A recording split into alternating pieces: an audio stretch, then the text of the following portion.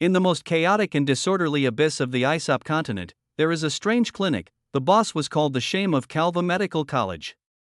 A corrupt potion master. A despicable medical butcher, but there are always long queues in front of the clinic all year round. The mermaid wanted to replace her tail with legs, the goblin wanted to change her skin, the elves lined up to consult about psychological problems, and the giant could only squat in front of the square and wait for the consultation. Chapter 1, Just the Landlady's Task Patient, a three-headed orc. The left head fell off. The head was sutured and put back in place. The patient died of excessive blood loss. Medical fee, a white cat. Patient, slit-mouthed woman Louisa, left forearm fracture, fractured bone reattachment surgery, successful. Consultation fee, one night's companionship from the slit-mouthed woman, rejected. 150 copper coins on credit. Patient, mermaid Miss Casa, facial disfigurement, skin transplant surgery, successful. Consultation fee, mermaid Mrs. First Night, pending settlement. Residence, sewer, number 64, Caffey Street. In the dim study, a thick surgical record book was spread out on the desk. The weak light of the kerosene lamp shone on Charlotte's face, and his expression was extremely shocked. This doctor doesn't even charge for consultations properly? He even lets me buy on credit. This was the second day of his journey through time. As a veterinarian at a state-owned livestock farm, the exclusive sterilization master of 3 pet hospitals, and the king of curlers among workers, Charlotte eventually curled himself to death. Being fat is not a disease, being poor is it. His parents died early, and his grandfather borrowed money to raise him. After graduation, his student loan had not been repaid yet, and his grandfather fell ill and died, so he borrowed another 100,000 yuan. The unpayable debt makes Charlotte extremely greedy for money, and only money can give him a sense of security, yet he has always lacked a sense of security. After confirming that he had traveled through time and space, Charlotte, after a brief panic, first checked his wallet and found only 7 copper coins. He searched the entire clinic and even checked under the jars in the kitchen where the strange organs were soaking. He confirmed a terrible fact: he was still poor. Charlotte, after absorbing the remaining memory fragments of the original body was named Charlotte. She was a doctor and ran a private clinic. She was well known in the abyss. Sounds good, but this is not the Earth, but a strange fantasy world called Aesop Continent, where dragons, demons, orcs, elves, dwarves, and humans coexist, and vampires, stitched monsters, ghouls, monsters, wander in the wilderness. Compared to the neighboring free city of Kalwa, the underground city abyss is synonymous with disorder and chaos. Mafia families exploit the common people, addictive drugs are prevalent, criminals, monsters, and stitched monsters lurk in the shadows, and succubi solicit business on the streets. There are poor people everywhere. You can't be sure whether your next patient will be a vampire or a stitcher, and there's no guarantee that you'll get paid. Being a doctor has extremely high risks and extremely low benefits, but in Charlotte's memory, he was once the light of the noble Calva Medical College, a gifted pharmacist, a 4th-level senior magician of the healing system, a star doctor with a bright future, and a favored child of destiny who was the focus of everyone's attention. Because he pushed for medical reform and promoted surgical operations, he was not tolerated by the traditional medical community. The judgment from the church caused him to be expelled from the medical association in just 1 month, and his medical license was revoked.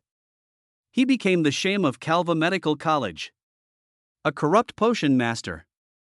A despicable butcher, he was then sent to prison for a number of surgical accidents, and his magical abilities were abolished. After being detained for a year, his fiancée broke off the engagement and he was expelled from Kalwa.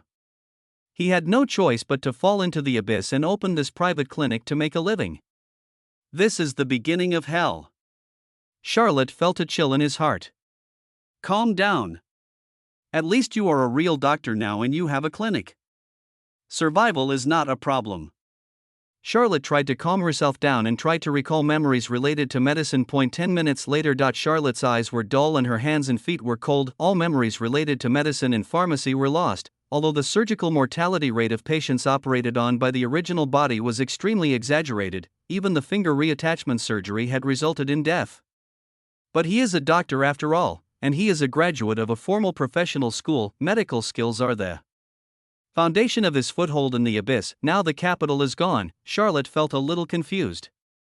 Although his profession was somewhat related to that of a doctor, he was just a veterinarian after all. At best, he had played a doctor simulation game. Let him treat people. Wouldn't that really make you a medical butcher? Pacing back and forth in the study, Charlotte suppressed his panic and began to think about the current situation. Today is a business day and there are already 3 patients with appointments on the memo, and more patients will arrive. He couldn't afford to deal with those terrible patients if he couldn't complete the diagnosis and treatment. Run away. The safe Calwood is certainly out of reach. Is it to go to the wilderness to be ravaged by the stitched monsters, or to be bitten by the gangsters hiding in the shadows of the abyss? What makes Charlotte most uneasy is the lack of money. The cash assets are 7 copper coins, which have a purchasing power similar to 7 RMB in the abyss, just enough for a pancake and a bowl of porridge for breakfast today. Although there is no large debt, the rent is due soon. It is said that the seemingly amiable landlady has eaten the food of 3 tenants. Money. He didn't expect that even after traveling through time, making money is still his unavoidable fate. Walking out of the study with the lamp on, Charlotte began to look at the clinic carefully. The double wooden door is 3 meters high. After entering the door is the clinic, and there is a stone bed on the right. Behind the counter facing the door was a row of cabinets, on the top shelves of which were dozens of magic potions in teardrop-shaped glass bottles. There were dozens of glass jars on the lower level, with all kinds of weird organs soaked in blue potion, including eyeballs, hearts, fingers. Charlotte took a quick glance and saw that the black heart in the glass jar in the corner was still beating. These are the clinic's most valuable assets. Even a low-level stamina recovery potion can be sold for 100 copper coins, although the relevant memories are missing. Fortunately, the original body has a good habit of writing a diary, ignoring the records of walking alone in the dark alleys and generously taking off his clothes to help the succubus girl. Charlotte found some introductions to the effects of potions and the recipes of some potions in the diary.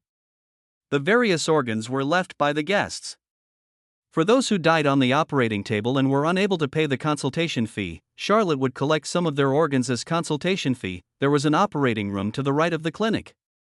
When I opened the door, a foul smell wafted in that could not be covered up by medicine, and there were splattered blood all over the walls. On the shelf next to the stone bed, there was minced meat hanging on the rusty saw, a short knife was stained with blood, and a sledgehammer weighing more than 10 pounds was leaning against the side. It looks more like a crime scene no matter how you look at it. The slaughterhouse is much cleaner than this. Charlotte shook his head after looking at it. The surgical instruments were not sterilized at all, and the operating environment was extreme. It was a miracle that the patient could get off the operating table. The second floor is the living area, which Charlotte was already familiar with last night. Besides him, there was another aboriginal in the clinic. Charlotte walked out of the operating room and her eyes fell on the white cat squatting on the counter. It was a lion cat with golden and blue mandarin duck eyes, long snow-white fur, and especially long fur under its neck, making it look like a little white lion. The pink little paws are crossed, and the posture is quite elegant. This was the medical fee paid by the 3 dog-headed orc who died on the operating table. He had just been in the clinic 3 days ago and was only about 1 year old. Meow. Noticing Charlotte's gaze, the white cat retracted its claws, arched its back slightly, raised its tail slightly, bared its teeth and growled in warning. Charlotte took a small dried fish from the snack bag beside her, threw it in front of the white cat, and said with a smile, "Don't be nervous, I'm not going to eat you, I'm counting on you to help catch mice." The white cat looked at the dried fish in front of it, then looked at Charlotte, and seemed to be in a dilemma. Bang bang bang. Just then, there was a rapid knock on the door. The white cat bit the dried fish and quickly hid under the cupboard. Its left front leg seemed a little lame. A patient came so early? Charlotte was surprised, but she comforted herself in her heart. The mortality rate of conventional surgeries is over 70%, but the clinic can still be opened. I should be able to control it, right? I am Charlotte, I am Charlotte, I am Charlotte. Charlotte repeated to himself several times and opened the door to welcome the guest, which meant that he had completely accepted the time travel and decided to live again in this world as Charlotte. Working hard to make money and live a good life is still his goal. Taking a deep breath, Charlotte opened the door calmly. It was just dawn, and light fell from the cracks above the abyss. It was diluted by the thick fog mixed with coal smoke and turned into a whitish glow. And in this misty white fog, there stood a woman. Her long silver hair reached her waist, with pink furry fox ears sticking out from her hair. Her facial features were delicate and charming, especially her foxy eyes, which seemed to have a magical power to seduce people. She was wearing an ice blue tight dress, with a slender waist that made her plump breasts look even fuller. The breeze lifted a corner of her skirt, revealing her snow-white and plump long legs, and her red high heels were as bright as blood. "This is a goblin," Charlotte looked at the woman at the door and said with a smile, "Mrs. Diana, why are you here? Today is rent day, you didn't forget it, did you?" The woman looked at him with a smile, her eyes full of charm. This. Charlotte looked embarrassed. This was the landlady whom she couldn't afford to offend in her original memory. He now has only 7 copper coins in his pocket, and he only needs 3,993 copper coins to pay the rent. No money? Diana's charming smile deepened, and she said leisurely, "In the abyss, if you don't pay the rent on time, the consequences will be very serious." Just as he finished speaking, the tailor shop across the street was kicked open by a rock troll and the drunken tailor goblin was dragged out. The burly and majestic rock troll beat up the short and thin goblin in the street. The sound of breaking bones was accompanied by tragic wails, and blood splattered 3 meters away. Passers-by could only watch from afar. 3 days and 3 days again. You have money to drink but no money to pay the rent. You poor bastards should all be beaten to death and thrown into the wilderness to feed the dogs. The rock troll's voice was deafening. The shop owners who were watching the fun around him shrank their necks, and the goblins on the ground had lost their human form. Charlotte was shocked when she saw the bloody scene. Being hammered to death in the street for failing to pay rent is a daily occurrence in the abyss. You see, it's really serious. Diana covered her mouth and chuckled when the rock troll heard the sound. The arrogance on his face disappeared instantly. He looked at Diana with fear and bowed, saying, "I didn't expect you to be here. Sorry to bother you." After that, he picked up the goblin's body and ran away without looking back. Charlotte felt bitter. The landlady just stood there and scared away the rock troll that was killing people in the street. What did this mean? "Madam Diana, I just received a batch of pharmaceutical materials recently. Can you extend the rent for a few days?" Charlotte said stiffly. "Your reputation has always been good. I can give you 3 days." Diana nodded slightly without waiting for Charlotte to relax. She continued with a hint of amusement, "If you can't collect the rent, then collect something else. What do you think can satisfy me?" Ding! Diana has issued a task to you. Choose an item to please and satisfy the other party. Rewards for completing the task: 1. 3 days grace period for rent payment. 2. Copper coins plus 100. 3. Favorability plus 10. Task failure: lose a part of your body. Do you accept? Yes. No. At the same time, a cold mechanical voice suddenly sounded in Charlotte's mind, and a golden question mark appeared above Diana's head. Chapter 2: Hydrating Essence System? The sudden sound startled Charlotte. While on the way to his part-time job, he often read online novels to kill time and was familiar with the system, Time Travel Plus system. It's almost standard. Moreover, there are cash rewards for completing the tasks. But Charlotte was not happy at all at this time. Diana looked her up and down as if she was staring at a fat sheep, considering which part to eat first. Ding! Diana has issued a task to you. Choose an item to please and satisfy the other party. Rewards for completing the task: 1. 3 days grace period for rent payment. 2. Copper coins plus 100. 3. Favorability plus 10. Task failure: lose a part of your body. Do you accept? Yes. No. The cold mechanical voice sounded again, allowing Charlotte to calm down quickly. Offering yourself to a rich woman, Charlotte didn't think that her current thin body could please and satisfy the other person. Money, what he lacks most is money. Big eyeballs in a jar, then he has to consider whether he can keep his big eyeballs. Have you thought about it? Diana licked her red lips, and a snow-white bone knife appeared in her hand. Items that please and satisfy women. Charlotte's mind raced, and cold sweat broke out on her forehead. Suddenly, an idea came to her, and when Diana raised the bone knife in her hand, she blurted out, "I know what you need." Diana paused. Wait a moment. Charlotte turned around, silently told herself she accepted the task, and quickly walked to the counter, taking out 2 bottles of pink potion from the top corner. Do you think 2 bottles of low-level potions can satisfy me? Diana said with a hint of sarcasm. She had decided to take away Charlotte's right palm. His fingers were very beautiful and suitable for making a lamp holder. Charlotte felt a strong sense of crisis, but she remained calm and said, "This is not an ordinary potion, but a moisturizing essence." Hydrating essence? Diana looked doubtful. She had never heard of this kind of medicine. Ma'am, you are so beautiful. Your figure and appearance are incomparable to those of the ladies in Calva. Even the most beautiful elves pale in comparison to you, Charlotte said with praise. Diana's lips curled up slightly. She knew that Charlotte was from Calva, was quite knowledgeable and spoke well. Of course, these are all true. But no matter how beautiful your face is, it needs careful care and maintenance to keep it youthful and moisturized. Charlotte's expression suddenly became serious. She looked at Diana's face with some regret and said, "Do you feel that your skin is a little dry when you wake up recently? Is your skin tone a little darker than usual? Dry and dull skin?" Diana was stunned. Seeing Charlotte's serious expression, she subconsciously raised her slender fingers and brushed her fair and delicate cheeks. She said unconfidently, "It seems to be a little drier than before, and the complexion doesn't seem to be as pink and tender." The corners of Charlotte's mouth twitched. Diana's skin was the best he had ever seen on a woman.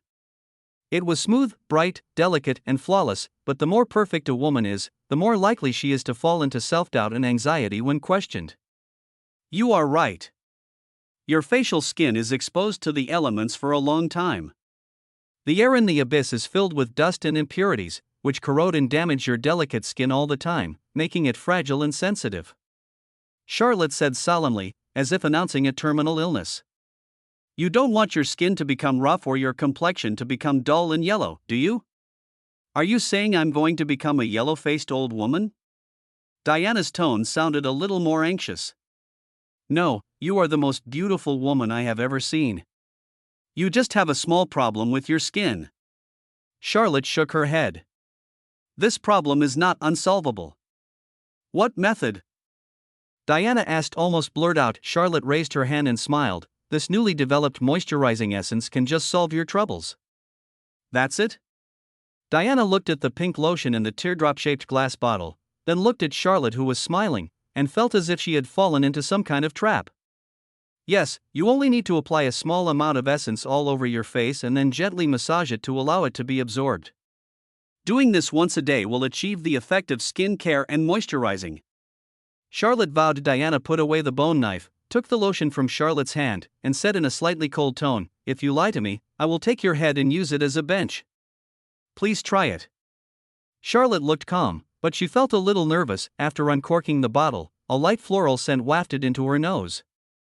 Diana poured out a few drops of the watery pink essence and applied it evenly on her face. The cool and moist feeling spread across her face. She felt as if her skin was breathing, greedily absorbing the moisture. It was also like being gently caressed and massaged by a pair of soft hands.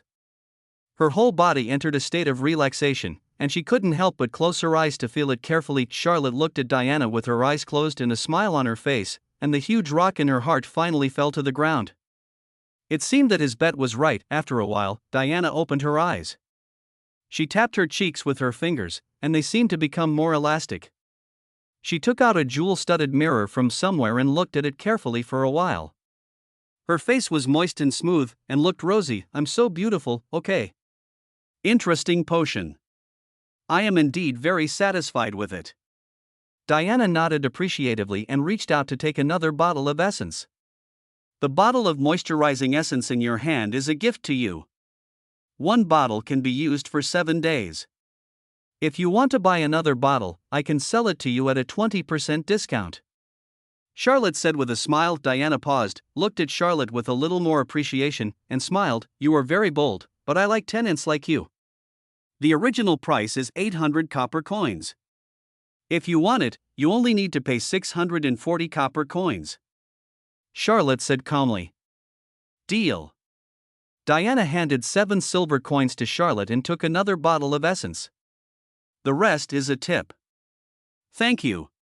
Charlotte nodded and accepted it without refusing. I will come back in 3 days. Diana held up the mirror and walked away, swaying her waist. From afar, she could still hear a soft voice coming from the mist. Mirror, mirror, who is the most beautiful woman in the world? Charlotte immediately turned around and walked into the clinic, closing the door behind her. While breathing heavily, she did not forget to count the copper coins she had received. Since the end of the War of Races thousands of years ago, in order to resist the disaster of the Red Moon, the 6 powerful races have unified the currency in circulation on the Aesop continent in order to facilitate transactions. The smallest currency is the copper coin, which is about the size of an adult human's fingernail and is made of brass. 100 copper coins can be exchanged for 1 silver coin made of silver, and 100 silver coins can be exchanged for 1 gold coin. On the front of the silver coin is a 6-ring logo symbolizing the alliance of the 6 major races: dragons, elves, trolls, humans, orcs, and dwarves, as well as a surrounded dove of peace. On the back is the free city of Kalwa built by the 6 races. The silver coins minted by the dwarf blacksmiths of Eisensteel Castle have almost no difference in size and weight, feel round and delicate, and are stamped with special anti-counterfeiting marks. They are still circulating steadily in the chaotic abyss. After solemnly placing the 7 silver coins and 7 copper coins into her purse and then keeping it close to her body, Charlotte felt that her sense of security had been greatly enhanced. Ding. Diana's pleasing mission is completed. The rent payment date is postponed for 3 days, and you get copper coins plus 100. Diana's favorability plus 10. The system's voice sounded, and the purse on my chest felt noticeably heavier. Charlotte quickly took out her purse again, and the 7 silver coins became 8. System rewards will be credited directly to your account. 1 task: make money on both ends. So cool. Charlotte was smiling happily and felt that her life was full of hope, but Charlotte quickly calmed down. It could be said that he had cheated Diana before. The so-called moisturizing essence was something he made up, and the bottle contained the failed healing potion that the original body had prepared a few days ago. However, the effect of hydrating and moisturizing is indeed significant. If he changes his mind and uses it as a skin care product, he can't immediately turn waste into treasure. Now he was even somewhat grateful that his original self was not a serious person who would write a diary if they were serious. This moisturizing essence might bring Charlotte a considerable amount of income. It is obviously easier to make money from women, which is not comparable to that from men and dogs. A system? Charlotte tried calling out. A virtual screen suddenly popped up in front of him. Player: Charlotte, occupation, doctor, pharmacist, level, a discarded 4th level magician, waste material. Wealth value: 807, professional skills: debridement and dressing, intermediate, 1223/2000 skin wound closure, intermediate, 1806/2000 hysterotomy, primary, 230/1000 orchiectomy for cats and canines, advanced, 650/4000.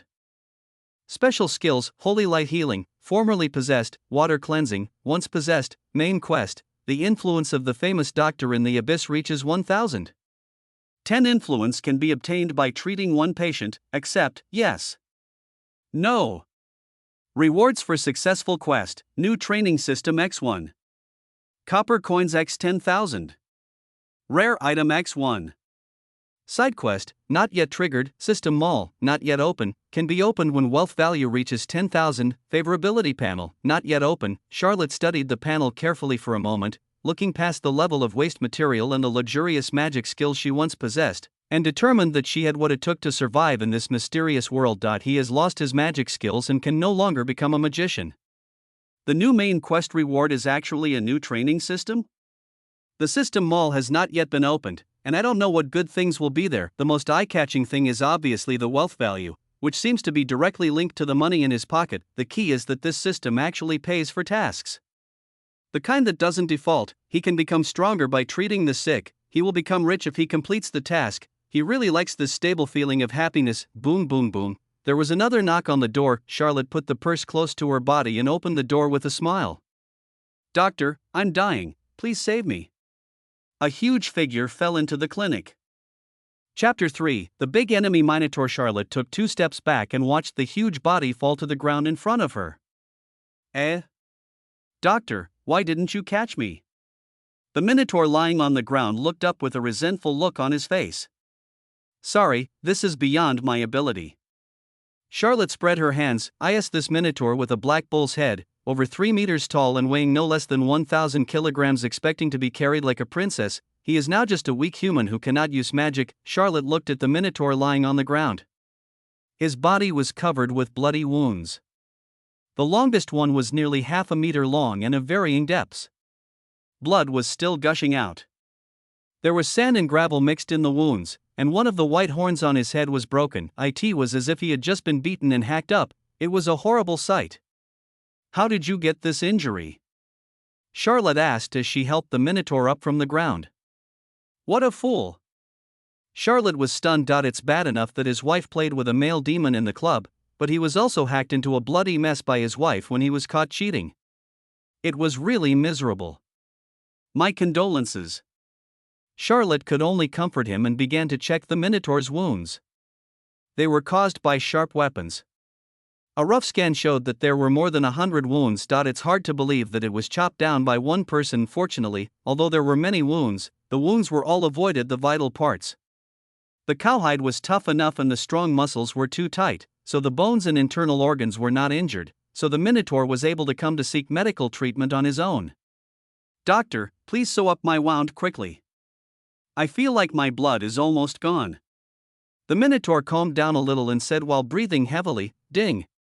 The patient Minotaur Orc has issued you a task: clean and suture 108 wounds.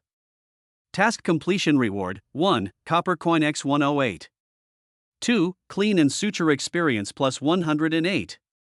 The system voice sounded again. Charlotte's eyes lit up and she decisively accepted the task without showing any strange expression. Giving money and experience, such a good thing should certainly not be missed. The environment in the operating room was too harsh, so Charlotte asked the Minotaur to sit directly on the stone bed next to him, and she turned around to take a few medicine bottles and suture supplies from the medicine cabinet. The Minotaur's injuries looked scary, but not as exaggerated as he said.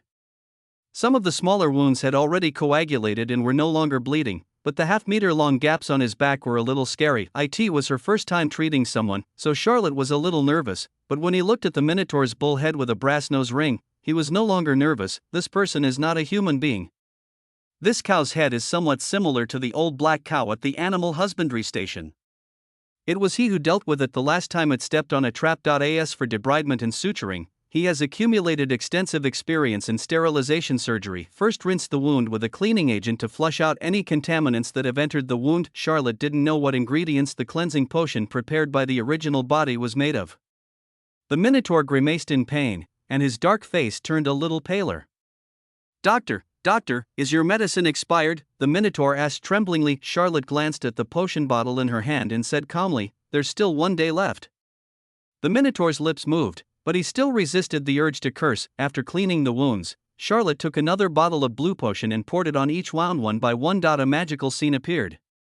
The wound that was still bleeding stopped bleeding at a speed visible to the naked eye. Small wounds quickly scabbed over, and large wounds began to grow fresh granulation tissue. This is a primary hemostatic agent, a special medicine for treating external injuries. Because of the number of wounds, Charlotte used 3 bottles. The next step is to suture the wound closed with blood. This step really stumped Charlotte. The hide of this Minotaur was extremely thick. Charlotte took out the sharpest suture needle in her bag and used all her strength but was unable to pierce it. Minotaur. Charlotte bent down and rummaged around, pulling out a hammer and a large suture needle that looked like a steel nail from the toolbox. What are you going to do? The Minotaur looked frightened and his voice trembled slightly. Don't worry, I just need to borrow some small tools, it will be done soon. Charlotte stepped forward with a smile. I don't want to be treated anymore, I want to leave. No, now that you are here, you have to be cured before you can leave. I will not give up on you. Ding ding dang dang, the crisp knocking sounds echoed in the small clinic, accompanied by the Minotaur's terrified screams. An hour later, Charlotte looked at the fine stitches on the Minotaur and nodded with satisfaction. Pretty perfect. Is it over? The Minotaur looked at Charlotte with fear in his eyes. This little human had become very scary in his eyes. Yes. Charlotte nodded. Wound cleaning costs 100 copper coins. 3 bottles of hemostatic potion are used, each bottle costs 100 copper coins. Suturing 108 wounds costs 216 copper coins. The total is 616 copper coins. The Minotaur fumbled around on his body and after a while he pulled out 2 silver coins and 4 copper coins. This is all I have. The Minotaur put the money on the counter. You still need 412 copper coins. Charlotte glanced at the money on the counter and said to him calmly, Let me pay you on credit for now, I'll pay you back next time. The Minotaur smiled apologetically and started moving towards the door. Charlotte slammed the door shut and shook her head, saying, We are a small business and we don't sell on credit. If you don't have money, you can use other things to pay off the debt, as long as the value is appropriate. Once out of the store, Charlotte was not sure she would be able to find the Minotaur again. Other things? The Minotaur looked at Charlotte, his expression struggling and changing several times, sometimes showing a fierce look. I know what you are thinking, but if you kill me, you may not be able to find a doctor the next time you get stabbed. Charlotte said calmly. The Minotaur's face changed when his thoughts were seen through. He took out a piece of snow-white horn from the bag and put it on the counter reluctantly. Then I'll use my horn to pay the debt. I'll redeem it when I make money. The broken horns of the Minotaur can be used to make crafts and weapons. The quality is medium. The value is 500 copper coins. Charlotte looked at the horn, and suddenly a line of notes appeared in her sight. Deal. I'll keep it for you for 3 days. If you don't come to redeem it within 3 days, I'll sell it. Charlotte put away the horns and smiled again. Abyss Clinic, welcome to come next time. I will come back within 3 days. The bull-headed man left angrily, and half of his horn looked a little funny. Ding. The Minotaur's debridement and suturing task is completed, and rewards are 1. Copper coin x108. 2. Debridement and suturing experience plus 108. Famous doctor influence plus 10. For overcoming the difficult suturing conditions and successfully completing the suturing task, a hidden reward is triggered, a set of surgical suturing needles. Quality, rare. Features, penetration plus 10, unlimited sutures. Charlotte first checked the cash that had arrived to confirm that the amount was correct, and then she picked up the silver iron box that appeared on the counter. Circular needles, angle needles, straight needles. 3 surgical suture needles with a silver luster lay quietly in the box. The sharp needle tip is chilling. What a good stuff! Charlotte's eyes lit up and she reached out and picked up a suture needle. The needle comes with its own suture thread, and according to the system description, it can be used infinitely. It is definitely magical technology. The most important thing is the penetration characteristic plus 10. If I had had this kind of artifact when I was stitching up the Minotaur, I wouldn't have had to use a hammer. I didn't expect that by treating people, I could get rare equipment. This is really a pleasant surprise. After putting away the suture needle, Charlotte mopped the blood-stained floor. Once the clinic is on track, I must recruit a nurse who can perform cleaning magic. Charlotte, who had finally cleaned the clinic, thought to herself while leaning against the counter. Magic is the primary productive force in this world. Although she had lost her memory related to medicine and potions, Charlotte still had deep memories of magic. The original owner was a 4th-rank high-level magician. For the injuries like the Minotaur's, he used a water cleansing spell to clean the wound, and then cast a holy light healing spell, and there was not even a scar left. Of course, the fees would be relatively higher. You can't hire a doctor who knows high-level healing magic without spending tens of thousands of dollars. He originally had a bright future, but he chose to commit suicide. What a sin! Charlotte sighed in his heart. The path to rebuilding magic was cut off. His magical origins were abolished and he lost his affinity with magical elements. This is tantamount to the cruelest punishment for a magician. Of course, healing magic is not omnipotent. When it comes to internal body lesions, infections with unknown diseases, magic is often powerless. At this time, doctors often attribute it to God's arrangement, which cannot be changed. After the medical association was linked to the clergy, it almost monopolized the medical profession. The scarcity of medical practitioners and the high cost of treatment have left ordinary people with nowhere to seek medical treatment. While doctors are making a fortune, Charlotte promoted surgery and used medicine to treat patients, trying to reform medical methods so that ordinary people could become doctors. This behavior touched the bottom line of the medical association, so it is not surprising that she was targeted. You're right. Even without magic, doctors can still cure diseases and save lives. Charlotte was silent. The medical association is a hidden threat to him, including why his original body died suddenly, allowing him to travel through time, and it is also very necessary to investigate. He didn't want to die again for no apparent reason. Of course, he is not opposed to magic. It would be perfect if surgery could be combined with magic. Water-based cleaning techniques can make wound debridement easier, and wounds that can heal perfectly can avoid various postoperative infections. Which is great news for women who love beauty. Charlotte now really wants an assistant who can perform healing magic. Unfortunately, such a magician would never appear in the abyss, let alone become the assistant of him, the disgrace of the medical profession. The clinic had just been cleaned when there was a knock on the door. Charlotte immediately put on a professional smile and opened the door. Outside the gate, a female minotaur was supporting a horse-headed orc and said anxiously, "Doctor, please save my sweetheart." Chapter 4, Sweetie Nyo Misses. This female minotaur has a physique that is no less than the minotaur that happened this morning. Her sturdy pectoral muscles make her pink dress look like it will burst at any time. On her white bull head, a pair of black horns like inkjade give people a strong sense of oppression. The two dried bloodstains on her face make her look more vicious. The horse-headed orc she was supporting was half leaning in her arms, his brows furrowed, and his weak appearance made him look a little effeminate. This combination gave Charlotte a strange feeling. "Come in." Charlotte stepped aside. The female minotaur half carried and half supported the horse-headed orc into the clinic and sat him down on the stone bed beside him. "What's wrong with this patient?" Charlotte asked calmly. "It's all that damn old bull's fault for hurting my sweetheart. Doctor, you must cure him," the female minotaur said angrily, and her gritting teeth made Charlotte feel a little scared of this. The horse-headed orc also became excited, pointing at his own face and angrily said, "Look, it's all wounds. I make a living with my face. Tell me, how can I face people in the future?" Charlotte looked in the direction of his finger. Under the thick brown horse hair on the 3-foot-long horse face, there were faint traces of scratches caused by fingernails. If you didn't look carefully, you couldn't see them. If you had come a little later, those little wounds would have healed on their own. Ding. The patient centaur issues you a task: treat facial injuries. Task reward, copper coins x10. Charlotte raised her eyebrows. It seemed that the system rewards and the difficulty of the task were directly linked, but no matter how small a mosquito leg is, it is still meat. 10 copper coins are enough for breakfast, so Charlotte gladly accepted the task. "Oh, my sweetheart. I feel so sorry for you." The female minotaur buried the head of the centaur into her broad chest with a look of heartache. "Don't worry, I have already avenged you. I chopped the old bull 108 times and broke one of his horns." "Charlotte, I feel sorry for the minotaur for 3 seconds. Just for such a sissy, she actually stabbed her own husband 108 times. This Mrs. Nyo is so horrible. Oomph, don't think I can forgive you just like that." The centaur crossed his arms across his chest, looking arrogant.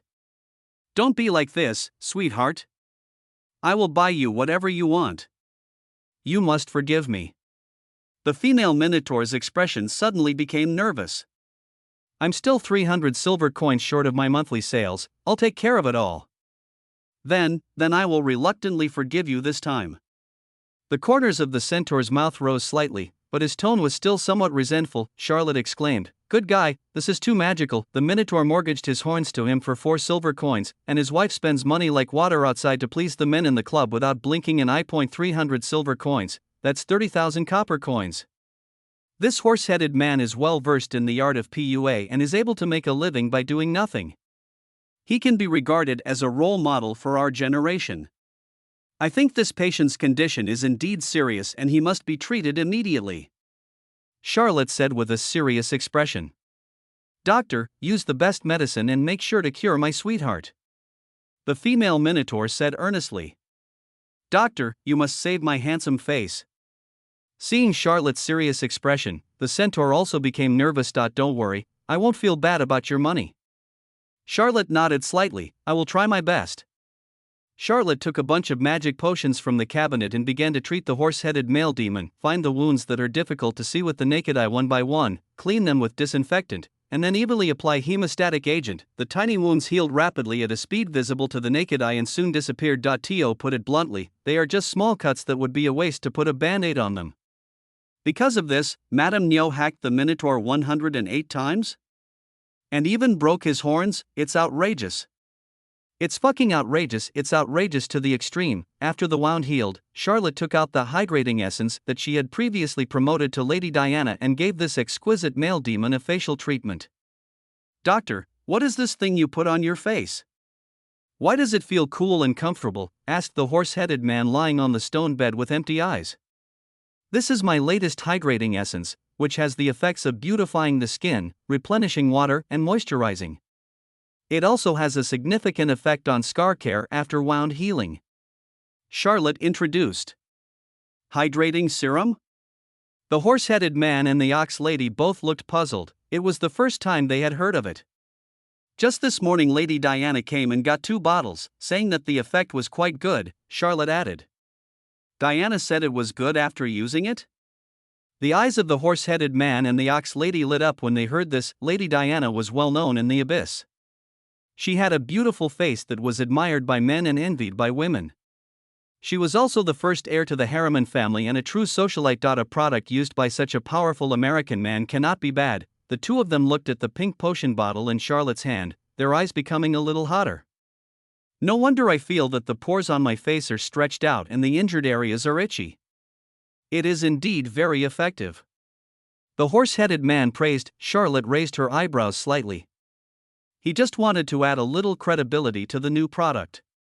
It seemed that mentioning the landlady's name was very effective. He didn't feel the slightest bit of guilt about this. After all, he worked so hard to make money just to pay the rent to the landlady. In view of the centaur's weak appearance, Charlotte gave him 3 bottles of intermediate physical strength potions and 2 bottles of blood circulation potions. Wound treatment is 100 copper coins, a bottle of hemostatic potion is 100 copper coins, 3 bottles of intermediate physical strength potion are 600 copper coins, 2 bottles of blood circulation potion are 200 copper coins, a bottle of moisturizing essence is 800 copper coins, total, 1,800 copper coins. Charlotte made a list and handed it to Mrs. Neo. Doctor, do you have any more of this moisturizing essence? The centaur asked Charlotte expectantly, holding a half bottle of pink lotion in his hand. Mrs. Neo, who was checking the list with her head down, immediately looked up when she heard this and looked at Charlotte with the same expectation. Charlotte looked up at the cabinet and said calmly, "There's only 1 bottle left. I want it." The horse-headed man and Madame Cow said in unison. Charlotte took the last bottle of hydrating serum from the cabinet and looked at the two of them. The horse-headed man looked at Mrs. Neo with watery eyes. "Sweetheart, I think I need another bottle to consolidate my strength." "My sweetheart, you still have half a bottle in your hand. When you use it up, I will buy you another one. Let me use this bottle first." Mrs. Neo's tone became a little harder, and she was determined to get it, although the horse-headed man was unwilling. After all, he was not the one who paid the money. He knew how to please the moneymaster, so he could only choose to give in. He turned to look at Charlotte and asked, "Doctor, when will there be new goods?" "It's still uncertain at the moment. The new product is difficult to refine and the required medicinal materials are not easy to obtain." Charlotte shook her head. It's not that he wanted to use hunger marketing. He only refined 4 bottles of this failed product at 800 yuan a bottle. He wished he could sell a few more bottles so that he could earn enough money for the rent. Although there were detailed secret recipes in the diary, he knew nothing about pharmacy and was not very sure that he could make the same potion. After receiving the 26 silver coins, Charlotte smiled and watched the two leave. Including the 10 copper coins reward from the system, Charlotte received 2,610 copper coins for this order. I am one step closer to raising the 5,000 yuan rent to the landlady. It's not that he is a bad person, it's called helping others based on their situation. If you simply clean his wound and charge him 10 copper coins, the centaur will definitely not do it. He will also say that you have no medical ethics and are not doing your best to save his handsome face. In this way, his hydrating essence has gained 2 more high-value customers. Before Charlotte could catch her breath, there was another knock on the door. In one morning, Charlotte treated 8 patients in a row with almost no rest. Most of them are traumatized patients. Some are brave and aggressive and are beaten by society, some are killed by prey while hunting in the wilderness, and some are abused by their families because of the wrong people. Charlotte provides one-stop services including debridement, hemostasis, and suturing. With the help of rare-grade suture needles, she has become more adept at her job and has received unanimous praise from patients. Phew, it's finally over. After seeing off the last patient, Charlotte hung a sign saying suspended business at the door, announcing the end of today's treatment. This is the rule set by the original body. The store is open for half a day every day and will not serve customers after the time limit. More importantly, the medicines in the cabinet have been almost used up, especially the disinfectant and hemostatic medicines, which have been used up. I'm so hungry and tired. Charlotte sat down with the help of the counter and drank a large jar of water. I was so busy in the morning that I didn't have time to eat breakfast. Moreover, this body had very poor endurance. This level of busyness in the morning was nothing compared to the intensity of his work at 3 clinics on Earth, while also having to take into account the work at the ranch. However, the strong feeling of fatigue in his body forced him to stop. Meow, the snow-white lion cat squatted in the corner, looking at him warily. "Come here, let me stroke it for a while." Charlotte waved to it. The lion cat jumped onto the top shelf of the cabinet, stuck its head out and glanced at Charlotte, seemingly with a bit of contempt. "Am I so unpopular with cats?" Charlotte sighed. However, the cat seemed to have a problem with its right hind leg. She would have to check it out next time she could catch it. After a short rest, Charlotte took out her purse and poured it out on the counter. The silver and copper coins made a crisp sound on the table, which was so beautiful. After a careful count, there were 38 silver coins and 523 copper coins, which means 4,323 copper coins. In addition, there were collateral items of equivalent value: a broken cow horn, a dagger, and a gold necklace. The system rewards 338 copper coins, and the rest are medical fees. The money comes too quickly.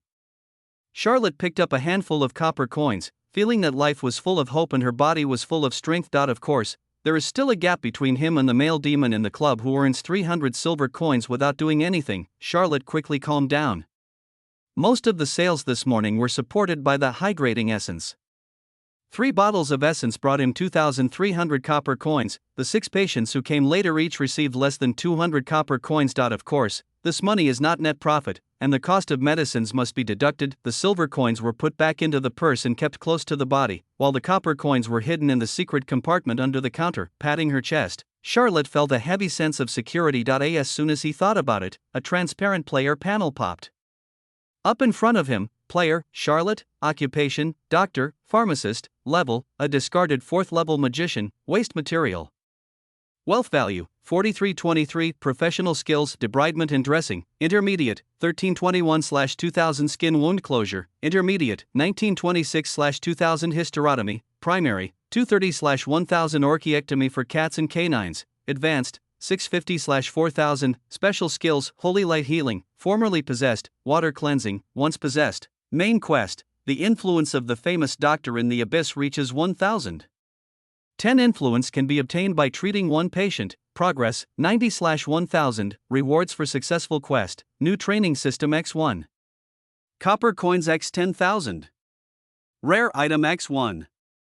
Side quest, not yet triggered, system mall, not yet open, can be opened when wealth value reaches 10,000, favorability panel, not yet open, the proficiency in wound cleaning and suturing has been improved. In addition, the corresponding wealth value has been increased to 4,323 copper coins.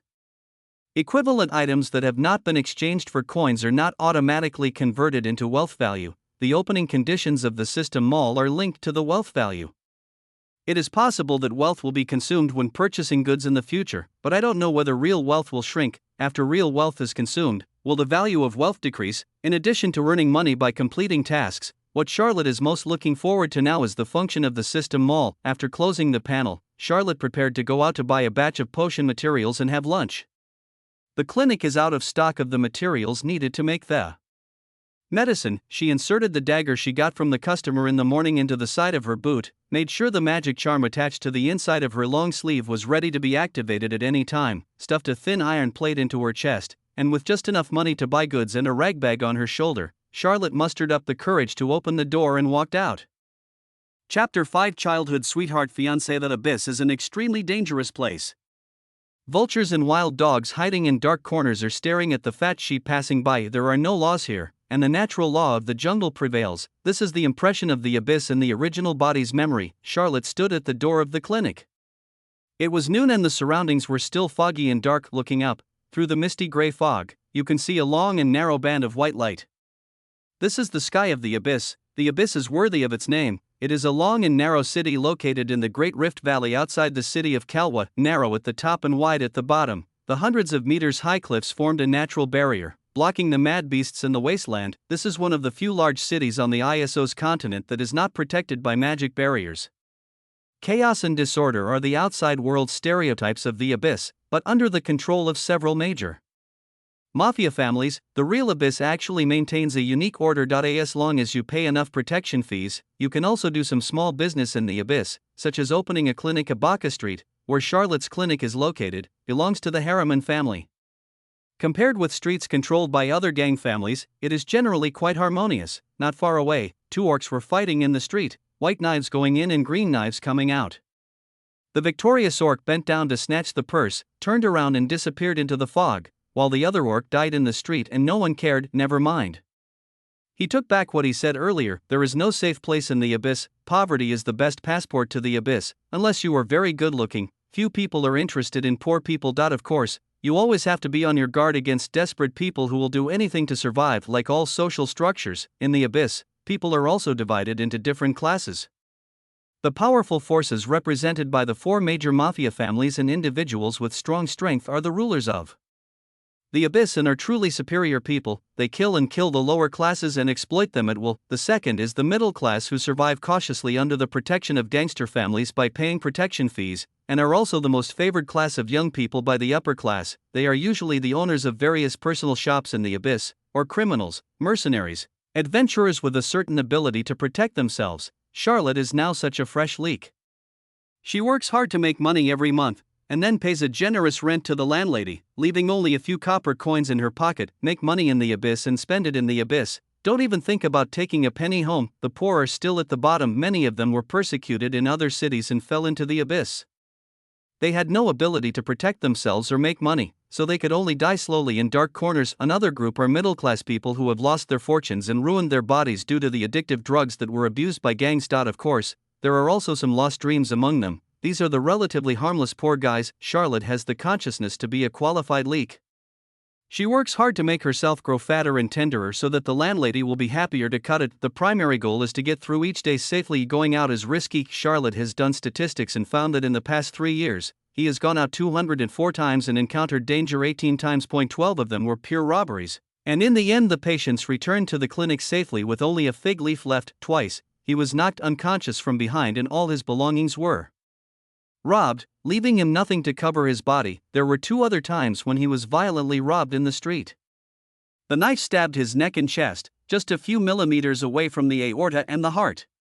He survived by luck and self-rescue. The most outrageous were the remaining 2 times. Once he was spotted by a female orc weighing more than 360 pounds. After being knocked unconscious, he was carried directly back home. If he had not escaped while she was out hunting, he would definitely have been impure. Another time, he was kidnapped and sold to a club. After 3 days of training, he was judged unqualified due to lack of endurance and excessive speed and was thrown out. Charlotte? This incident dealt a heavy blow to Charlotte's self-esteem, and she became so withdrawn that she was unable to open her business normally. Charlotte looked at her skin, which was so white that it was almost transparent because she had not been exposed to the sun for many years. Fortunately, the club was only open to female guests, otherwise she would definitely be dirty. Looking up at the sky and confirming the approximate time, Charlotte took the first step into the Abyss. It is safer to go out at noon. This is the truth learned from previous practice. There was a bakery next to the clinic. Charlotte spent 4 copper coins to buy 2 loaves of black bread. She stood at the door of the shop and ate a few bites at random. Then she took a big gulp of cold water and swallowed the dry and hard bread. Only then did she feel that her body belonged to her. Putting the remaining loaf of bread into her pocket, Charlotte looked around and quickly walked along the edge of the street into the fog. Charlotte needs to refine hemostatic potion and cleaning potion, which are very important potions in daily diagnosis and treatment. He found the refining methods in his diary and can try to refine them. In addition, he also plans to refine moisturizing essence, which is a high-profit product. If the sales can be opened up, it will bring him rich returns. The pharmaceutical material shop was located on Tucker Street, 7 or 8 streets away from Baca Street. Charlotte followed the route she remembered, avoiding some dangerous places, and arrived at the material shop safely. An hour later, Harry, the owner of the material shop, was an old goblin with a pair of shrewd eyes hidden behind thick black metal-framed glasses. When he saw Charlotte coming in, he stood up from the recliner with a smile and said, "Dr. Charlotte, you haven't been here for a long time. I thought you were sold to some club again." Charlotte's face darkened. She didn't want this kind of dark history to be mentioned the most, but he was not angry. Harry was one of the few friends of his original body in the Abyss, and he was also his stable supplier of medicinal materials. Although he likes to save money, the quality of the materials he provides is not compromised. Don't mention it. Things haven't been going well lately.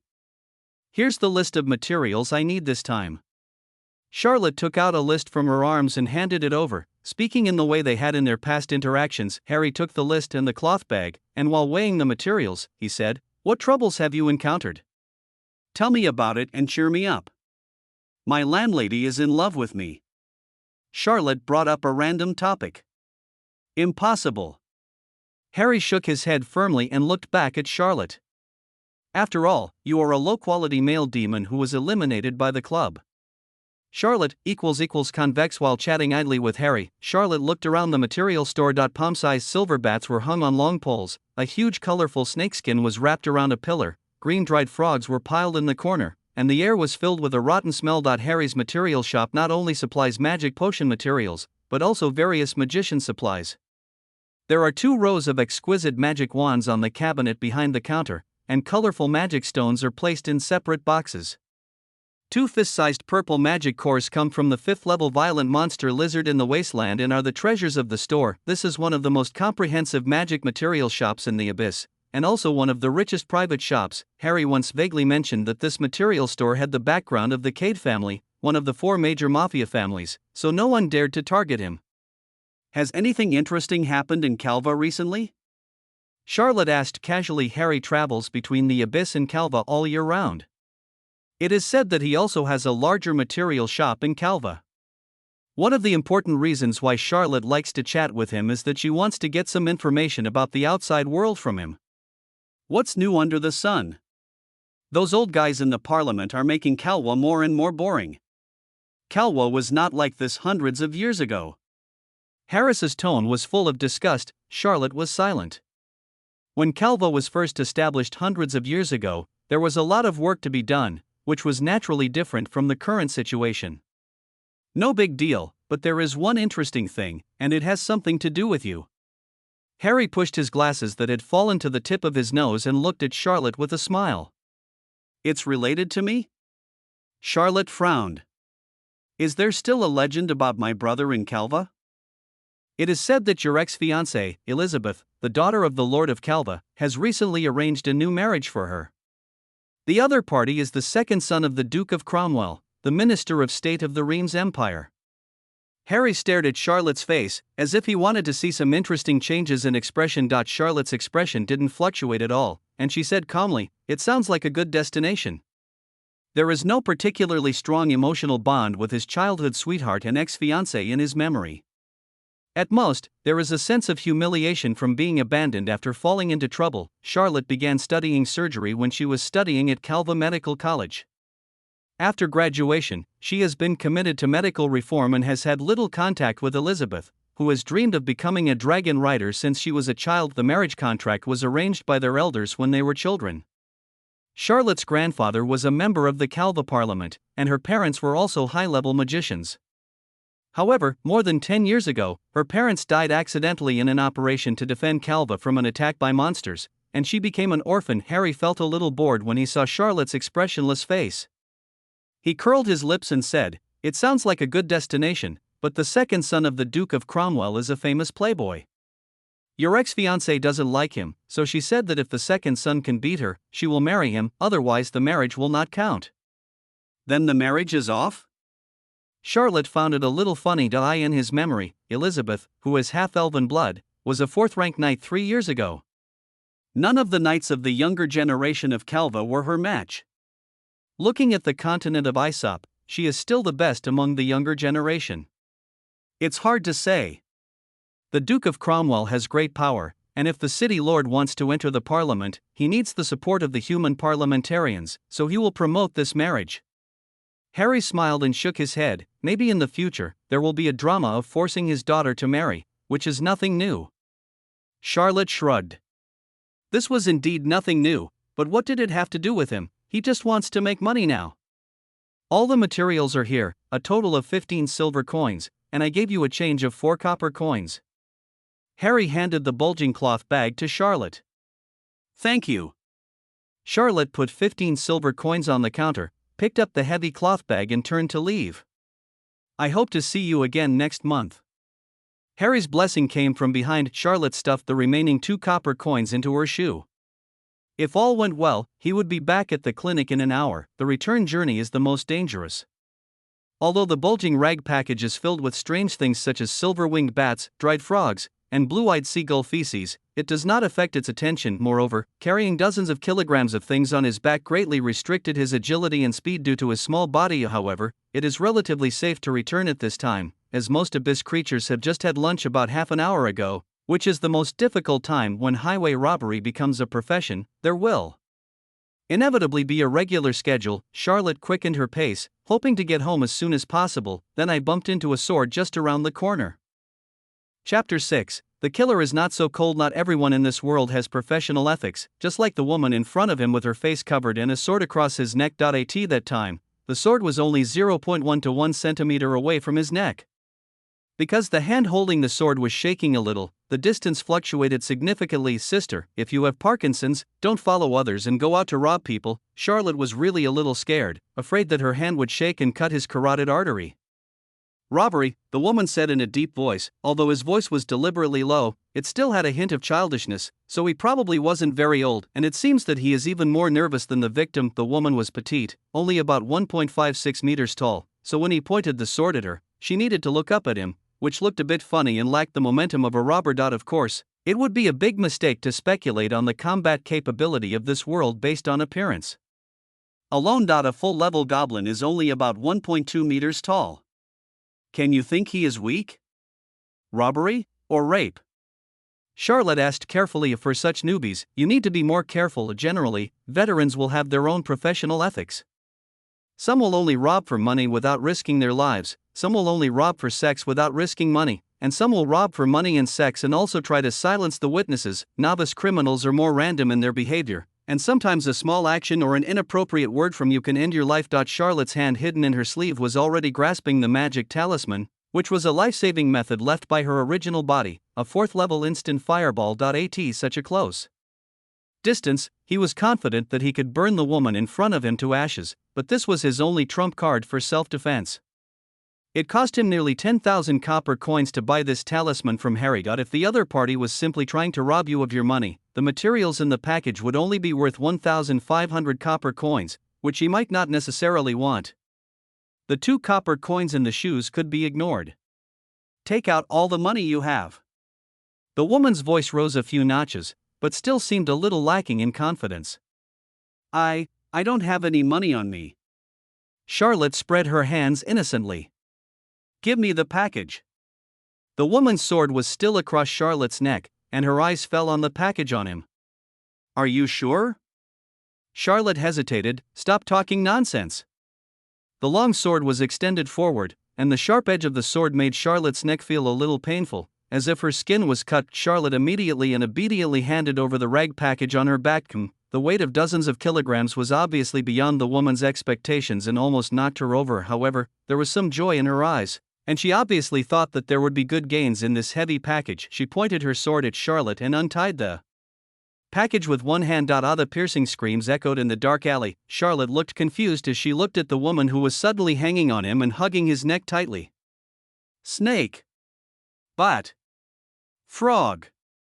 The woman's voice was crying, as if she had suffered a great shock. Charlotte wanted to laugh, but felt that it was inappropriate for this occasion, so she had to hold her in a stiff princess hug. Fortunately, the woman is very light, not much heavier than the package, and she is soft and quite comfortable to hug. The woman paused for a moment, and seemed to realize the awkwardness of the current situation, and quickly got off Charlotte. Although she was masked, her embarrassment could be seen from the visibly pink color of the skin around her eyes. Who are you? The woman pointed the sword at Charlotte's neck again and said angrily, I'm a wandering scavenger. Charlotte lowered her eyes and sighed. This is what I got in the past half-month. I plan to take it to the material shop to exchange for some money and buy some food for my child. She hasn't eaten for 3 days. You have a child? The woman's sword dropped a little and moved away from Charlotte's neck. Yes, her name is Anna. She is 3 years old this year, and she is a well-behaved and sensible child. Charlotte nodded, her eyes shining with fatherly care and love. Unfortunately, she had an accident when she was a child, and she is a little lame. Girl, you must have been forced to do this, right? You don't need to explain, I understand everything. The abyss is like this, I won't blame you, take whatever you like, I just ask you not to hurt me. Charlotte looked into the woman's eyes earnestly. The child is still young, she will definitely not survive alone, and she is most afraid of bats and snakes. The woman's defense was instantly broken, the sword in her hand hung by her side and she hid it behind her. Tears welled up in her eyes and she didn't dare to look directly at Charlotte. You go. Then this package, I don't want anything. After you sell it, buy food for the children. The woman shook her head and took a step back. Thank you. Charlotte quickly squatted down and tied the package again, then put it on her back and prepared to leave. Wait a minute, the woman's voice sounded again. What's wrong? Charlotte's heart tightened, her hand grasped the magic talisman again, and she turned slowly. The long sword in the woman's hand was replaced by a magic wand at some point. She chanted something and pointed at Charlotte. A light green light fell on Charlotte's neck, it was cool, and the cut wound healed instantly, and the stinging sensation disappeared. Healing magician. Charlotte was shocked that he was 100% sure that what she had just chanted was a basic healing spell, and the casting was very smooth and the effect was remarkable. You are a doctor? Charlotte touched her neck, showing just the right amount of shock and joy. However, a magician who can cast healing magic fluently will be respected in any city. How could he end up in the abyss and come here to rob people? If I could bring her to my clinic. Stop, if she knew that he was just acting and there was no daughter at home, only a lame white cat, she would definitely kill him, right? What a pity, what a pity. Charlotte's thigh was broken. I'm not a doctor. The woman waved her hands quickly, then bowed slightly and said, I apologize for my previous reckless behavior. You are a good father. This made Charlotte feel a little guilty. However, this feeling of guilt only lasts for a second. In the abyss, if you want to live long, superb acting skills are also an important means of self-defense. His predecessor escaped 2 crises by pretending to be dead. He gurgled. The woman stood up, but her stomach rumbled loudly. Charlotte sighed inwardly. If she wasn't forced by life's demands, how could a healing magician rob people on the road with a sword?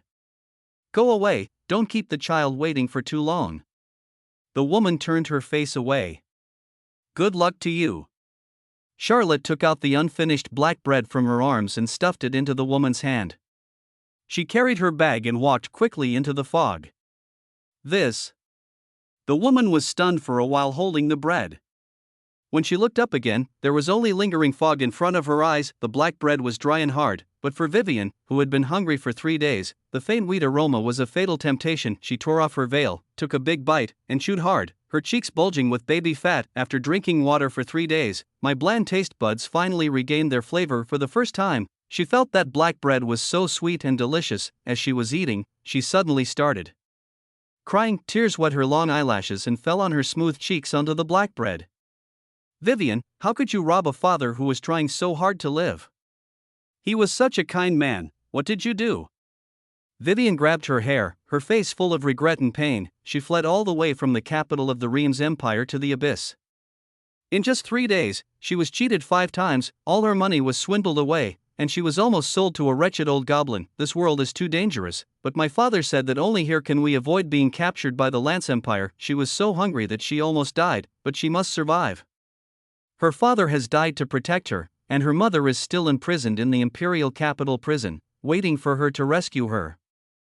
So she threw away all the education she had received in the past 16 years and chose a target who seemed easy to get and seemed to be quite wealthy. When the sword pierced his skin, she felt pain. It was a terrible torture for a healing magician who had learned how to heal others since childhood to hurt others with a sword, and when she used magic to heal his wounds, she felt that her soul was redeemed and she gained great satisfaction. I am destined to fail in becoming a qualified plunderer. I must find a safe place to stay as soon as possible, and then work hard to become stronger. Vivian wiped away her tears, her eyes became firm again. But what can I do? What I am best at is saving people? But in this chaotic abyss, do I need a doctor? And my father said that I must keep a low profile to avoid being hunted by the Lance Empire. Charlotte ran all the way with her bag on her back, and only stopped to catch her breath after running 3 blocks. This world is so dangerous that even teenage girls dare to rob people on the road. The social atmosphere is extremely bad. Fortunately, he was a rookie and didn't know anything, So he just fooled around and got away with it by taking a piece of black bread. That's 2 copper coins. It's a pain in the ass for tonight's dinner. Charlotte grumbled and hurried away. The rest of the journey was quite smooth, and half an hour later, Charlotte returned to the clinic safely. After making sure that the hair tied to the door handle was not broken, Charlotte opened the door and entered the clinic, then quickly locked it. It's so hard to go out. Charlotte dropped the package onto the stone bed and slumped down in a chair, finally relaxing completely. The white cat sleeping on the top shelf of the cabinet stretched lazily, poked its head out and looked down at Charlotte with a cold look. Your name will be Anna from now on. Thanks to you, I was able to escape safely today. Charlotte took out the last dried fish from the drawer, threw it in front of the white cat, and said with a smile. The white cat looked at Charlotte, then looked at Charlotte again, bit the dried fish and retracted its head. Soon, the sound of cheerful chewing was heard overhead. After resting for half an hour, Charlotte got up and went into the study. She took out a diary and read it while flipping through it. Hemostatic potion, ingredients, a silver-winged bat, a dried green frog, 7 blue beans, 3 pieces of limestone ore. Chapter 7, First kill with hemostatic potion. A total of 5 materials are needed to refine the hemostatic potion, and the required materials and quantities are recorded in detail in the diary. Of course, this method of measurement seemed unreliable to Charlotte. For example, Charlotte bought a total of 12 silver-winged bats this time. Each one was of a different size and shape, and the weight of the largest and smallest one was almost twice as much. With this dosage difference of twice, can the efficacy of the medicines produced really be the same? As a veterinarian, out of responsibility to his patients, he really doesn't dare to make medicine randomly. There are obviously weighing tools. Why can't we be more rigorous? Charlotte found the dusty balance scale in the corner of the cabinet and frowned. In Charlotte's eyes, pharmacists are as important as doctors, but that is not the case in this world. Although Calwa Medical College offers pharmacy courses, it is only offered as an extracurricular science course and is completely at the bottom of the contempt chain. After all, for a doctor who knows healing magic, what can be done with potions can be solved with just a spell, so why bother dealing with those dirty things? In order to promote medical reform, the original body was quite interested in pharmacology. He collected a lot of pharmaceutical formulas and, through continuous experiments, recorded a number of pharmaceutical formulas with good efficacy, all of which were written in his diary. The weather is nice today. Miss Ruth from the Milan Club is wearing a sexy red skirt today. I like her soft figure. Sorry, this is not the page. With a rigorous attitude, Charlotte selected medium-sized ones from various materials, and then weighed and recorded them one by one. The process of refining medicine is very simple to record, just like cooking. What to add first, what to add next, and what to add last. Cover the pot and simmer for a while, and then you can serve it. Why does it feel unreliable? Charlotte studied it carefully for a while, but still felt that this method was too rough and not rigorous enough. It includes the processing methods of each material, the time intervals between adding them, the final heating time for waiting for fusion, the temperature, etc. Is refining medicine such a professional thing? There isn't even a standard of this level. Cutting all the doses in half, Charlotte took half of the ingredients into the kitchen and began preparing to try her first potion. Yes, there is no special medicine refining room in the clinic, but the medicine is directly refined in the kitchen. The original body couldn't cook, so the kitchen became an alchemy room, but Charlotte can cook. In order to save money on eating out, she has mastered her cooking skills. Her friends all say that with his cooking skills, he will have no trouble finding a wife. Moreover, the food in this world is so disgusting that he almost choked to death on the black bread he had at noon today. After he gets stable, he will definitely cook for himself, and then he will have to clean up this kitchen. He stepped into the kitchen and a strong stench emanated from the unclean large iron pot on the stove. In the corner stood a row of jars filled with various organs. The sky above was blackened by smoke and there was even an inexplicable yellow grease slowly dripping from the corner. Vomit. This kitchen is unusable. Charlotte spent 2 hours cleaning the kitchen inside and out. The floor tiles were polished to a shine, various cans were neatly stacked in the corner and covered with a layer of black cloth, the ceiling was also cleaned, and the black iron pot returned to its original color, which was actually white.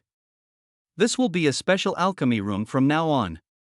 The kitchen will be located in an empty room on the 2nd floor, with the living area and work area separated. Charlotte thought to herself as she looked at the clean kitchen. The coal in the earthen stove was already burning red. Charlotte placed the large iron pot solemnly on the stove, picked up the diary to confirm the refining steps again, and poured a bucket of standing rainwater into the iron pot. The water boiled quickly, and he put limestone or blue beans, green-skinned frogs, silver-winged bats, silver-ring grass, etc. into it one by one. The clear rainwater soon turned into a pot of bubbling, colorful thick liquid. Charlotte found an old piece of clothing upstairs and folded a thick mask for herself. The smell was so intoxicating that she was afraid that she would be sent away before the potion was made. Everything seemed to be going smoothly. Charlotte even used an hourglass to record the time of adding various materials.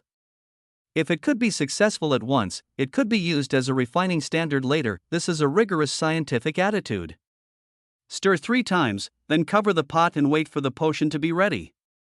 Charlotte muttered to herself, picking up the stirring stick and stirring vigorously in the pot. He felt like an old witch in some cartoons who was making poison, and he didn't look like a handsome pharmacist at all. The color of the thick liquid is gradually blending and stabilizing. What's even more amazing is that the liquid becomes clearer and clearer as it cooks, and begins to change to red. Bang! Just then, there was a loud explosion. The medicine in the iron pot gushed out like a volcanic eruption, and then splashed everywhere. Fuck! Charlotte turned around immediately and ran out of the kitchen. All his clothes were wet. Luckily he had a mask on his face, otherwise his handsome appearance would have been ruined. When the hot steam in the kitchen dissipated, the kitchen that had just been cleaned became a mess again. A frog head and half a bat wing were stuck to the ceiling, the walls were covered with red splattered liquid, and the ground was also unbearable to look at. Alchemy is indeed a dangerous job. Charlotte was still frightened and cursed her original self 100 times. The diary didn't say it would explode. The process was written to be as simple as cooking, so it's no wonder he took it lightly. Fortunately, the preparation of this potion is almost complete. Although the frying pan is all over the floor and walls, the smell is not bad. After waiting at the kitchen door for a while and making sure that there would not be a second explosion, Charlotte walked into the kitchen. I peeked into the iron pot and saw a little clear red liquid left at the bottom of the pot, emitting a faint fragrance. Could this be the final product? Charlotte pondered and took out a glass jar to scoop up the remaining liquid, which was just enough for a bottle. Charlotte shook the bottle in her hand. The red liquid glowed with a strange color under the light of the kerosene lamp, and it looked quite realistic. We need to test the efficacy of the medicine, but who should we find to test it? Charlotte came out with the newly prepared hemostatic potion. It was too risky to use it directly on the patient. It would be troublesome if something went wrong. Then his eyes fell on the white cat squatting in the corner with its back to him. For the welfare of the patients, Anna had to be sacrificed, and a simple experiment would be enough. Hearing the sound, Anna turned her head and found a little white mouse under her paws. Oh, there are ready-made mice. Charlotte's eyes lit up and she walked over quickly. After rescuing the poor little white mouse from the cat's claws, Charlotte first checked its injuries. There were 3 lacerations and scratches on its body. It seemed that it had been played with for too long. Its breath was a little weak, and it was trembling in his hands. Don't worry, I will save you. Charlotte comforted it, then took it to the counter, brought an oil lamp for lighting, poured out a little of his newly brewed hemostatic potion, moistened it with a cloth, and then applied it to the wound on the mouse's belly. Anna jumped onto the counter and squatted to watch the owner who snatched her toy. After the hourglass ran for about 10 minutes, the wound on the mouse's belly stopped bleeding successfully and a layer of blood scab formed. It works! Charlotte's eyes lit up. I forgot to do a control group experiment. Charlotte took the last bottle of hemostatic potion from the cabinet, which was the stock that had been refined previously. Used tweezers to clean the scabbed wound of the mouse again. This is the same wound, which is more useful for reference. The little mouse, who had just calmed down, looked up at Charlotte and said, "Thank you." Still using the same dosage, the red hemostatic agent was dipped into the mouse's wound, and then the patient waited for the drug to take effect. After about 3 minutes, the wound stopped bleeding successfully and a scab formed quickly. The difference in efficacy is quite large. It seems that what I refined can only be regarded as a failure with some efficacy. Charlotte recorded the data and shook her head. They all seem to be effective, but the threefold difference in duration is the difference between inferior and good products. This little white mouse, Charlotte murmured. It seems to be a good experimental subject. The healed little white mouse turned over, looked up at Charlotte, then looked at the white cat on the other side of the counter. After hesitating for a moment, he rushed towards the white cat recklessly. "Please eat me. I won't live anymore, let's keep it for now." It's not easy to find such a cute experimental subject. Charlotte grabbed it and threw it into the drawer. She snapped the drawer shut and used it as a temporary breeding cage. Anna tilted her head and looked for a while, then jumped away in boredom. Which step went wrong? Was the timing of adding the ingredients wrong? Or was the stirring posture not cool enough?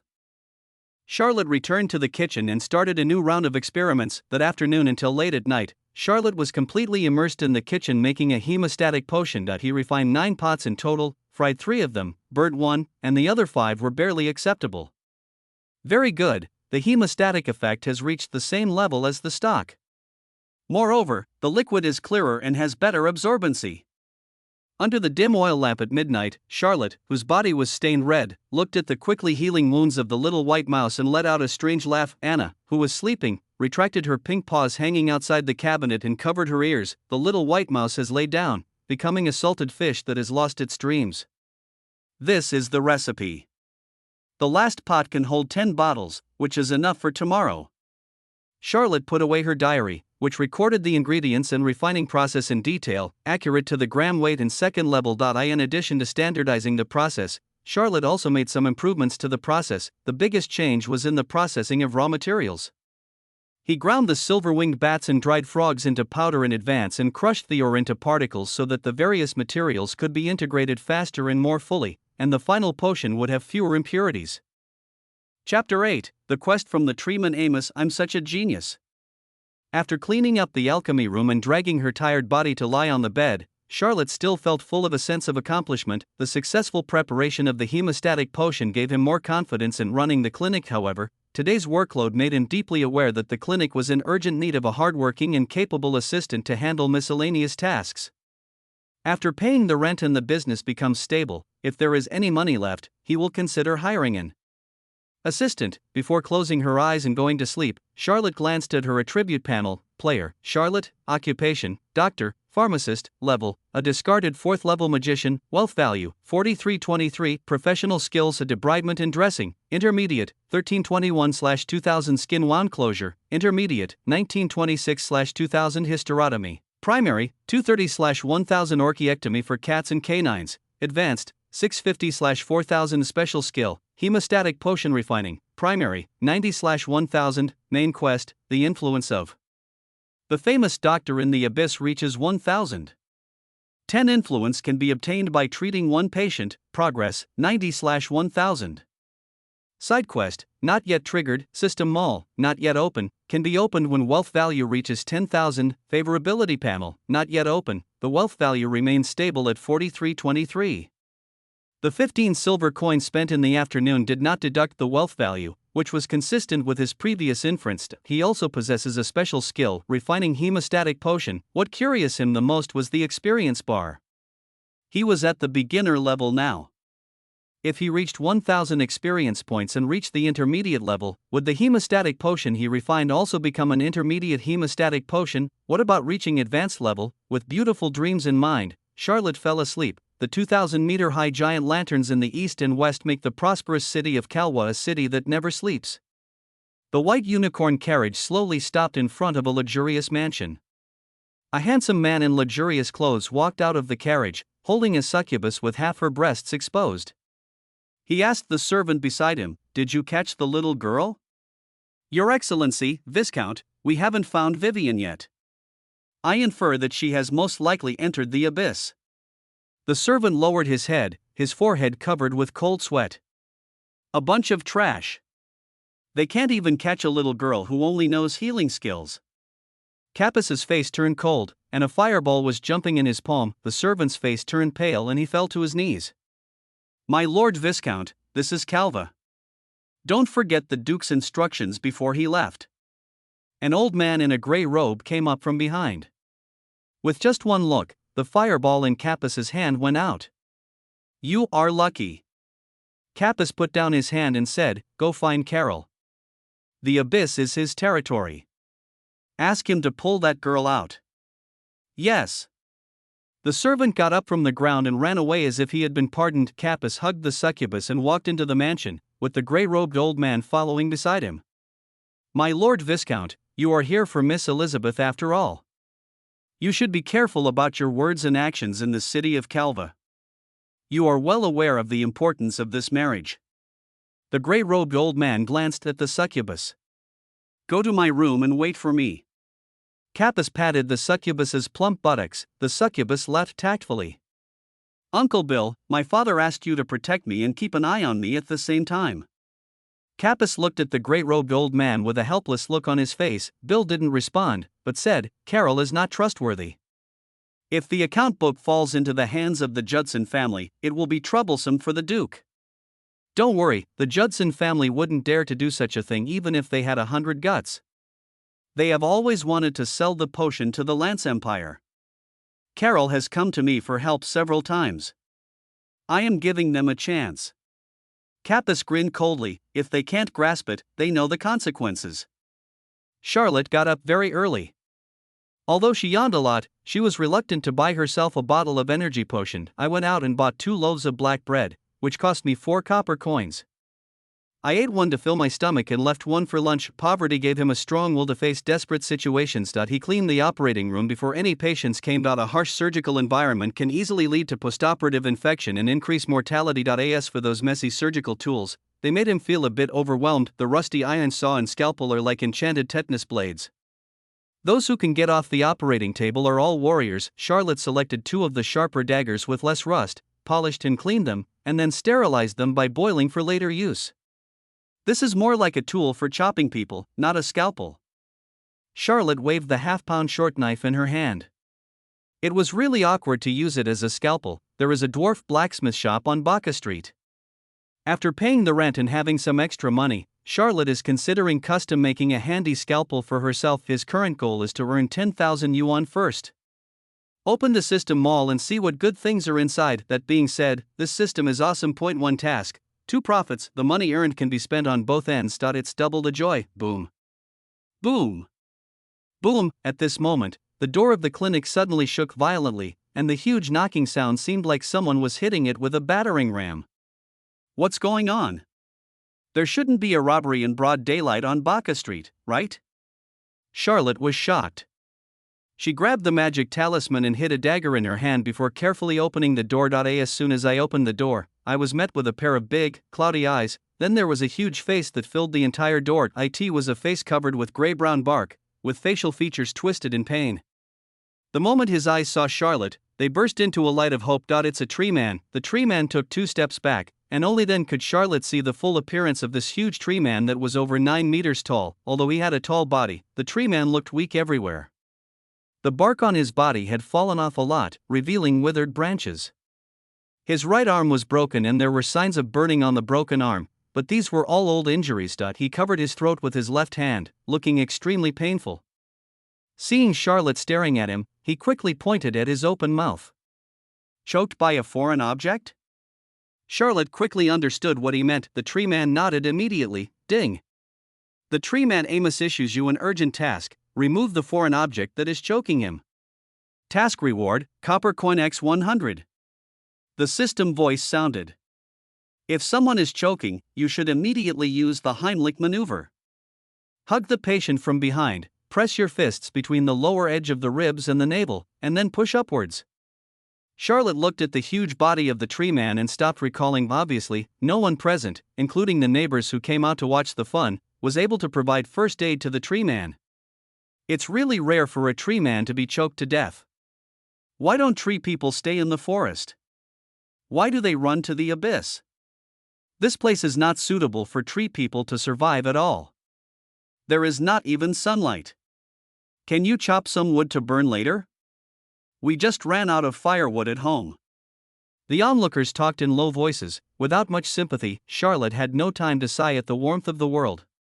Looking at the huge body of the tree man, the head that was nearly as high as a floor, and the mouth that was like a door when opened, she had a new idea and shouted, "Lower your head, I may be able to help you take out the foreign body directly." The tree man was close to suffocation, his emotions were a little manic, and he was gradually losing control of his body, but when he heard Charlotte's voice, it was like he had grabbed the last straw. He crawled down in the direction of the clinic, and his huge face squeezed in front of the clinic door again. "Open your mouth," said Charlotte. The tree man opened his mouth, as if opening a door, and could easily swallow an adult human in one bite. A strong fishy smell came over, like a sewer that had been stored for 82 years. The indescribable sourness made Charlotte subconsciously cover her mouth and nose. The huge mouth was opened, and it was pitch black inside, and nothing could be seen. The impressive visibility of the abyss was obviously not enough to illuminate the situation in the tree man's mouth. Charlotte turned around and took down an oil lamp from the wall behind her, but when she looked at the dark mouth of the abyss, she felt a little hesitant. He is just a mortal now. If he steps into the tree man's mouth, he will suddenly go crazy and lose control, and the probability of his death is very high. Ho-oh! A weak sound came from the tree man's throat, like a leaky bellows, and his body began to tremble uncontrollably. The situation is critical and we can't delay any longer. I'm coming in. Charlotte held the oil lamp, looked at the huge black mouth, and stepped into it. The inside of the tree man's mouth was not as sticky as imagined, so Charlotte walked inside with the oil lamp in her hand. The degree of tooth wear is simply horrible. All the teeth in my mouth need to be replaced. Oral health is worrying, need a comprehensive cleaning. As Charlotte complained, she turned over her half-meter-high brown teeth, ignoring the various plant fibers and scraps of meat left between her teeth, and climbed up her white tongue, heading deep into her throat. He had to find the foreign object stuck in the tree man's throat and try to remove it. With an extra person in his mouth, the strong foreign body sensation made it impossible for the giant to keep his mouth calm. The restless tongue, trembling teeth, and squirming oral lining are all dangerous to Charlotte. Soon, Charlotte climbed over the tip of the tongue and stood on the root of the tongue, holding the oil lamp in her hand and shining it into the depths of the dark throat, which was a dark and narrow passage slanting downward. "Hi, how are you?" At this moment, a faint voice came from the depths of the tree man's throat, echoing continuously in his narrow mouth. The strange sound scared Charlotte so much that her hand trembled and the oil lamp almost flew out of her hand. Chapter 9 Hidden Mission Trigger. Every wrong has its perpetrator, every debt has its creditor. I am just a doctor who treats and saves lives. If you are the wrong soul eaten by the tree man, please don't make things difficult for me. I'm leaving now. Charlotte's throat rolled and she turned around to run. This is really horrible. Someone actually greeted the tree man from inside his throat. This was beyond his ability, so he might as well not earn the 100 copper coins. Hey, hey, hey! Dr. Charlotte, don't go. The voice coming from the throat was obviously a little anxious. Shit, this weirdo is so powerful. He even knows my name. Charlotte was shocked and became more determined to run away. I'm Guy. Guy, the dwarf blacksmith from the corner smithy, the one who treated your ears last month. Charlotte stopped in his tracks. There was indeed such a person in his memory. The dwarf blacksmith on Baka Street is a stocky fat man who was blind in his left eye, but his craftsmanship is pretty good. Last month, I came to him to have my ears checked. The original owner transplanted a wild dog's ear into him, curing his hearing problem. Are you a human or a ghost? What's going on? Charlotte asked. This tree man came to me early this morning to replace his teeth. When I was installing his teeth, they accidentally rolled into his throat and got stuck. Please help me get out. Guy's voice came from deep in his throat. It turned out to be a dental surgery medical accident. Charlotte was somewhat amused when she heard this. Where are you stuck now? What's the situation? How can I help you? Charlotte asked quickly. The current situation involves 2 people. If it is not handled properly, it may result in 2 deaths. I'm completely stuck. I just swallowed a few times and almost sent me to my rectum. Guy cursed. I definitely can't climb out by myself. Throw me a rope and tie myself up, and then you find someone to pull me out. Okay. I'll get you the rope. Charlotte agreed and turned to run out of the mouth. It's a foreign object with a mind of its own, but this is good news. If he were to reach deep into the tree man's throat to try to loosen a foreign object stuck in his throat, it would basically be the tree man's death. Charlotte climbed out of the tree man's half-open mouth and stuffed a wooden stick more than a meter tall into it to support it. The tree man has fallen into a semi-comatose state, and his breath is becoming weaker. Charlotte ran into the clinic and soon ran out holding a heavy iron chain. She tied one end to a stone pillar in front of the clinic door that was as thick as a person could hug. Then she rushed into the tree man's mouth again carrying the chain. Is this tree man dead? What is the doctor doing in there carrying a chain? He doesn't look reliable at all.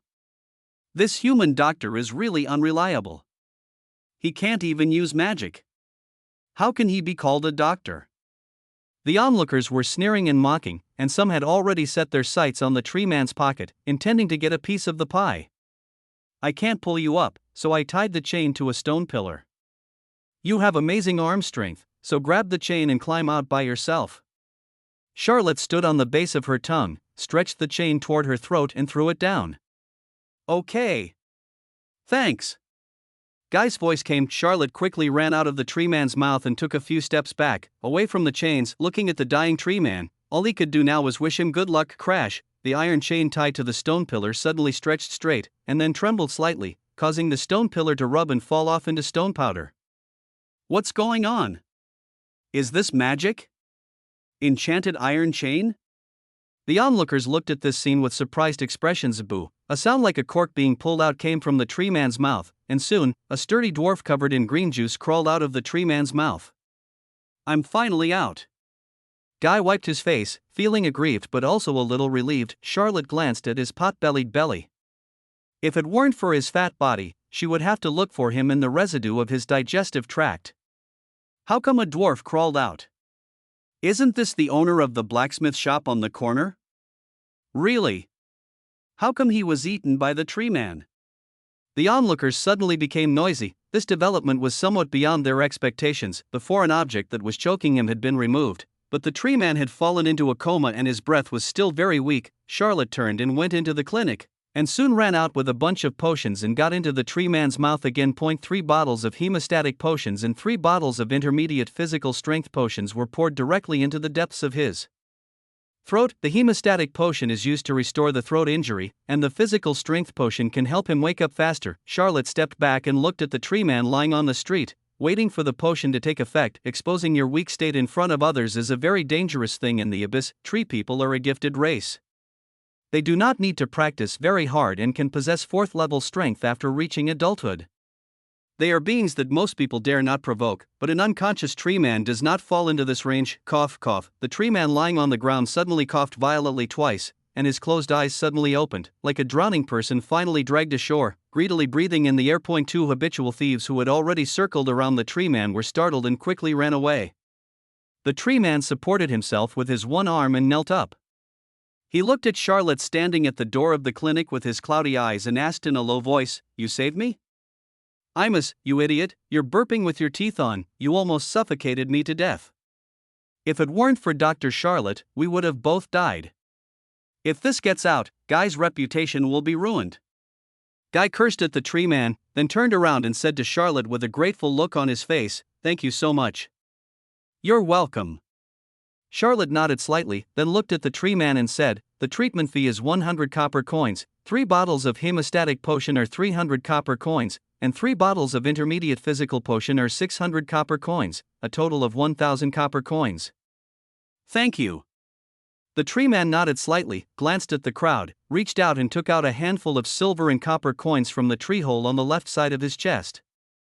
After counting them, he handed them to Charlotte. Charlotte counted them carefully and returned the extra copper coin. He likes patients who pay quickly and don't talk much. Ding. The mission of the tree man Amos is completed. Reward, copper coin x 100. Because the treatment process was watched by the crowd and caused positive reactions, the additional famous doctor influence plus 100 was obtained. Ha! This extra bonus is awesome. Being watched for a moment is equivalent to being watched by 10 patients. Charlotte felt her purse was filled a little more, and her mood became better. You wouldn't use the money from your tooth filling as medical expenses, would you? Guy looked at the tree man looked at the copper coin in his hand and said embarrassedly, "I will fix the tooth next month." Damn it! Guy raised his middle finger in anger. I fixed your teeth, but you waited until next month to get them fixed. You almost lost your life. You can't do this business. You can't do this. Dr. Charlotte, thank you for saving my life. If you need anything, you can come to me anytime. I'll give you a free bill. Guy patted his chest and said to Charlotte. He sniffed his hand again and said with disgust, "It stinks. I'm going to go back and take a shower. See you later." After saying that, he ran away without looking back, like a big-bellied spinning top. Of course Charlotte would not refuse such a good thing as a free meal. He even felt that asking Guy to make a scalpel was a waste of the free opportunity. Wouldn't it be better to make a 40-meter-long sword? Iron is still very valuable in the abyss. It should be able to be sold at a good price. The crowd dispersed, and many people had a higher opinion of Charlotte, the human doctor. Charlotte also prepared to go back to take a shower and change clothes. The tree man's mouth also emitted a foul odor after several previous trips there. However, the tree man did not leave. He stood at the door of the clinic, looking a little hesitant. Ding! The tree man Amos seems to need help. Communicate with him and perhaps you can trigger a hidden mission. Get a special reward. The system prompt sounded. Charlotte, who had already turned around, stopped, turned back to look at the tree man and asked, "Is there anything else you need help with? You are a doctor, can you help me remove the curse?" The tree man squatted down and looked at Charlotte with his cloudy eyes, which were gleaming with hope. Curse? Charlotte looked at the dry skin on the tree man's body. The tree man's eyes dimmed as he said, "Yes, 5 years ago, I fought with a black magician, and he cursed me before he died, saying that I would never see the sun again, or I would dry up and die." Black magicians belong to the chaotic evil camp. Their cultivation methods are evil, and many innocent lives are often on their hands. Charlotte looked at the poor tree man. As a member of the sun-loving race that relied on sunlight to cultivate and grow, he was actually cursed with such a vicious curse. Not allowing tree people to bask in the sun is no different from depriving humans of the right to breathe. This also explains why he appears in the abyss. Apart from the low dungeons of the northern goblins, this should be the best destination for the cursed tree people. Without access to sunlight, the tree man's strength would stagnate or even regress, and the injuries sustained would be unable to recover. This is also the reason why he, as one of the races with the strongest recovery ability, is unable to recover from his injuries. Ding! The tree man Amos has issued you a task. Remove the black magic curse on him. Task reward, copper coins x 300. Special reward x1. Special rewards are very tempting and usually give out good items, but as a doctor, Charlotte must treat her patients sincerely. Facing the tree man's hopeful gaze, Charlotte said, "Please describe in detail the characteristics of the black magician and the specific manifestations of this curse on you. I will find some time to look up the information for you to see if there is a solution." Chapter 10. Oh dear, there is no overly complicated love-hate relationship. The feud between the tree man Amos and the black magician is nothing more than a beautiful encounter and a sentence. What are you looking at? You may not believe it, but this tree man with a decadent look in front of you was a young man in his prime and full of vigor and vitality 5 years ago. 180 years old is just the beginning of adulthood for a tree man with a long life. A 4th level tree man versus a 4th level advanced black magician. As the saying goes, a young and strong man is better at fighting. The old black magician was ultimately unable to defeat the young and strong tree man and died on the spot. However, this old man who practiced dark magic, at the cost of his life, cast a curse on the tree man before he died.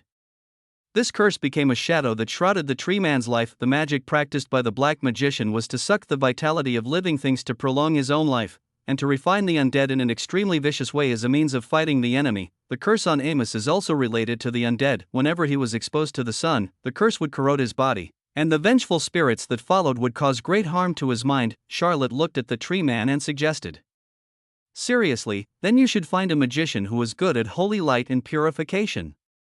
That should be able to remove the curse, right?" As a former senior magician, Charlotte has some knowledge about magic. The necromancer is a profession that is despised in the magician world.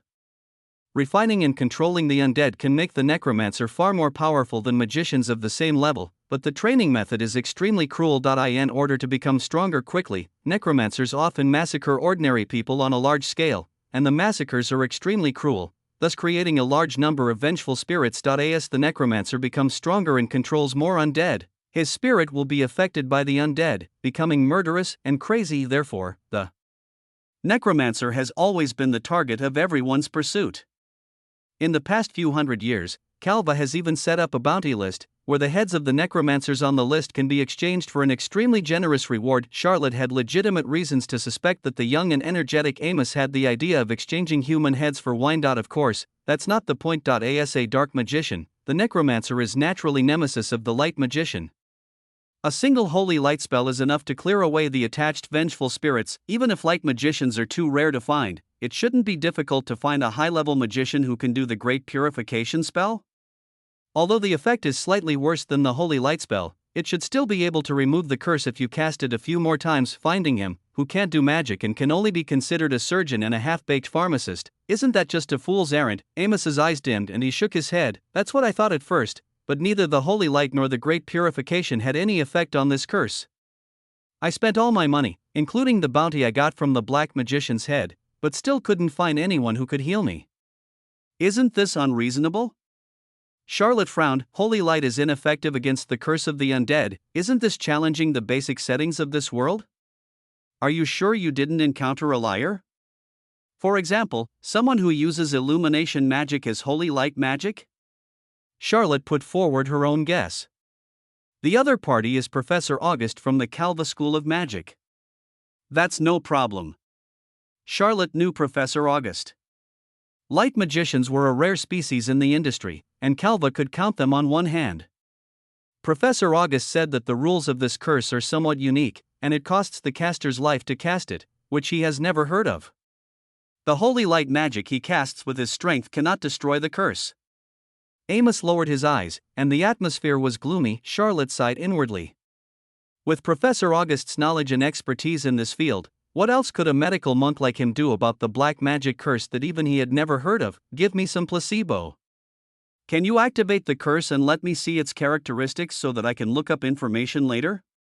Charlotte remained calm. Amos looked up, then looked left and right, took 2 steps back, and stretched his left hand into a ray of faint sunlight. Laugh as if sulfuric acid had been poured on it. White smoke instantly came out of Amos' left hand, and the back of his hand was corroded at a speed visible to the naked eye, with black pits appearing on it. Suddenly, a group of black mist appeared above his body and surrounded him. A shrill roar came from the black mist, accompanied by a foul smell. Charlotte narrowed his eyes slightly, and through the fog, he saw some strange runes.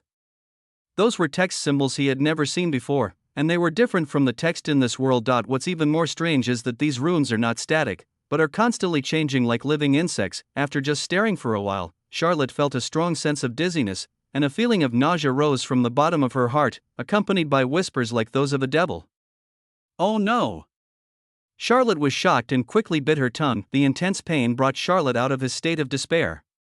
He quickly looked away, not daring to stare at the runes anymore. On the other side, Amos had returned to the shadows, and the black fog was slowly subsiding. The process looked extremely painful, but his expression did not fluctuate at all, as if he had already gotten used to it. Charlotte swallowed the blood in her mouth and looked at Amos and said, I already understand the situation, but you don't have to hold out too much hope.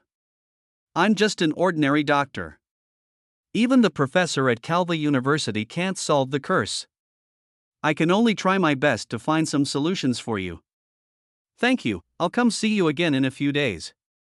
Amos nodded, turned, and left. What a crap mission. It almost got me killed. I won't dare to take such high-reward hidden missions anymore. Charlotte turned around and closed the door, still feeling scared. He had no idea what terrible things would have happened if he had fallen into that curse just now. In this strange world, he must always remind himself to be safe. While her memory was still fresh, Charlotte returned to her study and drew the runes she had seen earlier. Even the static runes on the paper still exude a strange aura. Necromancers are not easy to deal with. It's better to leave the job of exchanging their heads for a bounty to adventurers and mercenaries. Charlotte covered the paper with runes with a book, hoping to avoid seeing it. He would take some time tonight to look through the books in the study to see if he could find any useful information. If he couldn't find it, he planned to give up on this mission, although it is a precious hidden task, but there is no punishment for failing to complete the task. The next task is more obedient. Charlotte achieved a turnover of 1,000 copper coins as soon as the store opened, which made her full of confidence for today. Soon more patients came. A poor goblin who had just been robbed was stabbed twice in the left chest. Fortunately, his heart was on the right side, so he pretended to be dead and escaped. Charlotte treated his wound and sewed it up. I thought the goblin would be penniless after being robbed, but he took out 6 silver coins from his remaining trousers to pay for the medical expenses. Charlotte was amazed, but also lamented that the robber was not professional enough. After all, he remembered being robbed naked several times. In one morning, Charlotte treated 10 patients. Except for the tree man early in the morning, all the others were for external injuries. This is a hemostatic potion. There is half a bottle left. If your wound splits and bleeds after you go back, you can pour an appropriate amount of potion on the wound to stop the bleeding. Remember, don't do strenuous exercise in the next few days and don't let the wound get wet.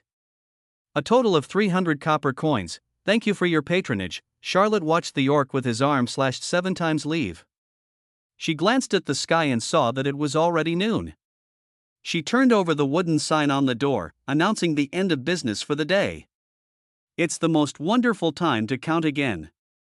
Charlotte took out her purse and dumped all the morning sales onto the counter. The clinking sound of coins colliding is fascinating. After a careful count, there were 24 silver coins and 425 copper coins, which equals to 2,824 copper coins. Among them, 550 copper coins are rewards from the system's tasks. In addition, there is collateral worth 500 copper coins. This is the clinic's normal daily turnover. Yesterday's revenue of over 4,000 was boosted by the moisturizing essence. Charlotte took the opportunity to count his savings. After 2 days, after deducting the 15 silver coins he had used to purchase goods yesterday, he still had 5,640 copper coins left. Isn't that enough to pay the rent? It turns out that opening your own clinic is much better than working as an employee. Of course, this money cannot be considered net profit. In the past 2 days, he has been consuming various medicines on the shelf. The physical strength potion has been used up, the moisturizing essence has been used up, and there are only 2 bottles of cleaning potion left. Currently, the only things he can replenish on his own are hemostatic potions. After deducting the 40 silver coins that he was going to give to the landlady the day after tomorrow and hiding them separately in the secret compartment under the counter, he now had 1,640 available funds. The wealth value in the personal panel has reached 7148. If I'm lucky, the number will exceed 10,000 tomorrow and the system mall will be opened. I have to make 2 more pots of hemostatic potion today, and also try to make the cleaning potion, otherwise I'll have to go to the pharmacy to buy a batch, and the price will be different. Charlotte collected the money, took out a bite of the brown bread, and began to arrange her work for the afternoon. Working hard leads to wealth. This is the fine tradition of flower growers and the truth that Charlotte has always believed in. Boom. Boom. Boom. There was a sudden knock on the door. Isn't there a closed sign on the door? Charlotte sat in her chair without moving, thinking that the person outside would knock on the door for a while and leave if no one responded. However, Charlotte grumbled a little about the patience of the person outside the door. The knocking continued until Charlotte finished eating the disgusting black bread and drank a glass of water in the middle. Can't read? Charlotte was annoyed by the knock and had no choice but to get up and open the door. A petite girl was standing outside the door. She was wearing an ill-fitting black dress and had long brown hair tied behind her head. She looked pretty and had a bit of baby fat on her face. She lowered her eyes, crossed her hands, and seemed a little nervous. Why is it her? Charlotte's eyes widened instantly when she saw the familiar figure in front of her. The girl raised her head and looked at Charlotte standing in the door, and her eyes widened at once. Oh no. Chapter 11. You don't want others to know that you are a robber, right? What I fear most is the sudden silence in the air. The two looked at each other, just like they met at the corner yesterday. Yesterday he was a garbage collector and she was a mugger. Today she took off her veil and became a good girl, and he stood in the clinic, becoming a well-mannered doctor. Charlotte could never have imagined that the young girl who committed the crime yesterday with such clumsy methods would appear in front of him again so soon. Then all the lies he told yesterday would be exposed. She wouldn't kill him on impulse, would she? Charlotte nervously grasped the magic charm, knowing that if she showed any dangerous behavior, she must be strangled immediately. Vivian looked at Charlotte, who was standing at the door of the clinic, dressed neatly, and was also confused. Doesn't this uncle make a living by picking up trash and catching insects? Doesn't he have a lame daughter? Why does he look like a doctor in this clinic? Vivian felt her mind was a mess. After a while, she suddenly realized that she might have been deceived yesterday. So his embarrassment and pitifulness yesterday were all pretended. The things in that package were not grabbed by him, but materials for making potions. That lame daughter who moved her was also fabricated. Vivian's round face gradually turned red, and she felt that all her sympathy yesterday had been wasted. This kind of investment of feelings only to find out in the end that you are a joke is as shameful and angry as being toyed with and abandoned by a scumbag. Charlotte felt the cold murderous aura and felt bitter in her heart, but she didn't dare to show it on her face. She said calmly, "The clinic has stopped operating today. If it's an emergency, you can go to another one." Yes, he pretended not to recognize the other person. Since she has torn off her disguise and revealed her true face, it means she wants to become a good person. Girl, you don't want others to know that you were a robber, right? Charlotte looked into the girl's eyes. The meaning was obvious. Ha! He actually pretended not to know me. Vivian's pupils dilated a little, and her anger increased a little, but she quickly understood Charlotte's look. She felt humiliated, but as Charlotte made clear, she knocked on the clinic's door looking for a job. After a few days of being beaten up by society, she was sure that she couldn't survive by robbing, for example. The man standing in front of her is enough to nail her to the pillar of shame. She wanted to find a job as a doctor. There were not many clinics in the Abyss, and she ruled out the 3 larger ones because they had too many patients and were too conspicuous. The small private clinic, which only receives about 10 patients a day, became her best choice, but she never expected that the person who opened the door would be the victim of yesterday's robbery. Vivian's well-developed chest rose and fell slightly, and she tried hard to control her emotions. I'm not here to see a doctor. I want to find a job. After saying this, she lowered her eyes and dared not look at Charlotte, her face flushed all the way to her ears. Yes, she could only pretend not to know Charlotte. Looking for a job? Charlotte looked at the blushing girl in front of her, and her first thought was to refuse. A beautiful, rich, and seemingly gullible girl who has obviously been pampered since childhood, and a magician who can also perform healing arts, suddenly ends up on the streets of the Abyss. That if you say there is no story behind this, Charlotte would feel that his intelligence is insulted, but when the words came to his lips, he hesitated again. The clinic was indeed in urgent need of an assistant. Although the girl in front of him had an unknown background, she met his requirements in every aspect. If he had an assistant who knew healing skills, treating trauma patients would become easier. If she knew how to clean, she could even save on cleaning chemicals, which would be a lot of money. In the Abyss, you should never fantasize about finding an employee with a clean background, who is kind and lovely.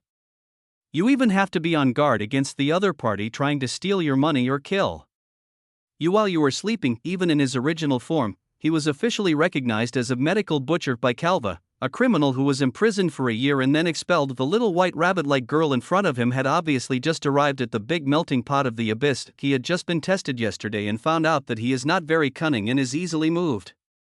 This is much easier to control than the succubus sister in the club. If you were asked to be an assistant, what would be your expected salary? Charlotte looked at Vivian and asked. Vivian thought seriously for a while after hearing this. If she had just arrived in the Abyss, as a mid-level healing magician who had received elite education at the Imperial Medical School since childhood, she would definitely not be able to accept a salary of less than 10,000 or 20,000 yuan a month. But after being beaten repeatedly by the Abyss, all she wants now is a stable environment where she can have enough food, sleep well, and not have to worry about being sold to an old man's house when she wakes up humble. I need food and lodging, and 1,000 copper coins a month. Vivian stated her request carefully, looking at Charlotte with some trepidation. Although she was deceived by Charlotte yesterday, in this abyss where demons and monsters are rampant, Charlotte, who is also a human being, made her unconsciously feel a sense of closeness. After all, she was the one who first thought of the robbery, so it was understandable that he lied to get away with it.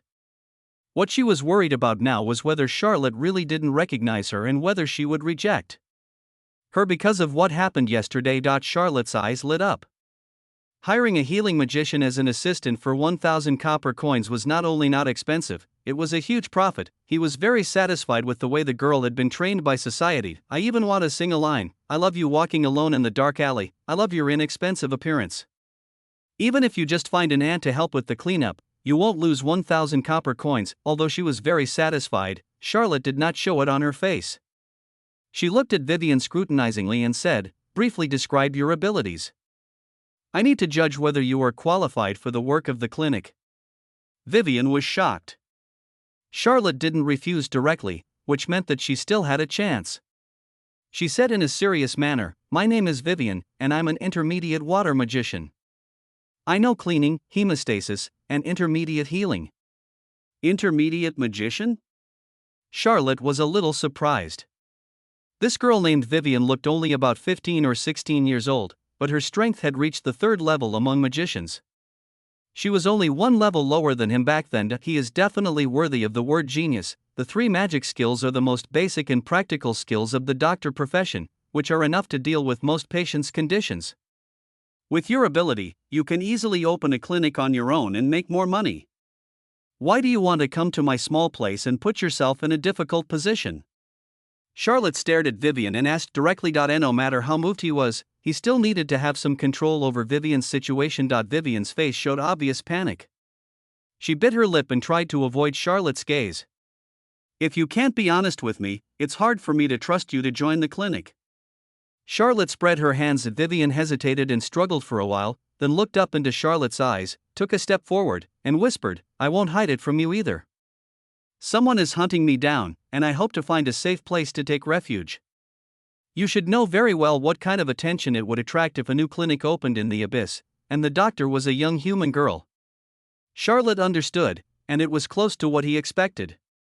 "You come from the capital of the Lance Empire?" "Yes." Vivian nodded firmly. When she mentioned the imperial capital, her eyes regained focus and became determined. Although the girl looked a little disheveled, her hair was neatly tied behind her head and her face was wiped clean, and she stubbornly maintained her dignity. "The imperial capital is thousands of miles away from the abyss. It is hard to imagine how she came here alone. She must have suffered a lot on the way." Charlotte felt a little bit of pity in her heart. "Come in." Charlotte stepped back. "Do you agree?" Vivian's face lit up, she took a deep breath, and stepped into the clinic door. Charlotte glanced at the neighbors on both sides. It was lunchtime and no one noticed what was happening here, so she quickly closed the door and inserted the heavy iron door bolt. Vivian put her hands behind her back, twisting them together awkwardly, but her eyes were secretly looking around the clinic. "The clinic is very clean, whether it is the floor, the walls, or even the stone beds and benches for consultations. Everything is kept spotless." It was completely different from what she had seen in other places in the abyss in the past 2 days. This made her like Charlotte even more. Her eyes fell on the cabinet. She was a little surprised by the various organs soaked in bottles and jars. However, as a medical student, she was not frightened. She just didn't understand why Charlotte collected so many organs. Looking up, there are more than a dozen bottles of various medicines. Her eyes were quickly attracted to the white cat nestling in the closet. Its pink paws were folded, its snow-white fur was so soft, and especially its pair of golden and blue mandarin duck eyes, which made Vivian fall for it instantly. "What a beautiful cat!" Vivian exclaimed. The lion cat seemed to be curious about the new guest. It stretched, jumped from the cabinet to the counter, then walked to the edge with an elegant cat step and looked Vivian up and down. "The left front leg is a little lame." Vivian keenly noticed that there was something wrong with the cat's walking posture. She looked at Charlotte and asked subconsciously, "Is she Anna? You still say you are not a gangster." Charlotte felt funny in her heart, but she did not expose it. She nodded slightly and said, "Yes, her name is Anna." Vivian had already realized the problem in her words, and her face, which had just recovered, turned red again. "You're blushing like a bubble teapot?" Charlotte was speechless. If his enemy posts a bounty, as long as he adds the phrase habitual blushing, the difficulty of finding the person will definitely be greatly reduced. "According to what you said before, you want to keep a low profile and avoid being searched by your enemies?" Charlotte continued the topic. "Yes, the other party is very powerful, and I'm worried that they will find the abyss." Vivian nodded. "Then aren't you afraid that I will sell you out and collect a generous bounty?" Charlotte sneered. "You won't." Vivian shook her head firmly. "How can you be so sure?" Vivian pointed at Anna and said seriously, "As someone who treats cats as daughters, I believe you won't sell me out for a little bounty." She now felt that Charlotte had not lied yesterday, and there was indeed a hungry elf in his house. How could such a loving person be a bad person? Chapter 12. What? A white-eyed cat. Charlotte looked at the girl in front of him. He knew very well that if he let her stay, she would get into some trouble, but if she were kicked out, she would definitely not survive. You can't use magic in front of people, so if you want to stay, you must take on more work. Charlotte said calmly, "For example?" "Every day, clean upstairs and downstairs of the clinic and keep it clean and tidy." "Okay." Vivian nodded readily. For a water magician, cleaning and hygiene were simple matters. "You will also have to take on some of the work of refining the potion." Vivian was surprised. Refine a potion? "Yes, this is a job that can be done without being in front of others." Charlotte nodded. It was impossible for him to use a mid-level magician only as a cleaner. Even the cows in the production team would not dare to let her rest like this. "But I've never been exposed to pharmacy, and I'm not good at potion making." Vivian said apologetically. The medical school offered pharmacy, but she did not choose it. As a magical genius girl who has been admired since childhood, it would be questionable if she wasted time studying pharmacy. Charlotte said confidently, "It doesn't matter if you don't know how to do it."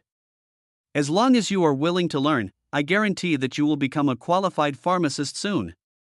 Vivian was a little hesitant, but when she met Charlotte's gaze, she gritted her teeth and nodded in agreement. I'm willing to learn. Compared to going out to rob people, refining potions should be easier to learn, right? If there are some emergencies, and I need you to assist me in completing some operations without revealing the fact that you can do magic, you must not refuse. Charlotte made another request to Vivian, thought about it for a moment and then nodded in agreement. Charlotte's requests were not excessive. Very good, from now on, you are an employee of the clinic. Charlotte finally smiled and stretched out her right hand to Vivian. I am Charlotte. Vivian was a little dazed as she looked at the warm smile on Charlotte's face. Her blue eyes were as clear as water, as if there was light shining on her. Charlotte? Vivian felt that the name sounded familiar, but she couldn't remember it for a moment, so she reached out and shook hands with Charlotte gently. The warm touch brought her back to her senses, and she finally found a place to stay in the abyss. A small, unremarkable clinic. A young boss. Charlotte withdrew her hand, looked at Vivian and continued, the work content is what I just said. The monthly salary is 1,000 copper coins. If your performance is good enough, you will be transferred to a formal employee after 1 month and get an additional 200 copper coins. Moreover, there is an additional commission for refining potions, which is 1 copper coin per bottle. Okay. Vivian showed some surprise on her face. This was better than she expected. Let me show you around the clinic first. The first floor is the work area, and the second floor is the living area. Charlotte's eyes fell on the white cat on the counter.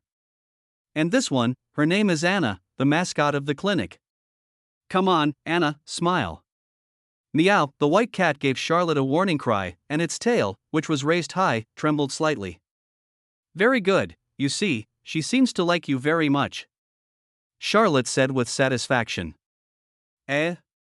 Vivian looked at Anna, who jumped back onto the cabinet proudly, and did not feel any love. Although the clinic was clean, it was indeed very simple. The existence of the operating room surprised Vivian. As a medical student, she had always been taught that therapy and internal medicine were the orthodox methods. So-called surgical operations were performed by lowly barbers. In the imperial capital, every year many lower-class people believe in the so-called bloodletting therapy, but their illnesses are not cured and they die. Could it be that her new boss is like a hairdresser? Vivian couldn't help but feel a little worried. It would be terrible for her, a healing magician, to be the assistant of a swindler. This is the alchemy room. This is where the potions are made. It will also be your future work area. Charlotte said as she opened a door. Vivian looked at the crude alchemy room, and the most eye-catching thing was the large iron pot on the stove in the middle. Are those so-called potions with miraculous effects boiled in that big iron pot? This made her feel more and more that she might have entered a den of thieves. Then Charlotte took her to visit the second floor.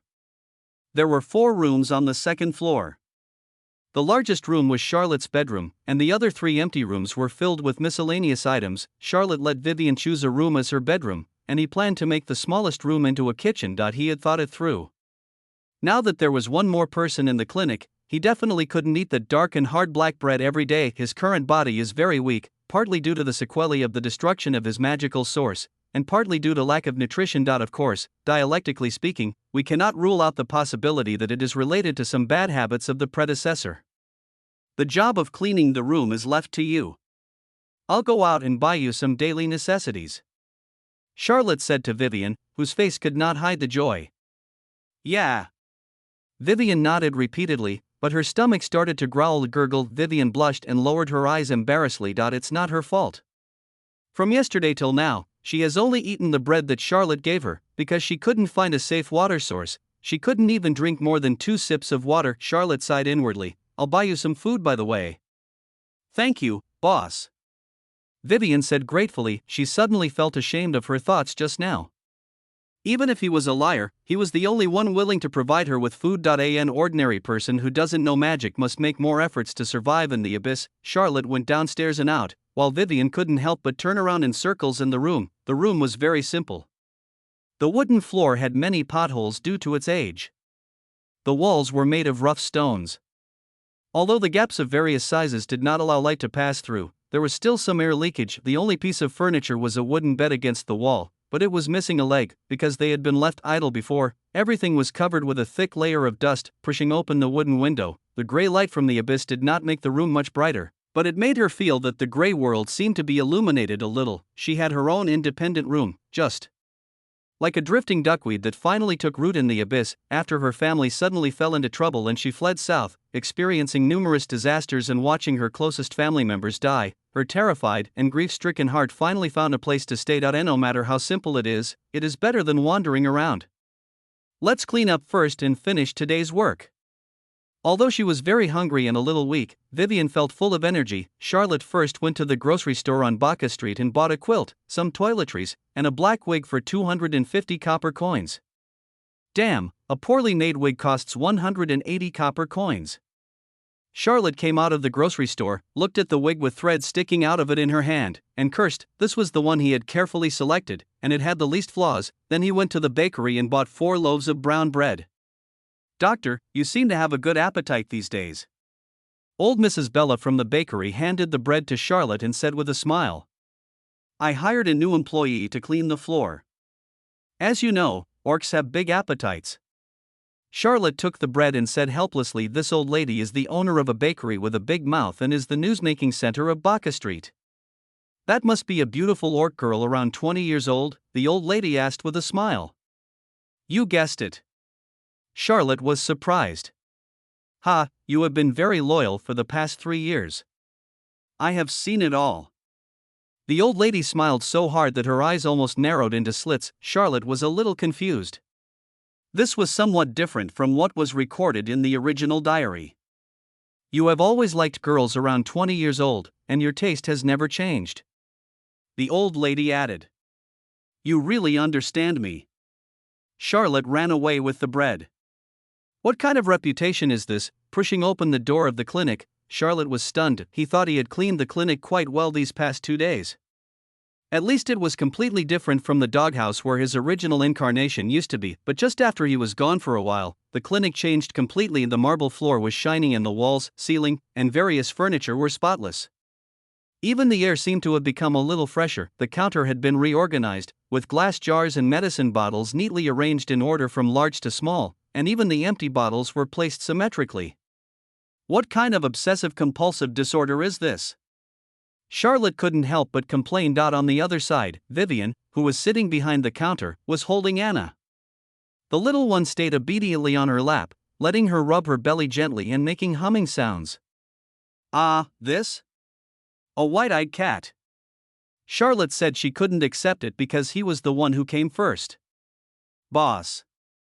Vivian stood up. Anna's enjoyment was interrupted and she rolled her eyes at Charlotte. "The bedding is here.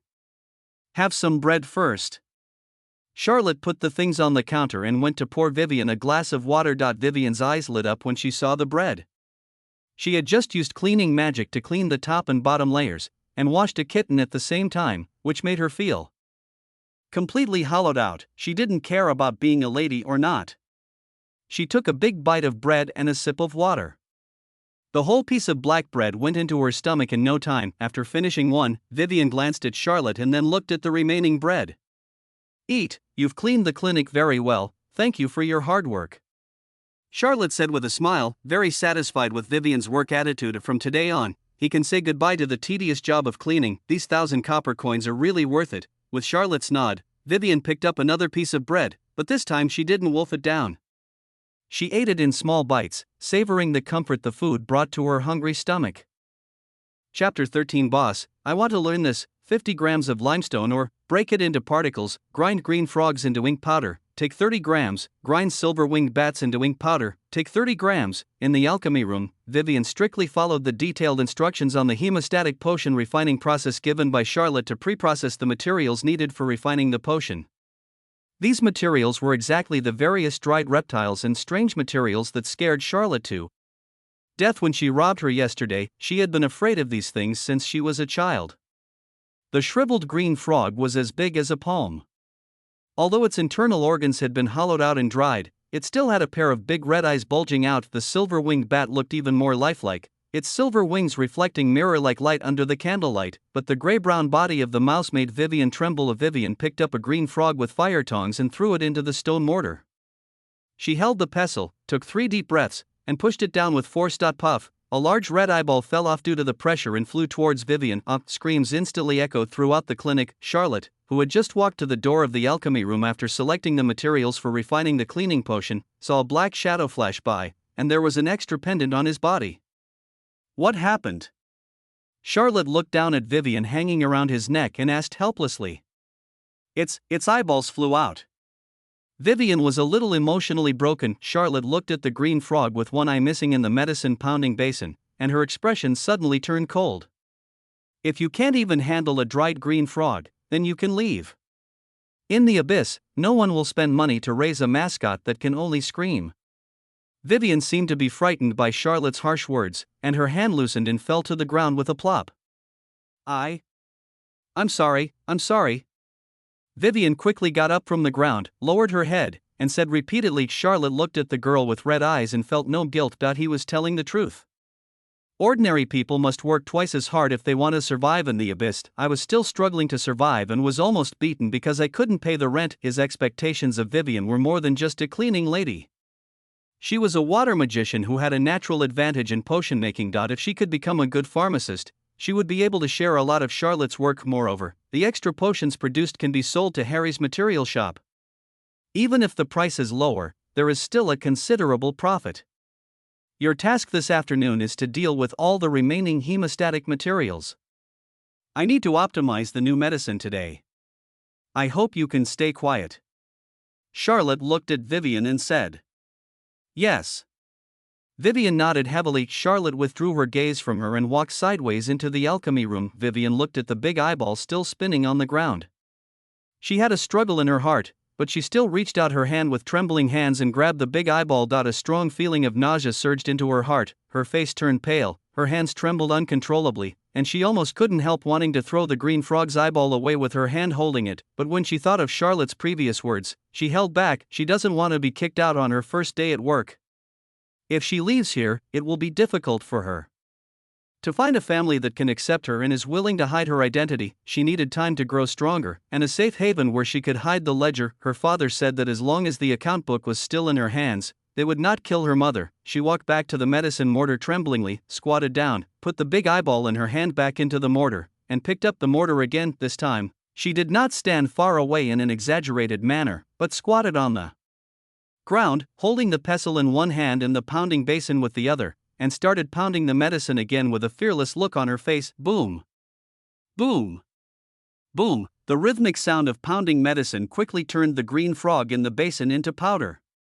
Occasionally, some debris flew out, but she quickly picked it up and threw it back. Charlotte looked at the scene sideways, a smile appearing at the corner of her mouth. There are things in this world that are more disgusting than green frogs.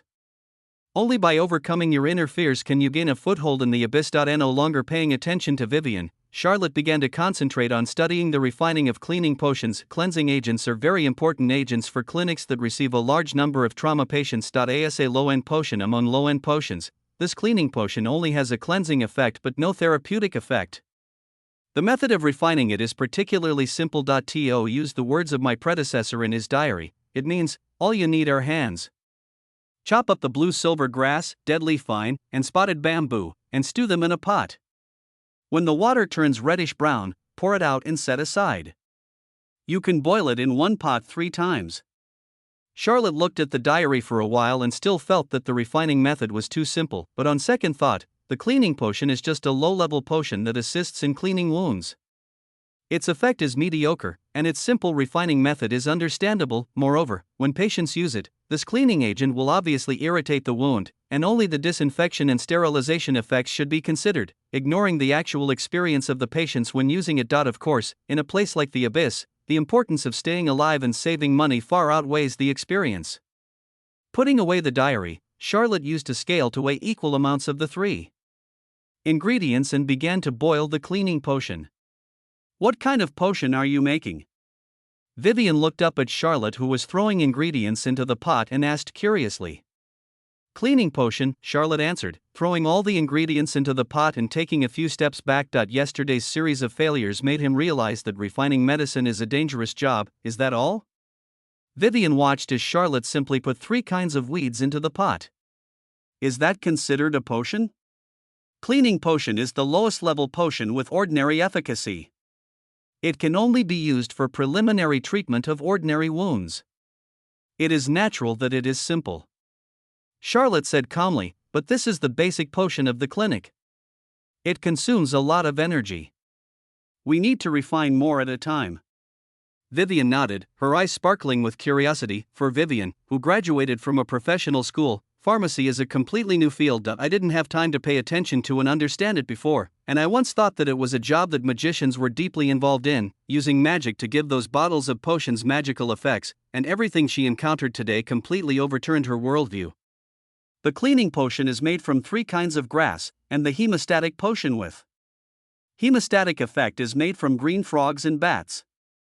It is made in a large iron pot with pits, and coal is burned underneath. As for magic, there is no magic here. Is the medicine made in this way really effective? Vivian couldn't help but ask the doubts in her heart. At this time, we have to call on our old friend, the royal pharmacist, Jerry. Charlotte took Vivian out of the alchemy room and opened the drawer of the counter. In the corner, a sleeping little white mouse, lying on its back with its arms and legs spread out, holding half a piece of black bread, was shaken awake. It caught sight of Charlotte with its hazy eyes, and was instantly startled awake, huddling in the corner and shivering. Meow? Anna jumped from the cabinet to the counter, poked her head out to look at the little white mouse, rubbing her claws on the table, eager to try. What is this? Vivian looked at the little white mouse huddled in the corner, confused. Let me introduce you. This is the professional drug tester in the clinic. You can call in Jerry. Charlotte picked up the little white mouse and neatly tied his limbs to a wooden board with nails, revealing his round belly. Aren't you curious about the effects of the potion? Charlotte took a bottle of cleaning potion and a bottle of hemostatic potion from the cabinet, and took a dagger from the drawer. Vivian suddenly realized what Charlotte was going to do and asked in surprise, "Are you going to cut it? If you are interested, you can try it too." Charlotte turned the knife handle and handed it to Vivian. You should do it. Vivian took 2 steps back to express her refusal. Anna came closer, sniffed the little white mouse, and then raised her cat paw with its sharp claws exposed. The little white mouse that was struggling hard immediately stopped, trembled, tilted its head, and was actually frightened to faint. Anna pawed at the little white mouse twice, but when there was no movement, she lost interest and jumped back onto the cabinet. Scared to death? Charlotte pressed the little white mouse gently with her fingers. The mouse's heart was still beating. If it wasn't frightened to death, it was pretending to be dead. Charlotte used a knife to cut the wound that had healed yesterday, and blood immediately flowed out from the shallow wound. Vivian clenched her fists, her expression somewhat reluctant. The little white mouse trembled noticeably, but still tilted its head and pretended to be dead. Charlotte dipped some cleaning agent on cotton and gently wiped the wound twice.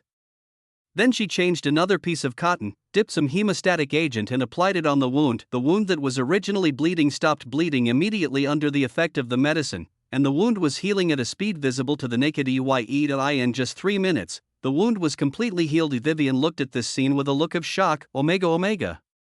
The wound has really stopped bleeding and healed. For Vivian, who always believed that healing magic was the best in the world, this was tantamount to the collapse of her worldview. Jerry, thank you for your cooperation. We'll continue next time. Charlotte took the little white mouse off the rack and put it back in the drawer. Thank you. The unconscious little white mouse turned over and climbed up, shrinking into a corner and shutting itself in. Do you have any questions? Charlotte looked at Vivian and asked. Boss, I want to learn this. Vivian looked at Charlotte with shining eyes, as if she had discovered a new world. If she learned how to make potions, she could cure diseases and save lives without using magic. Chapter 14. An old friend comes late at night. After seeing the magical effect of the potion, Vivian's enthusiasm for becoming an alchemist increased significantly, and her hands holding the pestle became steadier. If you can't use magic in front of people, then find another way to cure diseases and save lives. Moreover, after the potion is refined, she can also get a commission of 1 copper coin for each bottle.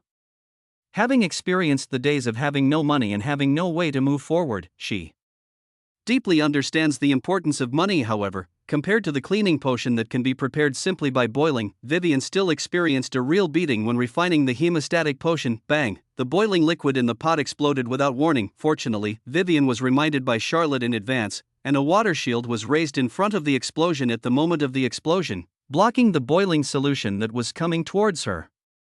What's going on? Didn't I follow the instructions strictly in order? Vivian looked confused. The third time I stirred in the wrong direction, the reverse stirring destroyed the stability of the solution, and then it exploded. Charlotte leaned against the door and said calmly, "I see." Vivian suddenly realized something and showed a somewhat ashamed expression. She poured out the remaining red liquid in the pot, then silently chanted a spell and cast a water-based cleaning spell.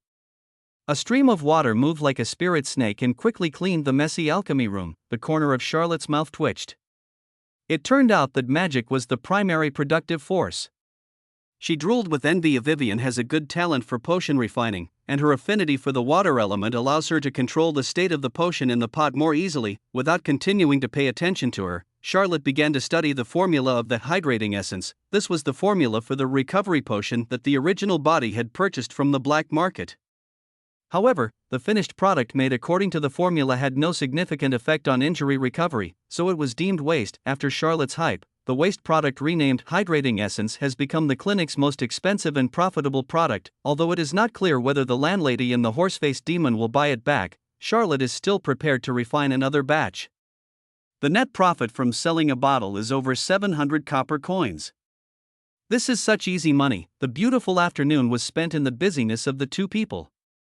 It was completely dark and they felt hungry, so they stopped working. Dinner consisted of 2 loaves of brown bread, one for each person. Charlotte felt very relieved when she saw Vivian eating with gusto. He can feel the happiness of Michelin even if he eats such a disgusting black bread. He is not pretentious and easy to support. Charlotte, who had been eating black bread for 2 days in a row, was the first to lose the appetite. He has already made up his mind. After paying the rent tomorrow, he will keep some money to buy pharmaceutical materials, and use the remaining money to find someone to build a new kitchen on the second floor so that he can cook his own meals and improve his diet. If you eat bread every day, sooner or later you will become a bread man. By the way, I told my neighbor that we have hired a new employee, an orc girl, so starting tomorrow, you have to wear this wig when you meet people. Charlotte took out the wig she bought at noon and handed it to Vivian. An orc girl? Vivian looked at the black wig in her hand, identified the direction, and put it on her head. With a petite figure, delicate and cute looks, and a pair of black cat ears showing from her hair, she instantly transforms into a cute orc girl. Yeah, not bad, not bad. Charlotte nodded repeatedly. Even these clothes need to be changed. Clothes? Vivian looked down at her loose black clothes, which were men's clothes she had stolen when she changed her clothes on the road. Although he used water magic to clean it, his clothes had several holes in them from all the hiding from pursuit. Charlotte said with a serious expression, "I will buy you a new set of clothes tomorrow. Remember, your name will be Irene from now on. You are from the lion tribe of Stu Grassland, and you were trafficked to the abyss." "I'm Irene. I'm from the lion tribe on the Stu Grassland. I was trafficked to the abyss," Vivian repeated. "You don't want your enemies to know that you are hiding in the clinic, right? Then remember this identity and don't reveal it to others, otherwise I can't protect you." Vivian nodded repeatedly. This Xiongshire tribe was not made up by Charlotte. It was a real orc tribe and a very powerful one. It was said that the tribe was full of cat-eared girls. Anna, who was sitting on the cabinet, heard the conversation between the two and her ears pricked up. She poked her little head out to look at the two of them, then retracted her head. After dinner, Charlotte gave the bedding she sold at noon to Vivian and asked her to go upstairs first. She took the tools from the cabinet and prepared to go upstairs to help her fix the bed. Bang bang bang. Just then, there was a hurried knock on the door. "Who is it? It's so late." Charlotte suddenly became a little nervous. She clenched the hammer in one hand and held the magic talisman in the other. The dark night in the abyss, although not as dangerous as the wilderness, is not safe either. Every night, someone dies quietly. Landlords don't care whether you live or die, they can always find the next person to pay rent to them. Charlotte is a muggle who cannot perform magic but runs a profitable clinic. In the eyes of many people, she is the fattest sheep. On the first page of the diary, it was written in bold, "Don't open the door to anyone at night." Charlotte remained quiet, making it appear as if he had gone upstairs to bed. The knocking on the door lasted only a moment before a sword stabbed through the crack in the door. It was a black sword with a slender blade, but the tip of the sword seemed to be broken, leaving an irregular fracture. Charlotte looked at the sword piercing the Doran knew what the person outside was going to do. Who was that outside the door? Patient in need of emergency treatment, the enemy in Calva?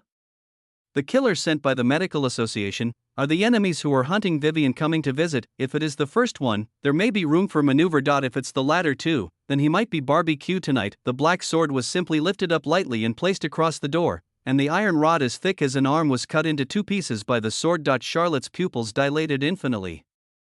What kind of magic weapon was this?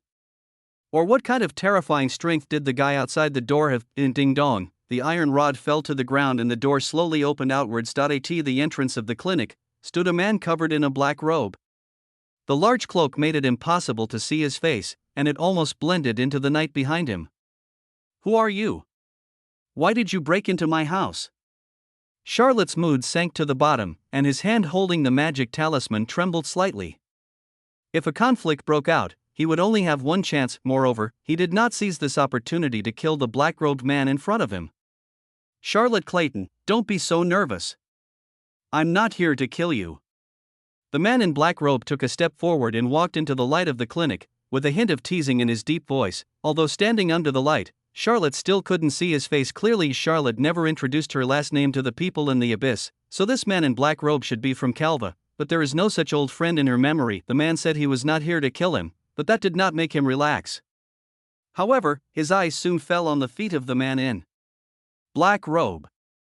Under his feet, black blood was flowing outward like a strange flower blooming. Yes, as you can see, I am injured, very seriously. The man in black robe reached out and took off his cloak. It was a pale face, with almost no blood color, but with strong lines.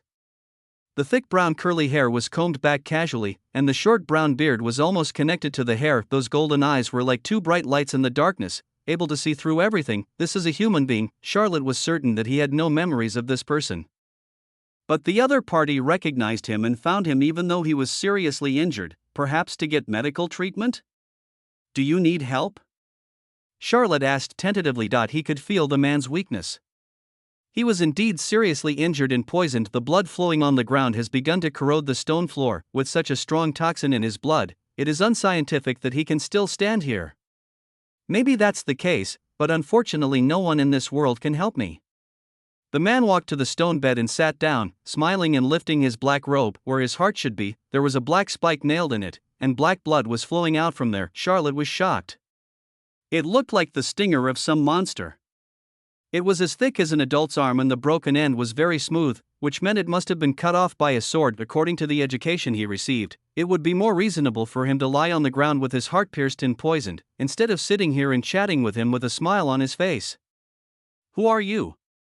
Charlotte looked into the man's eyes and regained her composure. A dying person suddenly comes to the door without asking for help, so we must be here for him, but he didn't even know who the other person was.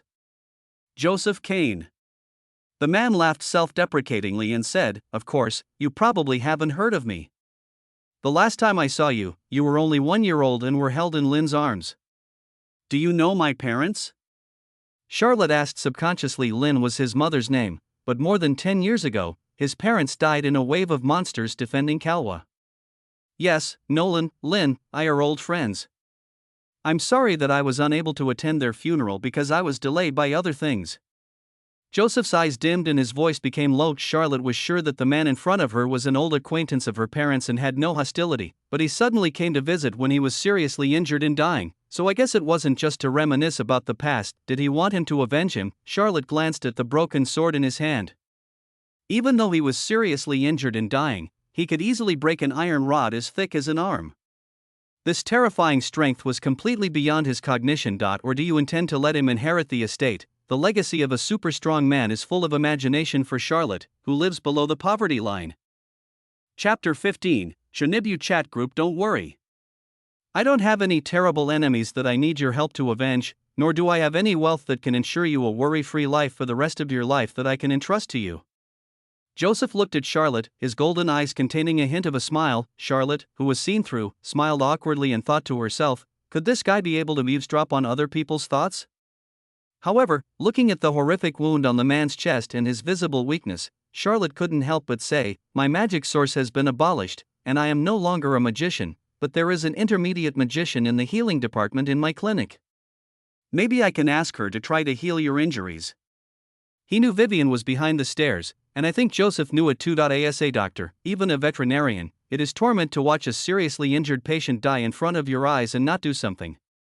Even though you have fallen into the abyss, you still have a compassionate heart. In this respect, you are very similar to Lynn. Joseph smiled and shook his head. However, my injuries are too serious. It is not something a little girl can cure. Even if the great magician comes, he can't do anything. Charlotte looked at Joseph. His face was extremely pale due to excessive blood loss, and his lips had turned a deep purple-black color. The toxins in his body were eroding his vitality, but his expression was still calm and peaceful. He had never seen anyone so calm in the face of death. What is a grand mage? The ceiling of the magician profession, the dean of Calva Medical College, is only at the level of a magician. He trusted Joseph's judgment and did not insist on Vivian treating him. Did you come to see me on purpose? Charlotte asked. She wanted to know why the man came.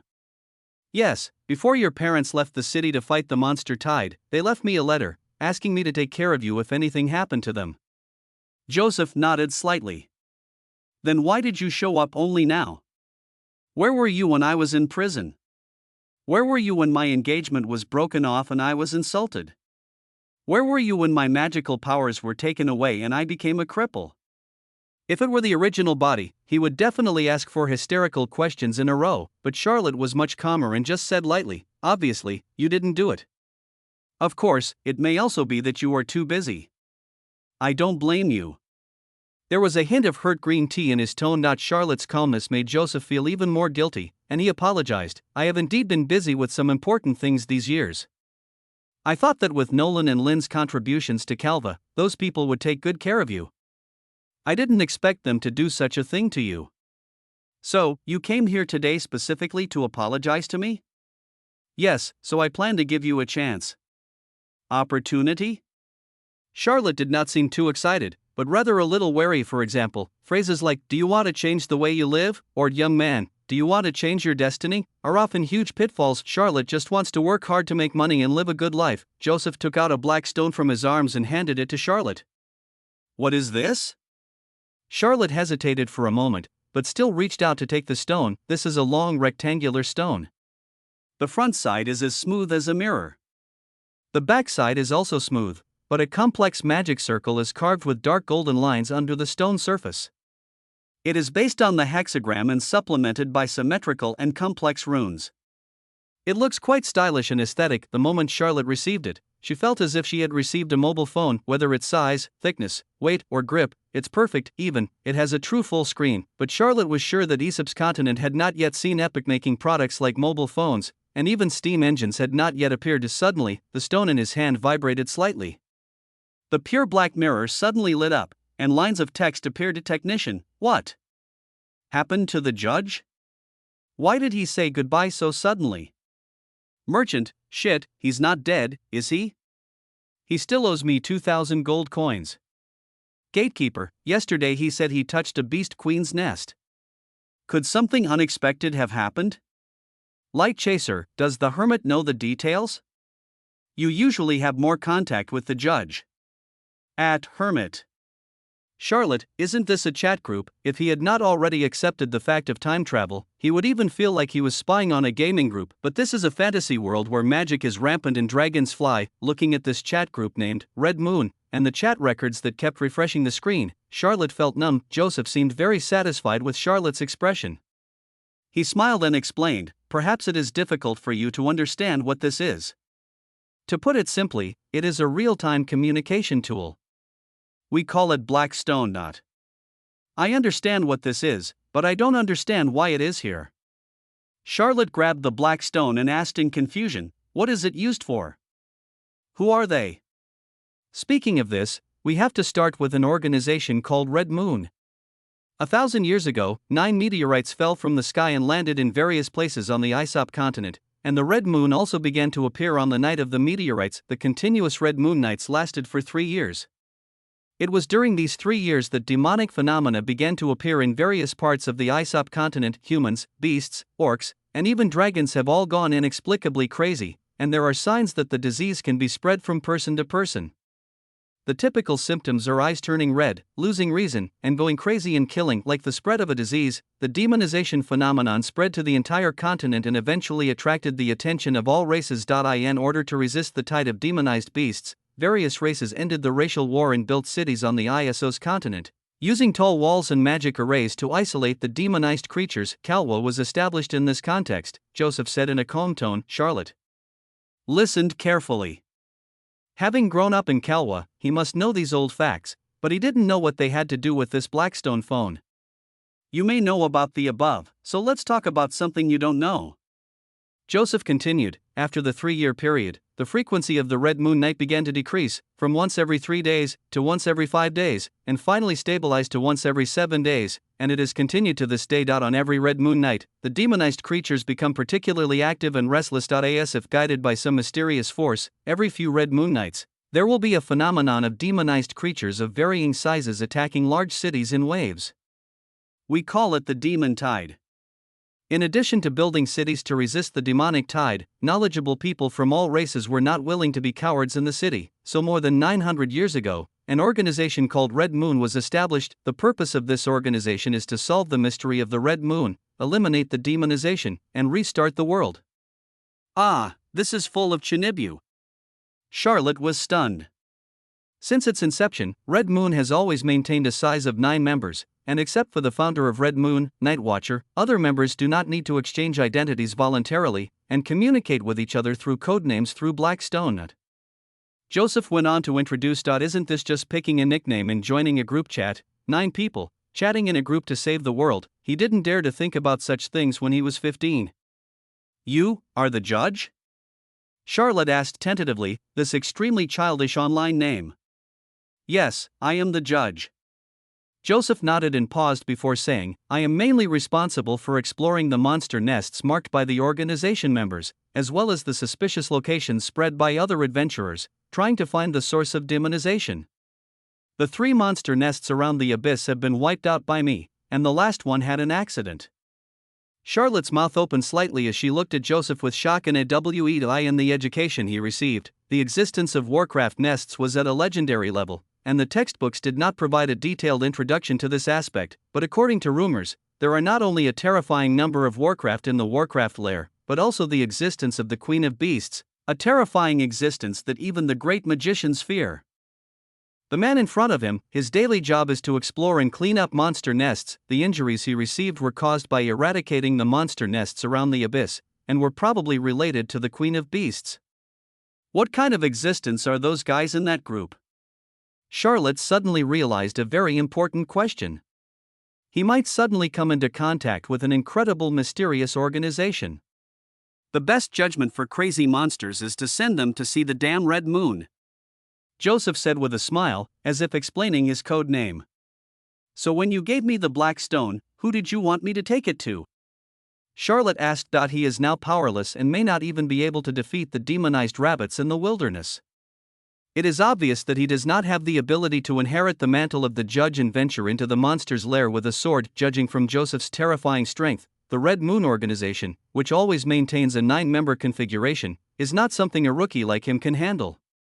No, I have chosen you as the successor of the 9th Black Stone. From today on, you are a member of Red Moon. Joseph stared at Charlotte. Although we haven't met in these years, I have always been paying attention to you. I am very pleased to meet you this time. The fact that you were once a genius and had your magic source abolished did not make you give up on yourself. You still have a compassionate heart and a positive attitude, so I chose you to be my successor. Charlotte was not surprised and asked calmly, are you sure you want to let a loser who doesn't even dare to set foot in the wilderness take up such a valuable spot? Are you willing to hide in the dark corner of the abyss and be a waste for the rest of your life?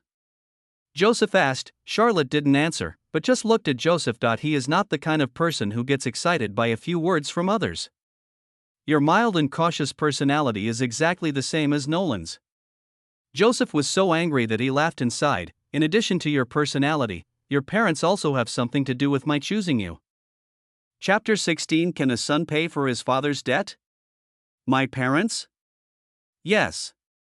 Joseph took out a roll of parchment from his arms and handed it to Charlotte. they have conducted some research on the relationship between the madness of magical beasts and the red moon from a medical perspective, including exploring the possibility of restoring the sanity of the possessed creatures by interrupting the influence of the red moon on the possessed creatures. This report did not attract much attention at the time, and an accident occurred shortly after their research began, so research in this area was interrupted. I have encountered countless demonized creatures over the years, and some of these special cases made me realize that their inferences might be correct.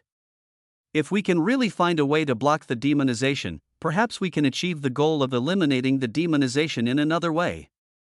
Charlotte grabbed the parchment. The content recorded on it was very brief. It was a conjecture about how the red moon affects magical creatures. It also proposed to verify this with a large number of anatomical experiments, and they had already started doing this. Isn't it surprising?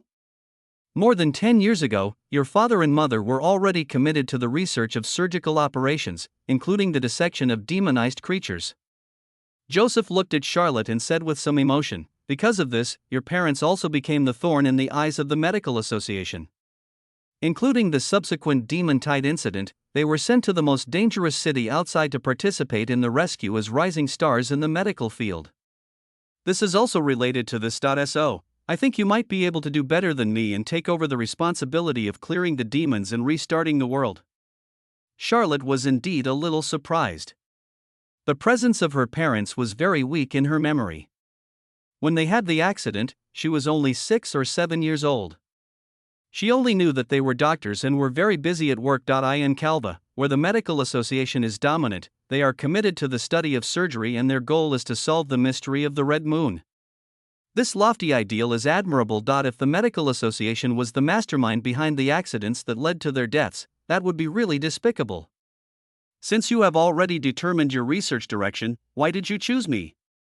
You can obviously find a better doctor or even a powerful magician. Charlotte was still puzzled. Even if he were asked to inherit his parents' will and continue to dissect monsters to study the relationship between the red moon and demonic creatures, he really does not have the ability to do so. He is now just a clinic owner struggling to make rent. How can he have the conditions to dissect monsters? Moreover, his parents were sent to be cannon fodder because of this research, and he was expelled from Calva because of a surgery where his magical origins were abolished. The danger here is obvious. He had just been reborn on the second day, and he didn't want to die inexplicably again. It was fate that chose you. Joseph shook his head slightly. The hexagram behind the black stone in Charlotte's hand was lit up, and golden light poured out from the black stone, wrapping around his hand like a ribbon. 2 words slowly condensed on the mirror: miracle. This is a code related to your destiny. Perhaps you can really bring miracles to this world. Joseph's eyes lit up as he looked at the 2 words on the mirror. But I don't agree with your proposal. Charlotte frowned.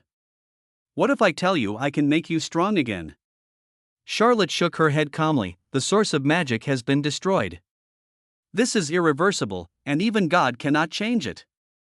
At my age, I obviously cannot change my job to become a knight. This is what I found in a mysterious cave many years ago. It may be a new path for you. Joseph took out a half-torn piece of blank animal skin from his arms and handed it to Charlotte. Charlotte took it doubtfully. Goodbye, young man. I hope you can inherit Nolan and Lynn's legacy, eliminate the demonization, and restart the world. Joseph grinned, and his tall body suddenly fell forward. Before Charlotte could reach out to help it, it turned into a pool of black blood in midair, and then dissipated into vapor. This. Charlotte grabbed the animal skin and black stone, looking at the only black robe left on the ground, and the black broken sword that was still shaking slightly, and fell into a daze. The living person who had just been trying to trick him into joining the Red Moon organization was gone in the blink of an eye. Mysterious black robe, a rare item that hides your aura. It makes it impossible for people to see through your strengths and weaknesses. Broken sword, a rare item forged from meteorites from outer space.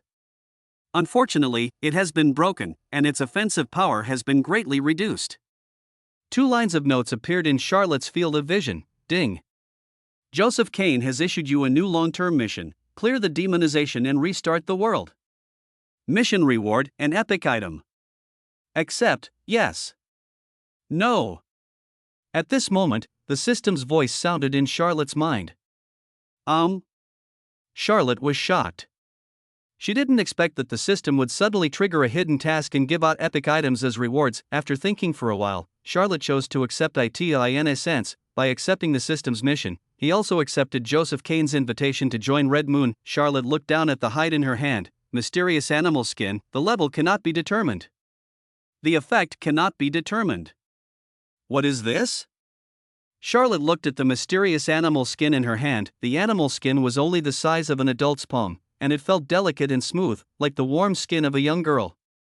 There seemed to be blood flowing under the snow-white skin. It was split in two from the middle, and the fracture was smooth, as if it had been cut by a sharp weapon. Joseph said the skin would make him strong again and show him a new path, but there was nothing on the hide. It allowed the dying Joseph to solemnly present it to him. It can make the All Things identification system unable to determine the level and efficacy. All of this shows the extraordinary quality of this piece of animal skin, but he still couldn't see anything. Hermit, just now, the judge left us forever. At everyone, technician, what the hell? What's going on? Isn't this guy very tough? How could this happen? Merchant, I haven't returned my 3,000 gold coins yet. How can the judge die? How can, Light Chaser, a moment of silence. He is the best adventurer in recent years, and also the greatest purger. Gatekeeper, may the giant spirit protect him. The black stone in his hand suddenly vibrated. Charlotte took a quick look and saw that the news of Joseph's death had been exposed, and then everyone went crazy. Hermit, when the judge was clearing the monster nests around the abyss, he encountered a demigod-level beast.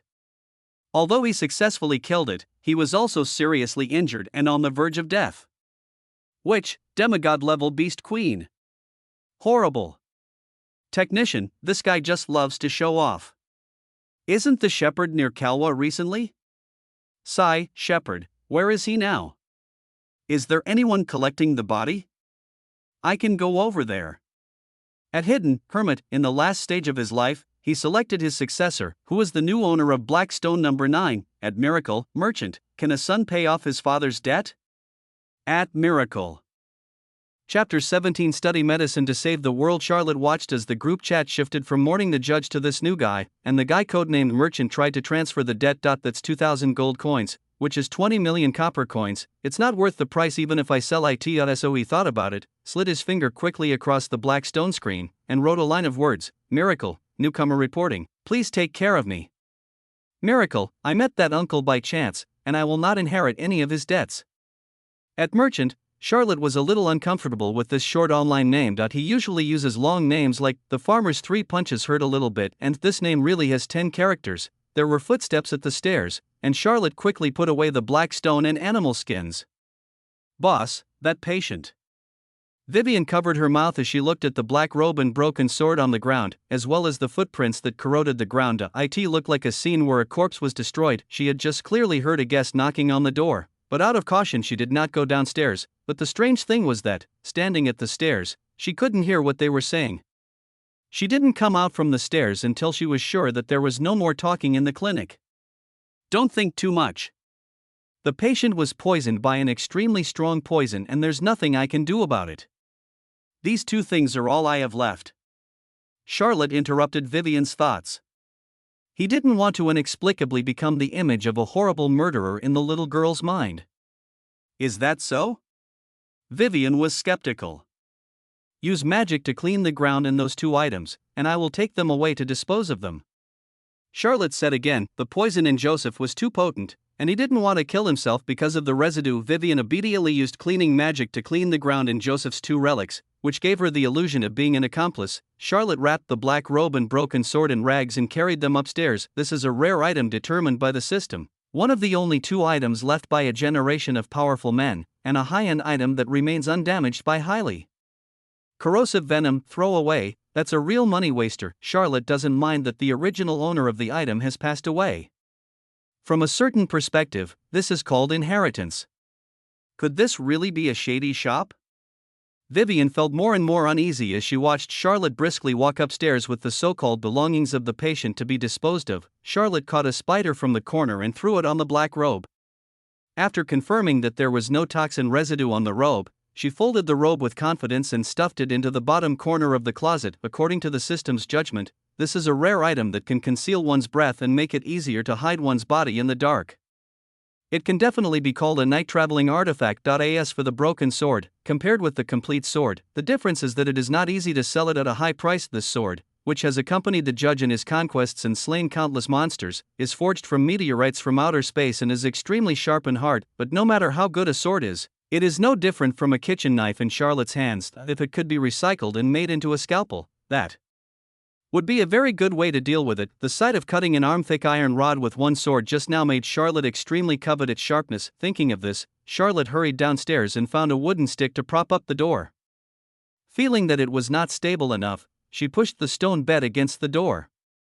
When I have enough money, I have to buy a magic barrier and install it outside the door. Charlotte thought secretly. Unfortunately, that thing is like the difference between a combination lock security door and a wooden door. It is extremely expensive. Even the lowest level one costs more than 10,000 copper coins. Vivian went back to her room to rest, while Charlotte went into the study, locked the door, and took out the black stone and animal skin and placed them on the desk. The yellow light swayed slightly, the black stone flickered, and it vibrated slightly on the table, making a humming sound. Charlotte quickly browsed the chat history. The judge died unexpectedly. Except for the mysterious night watchman, all other group members came out to chat, and through their conversations, like pieces of a puzzle, Charlotte gained some understanding of the judge's life. As a knight who was close to being a demigod, the judge's life is truly legendary. He has been a member of Hongyue for more than 30 years. He has destroyed more than 100 monster nests and killed more than 100 beast queens. The most representative battle was the one 10 years ago, when one man and one sword defended the city of Kant from being attacked by a tide of beasts. It was a small town guarded by only 3 high-level magicians, but they were faced with a terrifying demonic tide led by the Queen of Beasts.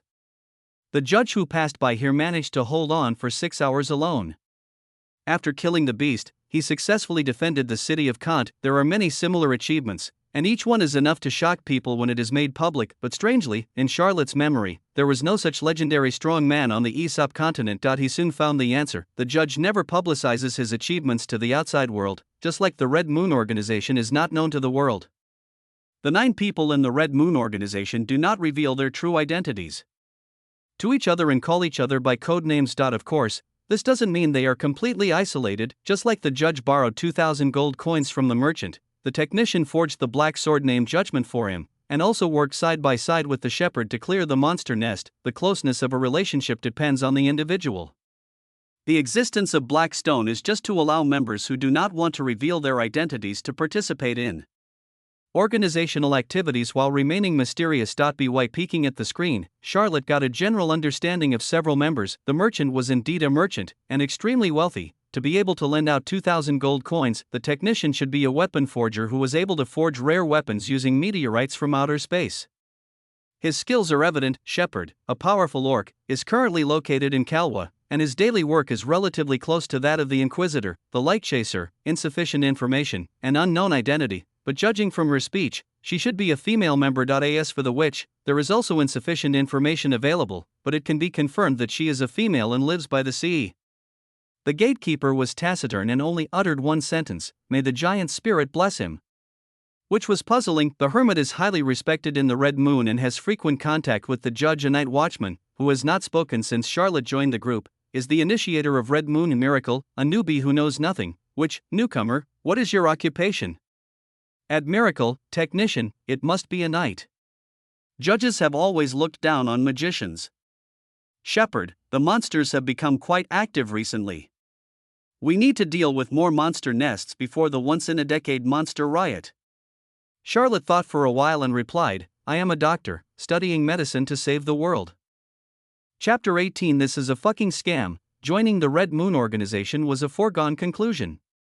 What Charlotte was thinking about now was how to make the most of this resource and get out of the stage of struggling for survival as soon as possible. Everyone else in the group is a big shot to him. Before they got familiar with each other, he decided to maintain a certain sense of mystery to allow more room for subsequent communication. On the one hand, showing one's profession as a doctor demonstrates one's value, and on the other hand, it makes it appear more natural when seeking help later. Technician, doctor? What's going on? Did the judge just randomly find a successor before he died? Shepard, this is definitely not his style. Which, did you pick up the black stone? Group members expressed their doubts about Charlotte's remarks. Charlotte curled his lips. If the system hadn't taken out Epic Props' temptation, he would have been too lazy to get involved in this mess. With the system in hand, isn't it better to develop in a low-key manner? As long as he can keep steady and not act recklessly, maybe he can really become the best doctor in the Aesop continent. Hermit, the judge intends to restart the research on Red Moon's influence on demonized creatures, which is why he chose Miracle as his successor. From today on, Miracle officially becomes a member of Red Moon. Light Chaser, I see. There aren't many doctors who dare to take on this research. I've met several top doctors in the capital, and they're all very reluctant to dissect monsters. Which, if I remember correctly, the Nolan couple who proposed this research were ostracized and suppressed in the medical community and died in a magic tide accident. This research has been shelved for more than 10 years. You dare to take this task, aren't you afraid of being ruined? At Miracle, Charlotte watched everyone speak. It seemed that Joseph and the Hermit had indeed had a close relationship. He must have made arrangements for his funeral arrangements in advance, including his follow-up arrangements. As for the disgrace the witch mentioned, as a new generation of scum in the medical field, does he have anything to lose? Now he was only curious about what the half-piece of mysterious animal skin Joseph left for him was, and whether it could really make him strong again.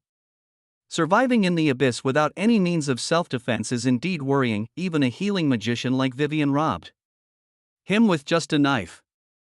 It was so frustrating, however, he did not plan to ask directly in the group, and it might be more appropriate to chat with the Hermit privately later. Miracle, only courage can create miracles.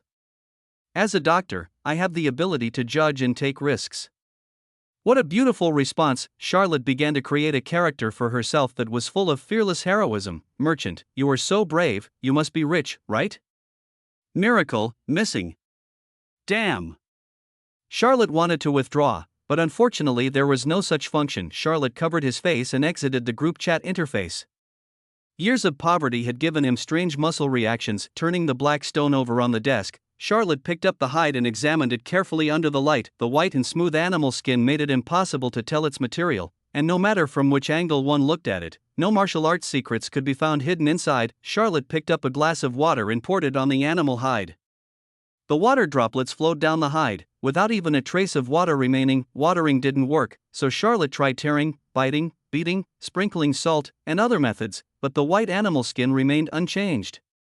Do you want to burn it with fire? Charlotte frowned at the white animal skin in her hand and fell into deep thought that if the fire really ignited the animal hide, Charlotte would miss a great opportunity and would have no place to cry. Miracle, Senior Hermit, the judge gave me a piece of white animal skin. What means do I need to use to obtain the information on it? Charlotte tried to send a private message to the Hermit. Have you ever been burned by fire? Looking at the message she received, Charlotte was stunned for a moment, then she directly handed the animal skin in her hand to the burning oil lamp. Puff, the tough animal hide burst into flames instantly, and Charlotte was so scared that she quickly let go. A cloud of white mist rose up and rolled rapidly, as if something was trying to come out. Charlotte looked at the white mist with anticipation. It must be a good thing since the judge took it so seriously. The white mist rolled and condensed, finally turning into a face. Charlotte looked at the familiar face and felt a sense of foreboding. Hee, kid, you didn't expect it to be me, did you? The judge had an asking for a punch smile on his face. Why you? Didn't you say it was found in a mysterious cave? Charlotte frowned. There aren't that many mysterious situations in this world. Congratulations on joining the Red Moon. Come on, young man. Let your courage create miracles. Restart this world, let the elves return to the forest, let the orcs graze the grassland, and let the sirens embrace the ocean again. Charlotte stared at the judge's gradually blurring face, and at this moment she only wanted to download the National Anti-Fraud Center app. This is a fucking scam. The means are extremely despicable. The consequences are extremely serious. The white animal skin flapped in the flames and burned into ashes, with some ashes floating in the air. There are many tricks in the other world, and he wants to go back to Earth. Charlotte's heart sank. The so-called mysterious animal skin was actually just a trick used by the judge to trick him into investing. It took a long time for Charlotte to recover from her grief and anger. She looked at the black stone on the table that was still shaking slightly and just wanted to find a place to bury it. This might be a den of thieves. He wrapped the black stone with 2 old clothes and stuffed it directly into the corner of the bottom shelf. Then Charlotte went upstairs to bed. He finally figured it out. Don't expect pie to fall from the sky. Only by working hard and steadily can you get rich. The patients are his bread and butter, and the cash rewards given by the system are credited to his account within seconds. Other illusory things are not credible. Get a good night's sleep to prepare yourself mentally and physically for seeing patients tomorrow. What do you think of this little fellow chosen by the judge? Is he capable of shouldering such a heavy responsibility? The source of magic has been destroyed. Even you and I can't do anything about it. The judge chose him probably because of our old friendship. I tried to persuade him, but he insisted. He is always very good at judging people. Perhaps this little guy is indeed extraordinary. I will go to the abyss to meet him in person in a few days. Okay. In the Free City, on the suspended altar, an elf with white hair and beard put a black square stone into his ring and sighed softly. Charlotte got up early as usual and went out to buy 2 servings of bread. When she came back, Vivian was just coming down the stairs with half-closed eyes and a somewhat frivolous step. Seeing the bread in Charlotte's hand, her sleepy eyes suddenly brightened up. It's unnecessary, right? Such a disgusting bread. Charlotte thought to herself, smiling and handing over the bread, this is breakfast, eat it and go upstairs to put on the wig, and then remember your current identity, the clinic's newly recruited assistant, Irene from the Xiongshire tribe. Chapter 19 Doctor, please save me. I didn't expect there was a clinic here, but it looks a little small. Could it be a black shop? On Baca Street, the lizard man Jack stood in the distance, looking at the small clinic with only the word clinic on the sign, with a conflicted expression. Hiss. It hurts. If I don't get treatment for my hand, it will be completely useless. If my arm is broken, no lizard beauty will be interested in me, and my lizard life will be completely ruined. But I only have 3 copper coins in my pocket. If I don't pay you after the treatment, you will be beaten to death, right?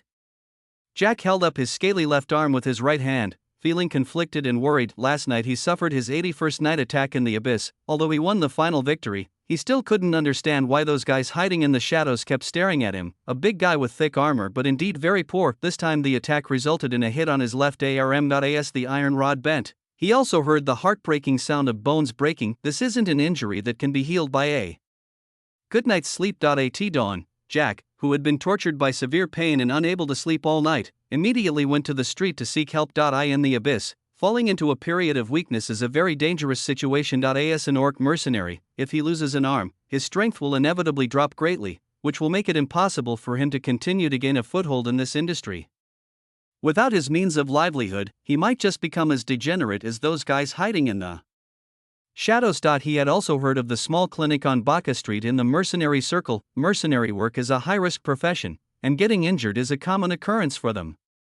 Some injuries can be solved by simply buying 1 or 2 bottles of hemostatic potion, but some injuries require the help of a doctor. There are only 7 or 8 hospitals in the abyss, of varying sizes, and all of them are backed by powerful forces. The strength of the hospitals varied, but at least they all had healing magicians on staff, enough to deal with most injuries. Correspondingly, the fees are extremely high. A minor injury could bankrupt a mercenary. As a poor man who was on the verge of bankruptcy before even entering the hospital, Jack could only exclude those hospitals first. If you want to go to a place like this and default on your debts, that's tantamount to seeking death. However, the small clinic on Baca Street is a little different. It is said to be opened by a human and has no supporting force behind it. However, this human does not know magic, only potions. It is said that he can also perform surgery on patients. His methods are strange, but sometimes quite effective. The key point is, you can buy on credit here. Jack wanted to keep the 3 copper coins in his pocket to buy breakfast. If he could buy on credit, he could wait until his arm healed and take on tasks to earn money to pay off his debts. After hesitating for a while, Jack, who had no better choice, walked up and knocked on the door of the clinic. The door of the clinic opened quickly, and the person who opened it was an orc girl. She was wearing a black long skirt, and 2 animal ears protruded from her black hair. She was quite cute. Are you a doctor? Jack looked up at the sign with some confusion. Didn't it say that this was a clinic run by humans? No, I'm Dr. Charlotte's assistant. Do you need any help? Vivian said quickly, her voice trembling slightly. It was her first time as a receptionist, and she was a little nervous. Yes, my life is over. Jack nodded quickly. Vivian looked at him puzzledly. I mean, my hand is broken, and if I can't connect it, my life will be completely ruined. Jack raised his left hand and said with a painful look on his face, Please come in. Vivian stepped aside to let him in and looked at Charlotte. If it was just a broken bone, she would only need to use healing magic to recover for him, but Charlotte didn't know any healing skills, and there was no intermediate potion on the counter that could heal fractures. So how would he deal with this patient? As soon as Jack entered the door, he saw a young human, who was fair and clean and looked a little bit miserable. Ugh. That's not what he likes. His hope in life rests on this weak human being, which makes him feel a little unsure. He thought of some rumors that many mercenaries never left after entering this clinic. Doctor, please save me, Jack said to Charlotte with gritted teeth. Please sit down. Charlotte asked the tall lizard man to sit down on the stone bed beside her, and said, Patient, tell me about your injuries. Charlotte was very satisfied with Vivian's reception, which allowed her to focus more on treating the patients. The lizard man in front of him was over 2 meters and 5 meters tall, and his body was covered with yellow-brown scales. It seemed that his left hand was broken. I was attacked at night yesterday. Oh, it was a sneak attack. When I tried to block the iron rod with my arm, it seemed to break. Jack held up his left hand, grimacing in pain because of the movement. Charlotte reached out and touched his left hand. The fine scales the size of a fingernail felt cold to the touch. Apart from being hard, she could not feel anything else. As an experienced veterinarian, he had never seen a lizard with a broken bone. You can't feel it, but the lizard man's arm is visibly dislocated, which means that he does have a fracture, and a very serious one. Fracture surgery is not a major operation. Charlotte has performed fracture surgery on many cats and dogs and has some experience in this area. Of course, he was not sure whether this experience could be applied to the lizard people. According to the records in the diary, my predecessor performed many fracture surgeries on patients. Of course, the success rate is still touching, and often the operation turns into an amputation. It is indeed a fracture, but we cannot confirm the situation inside, so we need to cut it open and then reposition and fix it according to the situation, Charlotte said with a frown. Without imaging assistance, the uncertainty of the operation will increase a lot. Cut it open and see. Jack was shocked. How could this guy say such horrific words so lightly? Yes, in your case, surgery is necessary, Charlotte said seriously. Can't it be cured with magic or potions? Jack whispered. Charlotte shook her head and said, If what you need is healing magic, I'm sorry I can't help you. You can go to another hospital for treatment. The corners of Jack's mouth twitched. If he had the money to go to a big hospital, would he still be here? This operation won't be painful, right? Jack asked carefully. It will be a little painful, but it shouldn't be a big problem for you. Charlotte glanced at the thick-skinned lizard man. Cold-blooded animals shouldn't be that sensitive to pain, right? After all, lizards are tough guys who can cut off their tails to survive. Will the operation definitely save my left hand? Jack was still worried. Charlotte spread her hands and said, I won't make any guarantees. Whether the operation is successful or not, as well as postoperative management, will affect the final results of the operation. Isn't this just being a hooligan? Jack's heart was beating hard, but the pain in his arm made him unable to bear it any longer, so he could only grit his teeth and say, I'll do it. Chapter 20 Wow, the defense is maxed out, ding. Patient Lizardman Jack has issued you a task, treat a broken arm. Task completion reward, 200 copper coins. Fracture surgery experience plus 20. Accept, yes. No. The system voice sounded, special reward? Could it be some rare item? Charlotte's eyes lit up and she took the task decisively. After getting the approval from the lizard man Jack, Charlotte felt nervous but also a little excited. Although he has been running the clinic alone for 2 days, most of the patients he received during these 2 days were suffering from external injuries and were treated with potions, which fell into the realm of magic. This is the first time I have had surgery. But what allowed the original body to stand firm in this abyss was the determination to perform surgery on patients, regardless of success or failure. At least the courage is full. So this was not just a fracture surgery, but also his first surgery in another world, trying to use his many years of veterinary experience. Even if it means saving the world, this operation must be performed. The worst outcome is that the patient needs amputation surgery.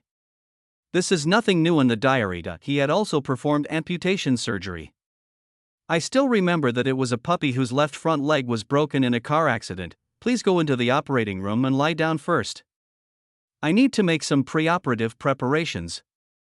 Charlotte pointed in the direction of the operating room. Vivian immediately stepped forward and led Jack, who was in a heavy heart, to the operating room. As he stepped into the operating room, Jack suddenly felt a little regretful. The cold operating room made him shiver.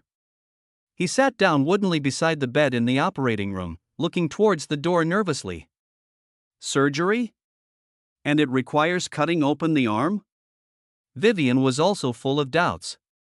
This was a method she had never heard of. Even in the barbershops in the capital that cheat ignorant people, the barbers only bleed and amputate patients. For patients with fractures like this one, either they tie 2 pieces of wood to fix the fracture and let it heal naturally, or they declare amputation permanently is the way to go. She had never heard of cutting open the arm and treating the bones directly. Charlotte, wearing a clean white robe, walked into the operating room, stared at Jack's scaly arm for a while, frowned in thought, then opened the toolbox beside her and began to take out tools: a knife, machete, saw, hammer, steel nails. This patient's situation is somewhat special, so he needs to make more preparations. What are you going to do? Jack, who was already nervous, looked at this scene and his face turned pale with fright. Your scales are too hard. I need to make extra preparations. Charlotte explained seriously. Jack's throat rolled, feeling something was wrong, but he couldn't tell what it was. Eileen, boil these things in water to disinfect them. Charlotte looked at Vivian and said. Boil? Disinfect? Vivian looked puzzled, but at Charlotte's signal, she immediately picked up the tools and went to the alchemy room. Having surgery was already strange enough, but the preparations before the surgery were even more novel to her. Under Charlotte's arrangement, Jack lay flat on the operating table with his eyes closed and a resigned expression. Charlotte brought all the oil lamps in the clinic and placed them around the operating bed, but the dim light was still a little dim, and certainly could not compare to the shadowless lamp in the operating room. When he has enough money, he will definitely renovate the operating room, at least upgrade the lighting. Surgery is a delicate job and there can be no mistakes. If you accidentally cut the wrong artery, it would be a major medical accident. Vivian quickly brought the sterilized tools into the operating room and stood aside watching curiously. She was curious about how Charlotte treated the patient's fracture without using any healing magic or potions. Charlotte first took a small knife from the plate. Small is relative, but it was still relatively large compared to the scalpel he used before. It was more like a fruit knife, and was 20 centimeters long. Jack's arm was clean and disinfected with cleaning agent first, then Charlotte took a knife and cut his arm hard. Squeaked. It was like scratching hard metal, making a sharp and piercing sound. If you look closely, you can't even see a scratch on the fine scales. Jack looked up and the corners of his mouth twitched. He wanted to laugh, but he held it back. A weak human like Charlotte would not be considered a threat by him even in the abyss. Even if he stood there and was given a knife, I'm afraid he wouldn't be able to cut through his scales. Charlotte frowned, put the knife back, and took out a machete. The knife has a thick back, a wide blade, and is nearly half a meter long. It is obviously a sharp weapon for chopping people. Charlotte placed a cutting board under Jack's left hand, then held the knife with both hands and raised it above her head. Hey! What are you doing? Jack quickly retracted his hand and looked at Charlotte with horror. He took back his previous thought. The sight of this guy holding the knife with both hands was still a bit scary, and the action of using a cutting board as a cushion made him feel as if he had become a lamb to be slaughtered. Your scales are too thick, so I need to use some extraordinary measures. Of course, don't worry, it's not a big problem. Charlotte comforted him, pulling his claws back and putting them back on the chopping board. You won't cut off my hand with this knife, will you? Jack trembled. That shouldn't be the case. I'll try to control my strength as much as possible. Charlotte said calmly. What do you mean by should? You should have more confidence. Jack supported the bed with one hand and was about to get up. I won't do it anymore. No, we're already here. Charlotte pressed the knife against Jack's neck. Your fracture is serious. You need surgery immediately. As a doctor, I must be responsible for you. Feeling the cool touch on his neck, Jack's throat rolled and he had to lie down again. He was so unlucky to meet such a responsible doctor. Thank you for your cooperation. Charlotte nodded with satisfaction, raised the knife again, and aimed it seriously at Jack's arm. He had only seen such a heavy bone-cutting knife at the hands of butchers, where it was usually used to chop pig bones. Jack turned his face away, tears welling up in his eyes. If he could do it again, he would definitely not enter this shady shop. It was too horrible. Vivian subconsciously took 2 steps back, covered her eyes, and then peeked through her fingers. I feel like the next scene is going to be extremely bloody and violent, even scarier than an amputation surgery in a barber shop, but for some reason, her heart started beating faster and faster, and she actually felt a little expectant and excited. This is even more terrifying. Bite. The heavy bone-cutting knife fell on Jack's arm. Charlotte felt as if she had chopped on an iron rod. Her hand went numb and the knife flew out of her hand. Looking at Jack's arm again, there was only a shallow mark left on it, and still no scale was cut off. Charlotte shook her hands, a little embarrassed. Wow, this is the maximum defense. The strong vibration made Jack grimace in pain and he jumped up from the bed. It's incurable. It's incurable. I want to leave here. Jack's emotions were completely broken. He had seen through it. This human was not a doctor at all. He didn't even have the ability to be a butcher. Wait a minute. In that case, it seems we have to take out the sword. Charlotte stretched out her hand to stop Jack, her expression becoming serious. Chapter 21. Don't come over here. Jack no longer trusts Charlotte at all at this point. He thought Charlotte was just making fun of him and had no ability to heal his arm. What else are you going to do? Change to an axe? Jack asked with a sullen face. His unrestrained murderous aura made him look fierce. No, I have a sharper sword that should be able to cut through your scales. Charlotte shook her head calmly. If you lie, I will kill you. Jack threatened, staring at Charlotte with fierce eyes. The air in the operating room seemed to have become a little colder. Vivian watched the scene with some horror, obviously not expecting that the patient, who seemed quite amiable, would suddenly become violent and dangerous. You have to know that in the imperial capital, doctors have a very high status. Even high-level magicians will be polite to them when they see them. Charlotte felt like she was being stared at by a poisonous snake, but she remained calm. This is the normal state of the abyss. There are no good people here and danger is everywhere, including those who appear honest and kind. Most of them are pretending. Good people cannot survive in the abyss. Even a mid-level healing magician like Vivian almost starved to death on the streets. Jack stared at Charlotte for a while. He was surprised by the character of this human. She didn't show any fear of his threat at all. I'll only give you one last chance. If you keep teasing me, I'll break your neck. Jack sat back on the operating table with a grim face. Charlotte smiled, looking at the lizard man with a fierce look on his face, and whispered, "You seem to have made a mistake. After entering this door, you came to seek medical treatment, not me. If you think you can continue to be a mercenary and survive in the abyss after a broken hand, you can leave at any time." Jack was stunned, his expression changing from gloomy to bright, but he didn't dare to say anything harsh. Since you want to heal your hand, you have to abide by the clinic's rules and maintain the most basic respect for doctors. This is the first rule. Charlotte glanced at him, turned and left the clinic. Vivian looked at Charlotte's back with her mouth slightly open. At this moment, Charlotte's image suddenly became taller in her heart. Facing the violent and terrifying orcs, his calmness and composure completely exceeded her expectations. Is this the same person who was stopped by her the day before yesterday, playing the role of a humble tramp? Charlotte walked out of the operating room, her calves trembled unconsciously, and her back felt cool. It's not that he is so brave, but he never gives in front of any patient. This is one of the survival rules left to him by his predecessor. Every patient who comes to his clinic has something to ask of him. As a doctor, you have to be in control of the situation in this clinic. Once you are led by the patient, you lose your foothold in the abyss. Although there are many records of debts in the diary, Charlotte has counted and found that they are all owed by female patients. If you say there is no trick here, he won't believe it, but he had no expectation of collecting old debts. People die in the abyss every day, both men and women. Where can he find the debtor? As for this lizard man, his strength is estimated to be around level 3. If he really wants to do something stupid, he still has a life-saving magic talisman that is enough to deal with it. Of course, this is the worst option. When opening a business, making money is the most important thing. You will also receive 200 copper coins for completing the task. Jack was sitting on the operating table. The pain in his arm made him increasingly irritated.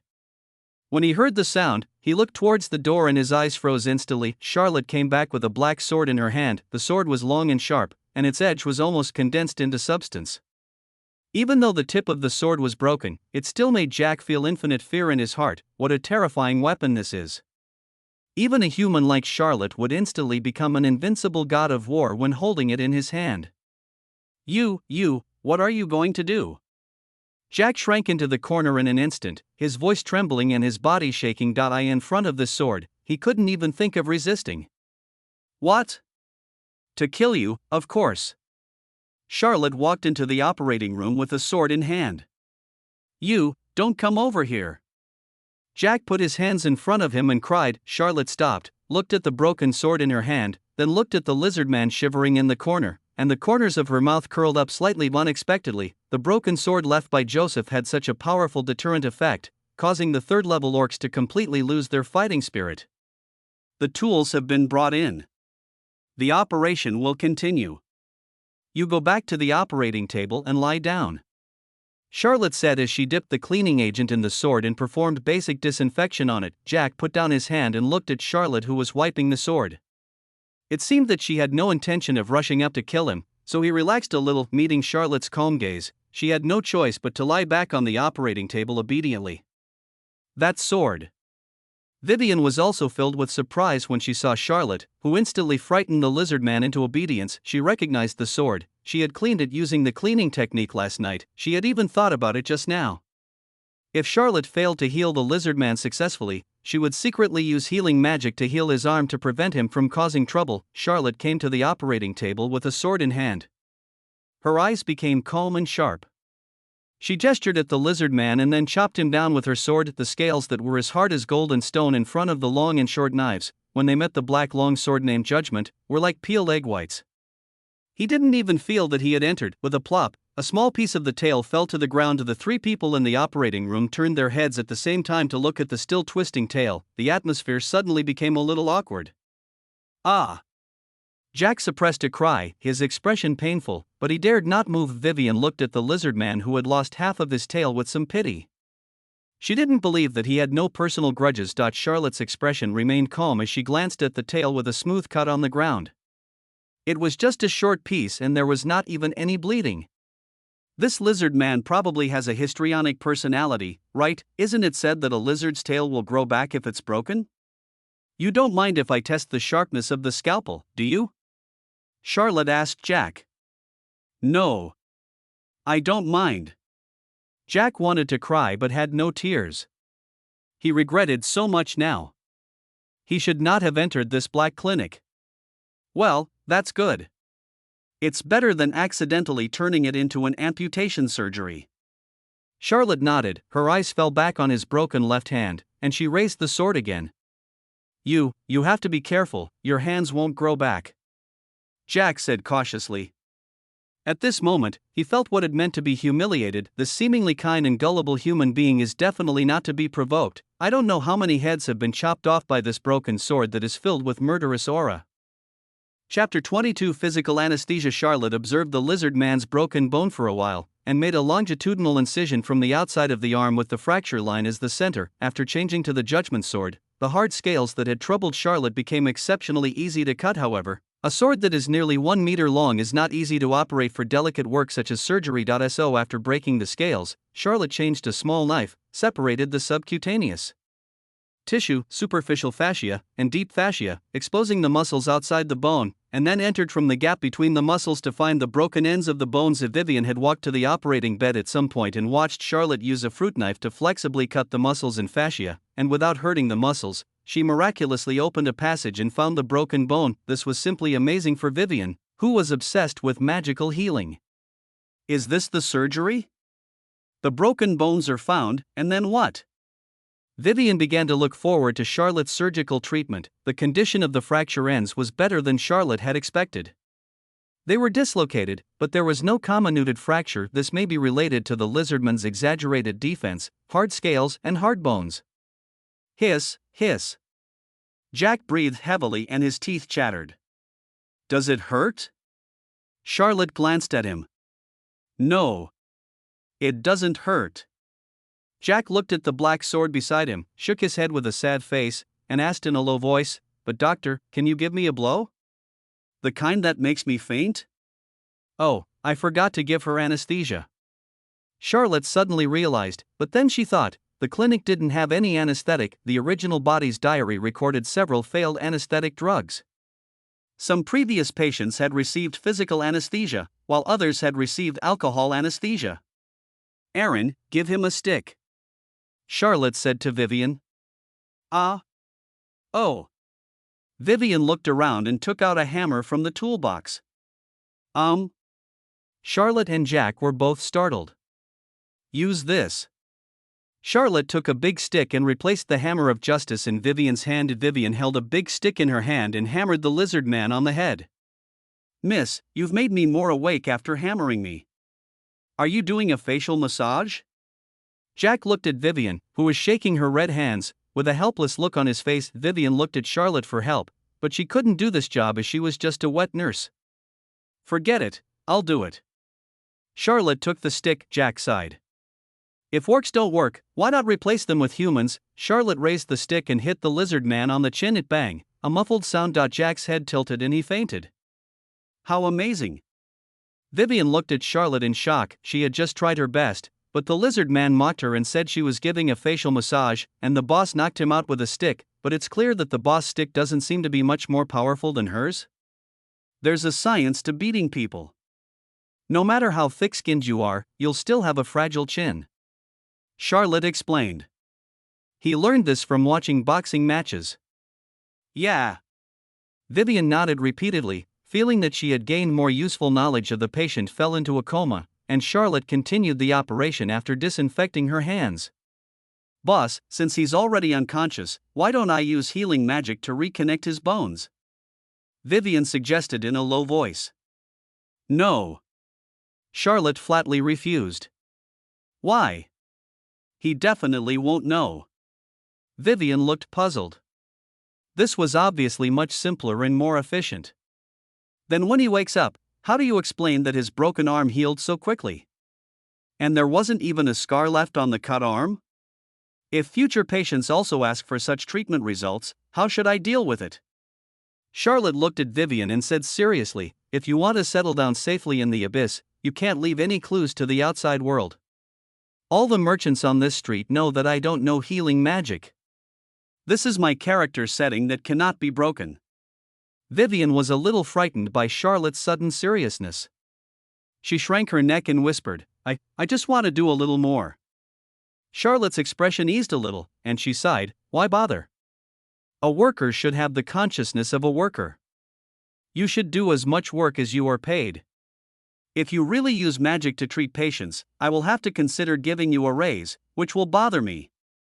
Vivian nodded thoughtfully, stood aside with her hands behind her back, and continued to watch Charlotte perform the operation. In fact, the operation is not as mysterious as you medical students think, and as long as you are well prepared in all aspects, the effect of the operation is still good.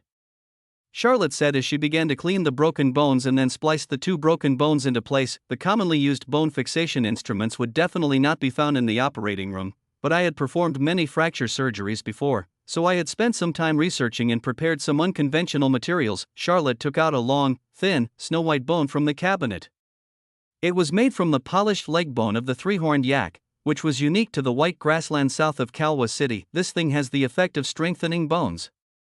It is usually ground into powder and taken directly, or directly used to make bone soup. However, my predecessor discovered that this bone is not only useful for making soup, but is also an excellent prop for fixing broken bones. Firstly, it is hard enough, and secondly, it can be absorbed.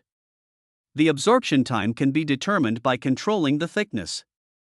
The absorption process can also promote bone healing, so there is no need to remove it later. This concept is so advanced, being called a genius in the medical field that only appears once in a century is no exaggeration. Charlotte cut off 2 pieces of bone of appropriate length, then used judgment to poke 2 small holes in the lizardman's bones, and used the bone pieces to securely fix the 2 broken bones. After confirming that everything was correct, Charlotte took out the suture needle. awarded by the system, and began to suture the fascia, subcutaneous tissue, and skin layer by layer. The sharp suture needle allowed Charlotte to sew the lizardman's tough muscles and skin with ease, and the suture was perfect. When it came to the layer of scales, Charlotte thought for a moment, poured some hemostatic potion, wrapped it with a layer of breathable cloth, then took 4 wooden strips, wrapped them around his arm, and made a simple fixed bracket. As the saying goes, it takes 100 days to heal a broken bone. Considering the lizardman's physical fitness, Charlotte estimated that it would only take a few days for his left hand to fully recover. Is it done? Vivian felt like she was watching a miraculous operation. She saw Charlotte open the lizard man's arm, find the broken bones, fix them with bone fragments, and then sew them together. All of this is like an amazing show. It completely overturned the 3 views that Vivian had formed over the past decade. The surgery that the teachers described as unorthodox was performed by Charlotte herself and looked very reliable. Charlotte. Vivian silently repeated these 3 words in her heart. Her eyes suddenly widened and she looked at Charlotte with a look of disbelief. Could it be him? Chapter 23. Can I buy on credit? As the influence of the Medical Association continues to expand, professional education for doctors in the Nolan continent is also on the right track, and professional medical schools are almost standard in super large cities. The Imperial Capital Medical College is the top medical school in the Reims Empire. In addition to the children of nobles, it also gathers the best medical students in the Reims Empire. Vivian has been a favored girl who has attracted much attention since she started school at the age of 10.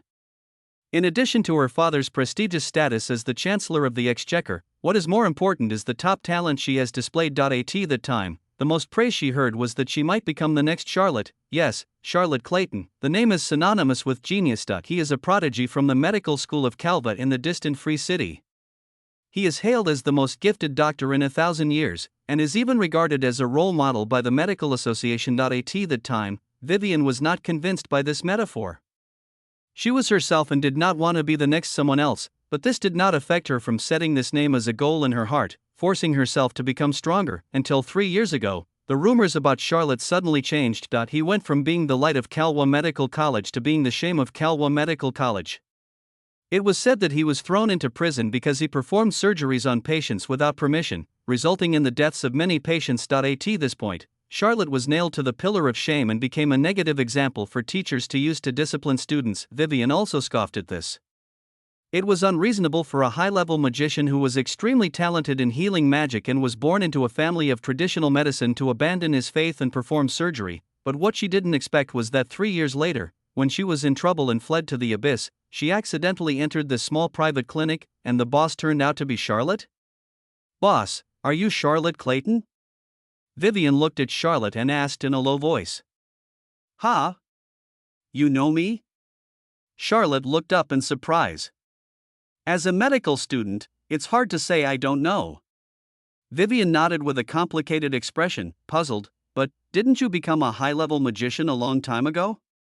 Then why did you? Seeing Vivian hesitate to speak, Charlotte smiled and said, It seems that the Medical Association has not publicized everything they did, such as how they destroyed my magic source and drove me out of Calva.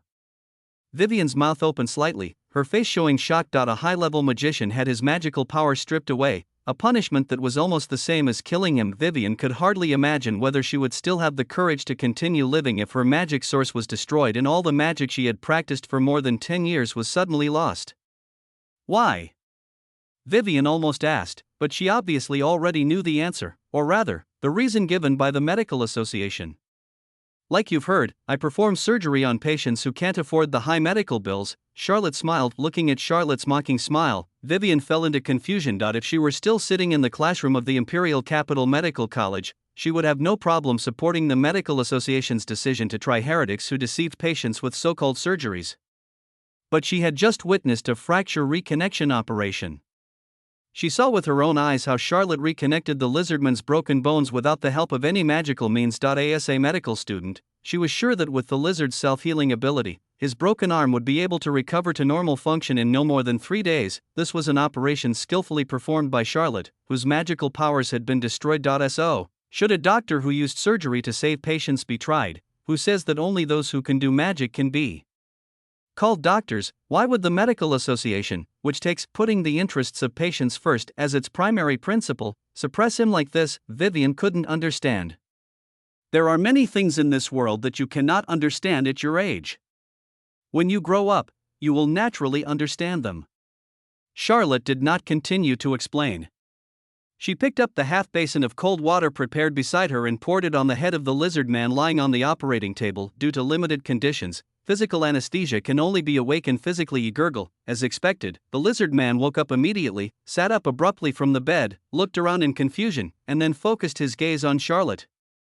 He glared and his momentum suddenly increased. Before the lizard man could get angry, Charlotte had already picked up the judgment sword beside the bed and said calmly, "The operation was successful. The broken bones have been reconnected, but you need to rest for a few days. You can't use any strength until the bones grow back." Lizard Man Jack took one look at the judgment and his anger immediately subsided. He then looked at his left arm that was tied to the wooden bracket. His arm had visibly returned to its straight state and the pain had greatly reduced. His eyes immediately lit up. It really cured, although he cannot use it now, he knows his physical condition best.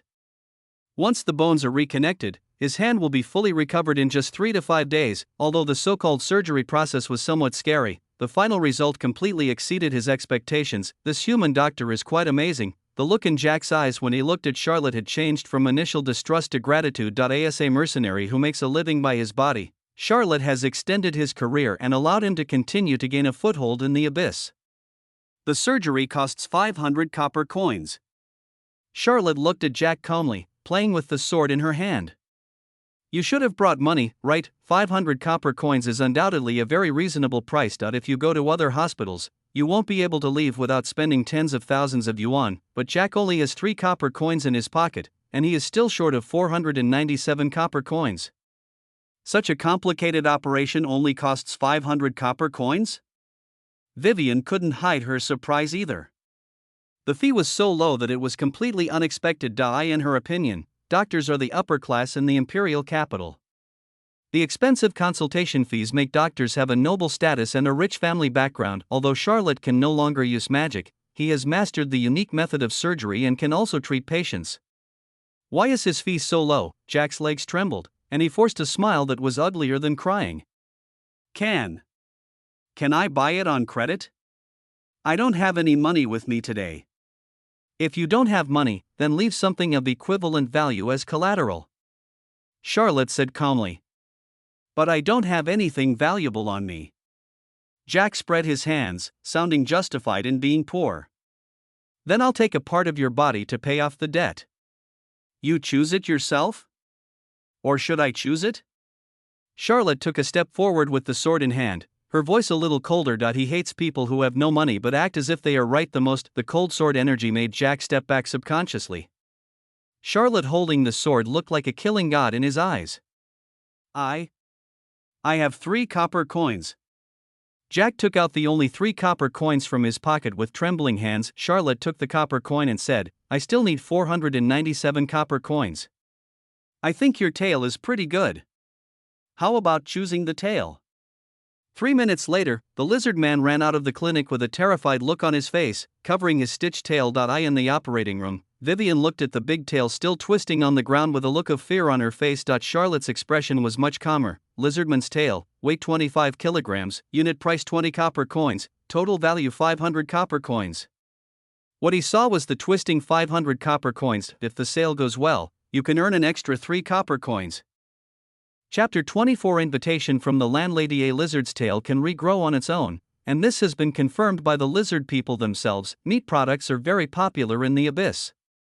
The plump lizard tails are a favorite of many people and there is no worry about sales. It is said that some lizard people would cut off their own tails and sell them when they were in financial difficulty, so as to get through the difficult times. Charlotte couldn't accept eating lizard tails, but that didn't stop her from selling the tails to pay for the operation. Ding.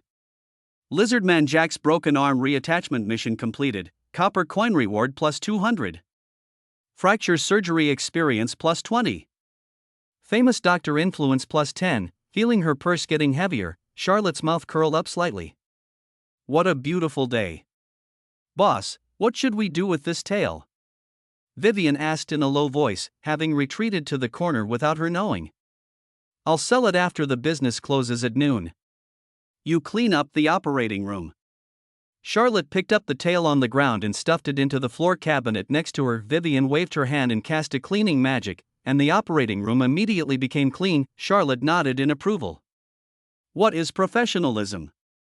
This is professionalism. Coming out of the operating room, Vivian looked at Charlotte with a little more admiration. On this day, a brand new door opened in the girl's heart. Operation. Charlotte proved through practice that healing magic is not the only magic that can cure diseases and save lives, and that magicians are not the only ones who can become doctors. Charlotte is also very satisfied with the new assistant, which allows him to focus more on treating patients and avoid wasting too much time on other complicated matters. The number of patients today was smaller, and only 5 patients were seen until the end of business at noon.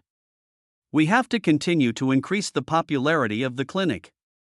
The turnover fluctuates too much, and even with the system rewards, it hasn't even broken 2,000 copper coins today. Charlotte counted today's turnover, and after adding a few collaterals, today's turnover was only 1,960 copper coins. This made Charlotte feel a little melancholy. After all, yesterday's sales exceeded 3,000. In the afternoon, I'll exchange the collateral I collected in the past 2 days for cash, and then go to Harry's grocery store to buy a batch of goods. I have to get the moisturizing essence out as soon as possible. Charlotte thought to herself, the collateral collected the day before yesterday has expired today. Patients who have not come to redeem them have implicitly waived their right of priority redemption. He can sell them for cash, which can be exchanged for 700 or 800 copper coins in cash. Charlotte originally expected to earn enough wealth points of 10,000 today to open the system mall, but the sharp drop in turnover disrupted his plans. Even if he dealt with the collateral and the lizard tail from the first day, he was still short of about 500 copper coins for business. We have to wait one more day. Charlotte put down her pen, closed her diary, and sighed softly. Boom boom, there was a knock on the door. Open the door? Vivian stood up and looked at Charlotte. I'll go see who it is. Charlotte stood up and walked towards the door. Today was rent payment day, so it might be the landlady. Through the crack in the door, Charlotte saw a familiar figure and opened the door. At the entrance of the clinic stood a tall and burly figure. He was wearing a brand new gray suit and a bright green hat on his head. If it weren't for the broken horns that looked a bit out of place, he would have been an obvious successful orc. Hello, doctor. I'm here to redeem my horns. The Minotaur looked at Charlotte and said with a smile. His voice was loud and clear, without any trace of the frustration of being hacked 108 times by his wife in the street 2 days ago. Charlotte couldn't help but look at the Minotaur twice more. The pride in his eyes and brows could not be hidden. You owe a total of 412 copper coins. You can redeem your horns after paying. Charlotte turned around and took the Minotaur's horns from the cabinet. No need for change. The Minotaur handed over 5 silver coins and took the horns from Charlotte. Charlotte was not polite and complimented him. Nice hat. Isn't it nice? My wife gave it to me. The Minotaur straightened his hat with great complacency. Wife? The Mrs. Neo who stabbed you 108 times? Charlotte asked in surprise. Hey, that matter has passed. Don't mention it again. The Minotaur waved his hand awkwardly, and then said proudly, My wife has changed her mind. The charm of that long-faced monster is far less than that of me, an old bull. I wish you a happy marriage. Charlotte could only smile and give her blessings. By the way, doctor, can you please help me glue the horns back on? It's very uncomfortable because the horns on my head are uneven in weight. The Minotaur asked for help. In consideration of the few dozen extra copper coins he paid, Charlotte helped him reattach the horns with wood glue. The Minotaur who had received the bull's horns whistled and walked away with a smug look on his face. The green hat is still bright under the dim light of the abyss. He looks like a dog, Vivian whispered. This may be a happy licking dog. Charlotte shrugged. Just as Charlotte was about to close the door, a gorgeous carriage pulled by a white unicorn drove up and stopped in front of the clinic. The driver opened the door, and a pair of snow-white long legs stretched out first. The red high heels made the slender legs look even wider and more tender. When Charlotte saw the leg, she knew who was coming. Apart from the landlady, he had never seen such perfect long legs. This must be the long legs that a leg control freak dreams of. Diana walked out of the car.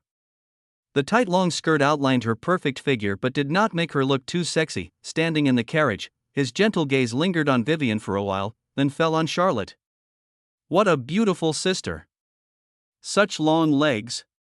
Vivian on the side was stunned and couldn't help swallowing. She subconsciously looked down at her legs. Probably, maybe, not even half as long as hers. This damn frustration. Diana got off the carriage, looked at Charlotte and said with a smile, "Is the rent ready?" "Yes, please come in, I'll get it for you." Charlotte nodded quickly, showing enough respect for the boss of this street. Baca Street is controlled by the Harriman family, and Diana has a lot of say in the Harriman family and is said to be one of the heirs. Diana walked into the clinic, looked around, and her eyes fell on Vivian. She asked, "Who are you?" I'm Irene," Vivian said a little nervously. The aura of this beautiful sister was too strong. "Eileen is an assistant I just recruited. She just arrived at the Abyss not long ago. I saw that she was diligent, so I kept her." Charlotte came over with a purse and explained. "I thought so. Such a pure and lovely girl is hard to find in the Abyss." Diana looked Vivian up and down, shook her head and said, "But this dress and hair don't suit you very well." Charlotte's eyelids twitched a few times. He bought the clothes, and Vivian's petite figure couldn't find clothes of the right size.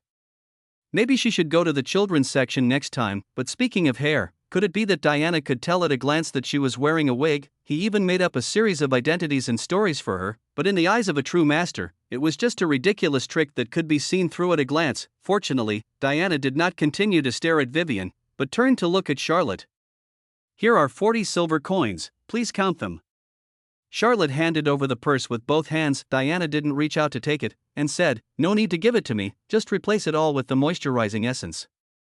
A bottle of moisturizing essence costs 800 copper coins, and you can exchange it for 5 bottles here. Repeat customers come, and they are high-value customers like Diana, which proves that the moisturizing essence is indeed effective. But Charlotte felt miserable. He spent the entire afternoon yesterday tinkering with it and got all the materials ready. But he still couldn't make the moisturizing essence. That's why he decided to take the risk and go to Harry's material shop again today. "I'm sorry, landlady, the hydrating essence has been sold out and we don't have any in stock in the store right now. I was just planning on going out to buy the necessary materials." Charlotte said apologetically, "You can't say you can't make it, but you can brag that it sells well." "Sold out?" Diana was a little surprised and frowned. "This hydrating essence is really good, with remarkable moisturizing effect. When I woke up the next day, my skin condition had visibly improved. So she applied it all over her body directly. It was cheap anyway.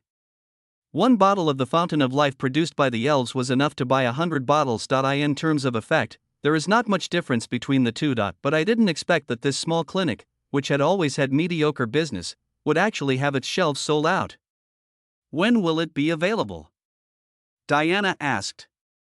"We should be able to deliver a new batch of goods within 3 days, but the quantity won't be too large. After all, the success rate of refining this potion is extremely low." Charlotte didn't make any promises, and she even played the victim. "Besides, it's also a hassle to go to Tucker Street to buy materials. You know that humans like me are fat sheep in the eyes of those guys as long as we leave Baca Street. I was robbed when I went out the day before yesterday, and I almost lost my life." Vivian, who was standing by, blushed and turned away silently. Diana thought for a moment and said, "Then I'll order 10 bottles first, and these 4,000 copper coins will be used as a down payment." "Okay, you can send someone to pick it up in 3 days."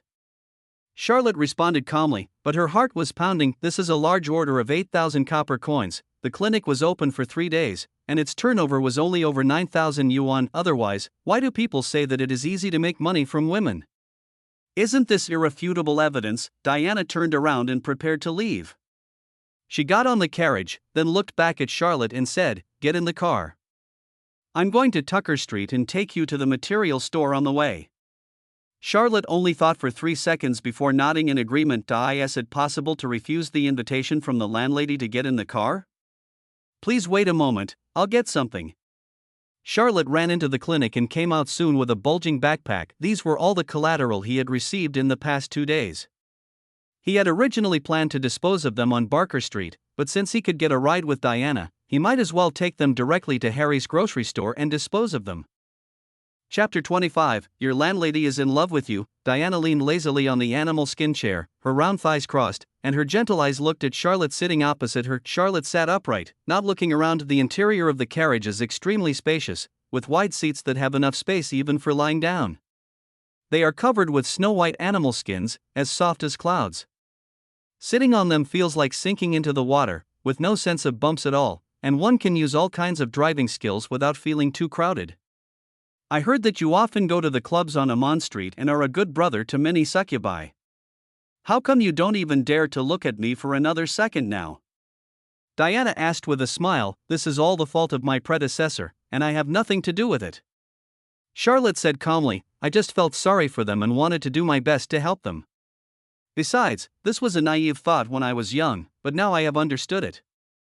Understood? Diana looked a little curious. What did you understand? If you are poor, you should take care of yourself. If you are rich, you should help the world. If you want to help more people, you must first make yourself rich. Charlotte said seriously. When you are poor, you should take care of yourself. When you are rich, you should help the world. Diana recited softly, and her eyes became more and more interested as she looked at Charlotte. As expected of the former genius of Kalwa City, he speaks in a very coherent and stylish way. I heard that you have been treating patients these days with a pretty good success rate, and most patients have walked out on their own. Diana stared at Charlotte with her beautiful eyes and asked with interest, Does your surgery really seem to be able to cure people? Upon hearing the question about her specialty, Charlotte perked up immediately and said confidently, Yes, surgery can remove diseased tissue, repair damage, transplant organs, and improve the body's function and morphology.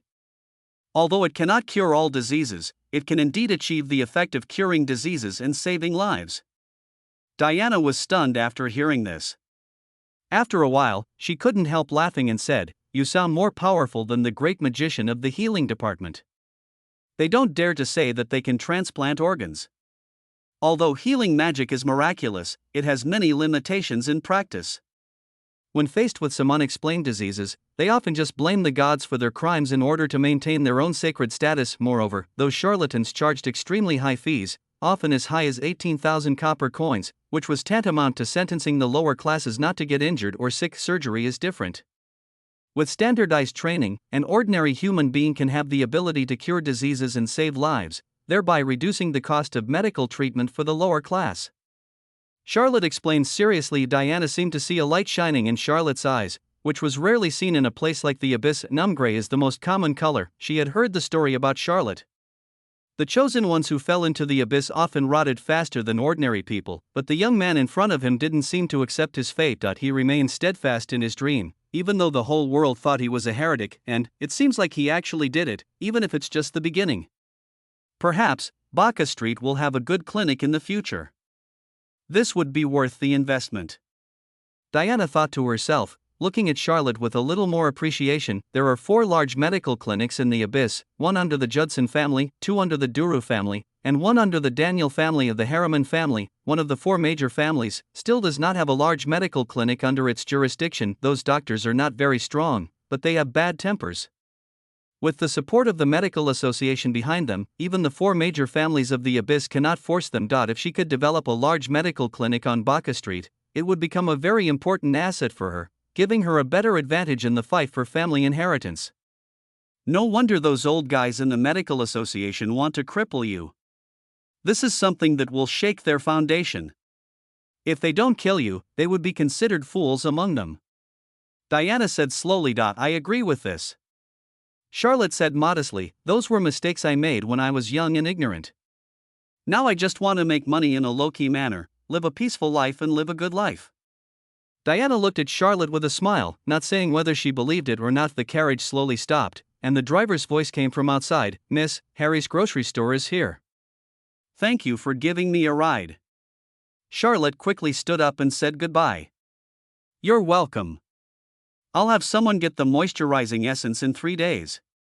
Diana just waved her hand lazily. The gorgeous carriage parked in front of the grocery store has attracted the attention of many passers-by. A pure white unicorn, a rare 4th-level magical beast, and 2 of them are almost identical, used to pull carts. Obviously, only the 4 major families can match such a grand display. The conspicuous fox logo on the carriage makes it easy to recognize that the carriage belongs to the beautiful Miss Diana of the Harriman family, but why would Miss Diana come to the grocery store on Tucker Street? This is the sphere of influence of the True family. What's going on? Is a big order coming in?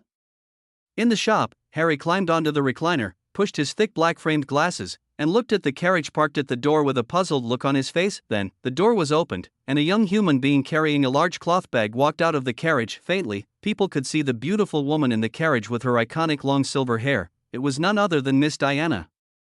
Who is this? Why did he get off Miss Diana's carriage? He's actually a human? And he looks like an ordinary human? I don't understand. The onlookers looked at Charlotte in surprise as she jumped off the carriage and walked towards the grocery store, muttering to themselves, "Ah, fuck." Harry's eyes widened and he fell off the recliner with a thud. Harry fluttered to his feet and looked at Charlotte, who walked in with a shocked expression. "Is your landlady really in love with you?" Charlotte heard the sound of the carriage driving away from behind, and sighed faintly. "There are some things that I can't control, and I can't refuse them. I can only let her go. I really want a punch. You're asking for a punch, face." Harry spat. His expression could not lie, there was a hint of envy in his eyes. "Let's not talk about anything else and get down to business. This is the collateral I received these days. Give me an estimate of its value and take it." Charlotte put the big package in her hand on the counter. Harry unwrapped the package and flipped through it, saying with little interest, "They are all worthless trinkets. This lizard tail is worth 500 copper coins. I'll give you a total price for the other things, 800 copper coins." "Okay, I'll give it to you at this price." Charlotte nodded. This price is similar to the price the system assessed for him.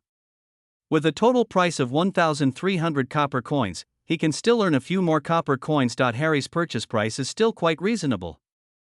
Chapter 26. We only have a pure financial relationship. Charlotte sold the collateral for a fair price, and then bought a batch of materials for making potions, filling a cloth bag. In addition to this, Charlotte also purchased a new pot. Carrying a bulging package and a new pot, Charlotte paid the money and prepared to embark on a dangerous return journey. The bad thing was that he had left in a hurry and still had the 4,000 copper coins that Diana had given him in his pocket. If you are unlucky enough to be robbed, the loss will be heavy. Just as Charlotte reached the door, a familiar unicorn carriage drove up and stopped in front of the store. "Ha!" Charlotte was a little surprised. "Miss, let me take you back." The driver was a burly young man with a square face. He spoke in a clear voice without much emotion. "The landlady isn't in the car?" Charlotte asked tentatively. "The young lady has other things to do," the driver replied. "Okay, please wait a moment." Charlotte's eyes lit up. She put the package on her back into the car, turned around and ran into the grocery store again. 10 minutes later, Charlotte came out of the grocery store carrying 3 large packages and loaded them all onto the carriage. He exchanged all the cash in his pocket for materials. There aren't many opportunities to be picked up by a special car, and in the abyss, no one dares to rob this carriage. These materials are enough for him to use for a while. I don't understand, but I'm shocked. Harry stood at the door of the grocery store, looking at the carriage going away, marveling at it. "This is something the young lady gave you." As the carriage was moving, the driver handed a box into the carriage. "Gift?" Charlotte was a little surprised. After hesitating for a moment, she opened the box. There were 2 things in the box, a gray dress and a black hood. Charlotte picked up the exquisitely made headpiece. The black hair was very smooth, the details were perfect, and the 2 animal ears on the top of the head were also extremely realistic, like a work of art. Cat Orc Disguise Headgear, a 3rd-level magic item that allows users with strength below level 4 to gain additional bonuses when disguising as a cat orc, including breath imitation, making it difficult to be discovered. "This is for Vivian."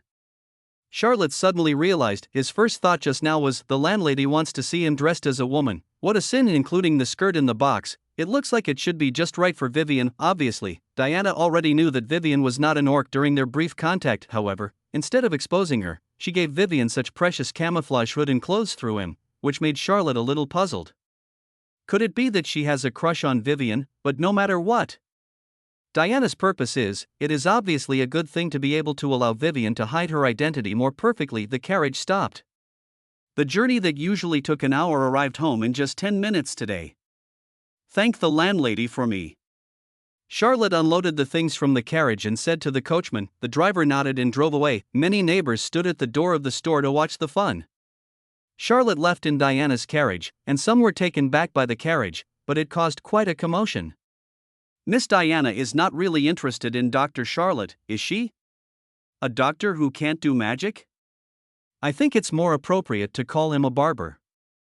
This is a job that only barbers can do in our imperial capital. Don't underestimate this. Although he doesn't know magic, he has cured many patients in the past 3 years. That's not the point. The point is, what does Diana like about this kid? With that small physique, he would be eliminated if he was sold to the club.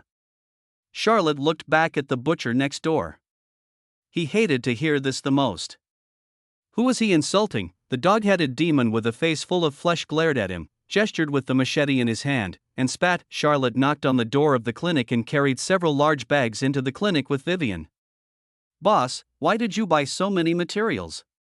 Vivian panted slightly and wiped the sweat from her forehead. It's a rare opportunity to hitchhike, so naturally I have to buy more. If I go out by myself, the risk of being robbed is too high. Charlotte took out various materials and sorted them for storage.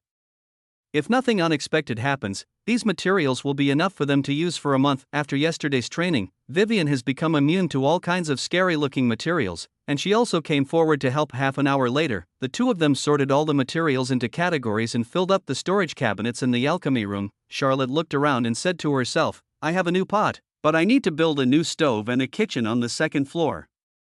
If I eat bread every day, I will become a bread man. Can you cook? Vivian looked at Charlotte in surprise. Is this some special skill? Charlotte asked. I can't. Vivian looked ashamed. Charlotte glanced at her. It was strange that a young lady could cook. By the way, this is a gift from the landlady. Charlotte picked up the brown box on the counter and handed it to Vivian. For me? Vivian looked puzzled. She and the beautiful long-legged sister had only met once, but under Charlotte's affirmative gaze, she still opened the wooden box. An exquisite black wig and a beautiful little skirt lay quietly in the box. Vivian's eyes lit up and she took out a headgear with both hands. It was somewhat similar to the one she was wearing now, but the workmanship was completely superior, like a fine piece of jewelry. More importantly, she found an enchanted talisman inside the wig, which meant it was an enchanted accessory. It was not clear what the specific enchanted effect was, but the price must be very high. Boss, you must have a very good relationship with the landlady, right? Vivian couldn't help but ask, her big, shining eyes full of gossip. The only explanation for why that beautiful long-legged sister gave her such an expensive gift when they first met was that she loved her boss so much, right? We only have a pure financial relationship. Charlotte poured a bucket of cold water on the little girl's burning gossip spirit. What is Diana's identity? What is her strength? Is he worthy? However, Vivian's words gave him a reminder that Diana was indeed a little abnormal towards him today, which had not happened in the past 3 years. Charlotte didn't think she was doing it for the moisturizing serum. A high-end client like Diana was someone he should hold and lick. Are you interested in him? This possibility is also extremely low, except for the handsome face. The rest of this body is a mess. This was a defective product that was sold to the club and returned before it could last the training period. How could a high-end wealthy woman like Diana be attracted to a low-end body like his? Charlotte couldn't figure it out for the time being, so she wasn't bothered. Being able to hold on to Diana's lap is obviously a good thing in the abyss of chaos. The traffic today was enough to scare the neighbors on Baca Street and make him keep a low profile for a while. As for Diana's true purpose, we will find out more later when we get to know her better. Being stranded in a place like the abyss and being favored by a rich woman is obviously not a bad thing in any way. Chapter 27 Universal Earthen Stove. Vivian changed into a new dress and put on a new hood and came downstairs. The petite Vivian wore a slim grey long skirt, a black short hairset, and 2 cat ears sticking out of her hair, making her look like a cute kitten. It turns out that only women understand women better. Looking at Vivian's dress, which seemed to be tailor-made for her, Charlotte couldn't help but feel emotional. If Vivian turned around on the spot, her skirt flying, but her nose suddenly felt sore. She once had several wardrobes full of beautiful dresses, and she thought entering the abyss was like entering hell. But she didn't expect that her former imaginary enemy Charlotte would become her boss, and she could even wear beautiful little dresses. Her mother is still in the prison in the Imperial capital, waiting for her to rescue her. She must work hard to improve her strength while looking for someone who can help her. Cromwell's power was too strong, so strong that it made people despair. What? Don't you like this dress? Charlotte asked when she saw Vivian was in a bad mood. No. I like it very much. Vivian shook her head and forced a smile. Then I'll go make some medicine. I bought so many materials today, so I can make more hemostatic potion. Go ahead. Charlotte nodded. As a capitalist, he likes workers who can arrange work for him the most. After tinkering in the study for a while, Charlotte went out again with 2 drawings in her pocket. The street of Baca is more than 10 meters wide, and the ground is paved with thick stone slabs. It is not flat, but it is wide enough for carriages to pass. The houses on both sides of the street are built with large black stones. This kind of stone can be seen everywhere in the abyss. The black cliffs hundreds of meters high are made of this kind of stone. The height of a single floor is generally about 5 meters, which can accommodate guests of most races. Super high presences like Amos usually go to open-air business places or business places that specialize in catering to super large individual customers. Baca Street was relatively peaceful, but Charlotte remained extremely alert, holding the magic talisman in her sleeve, ready to be activated at any time. The commercial ecology of the street is very complete, and you can find everything you need for food, clothing, housing, and transportation. However, the flow of people is average and there are no particularly famous shops. The 4 major families control one side and collect rent from merchants as protection money, but the underlying logic of business is the same. The better the port, the greater the flow of people, and the rent of this street will naturally rise. But if the business on this street is slow and there are no people, there will be vacant shops and low rents. Baca Street is a business district that is neither good nor bad. Customers come from nearby residents, and shop owners can barely make a living but cannot make a fortune. The rent is neither high nor low, just the level that merchants can accept. Carefully avoiding 2 street fights and turning a blind eye to 3 thefts, Charlotte safely arrived at the blacksmith shop at the end of Baca Street. As soon as Charlotte stepped into the blacksmith shop, a rolling heat wave hit him in the face, and the clinking sound of iron made his eardrums hurt. Boss! Charlotte yelled. The hammering sound stopped abruptly, and a short, stocky dwarf walked out of the forge carrying a large hammer that was almost as tall as him. Dr. Charlotte! Guy walked forward in surprise. Why are you here? I need to make a set of cookware. Charlotte said straight to the point, took out the blueprint she had drawn from her arms and handed it to Guy. Guy took the drawing and looked at it, showing a puzzled expression. He looked up at Charlotte and asked, "Why is this pot like this?" In addition to making weapons on weekdays, his blacksmith shop also takes on some work making pots and tools in his spare time, but other people's pots are either deep pots with 3 legs at the bottom for burning fire, or have ears on the edge of the pot for hanging. But what was drawn on Charlotte's drawing was an open pot, which was larger than the ordinary pot, neither deep nor shallow, with no supporting legs at the bottom and no ears on the edge of the pot. It looked a bit strange. This is my own design. It's a little different from common pots and needs to be used with this stove. Charlotte took out another drawing. What he wanted to build was a universal earthen stove that could steam, stir-fry, fry and stew gathered around an earthen stove, with chicken stewing in the pot, and a circle of steamed buns placed around the pot. The taste is so unimaginable. Harry looked at the blueprint for a long time, but still couldn't understand the peculiar shape of the stove, so he simply said, "I can make the pot for you according to the blueprint, but for the stove, you'll probably have to find a stonemason to build it for you. There happens to be a stonemason shop next door to me. I'll take you there and ask him to give you a good price." "Thank you very much." Charlotte nodded quickly. 10 minutes later, Charlotte came out of the stonemason's shop and returned to the clinic with a dwarf stonemason, pulling a cart of large black square stones. Charlotte first built a new stove in the alchemy room on the first floor so that he and Vivian could make medicine at the same time. Then, in the corner of the room on the second floor, an earthen stove was built with the chimney facing inward. The project didn't look big, but the stonemason had never built a stove of this style before. Charlotte supervised and made corrections, and it took a whole afternoon to complete it. Looking at the polished stovetop and the neatly built chimney, Charlotte nodded with satisfaction. Now all that was missing was Harry's big iron pot. "Thanks for your hard work."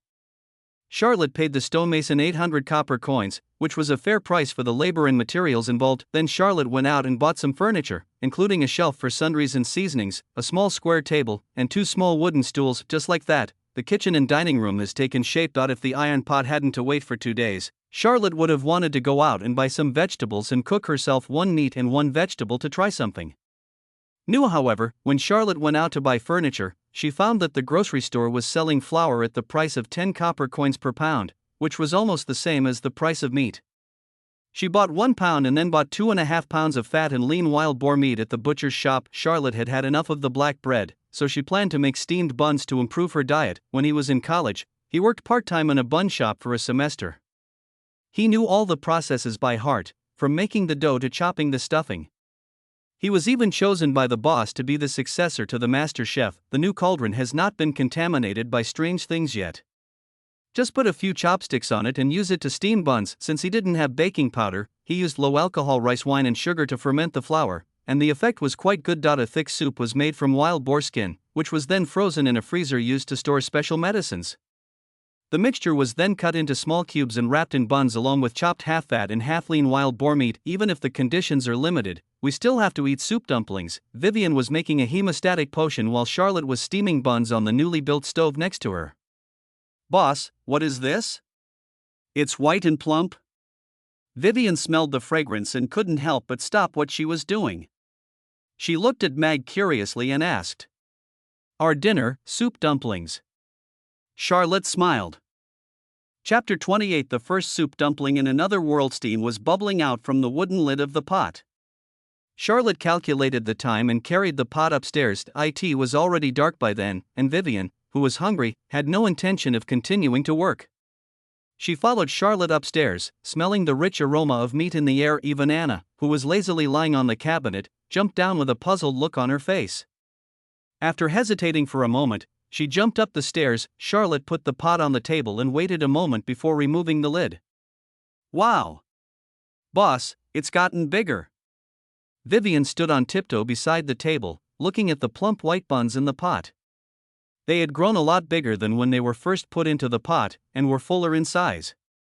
The rich aroma of meat filled her nose, making her swallow her saliva. What kind of pastry is this? She has never seen it before. Besides, she hadn't eaten meat for a long time. When she smelled the rich aroma of meat, she felt like she was sinking into it. Gurgle, my stomach growled. Charlotte smiled slightly. Not to mention Vivian, even he, who had been eating black bread for 3 days, couldn't help swallowing his saliva several times when he smelled the aroma of meat. Compared to domestic pork, the wild boar hunted in the wilderness has a stronger flavor. Charlotte took the plate and picked one for Vivian first, saying, "This is called a soup dumpling.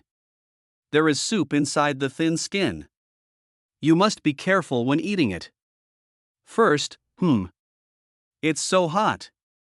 Before Charlotte finished her words, Vivian, who had taken a bite of the bun, took 2 steps back, covering her mouth with her hands, tears glistening in her eyes. "Look how hungry the child is. You can't be in a hurry to eat soup dumplings. You have to do it step by step. The soup wrapped in the thin skin of the soup dumplings is still boiling hot. If you take a bite, you will burn your mouth." Charlotte smiled and picked up a bun for herself. After waiting for a while, she gently opened a hole on the upper side of the bun with her teeth, and hot steam immediately poured out, blowing gently on the cool air. Charlotte tried to take a small sip of the soup. "Is not hot. You can't lose face in front of a little girl." When the taste buds regain consciousness, the rich meaty aroma of the soup immediately blooms on the tip of the tongue, fresh and refreshing, bringing a carnival to the taste buds that have been bland for a long time.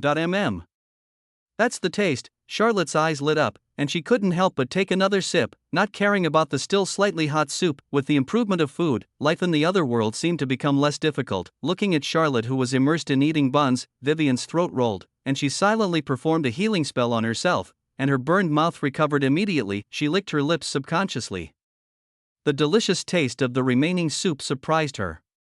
She couldn't help but lower her head and take another bite of the bun. The temperature of the soup had dropped, and when she took a sip, the soup wrapped in the thin and tough dough flowed into her mouth. The rich aroma of meat rushed straight to her head. The deliciousness was so direct that her taste buds exploded, just like a wild boar rushing savagely in her mouth, making her feel overwhelmed. The temperature of the soup was completely masked by its delicious taste, and the pain was completely Ignored it, the soup slid down his throat and was finished in a few sips. At this moment, she threw all the aristocratic etiquette she had learned since childhood out of her mind, and the only thing in her mind was the soup dumpling in front of her. I almost finished the soup and took a bite of the bun. The chewy dough wraps the juicy meat, which is fresh, tender, and smooth in the mouth, not fat or greasy.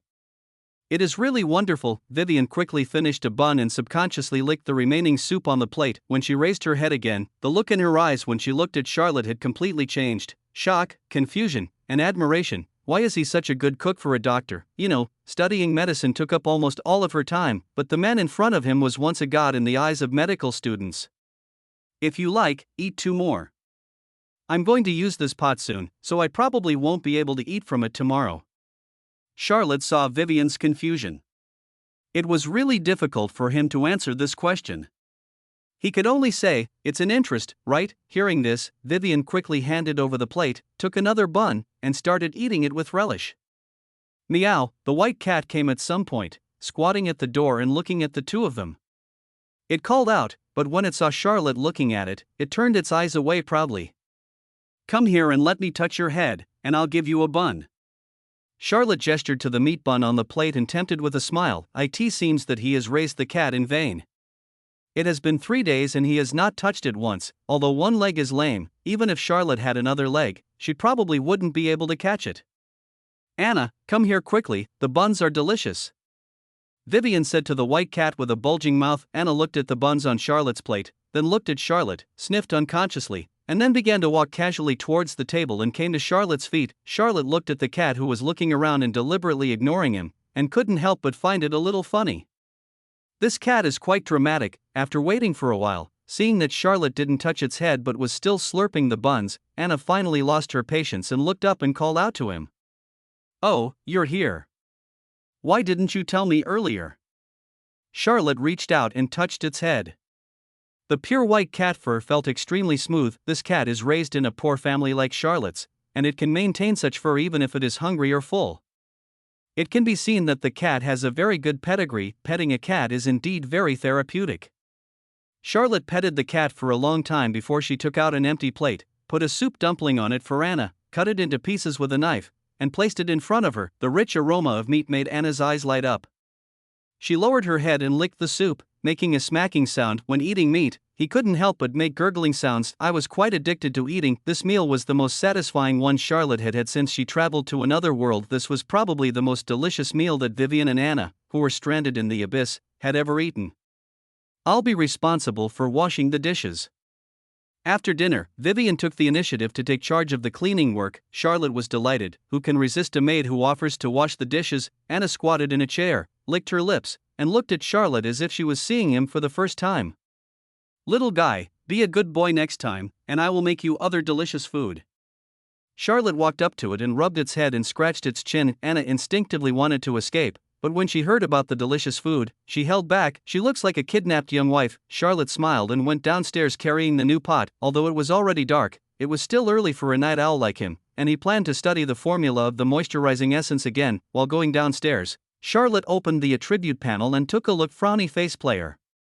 Charlotte, occupation, doctor, pharmacist, level, a discarded 4th level magician, wealth value, 9548, professional skills, a debridement and dressing, intermediate, 1600/2000 skin wound closure, advanced, 240/4000 hysterotomy, primary, 230/1000 open reduction and internal fixation of ulna and radius fractures, primary, 360/1000 orchiectomy for cats and canines, advanced, 650/4000 special skill, hemostatic potion refining, primary, 90/1000 cleaning potion refining, primary, 100/1000, main quest. The influence of the famous doctor in the abyss reaches 1000. 10 influence can be obtained by treating one patient, progress, 250/1000. Long-term mission, clear the demonization and restart the world. Mission reward, an epic item. Side quest, none, system mall, not yet open, can be opened when wealth value reaches 10,000, favorability panel, not yet open. Chapter 29. The severely wounded knight. The money obtained from selling the mortgaged property was added to the wealth value, but the deposit of 4,000 paid by Diana was not added to the wealth value. This is not difficult to guess. Most likely, the system has determined that the transaction has not been completed. I'm only 452 copper coins short, and I have to wait one more day. Charlotte sighed lightly. He was still looking forward to the opening of the system malfunction. Maybe you can use your virtual wealth to exchange for good things produced by the system. Now, I can only go into the alchemy room to continue studying the formula of the moisturizing essence. In the 7th alley of Bacca Street, in the dark alley, 3 orcs were lying on the ground with their bodies curled up. 2 of them were already dead, and the other was holding his chest and screaming in a low voice. A burly man stood beside him, carrying a bulging cloth bag on his back and holding a silver heavy sword in his hand. He wiped the blood from the corner of his mouth, stepped on the neck of the still twitching orc, and laughed disdainfully. Don't you even ask who your grandfather Andre is? You even dare to rob me? You are courting death. Ha ha. The orc let out a painful breathing sound from his throat, and his bloody hands tried to pry the man's feet apart. Andre was unmoved. The orc's struggle actually made him a little excited. He increased the strength of his foot and said with a grim smile, "Bugs like you should be stepped on to death." Puff, a sharp sword pierced through his chest from his back. Andre's eyes widened and he looked down in disbelief. The blood-stained tip of the sword quickly retracted, and then he stabbed 3 times in a row. Andre subconsciously swung his sword backwards, but the dark shadow behind him shrank and dodged, grabbing the package behind him and taking it away. Andre finally couldn't hold on and fell to the ground. He only saw a black shadow escaping quickly and disappearing into the fog in a blink of an eye. Damn! Damn it! Blood kept gushing out of Andre's mouth. With trembling hands, he took out a bottle of intermediate hemostatic potion from his arms and drank it himself, but the penetrating wound was bleeding profusely and he couldn't stop the bleeding at all. His vitality was draining away quickly, his body was growing cold, and the fear of death enveloped him. The orc who was stepped on by him suddenly grinned, his sharp teeth shining eerily in the darkness. He exhaled heavily, tilted his head and died. We have to find a clinic. The will to survive allowed Andre to stand up again and crawl out of the alley. He was careless just now and didn't dodge. Otherwise, with his strength as a 4th-level senior knight, he would not have been stabbed so badly. The loss of the package made him even more heartbroken. Those were all good things Carol gave him, 20 gold coins and a bag of top-quality potions. This time he came to the abyss on the orders of Viscount Capus, but he gained a lot of benefits. I took a stroll before leaving, wanting to enjoy the legendary Amon Street, but I didn't expect to capsize in the gutter. Not only did he lose his money, but now he was stabbed 4 times and even his life was in danger. The hemostatic potion did play some role, and Andre's strong physique and will to survive finally allowed him to crawl out of the alley. However, due to the rapid loss of blood, his consciousness became blurred. Looking up, the street was empty. But in the abyss, no one is in a good situation when they are seriously injured. Andre looked carefully and his eyes lit up. 10 meters away, a clinic sign was vaguely visible. The strong desire to survive dispelled his sleepiness, and Andre forced himself to crawl towards the clinic. The clinic's sign was like a candle in the darkness. Dong, dong, dong. Charlotte and Vivian were busy in the alchemy room when a sudden knock on the door stopped them both. I'll go and take a look. Charlotte took off her apron, picked up the Sword of Judgment on the counter, and walked towards the door quietly. It is very dangerous to open the door for people in the dark. The newly replaced iron rod does not seem to be that reliable, at least in the abyss. Holding the sharp weapon, Charlotte felt more secure. Arriving at the door, Charlotte looked out through the crack. There is no one outside the door. Charlotte frowned. She clearly heard the knock on the door. This made him feel a little nervous. Dong dong. The knock on the door sounded again, accompanied by a weak cry for help. Help, help. This time Charlotte understood that the voice came from below. Looking down, I saw a black figure lying in front of the door and could smell the blood. It looks like a seriously injured person. Who are you? Charlotte asked cautiously. You never underestimate the acting skills of the people in the abyss. Excessive kindness can easily cost you your life. Vivian also came to the door and looked at Charlotte. Charlotte made a hushing gesture to her. I am seriously injured. Save me. I will reward you greatly. The voice outside the door became weaker and weaker. Judging from his breath, he is seriously injured. Vivian said. Charlotte nodded, motioned Vivian to step back, lifted the iron bar on the door, put her hand holding the judgment behind her back, and slowly opened the door. The light in the clinic fell on the door. A burly figure was lying at the door with a large pool of blood under him. The strong smell of blood wafted into the air. Charlotte's gaze lingered on the man's black soft armor and his calloused hands. He was a human being, and probably a knight. He did not look like a native of the abyss, but more like someone from outside. A local knight with some strength would not be stabbed into such a miserable state in the middle of the night. This person is most likely an outsider who doesn't understand the lively local customs and culture of the Abyss and is still wandering around the streets late at night. To walk in the Abyss, you must go out at noon. Because sooner or later something is going to happen. Help! Help! Andre tried hard to raise his head and looked at Charlotte and whispered for help.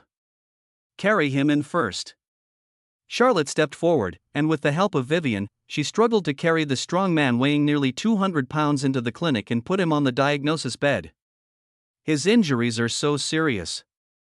Vivian looked at the man with a weak breath and looked at Charlotte with an inquiring look. If healing magic is used at this moment, there is a high probability that he can be saved. Charlotte saw through her thoughts at a glance and shook her head slightly, saying, "Close the door, get 3 bottles of hemostatic potion and feed them to him.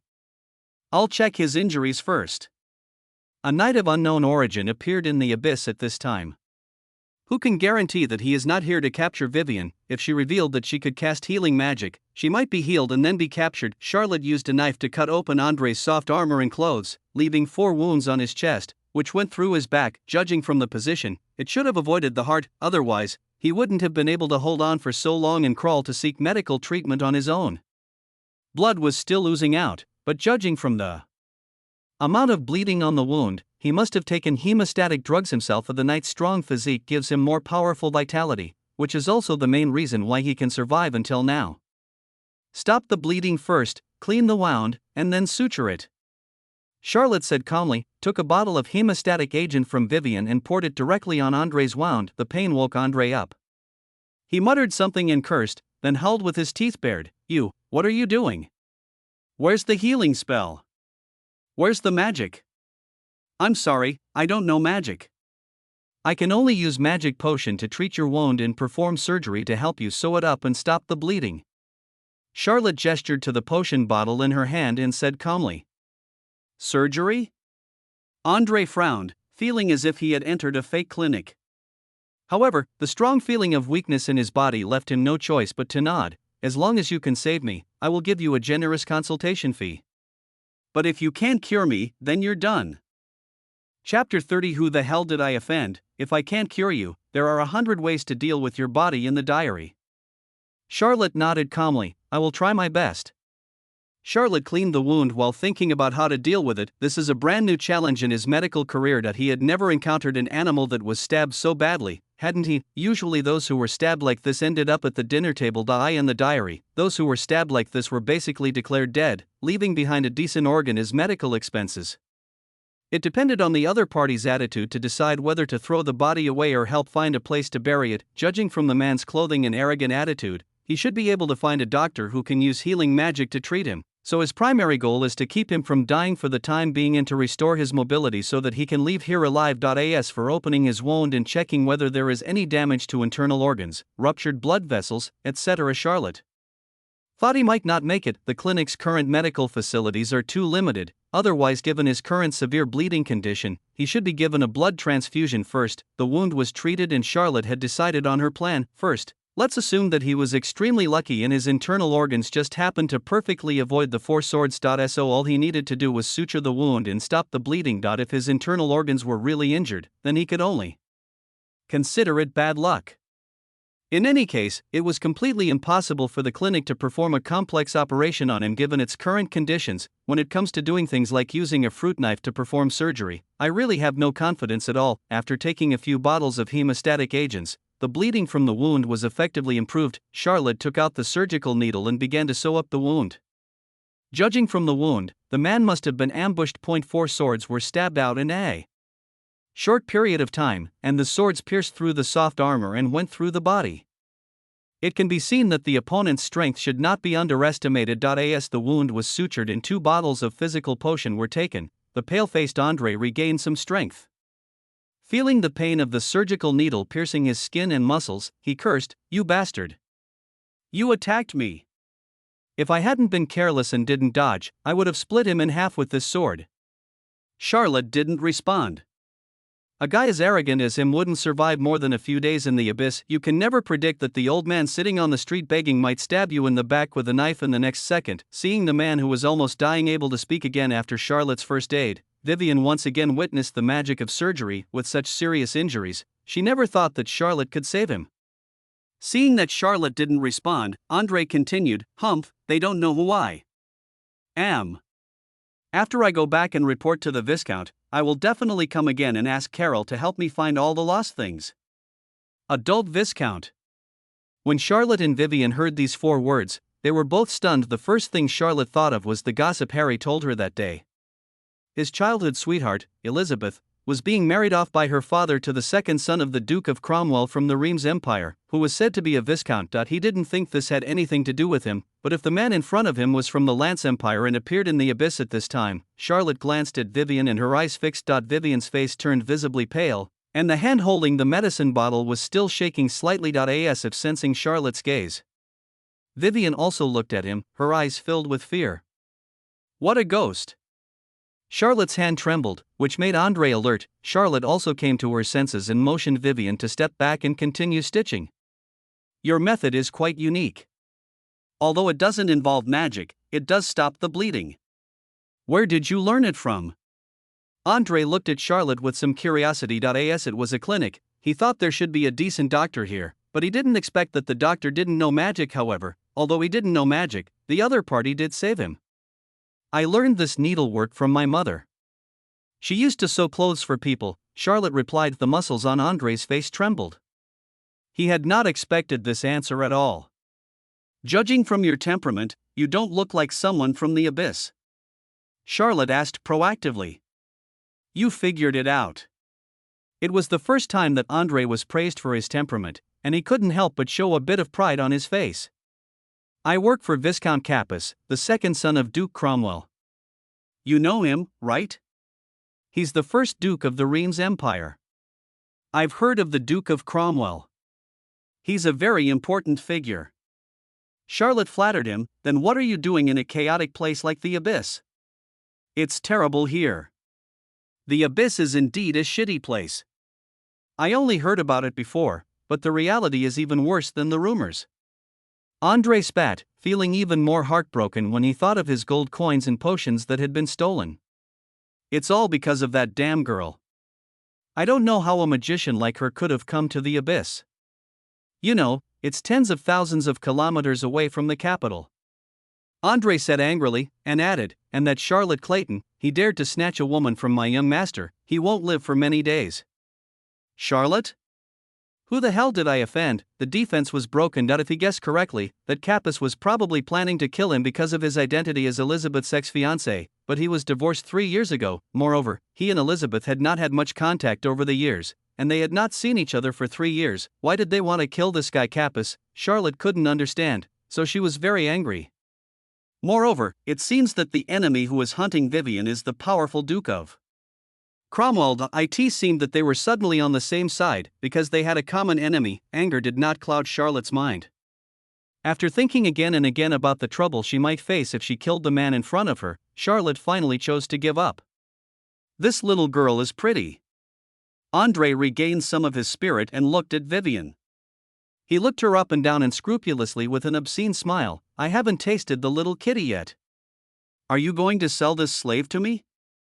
Vivian took 2 steps back in fear and looked at Charlotte for help. "This is my assistant, not a slave. I won't sell her," Charlotte said calmly, looking at Judgment, who was standing inside the counter. "If this guy dared to do anything wrong, he would have to kill him in the clinic." "Ha, I'm not available today. I'll come to play with you next time."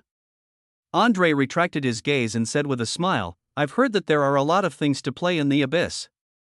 Next time I come, I'll have a good time." Charlotte didn't respond. After the stitches were completed, she took the opportunity to apply the hemostatic agent and added a little love potion. Then he considerately wrapped up Andre's clothes, which were inconvenient to put on, with cloth, making them bulge out. "How much?" Although his wounds had not healed, Andre felt that he was much better now. At least he could walk on his own. He wanted to leave this damn place overnight. 5 bottles of hemostatic potion, 2 bottles of stamina potion, plus a wound suture operation, a total of 1,200 copper coins. Charlotte said. Andre grabbed a handful of silver coins from his purse, put them on the counter, picked up the clothes Charlotte had packed for him, and turned to walk towards the door. Charlotte quickly glanced at the silver coins on the table. There were 13 of them, and she gave one extra. When he reached the door, Andre looked back at Vivian and said with a wicked smile, "Little thing, I'll come to see you next time." Charlotte suddenly felt murderous. This guy must be no good person. He was a dog that was used to bullying others. However, you don't necessarily have to kill a dog yourself. Chapter 31 Vivian's secret. Andre walked into an alley not far away, and soon his angry curse was heard. "Who the hell stole my sword?" Then there was another series of cursing voices. After watching Andre disappear in the mist of the long street, Charlotte did not rush to close the door. Instead, she called Vivian, whose face was pale, and whispered, "Clean up the bloodstains at the door, including the bloodstains extending from the street outside." "Yes." Vivian nodded and silently chanted a spell. The running water instantly washed away the bloodstains at the door and on the street. Charlotte came out with a broom and started sweeping around, covering up the traces of her cleaning magic with dust. "Come in." Charlotte pulled Vivian in and closed the door again. Vivian's hands were cold and her body was still shaking uncontrollably. "Don't be afraid, he's gone, and he didn't recognize you." Charlotte patted her shoulder gently and comforted her. "He's here to arrest me." Vivian's eyes were slightly red. She grabbed the hem of her skirt with her right hand and said in a trembling voice, "He said he would come back to find me." "Don't worry, he won't survive the night." Charlotte smiled. Vivian looked at him in confusion, even though Charlotte had just saved him. "It is a taboo to walk in the abyss at night. A seriously injured person, carrying a package and without any sharp weapon, can't walk more than 3 streets. Charlotte explained it. Vivian seemed to be thinking about something, but her expression was still uneasy. "We are now tied to the same rope. Unfortunately, that guy named Kappas has set his sights on both of us." Charlotte looked at Vivian and sighed. "If I remember correctly, the agent he found in the abyss, Carol, is from the Judson family, one of the 4 major families in the abyss. In other words, our days will be difficult in the future." Vivian bit her lip lightly, thought seriously for a while, and looked up at Charlotte. Then should we run away?" "Running away is a good idea. But where do you think we can run to? A weak human who can't use magic, and a little girl who can only use healing magic, where can they run to after leaving the abyss?" Charlotte asked seriously. "My father told me to run to the abyss, saying it was the most chaotic and safest place. If I run any further, I don't know where to run anymore." Vivian sobbed, unable to stop her tears. After having delicious soup dumplings for dinner, she felt that life wasn't so bad after all. But Andre's arrival was like a pour of ice water on her head, pulling her back into hell. Even though she had run to the abyss and endured so much suffering, she still could not escape Kappas's pursuit. Charlotte looked at Vivian, who suddenly collapsed, and suddenly felt a little pity for the girl. At such a young age, he suffered such hardships one after another. "Don't cry. At least they haven't found you yet. By comparison, I, who run a clinic, am an easier target for them to find." Charlotte pulled out a chair for Vivian to sit down. She looked into her eyes and said seriously, "But from now on, we must have a frank talk. Why are you being hunted by Kappas? Why are they so persistent in targeting you?" Since meeting Vivian, Charlotte never asked about her background. After all, everyone can have their own secrets, but now it's different. They have the same enemy, and the enemy has chased them into the abyss. Vivian wiped away her tears and quickly calmed herself down. She looked at Charlotte, who was silent for a while, as if she had made up her mind, and said, "I am Vivian Bernice, and my father is Frank Bernice, who was once the Minister of Finance of the Reims Empire. The 2nd generation of a top official." Charlotte was a little surprised. He knew that Vivian should be of noble origin, but it was still a little unexpected that her father was the Chancellor of the Exchequer. However, the word "once" is crucial. "My father and Cromwell have never been on good terms. My father once presided over an investigation into Cromwell's crimes of treason and corruption. Half a month ago, my father was wrongly accused of corruption and treason by Cromwell and was arrested and imprisoned. Many members of the Bernice family were also thrown into prison as a result. When the arresters came to our house, my father asked me to leave through the tunnel and escape into the abyss, so I became the only survivor."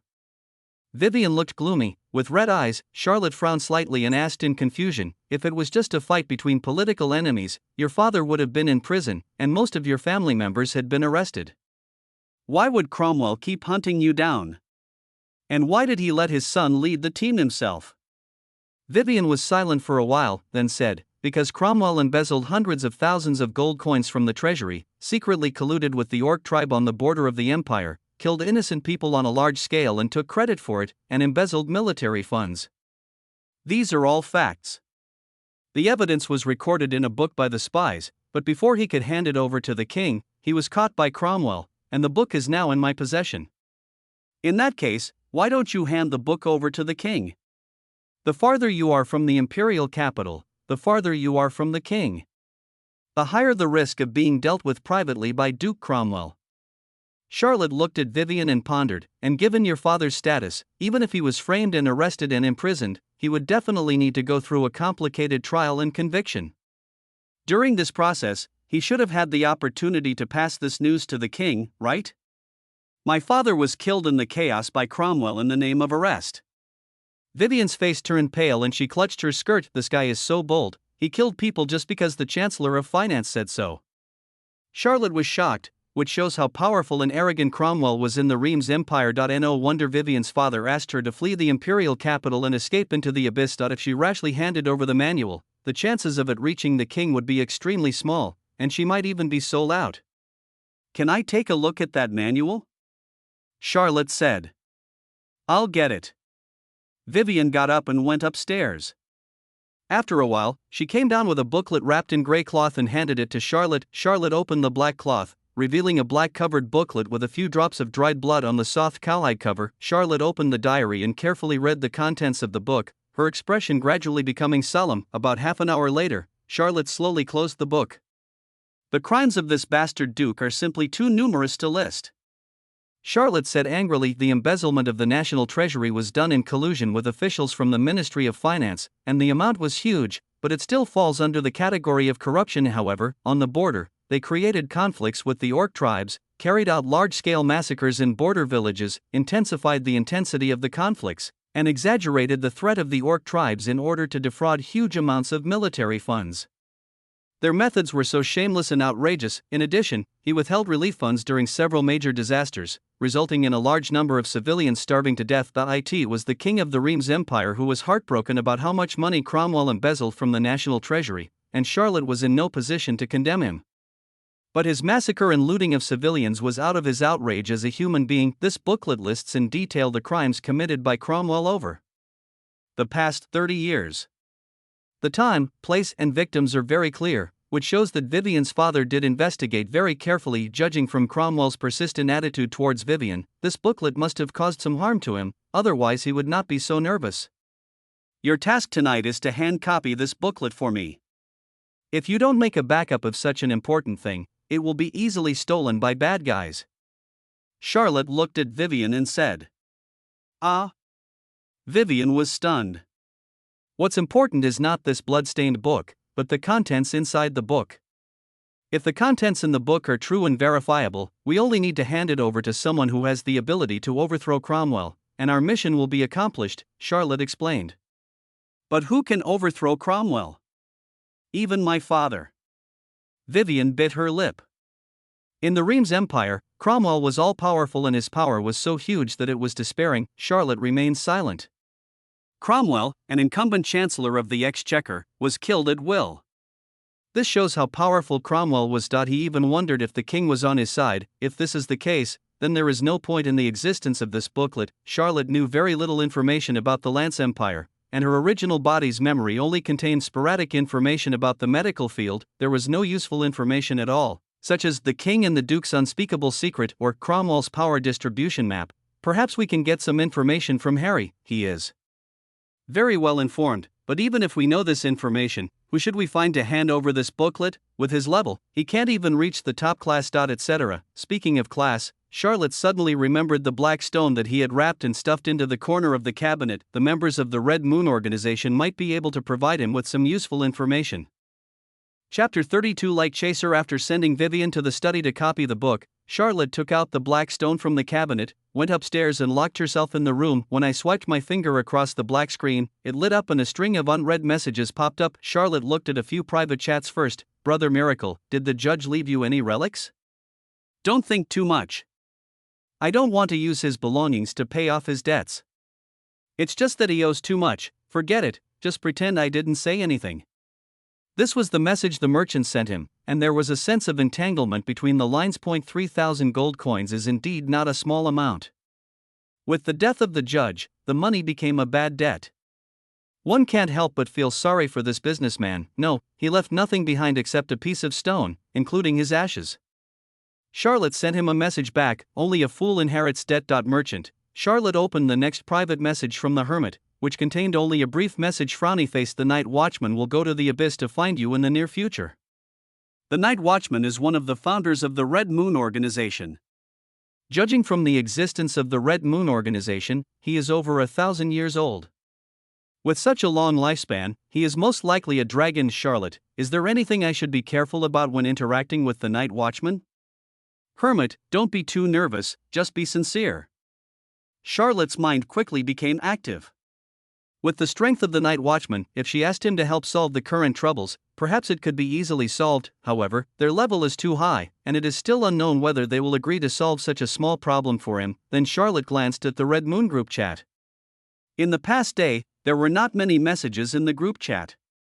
After the death of the judge, the group members were not very active in their daily lives. The chat contents were quite formal and high-end, such as, "There are unusual movements in the monster nest in the Pabo Plateau in the northwest, and we need people to investigate. The important town of Noto in the south is under siege by monsters, and we need emergency rescue. The technicians are recruiting volunteers for the latest weapon to blast the Iron Egg." As a newbie, Charlotte obviously cannot participate in such topics and events. This is in line with Charlotte's expectations. After all, in reality, they may all be big bosses. If they brag in the group all day long, he will deeply doubt the authenticity of their identities. After staring at the screen and thinking for a while, Charlotte edited a message and sent it to the group: "A miracle, friends, is there any way to overthrow Duke Cromwell?" Which, hey, a newbie who just joined Red Moon and is already thinking of making a big deal. Technician, the king of the Lance Empire, also wants to know. Light Chaser, at Miracle, do you have any deep hatred with the Duke of Cromwell? Miracle, I simply can't stand his tyranny. Technician, in the black market, the bounty for Cromwell's head is as high as 10,000 gold coins. You can try. Which, try and you will die. Over the years, there have been at least 8 top killers who have died for bounties.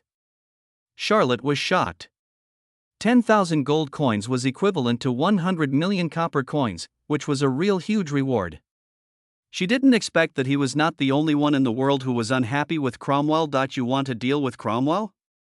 Charlotte received a private message from the Light Chaser. He was a little surprised that this person would take the initiative to send him a private message. From the previous chat, she revealed very little information. We only knew that she should be a female, but her race and identity were completely unknown. But since the other party took the initiative to chat privately, instead of teasing in the group like the technician and the witch, maybe they could provide him with some help. Charlotte, yes, I have a friend who was hunted down by him.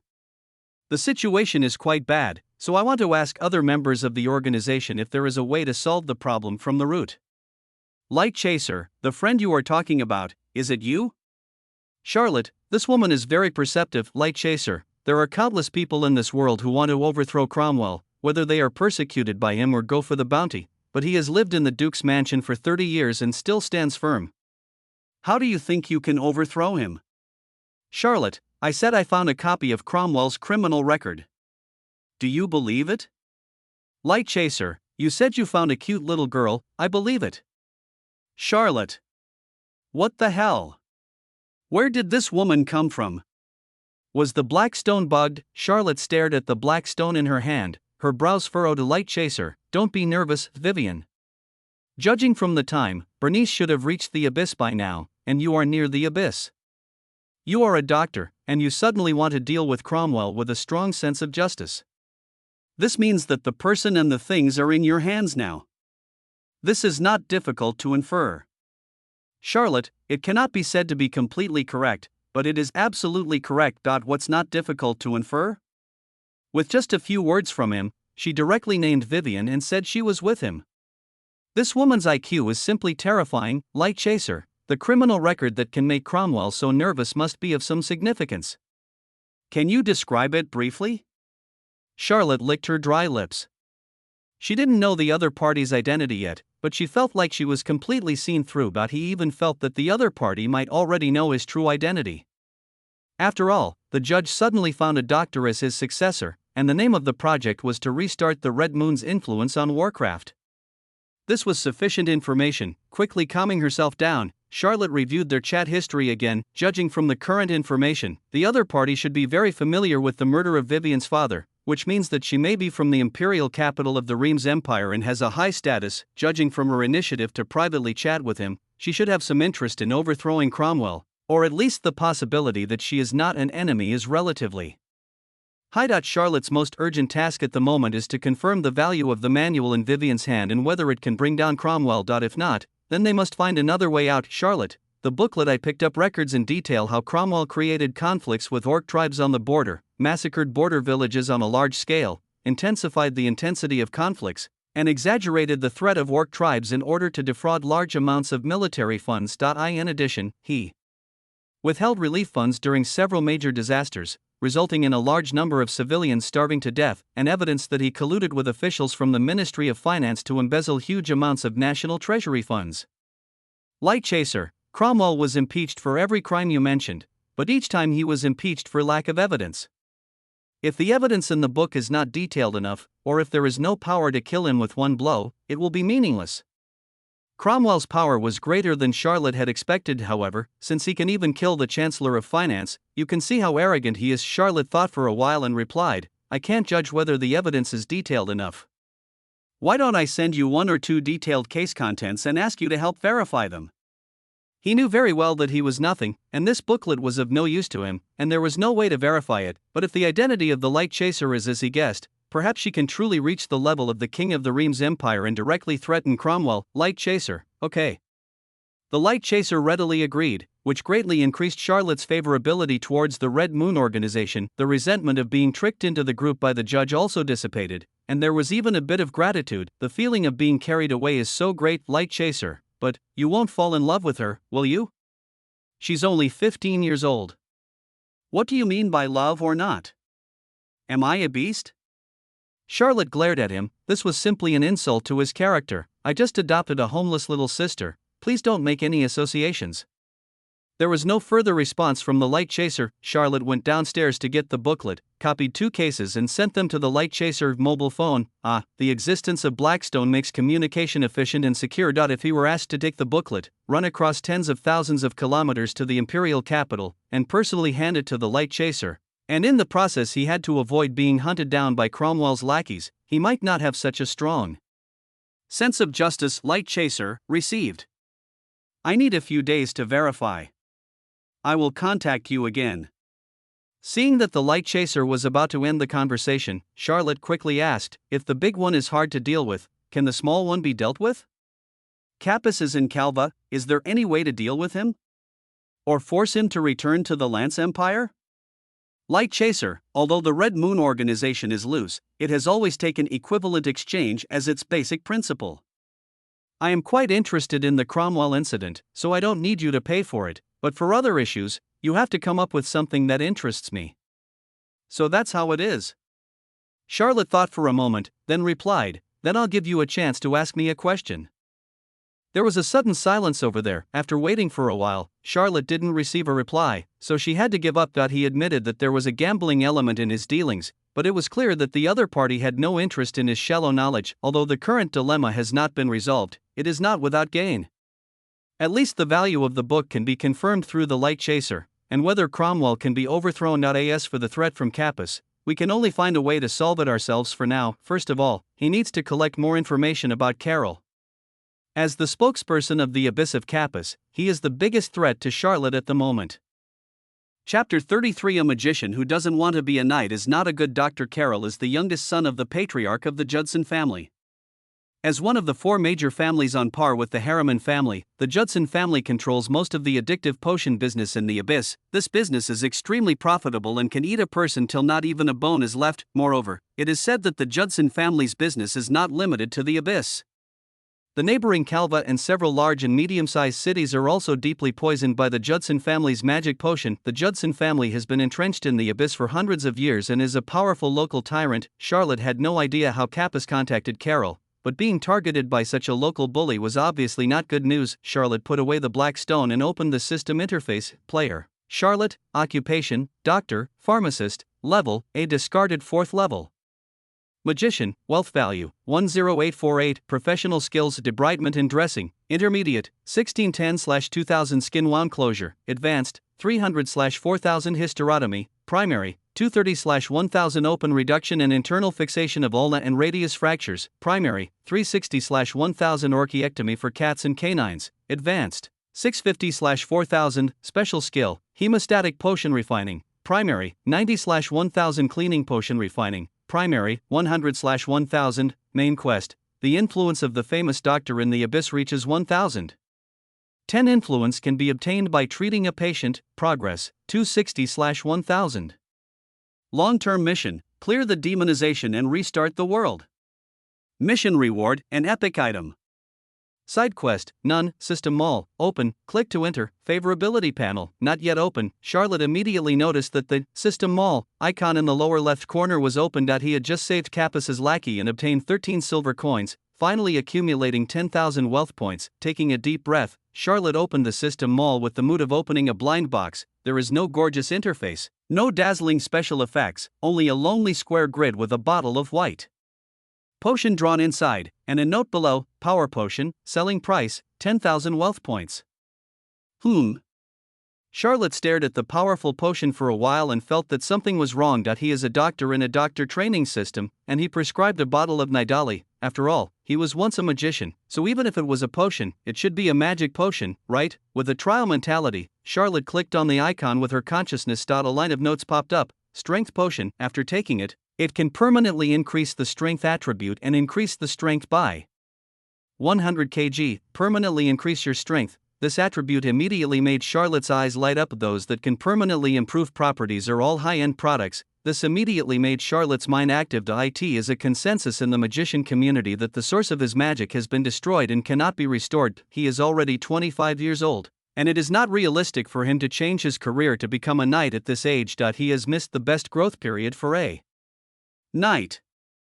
The age of 10 to 18 is a period of rapid growth and strength, and is also the most critical foundation period for a knight's career. Without a solid foundation, the body cannot provide enough strength, nor can it withstand more powerful martial arts. From Charlotte's superficial understanding of the knight profession, the most critical attributes are strength and agility. Strength determines your attack power, while agility is related to your speed and skill. A powerful knight must have both strength and agility, so that he can cope with the ever-changing battles with ease. If the strength potion can permanently increase his strength, it means that as long as he keeps drinking the strength potion, his strength will increase indefinitely. 100 kg is nothing, even a baby monster can't beat it. What about 1000 kilograms or 100,000 kg? As long as he has enough strength and his physical fitness improves, and he consciously trains his agility, he can definitely break into the knight's track. Thinking in this way, my train of thought soon opened up. A bottle of powerful potion is worth 10,000 treasures, and it's not real money that is spent, so I definitely don't feel bad about it at all. But he has to work hard to make money. The wealth value is linked to real wealth, and the review is quite strict at present. Therefore, he must continue to improve his medical skills and make his clinic bigger and stronger in order to make more money. Without thinking too much, Charlotte clicked on the redemption button. A bottle of milky white potion appeared on the table. Charlotte reached out and grabbed it, uncorked it, and a milky aroma filled her nose. I drank the medicine in 2 gulps. It tasted a bit like pure milk, with a quite fragrant aftertaste. Putting down the bottle, Charlotte looked at her hands and felt that nothing had changed. Then, it was as if a fire suddenly ignited in his body, running wildly throughout his body. His body made a series of crackling sounds like frying beans, as if something was about to burst out. Charlotte was shocked, but before he could respond, all the discomfort suddenly disappeared. He was breathing heavily, his whole body was soaked with sweat. The sticky feeling was accompanied by a sour smell. Charlotte's nose twitched and she almost gave herself away. Without having time to carefully feel the changes in her body, Charlotte took her clothes and went straight to the bathroom. Boss? Vivian just went upstairs to find him, and saw him flash by, standing there in a daze. The sour smell that lingered in the air puzzled her. Charlotte took a cold shower to clean the dirt off her body. After taking off his clothes, his skinny body became visibly stronger. Although he did not grow abdominal muscles and pectoral muscles, at least he gained some flesh. What is more obvious is the increase in strength. It is no exaggeration to say that Charlotte was so weak before that she was gasping for breath even after carrying a bag of dry materials. Just now he tried to lift the large water tank in the bathroom. The tank weighed more than 200 kilograms, but he actually lifted it in the night system. The standard for the lowest level of night apprentice is to have a stone lifting strength of 500 kg. According to this standard, he only needs to drink 4 more bottles of potion to become a knight apprentice. A magician who doesn't want to be a knight is not a good doctor. Charlotte clenched her fists, and the feeling of power gave her unprecedented peace of mind. As long as her strength continues to grow, Charlotte will have a foundation to gain a foothold in this world. No matter how good your medical skills are, if you don't have the strength to support them, they will only become a canary in someone else's cage, and when he has strong enough power, the choice will return to his hands. He doesn't want to have someone hold a knife to his neck and perform surgery on him. One day, after wiping off the water droplets and changing her clothes, Charlotte calmed down and came out of the bathroom. Although his strength has increased, he still can't be too arrogant. He is not even an apprentice now. If he encounters bad guys outside, he will definitely not be able to defeat them. Vivian was still waiting outside his room. When she saw Charlotte coming out of the bathroom, she quickly said, "Boss, I'll get the booklet. It's in my room, come in and get it." Charlotte nodded slightly, pushed open the door and walked in. Vivian looked at Charlotte's back and felt that he seemed a little different, but she couldn't tell what was different. "We have to finish copying it tonight, is that okay?" Charlotte handed the booklet to Vivian. "Yes, no problem." Vivian nodded firmly and hurried downstairs with the booklet. "If I had known I could change my job, I should have asked the judge to leave me a copy of his martial arts. Now not even ashes are left of him. It's such a pity that he has nothing left, even his underwear." Charlotte sat on the edge of the bed and scratched her hair in annoyance. A top knight who can fight alone in the Beast Queen's lair, the martial arts he practices must also be top-notch, right? Charlotte now has all the strength but no fighting skills. She can't expect to kill her opponent with military boxing, right? Charlotte, whose thigh was broken, suddenly thought of someone. With the hope of giving it a try, she sent a private message to the hermit. "Senior, did the judge leave any martial arts for me? I want to be a knight." Chapter 34. Doctor, you have changed. Currently in the Red Moon, the hermit is a little closer to him, since he is close to the judge. Maybe the judge really has a backup plan for him. After a while, the black stone vibrated slightly. Charlotte picked it up and looked at it. "Hermit, the judge didn't leave you any martial arts skills, but are you sure you want to be a knight? At your age, it's not a very wise decision to make such a decision." The corners of Charlotte's mouth curled up slightly. It was not so important whether the judge left him any martial arts or not. The key point was whether the hermit would give it to him if he asked for it. "Charlotte, you should know my situation. I once wanted to be a magician, but now I have no choice. Being a knight can at least give me an extra ability to protect myself in the abyss." There was silence for a while. "Hermit, what kind of martial arts do you want?" Charlotte, "One strength-based sword technique, and one agility-based footwork." Hermit, "Someone will bring it to you within 3 days." Charlotte, "Thank you very much." Charlotte put away the black stone with a smile on her face and put it in her pocket like a treasure. Who says organizations are useless? This is an organization that feels like home. How can it be so easy to get 2 martial arts for free outside? Not feeling sleepy for the moment, Charlotte went downstairs to the alchemy room to continue making the moisturizing essence. Diana's deposit has been received, so we still have to hurry up and make the medicine. In the free city, in the elves' library of all things, an elf with white hair and beard was flipping through the scrolls on the bookshelf and finally stopped in front of a black scroll. Strength-based swordsmanship, agility-based footwork. This requirement is the same as the judge's requirement back then.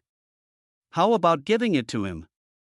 The elf waved his hand, and the black scroll flew up from the bookshelf and landed in his hands. Imperial Capital, Observatory. On the top of the 9-story tower, a man in white stood leaning on the railing. It was a woman in a white dress, looking up at the starry sky, with her long golden hair casually draped behind her. Her eyebrows were delicate like a painting, and there was a golden star mark between her eyebrows.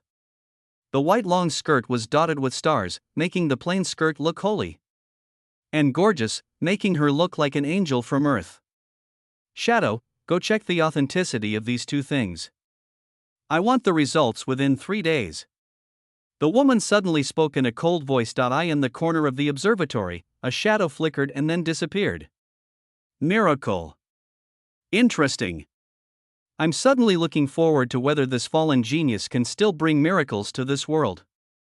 The woman whispered to herself, Abyss, Nightmare Street, a tall mansion built with black boulders. Master. Something seems to have happened to the guy who came this morning. An orc ran into the mansion quickly and shouted in panic. In the spacious yard, a dozen tall orcs were barbecuing and drinking. The tiger-headed orc who was leading the group stood up suddenly upon hearing this, stretched out his tiger claws and picked up the orc who ran in front of him, staring at him with his big eyes and roaring, "What did you say?" The orc who reported the news was trembling with fear. He had witnessed the violent temper of his master Carol with his own eyes. He said in a trembling voice, "The human who came to see you this morning, he was killed on Tucker Street." Carol's hand loosened, and the orc fell to the ground, glaring at him and saying, "Damn it! Who did this? We haven't found anything yet." When the man was found, there was nothing left on his body, even his eyeballs were dug out. But the brothers are already investigating. The orc lay on the ground, not daring to look up. The other orcs present were also silent and did not dare to interrupt. "Send more people to investigate and bring back the money and potion. I have to give Kappas an explanation for this matter. After all, the person died in the abyss."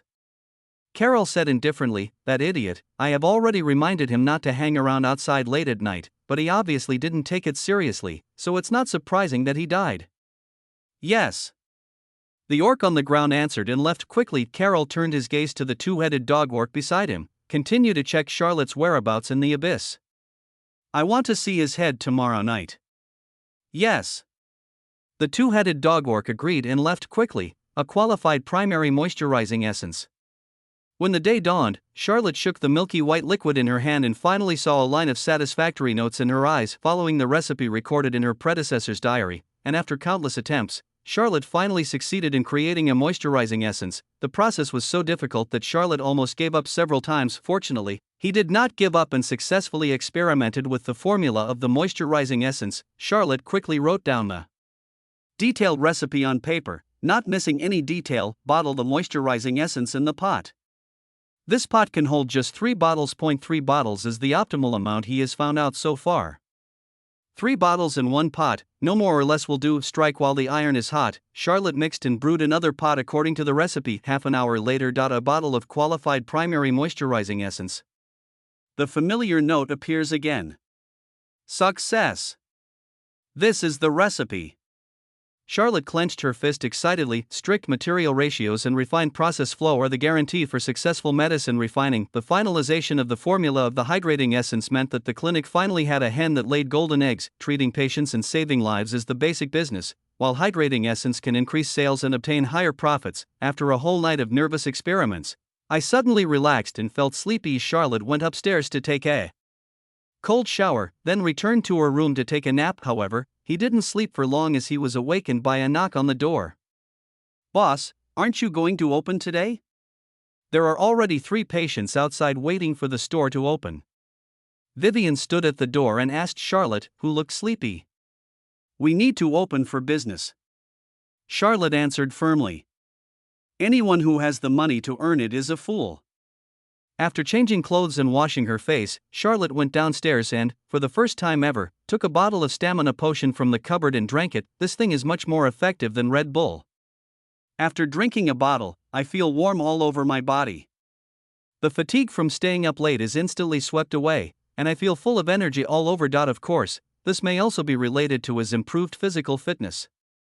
From today on, we must be on guard against every patient. We cannot rule out the possibility that the enemy may be among the patients. Charlotte looked at Vivian and said seriously, "Also, you must be careful about your behavior and words. Don't let anyone grab your ponytail, otherwise we will be in double trouble." "Yeah."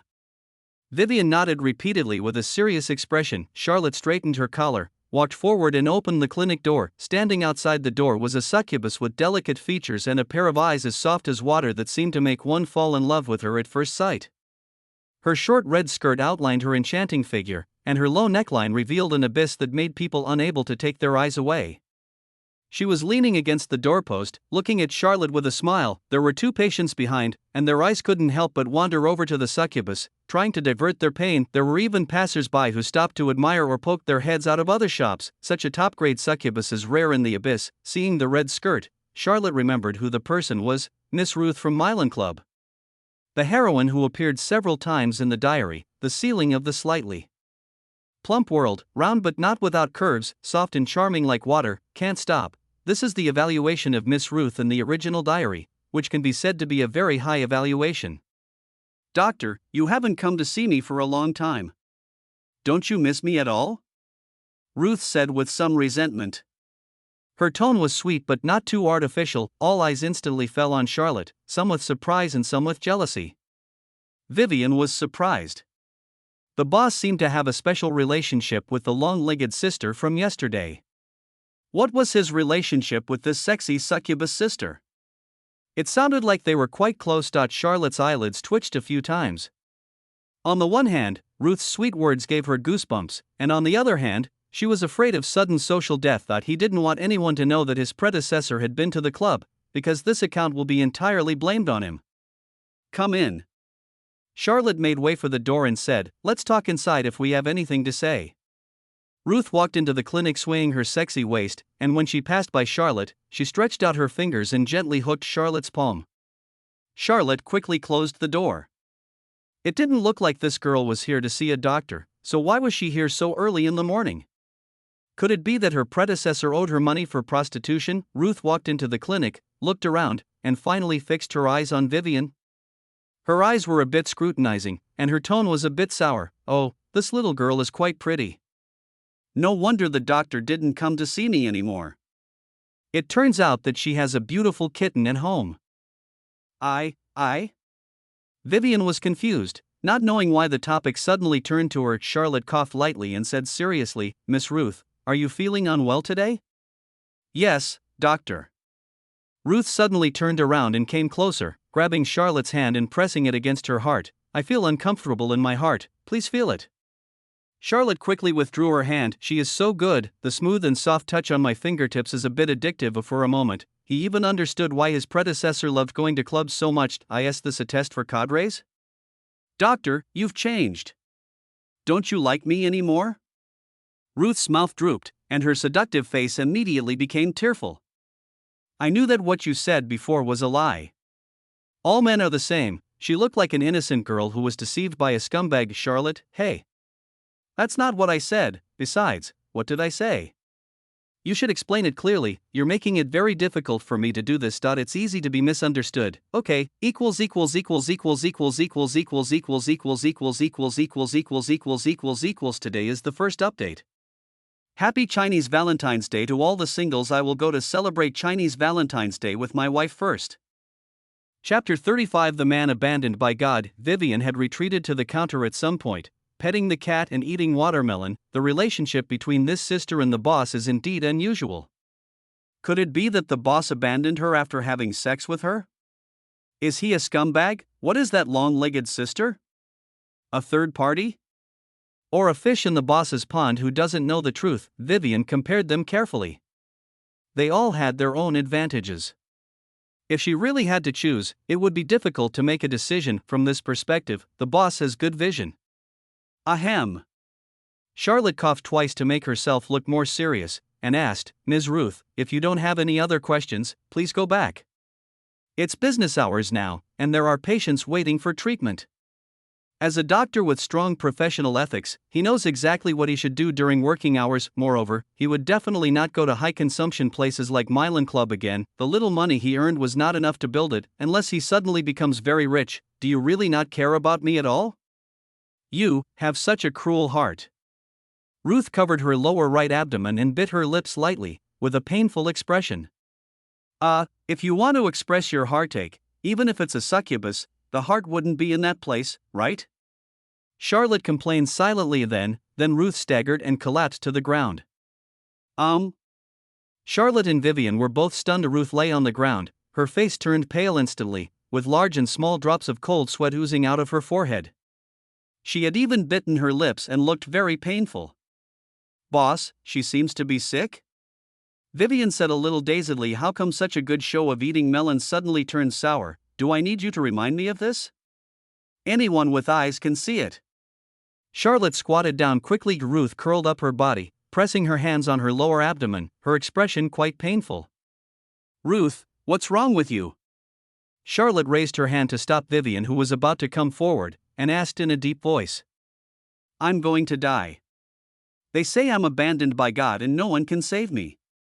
Ruth said somewhat self-deprecatingly, with a bitter smile on her pale face. She stretched out her hand towards Charlotte's face, but stopped halfway and said with some sadness, You will definitely not like someone like me who was despised by God. The atmosphere suddenly changed from love-hate relationship to something weird.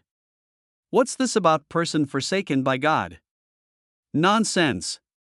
Charlotte picked her up and walked straight to the operating room. The they that Ruth mentioned must be the doctors from other clinics. Those charlatans like to use the term people forsaken by God to shift the blame and nail those patients they cannot cure to the pillar of shame of being forsaken by God. Forsaken by God? Vivian was also shocked.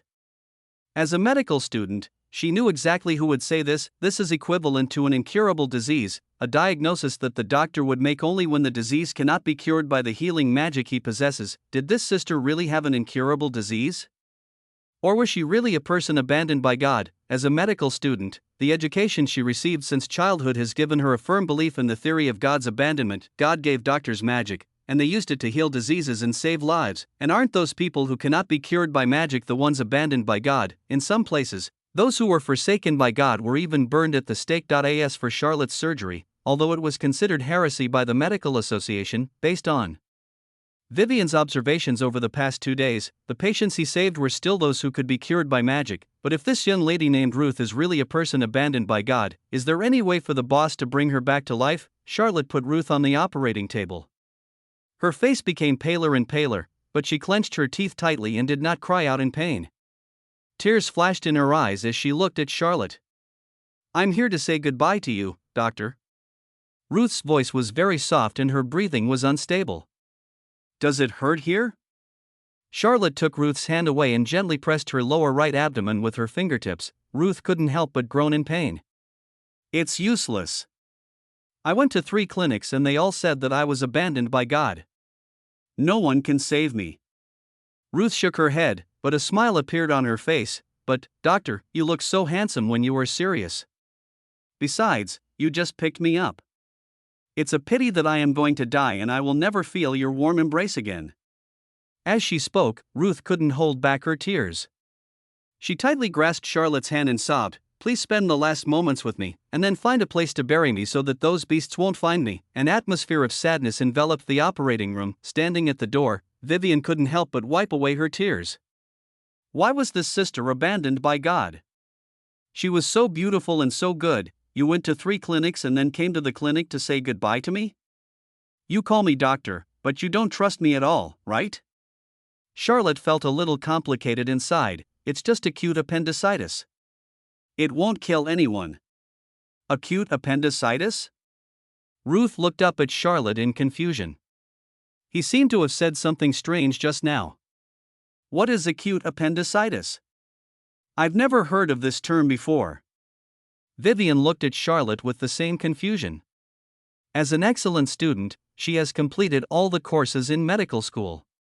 She is 100% sure that this term does not exist in the textbooks. Could it be that the boss has made a diagnosis for this godforsaken man? Charlotte knew as soon as she felt Ruth that she had acute appendicitis, not because he can cure it, but he won. In her first year after graduating from college, Charlotte, who had 3 part-time jobs, collapsed on the bus on the way to the pet store. The pain she felt was unforgettable. Then he heard the term McBurney's point on the operating table, which is located at the junction of the middle and outer 1/3 of the line connecting the right anterior superior iliac spine and the umbilicus. That was the place where he had just pressed Ruth's lower right abdomen. This is the area where tenderness is most obvious in the right lower abdomen. From Ruth's performance, he could basically conclude that Ruth had acute appendicitis. Low-level treatments are ineffective against lesions hidden inside the body. The clinic in the abyss obviously cannot hire high-level healing magicians to see patients, so it can neither gain fame nor make much profit. So those quack doctors naturally considered Ruth to be a person abandoned by God. After all, their level may not be as high as that silly girl standing at the door. She is a 15-year-old intermediate magician and a real genius. Then, can you cure me? Ruth's eyes flashed with anticipation and nervousness. Chapter 36 Humane Surgical Guidance, Ding. Mission from Ruth, perform surgery to remove appendicitis.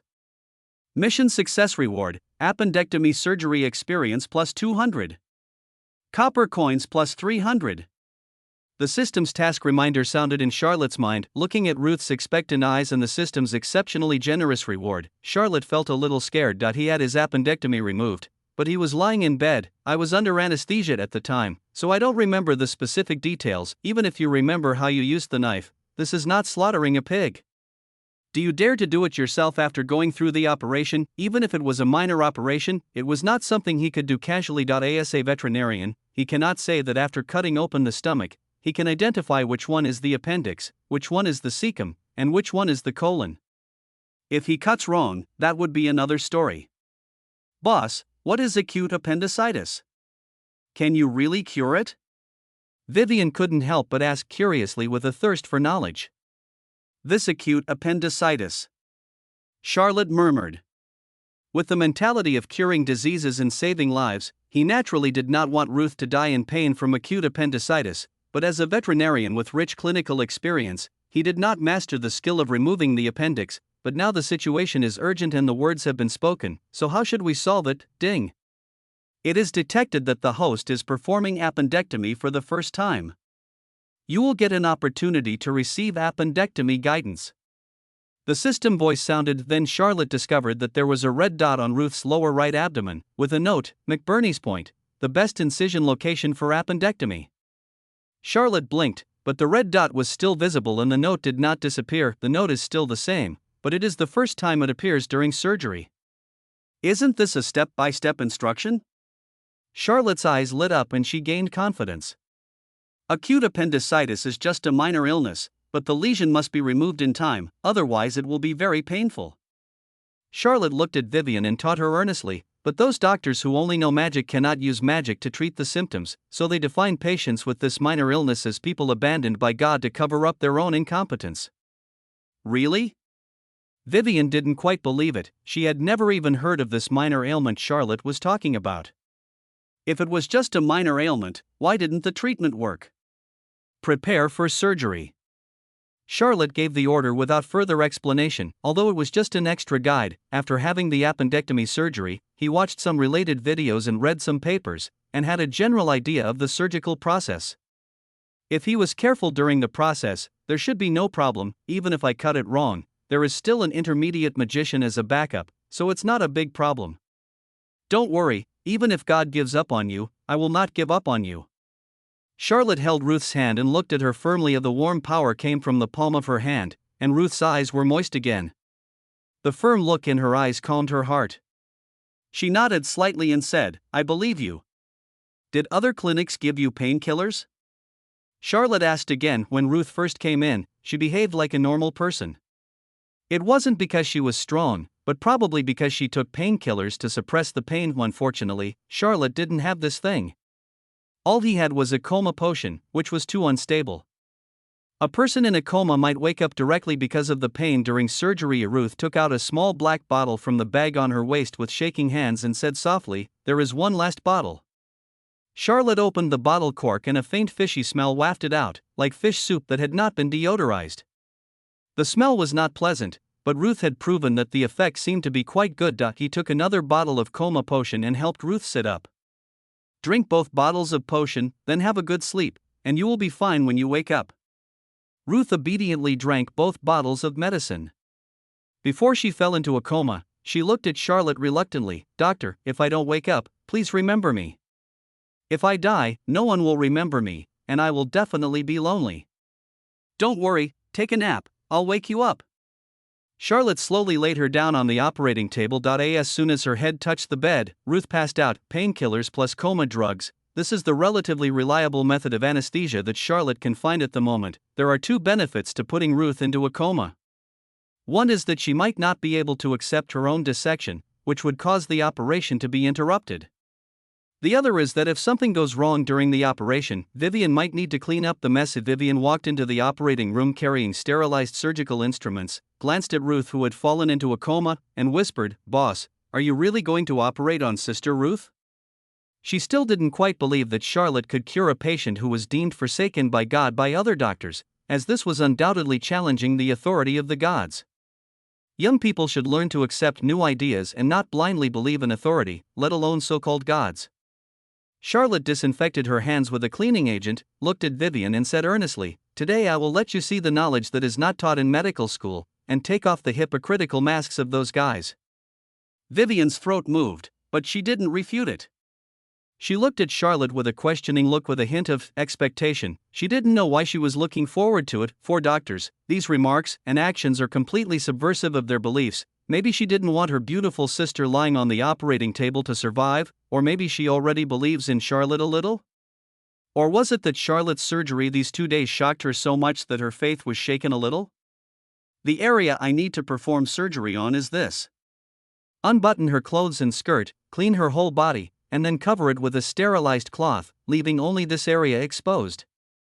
Charlotte and Vivian gave instructions and turned around and left the operating room. 3 minutes later, Vivian came out and signaled Charlotte that she could go in. Charlotte entered the operating room, disinfected her hands again, and took the smallest dagger from the plate. Although this dagger is small, it is about the size of a paring knife, and is not delicate enough for surgery. Charlotte decided to find a blacksmith this afternoon to customize a smaller scalpel. Not every patient has thick skin and flesh like the lizard man. For a beautiful lady like Ruth, such a scar blade would be terrible.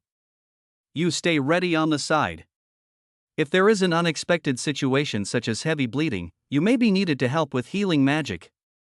Before Charlotte began the operation, she looked at Vivian, who was standing on the other end of the operating table, and said. Vivian glanced at the unconscious Ruth and nodded, taking a deep breath. Charlotte quickly calmed her nervous mood. Her eyes became calm, without a single distracting thought in her mind, and her hand holding the scalpel became exceptionally steady. On Ruth's flat and smooth right lower abdomen, the system marked the location of McBurney's point with a red line. This is the projection area of the appendix on the body surface.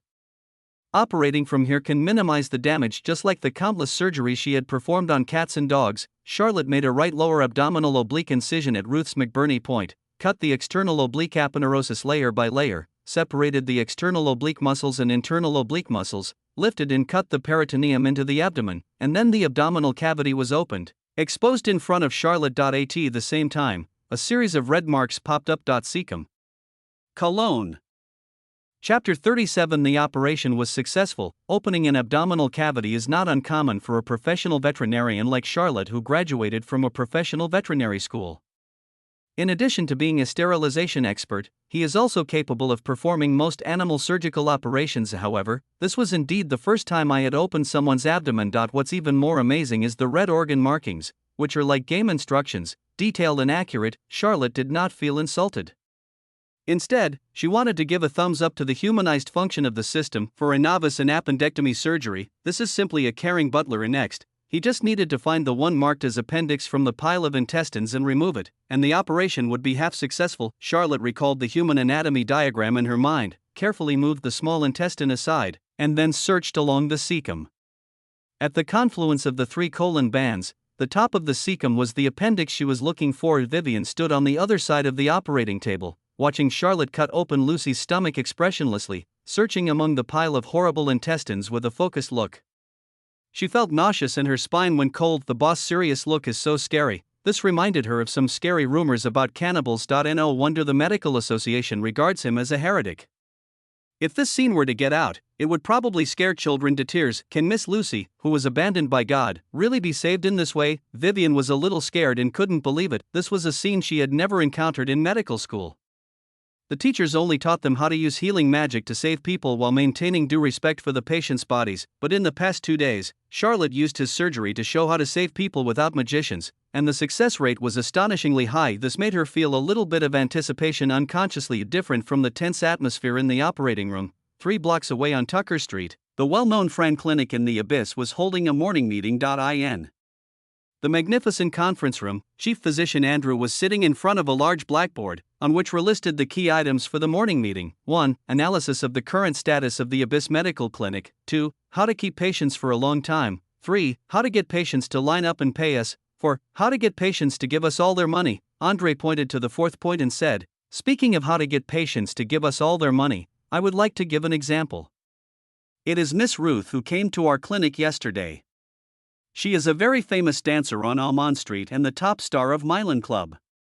She is definitely a big money sponsor with a very rich wallet, but unfortunately, she was diagnosed as a forsaken person by the other 3 clinics at the same time, and according to my diagnosis, the healing magic of a 4th-level senior magician is indeed useless for her illness, which means that she is indeed a forsaken person by God. A person abandoned by God is doomed to die. Master Andrew, is there any way to make her survive? A doctor asked puzzledly. The other medical staff in the conference room also looked at Andrew curiously. As the chief physician of the Fran Clinic and a 4th-level senior magician, Andrew's fame and power are no less than those of the dean, being diagnosed as a godforsaken person by 4 clinics at the same time. It was obvious that there was no way she could be saved. However, unlike the other clinics, after knowing that Miss Ruth was a godforsaken person, I did not rush to drive her away. Instead, I recommended her to buy the special painkiller from our clinic. Although her disease could not be cured, it could greatly relieve her pain and give her time to say goodbye to her friends in the world. Then, she bought 5 bottles of special painkillers and contributed 30,000 copper coins to the clinic.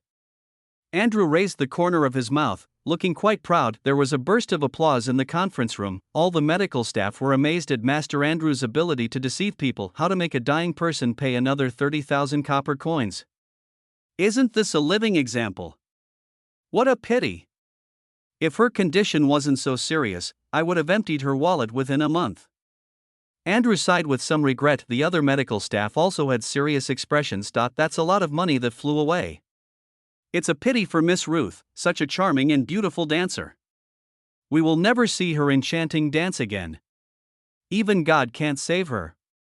Andrew sighed again, not without regret. On this day, Ruth was mentioned at the morning meetings of several of the best medical clinics in the Abyss. In a place like the Abyss, the circle of wealthy people who can come to the clinic to spend money is not large, and people abandoned by God are also not common. With such a beauty, it is natural that it will cause some discussion. The only fate for a person abandoned by God is death.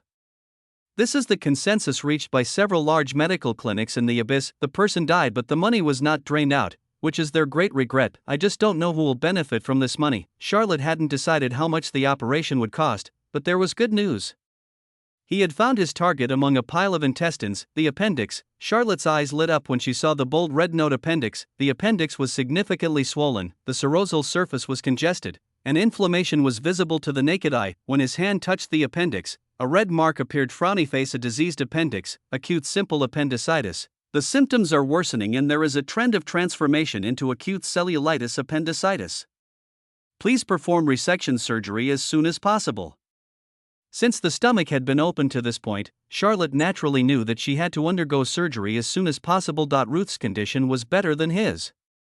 He remembered that his medical record said it was acute cellulitis appendicitis, which tortured him for a long time before and after the operation. Now that the root of the disease had been found, Charlotte no longer hesitated. He aimed at the right spot, raised his knife, and cut off a 10 cm long piece of appendix and placed it on a plate beside him. Cut it off? Vivian looked at the appendix on the plate with shock. The appendix was swollen and congested, with blood and mucus on the surface. After staring at it for a while, she couldn't help but turn her head away and retched a few times. But these are the intestines in her stomach. Wasn't the boss trying to save Miss Ruth? How could he cut out her intestines? This is a great disrespect to the patients. Charlotte didn't pay attention to Vivian's expression. She was concentrating on the operation. Cut off the diseased appendix, then stop bleeding, ligate, clean, suture. Although it was her first time, Charlotte performed her movements in an orderly manner and her hands were so steady as if she had done it countless times. This is due to the tens of thousands of large and small operations he has performed. In terms of surgical experience alone, many chief physicians may not have as much experience as he does. Although most of his surgeries were on cats and dogs, the clean mucosa of the appendix stump was sutured again. The sharp surgical needle moved under Charlotte's fingertips, and the figure-of-8 suture method was used to suture and cover the local fat tissue, which was impeccable. Then, after clearing the blood and cleaning agent from the abdominal cavity and confirming that no other organs were injured during the operation, Charlotte glanced at Vivian. It would be great if Vivian could perform a treatment on Ruth's appendix at this time, which could completely avoid a series of postoperative infection and discomfort risks, but this would increase Vivian's risk of being exposed. As long as Ruth walked out of the clinic safely, it would be a huge provocation to other clinics in the abyss and would inevitably attract their attention. A girl who loves beauty like Ruth would definitely go to a doctor to remove her scars. An expert can tell at a glance whether the wound has been treated with healing magic. Charlotte retracted her gaze and chose to use the recovery potion, closed the abdomen layer by layer. The operation was successful. Chapter 38 Faith collapses, ding. Appendectomy surgery completed. Ruth's mission completed, mission success reward, appendectomy surgery experience plus 200. Copper coins plus 300. A system notification sounded in Charlotte's mind. The system certified the operation as successful, which made Charlotte breathe a sigh of relief. It was his first appendectomy, and although he benefited from the systematic surgical guidance, he was still a little excited that it was successful at once. Thinking of the 300 copper coins reward that had arrived in his account, he felt even happier. The 200 appendectomy surgery experience points he received meant that he had mastered a new skill. Appendectomy surgery. As a novice doctor, this was the first proper surgical procedure he mastered. However, Charlotte looked at the 15-centimeter surgical wound. Although it was sutured very well, the wound was still very eye-catching on Lucy's fair and flat belly. For a dancer like Ruth, this should be an unacceptable scar. Fortunately, there is magic in this world. As long as you have money, the scar can be removed with magic. Is that it, okay? Vivian asked hesitantly, still in shock. Yes, the operation has been completed and the results were relatively successful. Charlotte nodded calmly. As he was talking, Ruth, who was lying on the operating table, woke up slowly. She opened her eyes and looked around in confusion. Her eyes were fixed on Charlotte. She said in a weak voice, "Doctor, am I dead?" "You're not dead. I have cut out the damaged intestine in your stomach. The operation was successful. You will be fine after a few days of rest," Charlotte said with a smile. Ruth was stunned for a moment, and her body seemed to be suddenly electrified. She struggled to sit up from the bed, then looked down at her abdomen. The wound, more than 10 centimeters long, was stitched together with fine needle and thread, and looked somewhat hideous and eye-catching. The effect of the painkiller had almost worn off, and the pain coming from the wound made her frown, but she not only didn't hum, but laughed, looking at Charlotte with surprise. "Doctor, my stomach really doesn't hurt anymore. It doesn't hurt at all.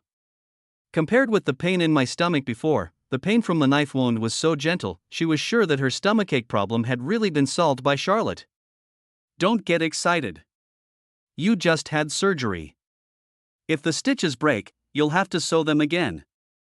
Charlotte held down Ruth, who was about to get up and jump on him. Looking at the smile on Ruth's face, Charlotte also had a smile on her lips. "Is there anything that can make you feel more fulfilled and happier than saving patients?" Whereas his patients used to be cats and dogs and the cattle and sheep of state farms, now his patients are all races of the abyss. "Doctor, you're so great." Ruth looked at Charlotte with admiration and gratitude. She used to think that the doctor was good-looking and spoke nicely, so she liked being with him, but everyone else said he was a weirdo, a liar, who couldn't even do magic and didn't deserve to be called a doctor. Ruth didn't care about these things, but when she fell ill, the first thing she thought of was the several famous medical clinics in the abyss. "I didn't come to see Charlotte today to see a doctor, I just wanted to say goodbye to him and stay with him for a while before I died." Unexpectedly, she was diagnosed as a person abandoned by God by 4 medical clinics in succession, but was cured by Charlotte's so-called surgery. She didn't care about the scar on her stomach. She could find a clinic and get it removed by paying a few thousand copper coins. "Ms. Ruth, is your stomach really not hurting anymore?" Vivian couldn't help but ask. Charlotte's appendectomy gave her a great shock and completely overturned the worldview she had built over the past decade. Ruth, who was judged to be a person abandoned by God, was unexpectedly saved by Charlotte. This made Vivian's faith begin to waver. "Yes, I feel my stomach is better now. I just need to wait for the wound to heal." Ruth nodded firmly. Except for feeling a little weak, she felt that she was in great shape now. Vivian's belief in studying medicine for more than 10 years collapsed at this moment. The so-called people abandoned by God are nothing but excuses used by quack doctors to cover up their own incompetence.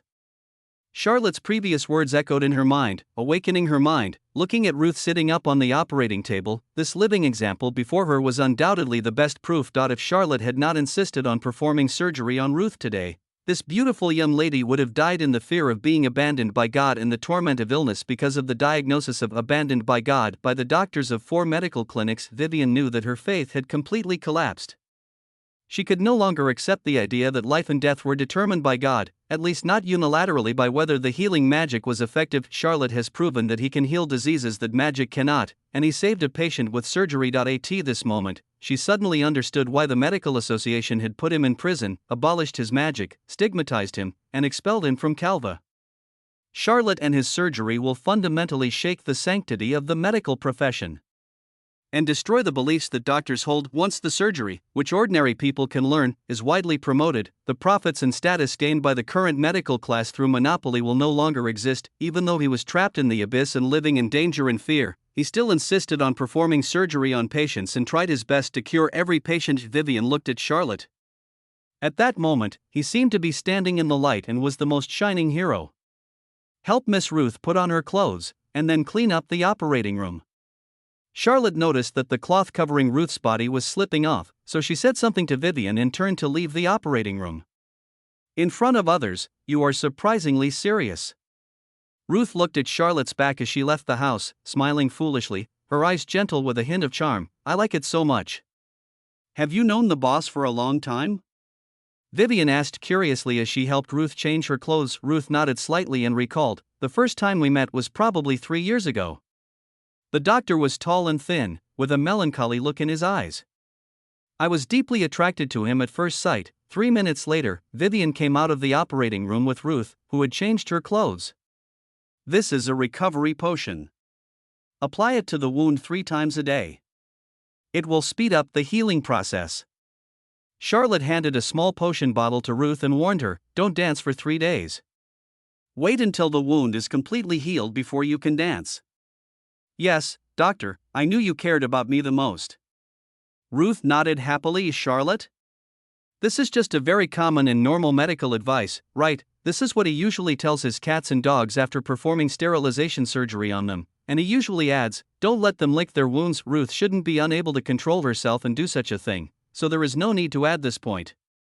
"So, how much does it cost?" asked Ruth. "Surgery fee." Charlotte pondered. This was his first appendectomy. The process was not complicated, and the medicine consumed was not much. He also received a 300 copper reward. He said, "Just give me 3,000 copper coins." He felt as if he had shouted too loudly, and couldn't help feeling a little guilty, so he glanced at Ruth secretly. Chapter 39, Wrong 100 million, 3,000 copper coins?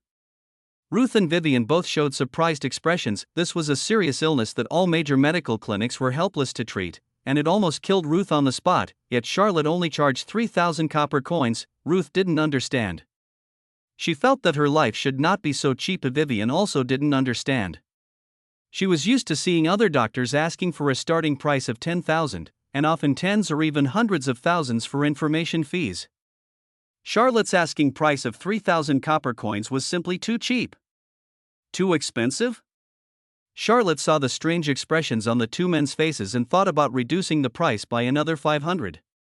After all, they were old acquaintances, and it would not be appropriate to charge them too much. But before Charlotte could speak, Ruth had already opened the purse at her waist, took out a shiny gold coin, and placed it on the counter. For a moment, Charlotte seemed to see the golden light shining in the purse.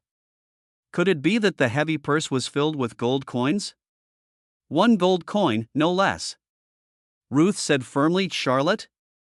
He expressed his incomprehension as to why there is reverse bargaining. Charlotte glanced at the gold coins on the counter, with a face value of 10,000 copper coins. This was the first time he saw gold coins since he traveled to this world. They were shiny and a circle larger than silver coins. They looked really beautiful. "You don't need that much. 3,000 copper coins are enough." Charlotte waved her hand. "No." Ruth shook her head firmly, looking at Charlotte seriously and said, "I went to other clinics, but they only charged me 2 gold coins for a diagnosis without any effective treatment. You saved my life, not to mention 1 gold coin. Even 100 gold coins would be worth it." What a cunning doctor.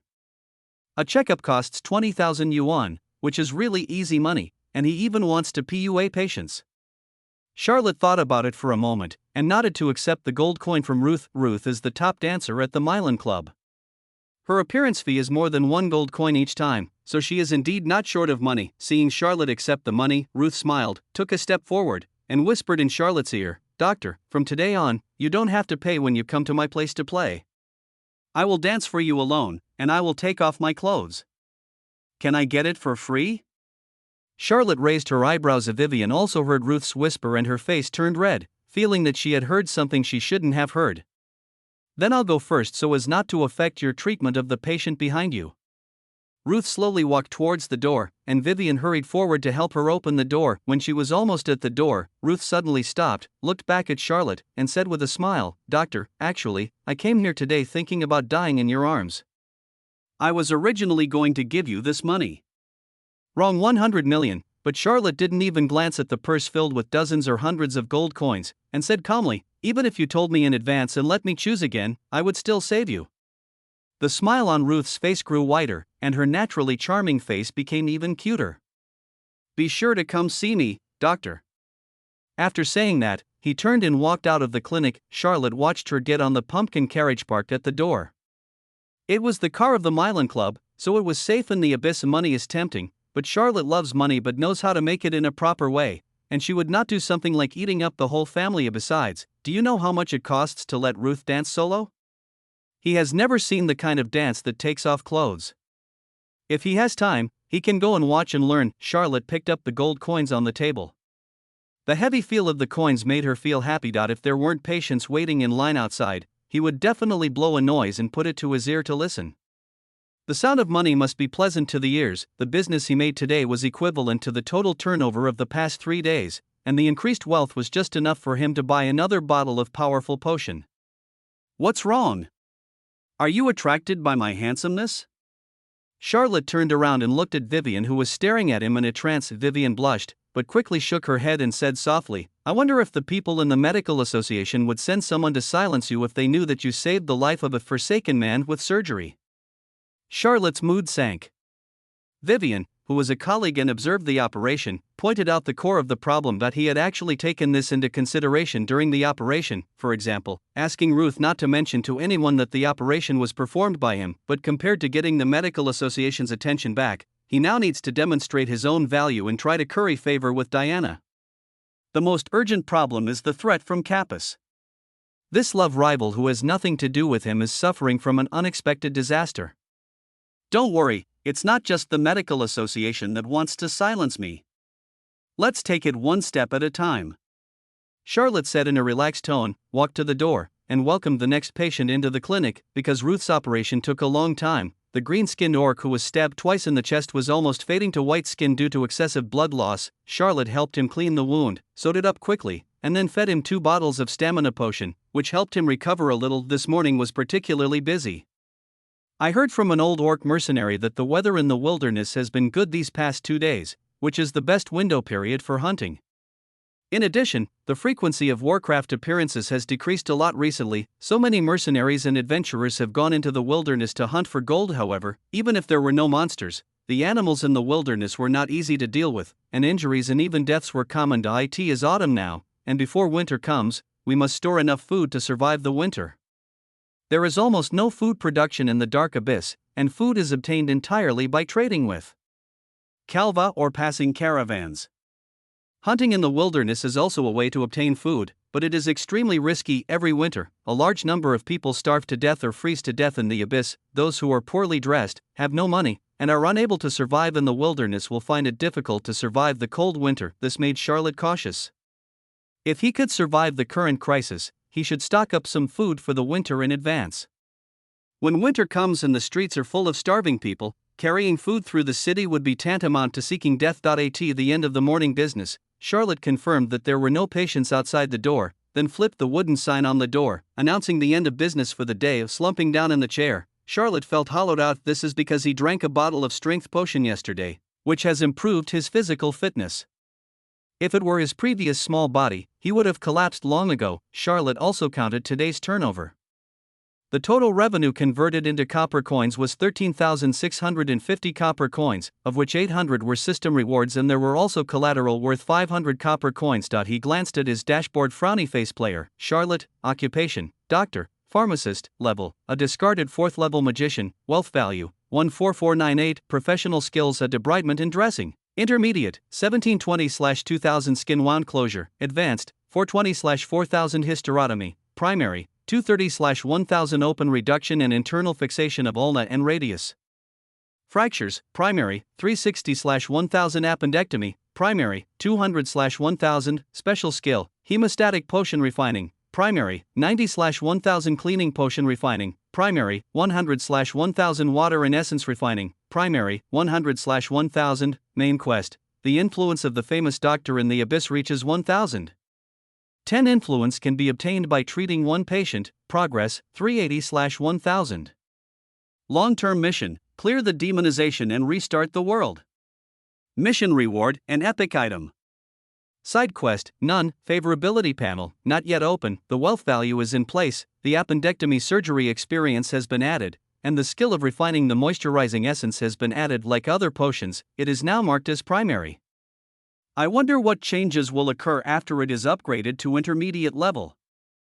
Chapter 40, Victory in the first battle. Charlotte went upstairs to the bathroom, locked the door, opened the system mall, and exchanged 10,000 wealth points for a bottle of powerful potion. First take off all your clothes, then swallow the potion in 2 gulps. A familiar hot feeling spread throughout my body, my arm muscles bulged slightly, a faintly visible line appeared on my flat belly, and even my chest muscles bulged a little. However, this time, apart from sweating profusely, there were no large amounts of black stains on the skin like last time, and the odor was also greatly reduced. A bottle of strength potion can increase strength by 100 kilograms. This is the second bottle, which means that his strength has now exceeded 200 kg. Charlotte lifted the 200-pound water tank in the bathroom with one hand, just like lifting a bucket of water, easily. Is this the strength of 400 kilograms? It's already more than that of an ordinary human man. Charlotte gently placed the water tank on the ground. The feeling of having power does make people feel more secure. Of course, he was not too inflated. He was not even as good as a knight's apprentice now. If he met a talented race like orcs, he would be completely bullied. After taking a shower, Charlotte put on a tattered gray robe, hid the magic spell in her sleeves so it could be activated at any time, then wrapped the judgment in black cloth and hid it in her loose clothes before going downstairs. Boss, are you going out? Vivian had just cleaned the clinic and asked Charlotte, who had changed her clothes. Yes, I have to go out for a while. You can go to the bakery next door to buy lunch by yourself. Charlotte handed over a silver coin and reminded him, remember, too much talk will lead to mistakes. Yeah. Vivian clenched the silver coin and nodded seriously. She has been in the clinic for 3 days, and this is the first time the boss allowed her to go out. Although it is just the bakery at the door, she is still nervous and excited. Also, you have to be careful when you're alone at home. Although it's relatively safe during the day, you still have to be alert. If you see a strange person, write down his characteristics. Charlotte whispered again. He felt like an old father who was about to go on a long journey and was giving instructions to his daughter who was alone at home, but he was clearly only planning to go to the grocery store 3 blocks away. Is he being too cautious? Charlotte opened the door a crack and saw that there were not many people on the street. Then she opened the door and walked out quickly, soon disappearing into the fog. I walked quickly along the side of the street and crossed 2 streets in succession without encountering any trouble. Just when Charlotte thought she could arrive safely, 2 figures suddenly jumped out of the alley and blocked Charlotte's way. There were 2 orcs, one tall and one short. One was a one-eyed and lame werewolf, and the other was a dog-headed orc with a broken right arm. Brother, can you lend me some money? The one-eyed werewolf shook the mace in his hand and grinned, revealing a mouthful of broken teeth. The dog-headed orc had circled to the side and rear of Charlotte, tacitly blocking his retreat, and drooling, he said, "Hee, you seem to be a poor guy, but this meat is good, I can have a full meal." Charlotte held the talisman in her left hand and tightly grasped the judgment in her right hand. She was so nervous that her palms began to sweat. Although these 2 orcs were defective, they had obviously been mercenaries or adventurers and had abundant combat experience, which was far beyond the reach of a rookie like him who had only practiced for 2 days, and from the words of the dog-headed orc behind, it can be heard that they not only want money, but also lives. The magic spell could kill a person instantly, So at least one orc needed him to fight desperately. This is a magic talisman. That costs 10,000 copper coins. It is not worth it to waste his most important trump card just to meet two petty thieves on the road. Charlotte's mind was working at high speed, but her heart quickly calmed down. He is no longer the powerless loser. With a strength of 400 kilograms and sharp judgment, he may be able to kill one of them unexpectedly. Brother, I'm just a poor guy, but I just picked up a piece of jade and was planning to sell it. Why don't you take it? Please let me go. Charlotte picked up the judgment sword wrapped in rags with a sad face, her hands shaking, and she was extremely scared at Jade. The one-eyed werewolf's eyes lit up when he heard this. This was a good thing. They had no need for them, but they heard that the rich people in Calva loved them very much and could exchange them for a large sum of money at the grocery store. This poor fellow is holding such a long piece of jade. If it were real, it might be enough to feed the two brothers for a year. What a crap, Jade. I'm going to eat you today. The dog-headed orc was holding a stone axe and was about to rush towards Charlotte. Wait a minute. The one-eyed werewolf stopped the dog-headed orc. Looking at Charlotte, who was trembling with fear, his heart was in his throat, fearing that he would throw the jade away. He had heard that the more complete the jade was, the more valuable it was. If he broke it, he would be doomed. Don't move. Give me the jade and I'll let you go. The one-eyed werewolf looked at Charlotte and shouted, slowly approaching him. Brother! The dog-headed orc wanted to say something, but was glared back at by the one-eyed werewolf. Then you must keep your word. Charlotte held the judgment in both hands, with her right hand on the hilt of the sword. Don't worry, I keep my word. The werewolf stared at the long strip of rag wrapped in Charlotte's hand, with the corners of his mouth curled up wildly. He had already decided to exchange the jade for money, and he must go to Amon Street to enjoy himself. As for the skinny human in front of me, after getting the jade, I will kill him with a stick, which will be a satisfying meal. The werewolf stretched out his hand to grab judgment with a big smile on his face. At this moment, Charlotte, who was holding the judgment with both hands, grasped the hilt of the sword and slashed it upwards suddenly. He had never learned swordsmanship, but he had held a scalpel for 5 years and his hands were very steady. The black sword light cut through the rags wrapped around the sword and cut the wolf claws covered with calluses. There was fear in the werewolf's eyes, but his rich combat experience made him subconsciously raise the mace and place it between the sword and himself. As long as he could block the sneak attack, he could smash the treacherous human's head with a stick. However, when the black sword collided with the thigh-thick mace, there was no sound of metal hitting stone. The mace seemed to be made of tofu and was cut off by a sword. What?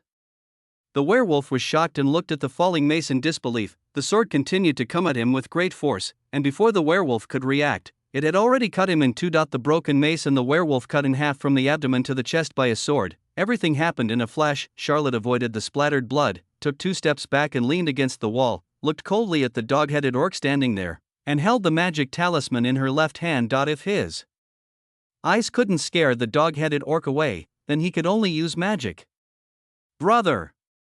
The dog-headed orc looked at the werewolf that was cut into 2 pieces with an expression of disbelief.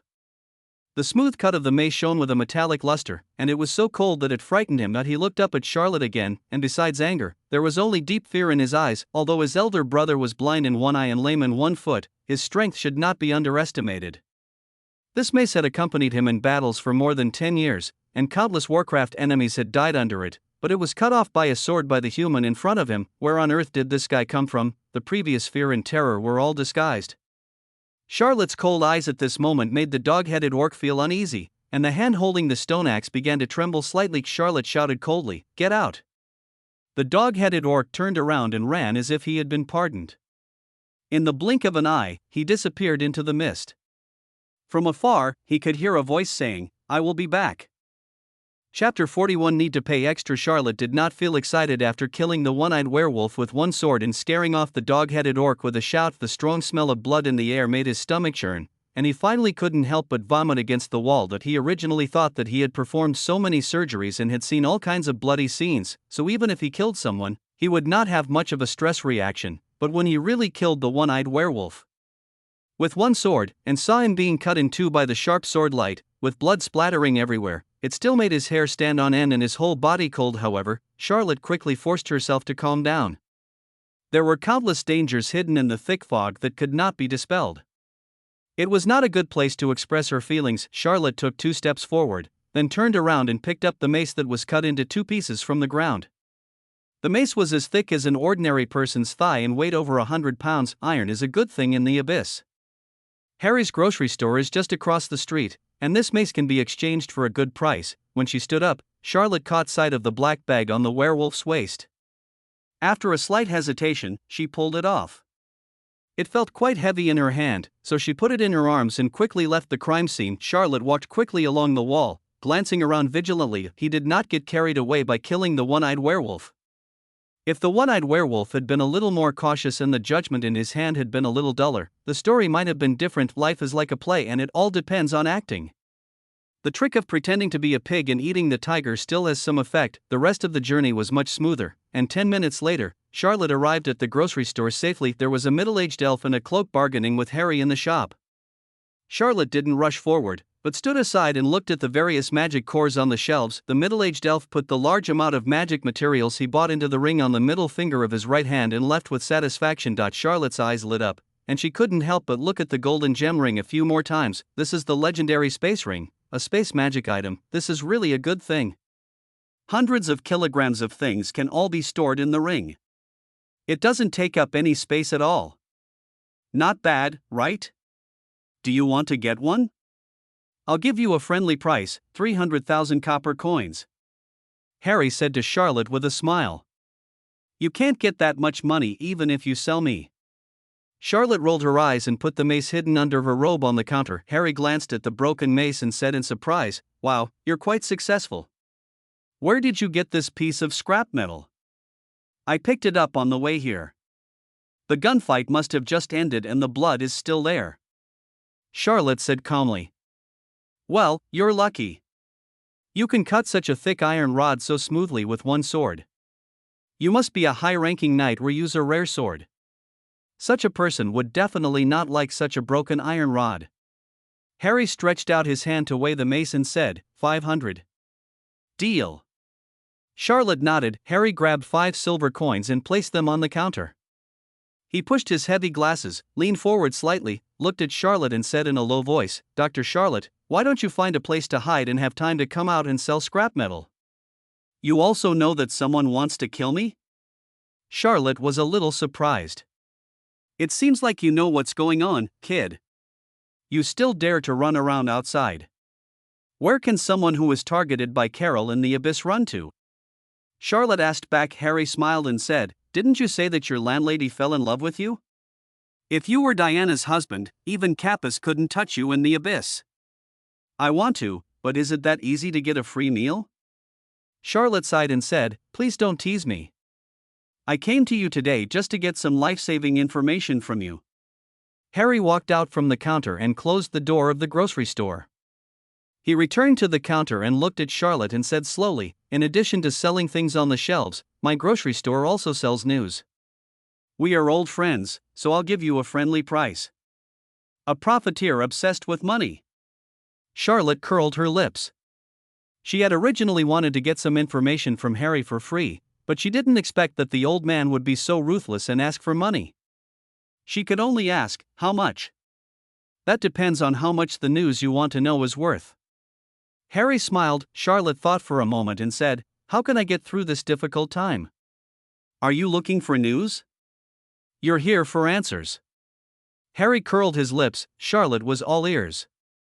Instead of buying information from Harry piece by piece, she decided to just let him give her a suggestion from his perspective. With Harry's vision and the information he has, perhaps he can really give him some useful advice. I'll charge you 1,000 for this question, Harry said seriously. Give me a deposit of 500 first. Charlotte pushed the silver coins on the counter over. I'll pay the balance when I'm satisfied with the answer. Harry put away the silver coins on the counter and said, You being hunted is an unprovoked disaster. Didn't I tell you last time that the city lord arranged a marriage for Elizabeth? The second son of the Duke of Cromwell, Capus, is in Calva right now and has come to propose marriage in person. I've heard this part, but I have to pretend I don't know it. Charlotte asked with a puzzled look on her face, What does that have to do with me? This is a serious matter. Elizabeth rejected Capus's proposal of marriage. Capys, who lost face, thought of you, Elizabeth's ex-fiancé, and felt that you were unlucky, so he wanted to kill you. Harry said, the tyranny of the rich and powerful is not uncommon in this world where the strong prey on the weak. Charlotte couldn't help but frown and said, is there still a law? This is a basic operation for Capys. No one dares to stop him in the imperial capital, and there is no pressure to order Carol to do it in the abyss. Harry looked at Charlotte and said seriously, I'll give you a suggestion. If you want Capys to stop attacking you, you may have to ask Elizabeth for help. Elizabeth? Charlotte frowned. Her fragmentary memory couldn't piece together a clear face. Harry nodded and said, this matter started with her. If she agrees to marry Capys and then asks him to stop hunting you, this matter may be over. Marrying a scum like Capys, isn't that pushing a girl into a fire pit? Charlotte looked heavy-hearted. How can I contact her? Harry was a little surprised, but quickly gave a thumbs up. Not bad, a real man can bend and stretch. Bullshit about being able to bend and stretch. Charlotte just felt that her ex-fiancé, who broke off the engagement when he was in trouble, didn't need his pity or guilt. This is a very classic breakup in novels. Shouldn't he rise strongly next, slap the face of the snobbish woman who broke off the engagement, and reach the pinnacle of his life? I don't have any channel for you to contact her directly. Harry spread his hands. Charlotte, didn't you say you can do anything? But I can pass the message up. If she still has feelings for you, maybe she will come to save you? Harry added, but it will cost you money. Chapter 42 Eight-Legged Red Spider Demon Core. About 10 minutes later, Charlotte came out of the side door of the grocery store and walked quickly into the FOGI. In the end, he paid the remaining 500 copper coins and entrusted Harry to deliver a message. Of course, it wasn't a message, but to let Harry pass on the news that Capys was hunting Charlotte to Elizabeth's ears. As for whether Elizabeth will happily go for a drink or rush to the abyss to save the hero without hesitation, this is not something Charlotte can control. Charlotte also spent 10,000 copper coins to buy another 4th level magic spell from Harry. With 2 instant cast talismans in his arms, he felt more confident. Harry took the money and, out of joy, gave him some intelligence about the Judson family. Charlotte kept the information and prepared to study it carefully when she got home. On the return trip, Charlotte changed her route and avoided the alley where she had the previous encounter, more than half an hour later. Charlotte returned safely to Tucker Street. After pulling off the beard on her lips and wiping off the dust that had been deliberately smeared on her face, Charlotte continued to walk towards the clinic. There was a dwarf standing at the door. Dr. Charlotte, what a coincidence that you're back. I was just about to go back. Guy looked at Charlotte, who was coming over, and said with a hearty smile, is the pot ready? Charlotte's eyes lit up when she saw the big black iron pot at Guy's feet. I have accomplished my mission. Guy grinned, revealing a row of neat white teeth. Charlotte bent down to check the iron pan. The surface was very smooth, hammered entirely by hand. Guy's craftsmanship was indeed good to achieve such smoothness. The size and depth were exactly what Charlotte wanted. Charlotte looked at Guy with satisfaction and said, it's perfect. Please deliver it to me. How much do you want to charge? We have already agreed that I won't charge for this pot. Just consider it as my way of repaying you for saving my life. Guy waved his hands quickly and said sincerely, then I won't be polite. Seeing Guy's resolute expression, Charlotte did not refuse and said, I still need to commission you to make 2 scalpels. What kind of knife do you want? Wait a moment, I'll go get the blueprint. Charlotte picked up the pot, opened the door, and walked into the clinic. After a while, she came out with a blueprint. On the blueprint was a scalpel with 2 sets of dimensions marked on it. This knife style is a bit strange. Guy looked at the blueprint for a long time, frowned and relaxed, put down the blueprint, looked at Charlotte and asked, what material do you plan to use to make it? Because it's a scalpel, I want to make the blade out of a harder material that can be sharpened. The handle and blade only need to be good enough for regular use. Charlotte said, and added, give me a rough price. I'll see if I can afford it. I'll make the blade for you out of black meteorite iron. I still have some scraps left in my shop, which should be enough. I'll make the handle and blade for you out of fine iron. As for the price, Guy picked up the blueprint again and studied it for a while, then said, the materials plus the labor cost will be about 5,000 copper coins. Okay, thank you then. Charlotte nodded in agreement. Although Guy didn't say it, he did give him a friendly price. Black meteorite iron is a very precious material for refining weapons. It is a type of iron that has been affected by meteorites from outer space. Its hardness far exceeds that of ordinary metals. It is generally only used in refining intermediate weapons. Refined iron is also the noblest among irons. It has the characteristics of high hardness and is not easy to rust, thus avoiding the embarrassing situation of making a tetanus blade. I'll send it to you in 3 days. Guy took the drawings and left. Now that she had the pot, Charlotte went to the butcher's shop next door and bought a piece of fat and lean black wild boar meat. She then spent 5 copper coins to buy a bundle of dried bamboo shoots at the dry goods store next door, and also bought some hemp leaves, which the locals used to remove fishy smells. Back at the clinic, Vivian was squatting there, looking at the big iron pot with curiosity. Anna had even treated the iron pot as her new nest, rolling around in it, having a lot of fun, completely losing her aloof attitude. Hearing the sound of the door opening, Vivian stood up quickly and looked at the meat in Charlotte's hand. Her eyes suddenly lit up. Could it be that she could eat delicious soup dumplings again tonight? Anna jumped out of the pot and climbed onto the cupboard. She crossed her little paws and looked at Charlotte with a cold expression. You heartless guy, you ate the meat buns yesterday in vain. Charlotte put the meat on the counter and sat in a chair to rest. This trip was quite dangerous. I could only relax after returning to the clinic and closing the door. Boss, do you want to have soup dumplings tonight? Vivian came forward. After tasting the delicious soup dumplings, the bread she had at noon seemed a bit tasteless. Give me a back rub and I'll tell you what we're having for dinner tonight, said Charlotte. Ah? Vivian was a little surprised. No one had ever asked her to have a back massage since she was a child. Even her father had never made such a request. If you hammer well, you can eat 3 more pieces of meat. Make a deal. Vivian put her small hands on his arms and back, pounding gently. It hurt a little to pound his strong arms, and she couldn't help but ask in surprise, Boss, how did you get hard? She remembered that when she first met the boss, he was still thin and weak, the kind that would make him cry for a long time if she punched him, but now the solid muscles in his arms were incredibly hard. I've been exercising recently.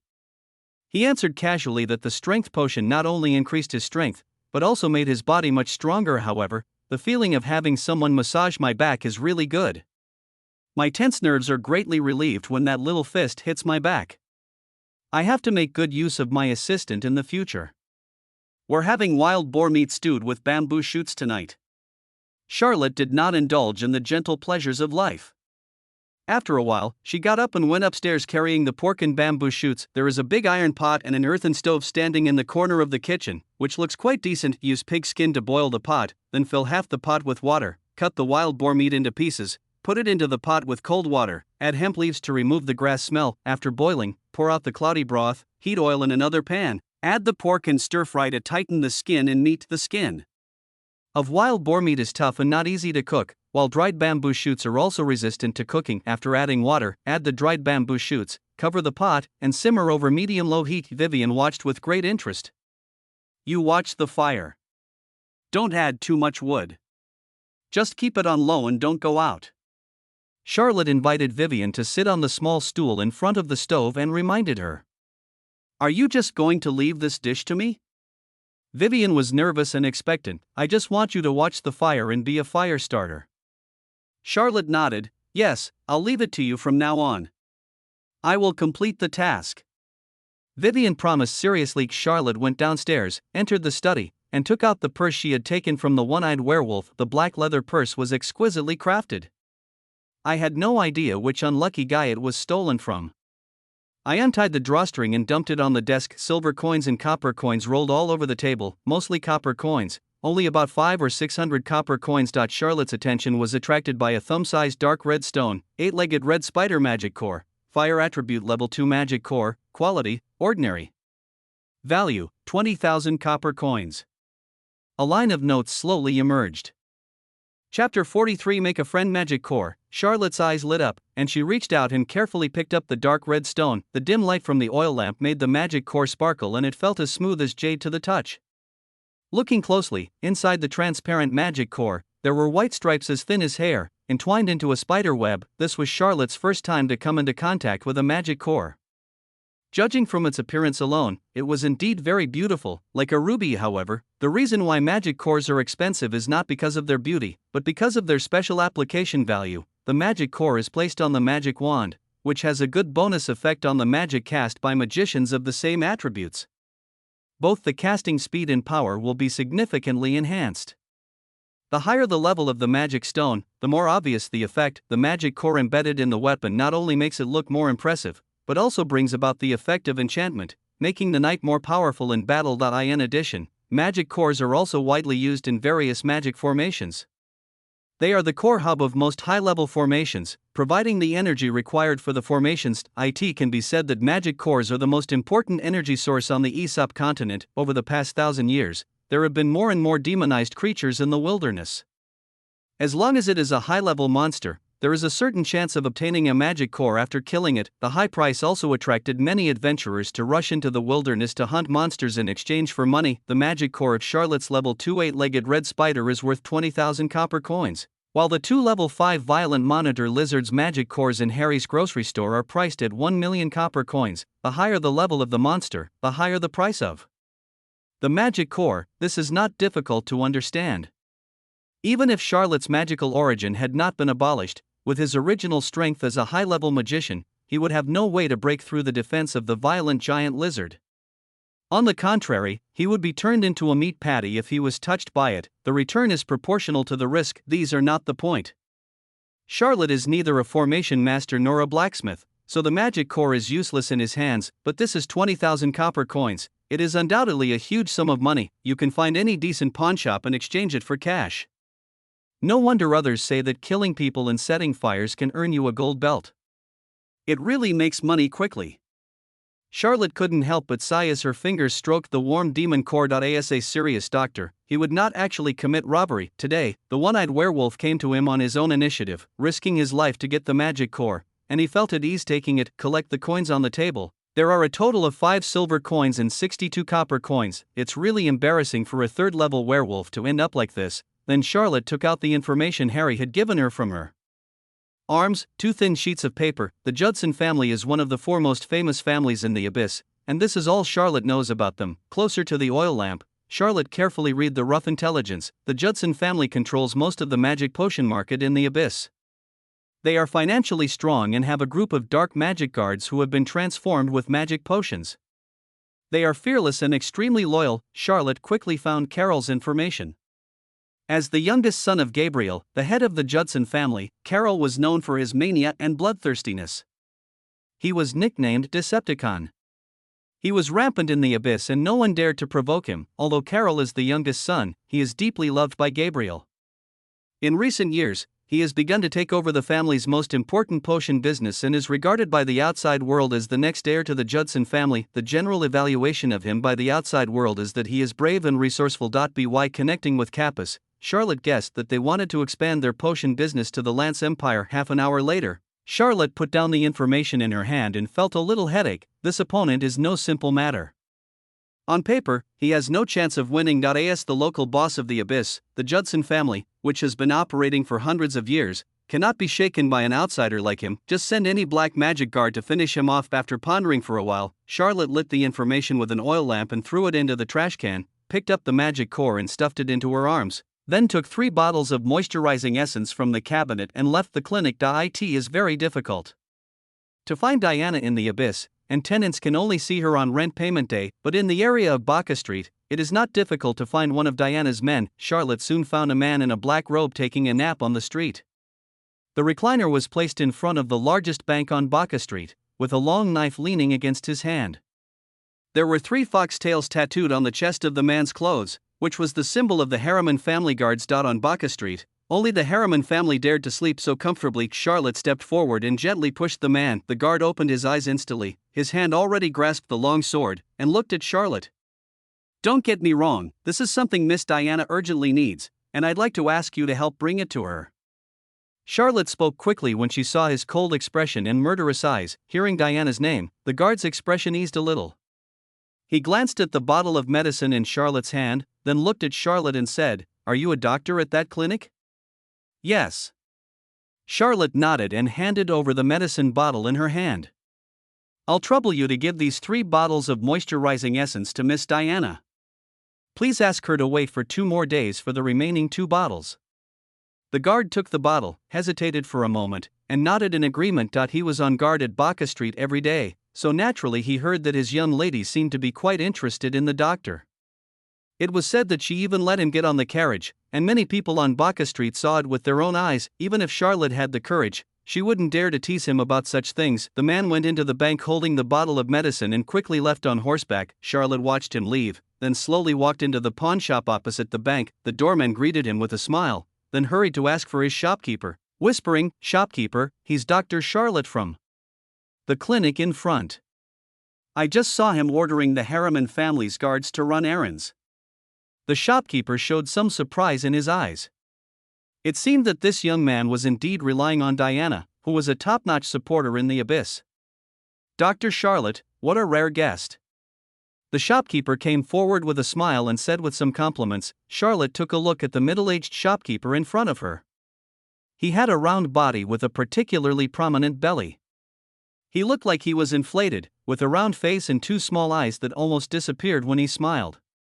"Boss, I have something I want to exchange for money," Charlotte said calmly, took out the magic core from her arms and placed it on the counter. The shopkeeper picked up the magic core and examined it carefully for a while, then said, "This is the magic core of the 8-legged red spider.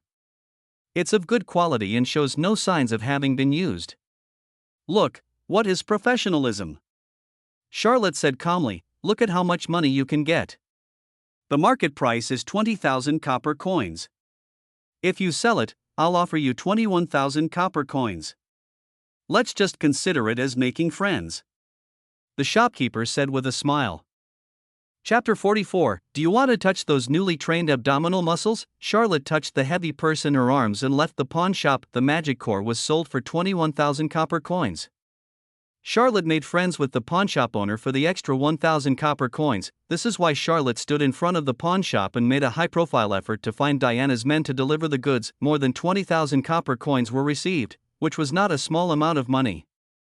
It was enough for Charlotte to buy a lot of good things, and as the coins are put into the bag, the wealth value also increases. This means that he can buy 2 more bottles of strength potion and increase his strength to 400 kg. Although he has not yet reached the standards of a knight's apprentice, in the eyes of others he is now a useless magician, equivalent to a trump card that no one knows about. 2 4th level magic spells, a sword of judgment that can cut through iron like mud, and 400 kilograms of strength. These are the trump cards he currently has, but compared to the opponent he has to face, this trump card is still too weak. I wonder if Diana will think of him, the unlucky tenant. After seeing the moisturizing essence back at the clinic, Charlotte went upstairs and looked into the kitchen.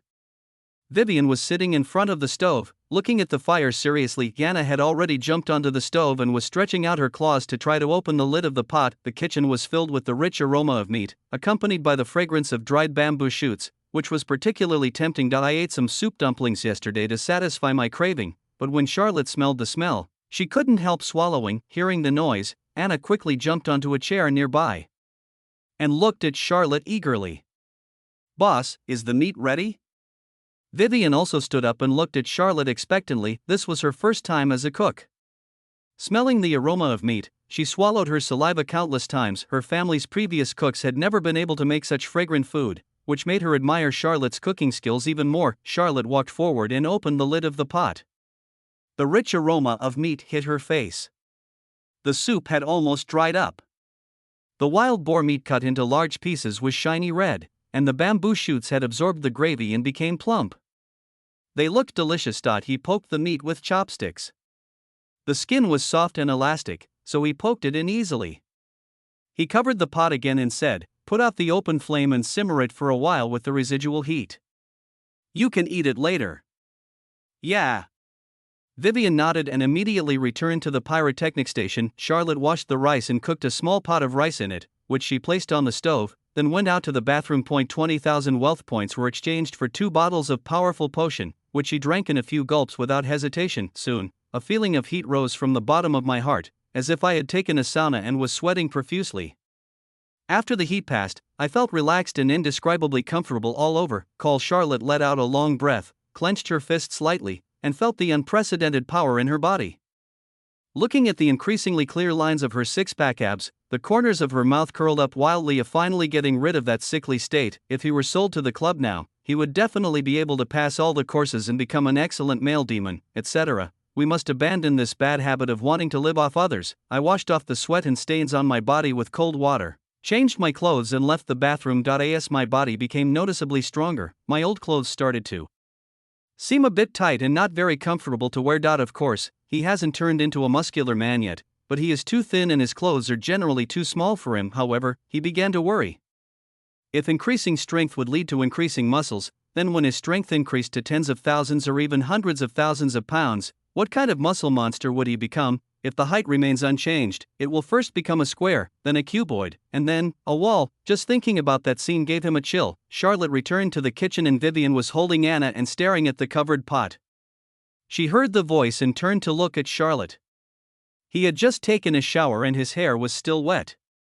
His clothes were tightly attached to his body, and the outline of his abdominal muscles was faintly visible. Vivian blinked and looked up at Charlotte again to make sure she had recognized the right person. She felt that the boss seemed to have become stronger again, and it seems like I've gained some weight on my face. Her cheeks were sunken and skinny, and although she looked pretty, she looked a little sickly. But now, his face has sharp edges and corners, his complexion is fair with a hint of redness, he looks good, and there is a bit of sunshine between his eyebrows. People who live in the abyss for a long time are generally sub-healthy, but the boss looks very healthy now, and doesn't look like a useless person whose magical source has been destroyed at all. I just trained my abdominal muscles. They look great, don't they? Charlotte said with a bit of show-off. Do you want to touch them? No. Vivian's face turned red and she quickly turned her head away. Charlotte grinned and teased the girl, feeling her mood brighten up a bit. After waiting for a while, the rice in the pot was almost cooked, and the gravy in the big pot was almost dried up. I found a big basin and served it directly from the pot. 5 pounds of meat and 1 pound of dried bamboo shoots. After cooking, it fills up a big pot. Pour the last ladle of thickened sauce over the dish.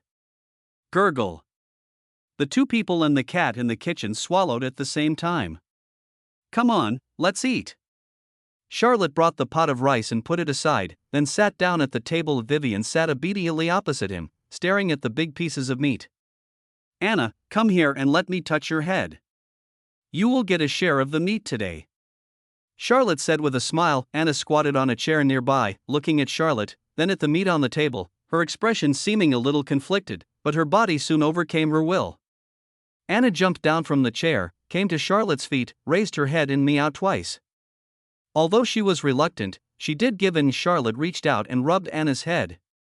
The soft hair felt so comfortable to touch. After petting the cat for a while, Charlotte took its special plate, picked up a few pieces of lean meat for it, and put it on the ground. Vivian looked at Anna, who was gulping down the meat, hesitated for a moment, and then leaned her head towards Charlotte. Charlotte was stunned for a moment, then after she realized what was happening, she couldn't help but smile. She tapped her head lightly with her chopsticks and said with a smile, "Don't touch the dog's head. Eat yours." Vivian covered her head in pain, but when she saw the extra piece of meat in the bowl, she immediately smiled again, and clumsily imitated Charlotte to pick up the meat with the so-called chopsticks. For her, who had been accustomed to using knife and fork since childhood, this was a big challenge. She failed several times in a row. The meat lay motionless in the bowl and she couldn't pick it up at all, but Charlotte was totally indifferent and had no intention of changing her knife and fork. After trying for a while, she couldn't pick it up, so Vivian could only move closer to the bowl, push the meat to the edge of the bowl, and then take a big bite. Vivian's eyes were blurred in an instant. The soft and tender wild boar meat almost melts in your mouth. The lean meat is crispy and tough, dry but not tough.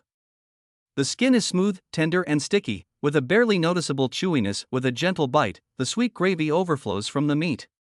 The deliciousness of the wild boar meat is released most perfectly at this moment. It is fat but not greasy, sweet and soft. She felt like she was standing on clouds, or like she was sitting astride the back of a wild boar running wildly in the wilderness.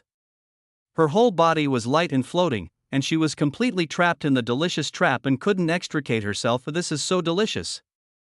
Chapter 45. Women only affect the speed of my sword drawing. The night gradually darkened, but Harriman Manor was still brightly lit, with giant crystal chandeliers always on, making the manor even more beautiful. Luxurious villas are located there like pearls to eye in the pink villa hall. Diana played with the pink crystal bottle in her hand and asked casually, "Is there any situation with Charlotte these days?" The young man in black who was waiting nearby quickly replied, "There has been no other developments in the past 2 days, but I received news today that Carol was looking for him." "Carol is looking for him?" Diana paused, showing some curiosity. "Why are you looking for him? Are you trying to poach him?" "It seems that they want to kill him." "Kill my people?" Diana's soft eyebrows and eyes instantly condensed with murderous intent. Could it be that he knew I was going to train him, so he wanted to strangle him in the cradle? The other party's purpose is still unclear at the moment, but our informant in the Judson family is already investigating. As the man in black was speaking, a short bird call was heard outside. The man in black walked quickly to the window and raised his hand. A crow landed on his hand with a small bamboo tube tied to its feet. Untying the bamboo tube, a small piece of paper fell out. The man in black glanced at it quickly, his expression slightly changed, and he said, "Miss, Carol's people have found out where Charlotte is, and they plan to take action tonight. Take your men over there. Whoever dares to cause trouble on Baca Street tonight will be allowed to come in vertically and leave horizontally." Diana's voice was cold and murderous. "Yes." The man in black walked away quickly. This is the man I like. He will be the most profitable cash cow on Baca Street in the future. I will deal with anyone who dares to touch him." Diana shook the potion bottle in her hand, and the pink liquid seemed to become a little weird. Hidden in the dark alley were more than a dozen tall orc figures. "Our target tonight is the small clinic on Baca Street. After dark, we will rush in and kill all living things, then return with their heads. Lord Carroll said that there will be plenty of free potions for the next half-month." The ferocious two-headed orcs turned their heads in two directions and spoke in unison, saliva dripping from the corners of their mouths, and they were very excited. "Hack! Hack! Potion! Potion!" A dozen orcs in the alley shouted excitedly, like hunting dogs that had seen their prey. The two thieves were about to go into the alley to divide the loot, but when they saw the scene, they were immediately frightened and ran away. "Don't be impatient. Let's wait until it's completely dark before we take action." The two-headed dog put his hands in the air and grinned. A piece of delicious wild boar meat made Vivian forget her troubles temporarily. She closed her eyes and recalled some beautiful things. When she was little, she liked to sit on her father's shoulders. Her father was so tall and majestic that she could see the distant scenery by sitting on his shoulders. At that time, my mother was still very young, dignified, and beautiful, and occasionally she had a lively side, such as secretly taking her out of the back door to go to the flower market. When she opened her eyes, a line of tears had already slid down her cheeks. Is it really that delicious? Charlotte looked at her and helped her pick up another piece of meat. "Eat slowly, there is still plenty of meat." "Yeah." Vivian nodded, forced a smile, lowered her head and continued eating meat. Charlotte also picked up the meat and took a bite. The cooking time was well controlled. Due to the lack of seasoning, the original flavor of the wild boar meat was retained to the greatest extent. The meat aroma was much richer than that of ordinary domestic pork, and it had a unique flavor. The dried bamboo shoots are the finishing touch. Having absorbed the rich broth, they are crispy with a hint of chewiness when bitten. They have excellent texture and flavor, and are a great dish to go with rice. 2 people and a cat gathered around a big pot of pork and bamboo shoots, and they ate until the pot was emptied. Charlotte burped and picked her teeth with a freshly cut bamboo stick. Looking at the large pot of food that was almost eaten up, she was shocked by her own appetite. At least 2/3 of it went into his stomach. Maybe it has something to do with the fact that he just drank 2 bottles of strength potion and gained 400 kilograms of strength. This earthen stove was a successful step taken by him to transform his clinic. It was easy to use. At least he wouldn't have to put up with his stomach and settle for the unpalatable food in this world. "I'll wash the dishes." Vivian stood up and collected the dishes. Charlotte walked to the window and looked out. There was no light falling from the abyss sky, and it was completely dark. Somehow, he felt a little uneasy and always felt that something was going to happen tonight. At this moment, on the dark street, 2 red spots of light suddenly lit up in the fog and moved quickly towards the direction of the clinic. Soon, more and more red spots of light appeared, and there were more than a dozen pairs. The ground was shaking slightly, and the sound of rapid and heavy footsteps was approaching. "Fuck. For real?" Charlotte raised her eyebrows, turned around and picked up the judgment sword leaning against the door, and looked solemnly at the gang that was still approaching the clinic down the street. The fog obscured their figures, but judging from their abnormally glowing eyes, they should be orcs, judging from the noise. It was most likely Carol's people who came to visit. Boss. Vivian also noticed the unusual movement, and seeing Charlotte's serious expression, she also became nervous. Charlotte whispered, "Take Anna and hide in the attic. They should be coming for me. If I can't hold them, don't make a sound and leave here after daybreak." "But women will only slow down my sword drawing speed." Vivian was about to say something, but she finally picked up Anna and walked towards the next room leading to the attic. Just like the boss said, she only knows healing magic and will only be a burden in battle. Charlotte checked the magic charms hidden in the sleeves of her left and right hands to make sure they were ready to be activated at any time, then wrapped the judgment in cloth so that she could stab the enemy with a fatal blow by surprise. His swordsmanship was not up to par yet, so he could only hope that his opponent would underestimate him and give him a chance to launch a sneak attack, but after hearing this noise, he was already heartbroken. The other party has no moral principles at all. To deal with him, a useless guy whose magical powers have been destroyed, they actually sent more than a dozen orcs. Orcs have the thickest skin and most of them are gifted with both strength and speed. Their red eyes often allow them to have night vision, making them the most difficult to deal with. Charlotte looked in the direction of the back wall and thought that climbing over the wall and running away was an option, but where can he go if he leaves the clinic? In the abyss of night, monsters and demons were running everywhere, but they were no easier to deal with than the dozen orcs outside. While Charlotte was thinking, the group of guys had already arrived at the clinic. With the help of the lantern hanging at the door of the clinic, Charlotte could clearly see the appearance of the leading ORC. It was a 2-meter-tall two-headed dog orc. The huge black dog head was extremely ferocious, and its sharp teeth were shining coldly. He was holding an extended stone axe and chopped towards the door of the clinic. Enhanced version of dog head? Charlotte was greatly shocked and silently clenched the judgment. Chapter 46. Is this what it feels like to be a gigolo? At the entrance of the clinic, the tall two-headed dog orc raised a stone axe and chopped it down angrily at the door of the clinic. The dog's mouth curled up, revealing 2 rows of sharp teeth. This thin wooden door can be split open with just one axe, and then I can rush into the clinic, pick up the weak human being like a chicken, chop off his head, and today's mission will be completed. This task was incredibly simple and he could complete it easily by himself. I don't know why Lord Carol asked him to bring so many people here. A dozen orcs also came to the door of the clinic from the fog. Their eyes were bloodshot, and they were breathing heavily. They looked extremely excited, just waiting for the door to be split open so that they could rush in and hack at it. The next moment, a sound of breaking through the air suddenly rang out. A sharp arrow pierced through the fog and headed straight for the two-headed dog orc's face. The two-headed dog orc's face changed drastically, and the stone axe in his hand that was about to chop at the clinic door suddenly retracted and blocked it in front of him. Clang! The arrow hit the stone axe, making a dull sound. The huge force of the collision caused the arrow shaft to explode instantly, and the squeezed and deformed arrowhead left a striking groove on the stone axe. "Who is the bastard who shot me from behind?" The two-headed dog orc took 2 steps back and shouted angrily. The other orcs also looked around with vigilance, and were shocked by the sudden arrows. As soon as he finished speaking, the sound of breaking air was heard again. One after another, dozens of arrows broke through the fog and shot at the orcs standing in front of the clinic. "Be careful," the two-headed dog orc shouted and pulled a pig-headed orc to block in front of him. 2 arrows flew in response and directly pierced the hands and feet of the pig-headed orc. "Boss, why are you using me to block the arrows?" The pig-headed orc screamed and said with a look of grief and anger. "You have thick skin and tough flesh. Others may not be able to withstand it." The two-headed dog orc patted his shoulder with admiration on his face. "Oh my God." When the pig-headed orc turned around to speak, he was hit by an arrow on his butt again. He was sent flying 3 meters away and rolled on the ground in pain, unable to get up. "Huh? What's going on? Are the reinforcements coming?"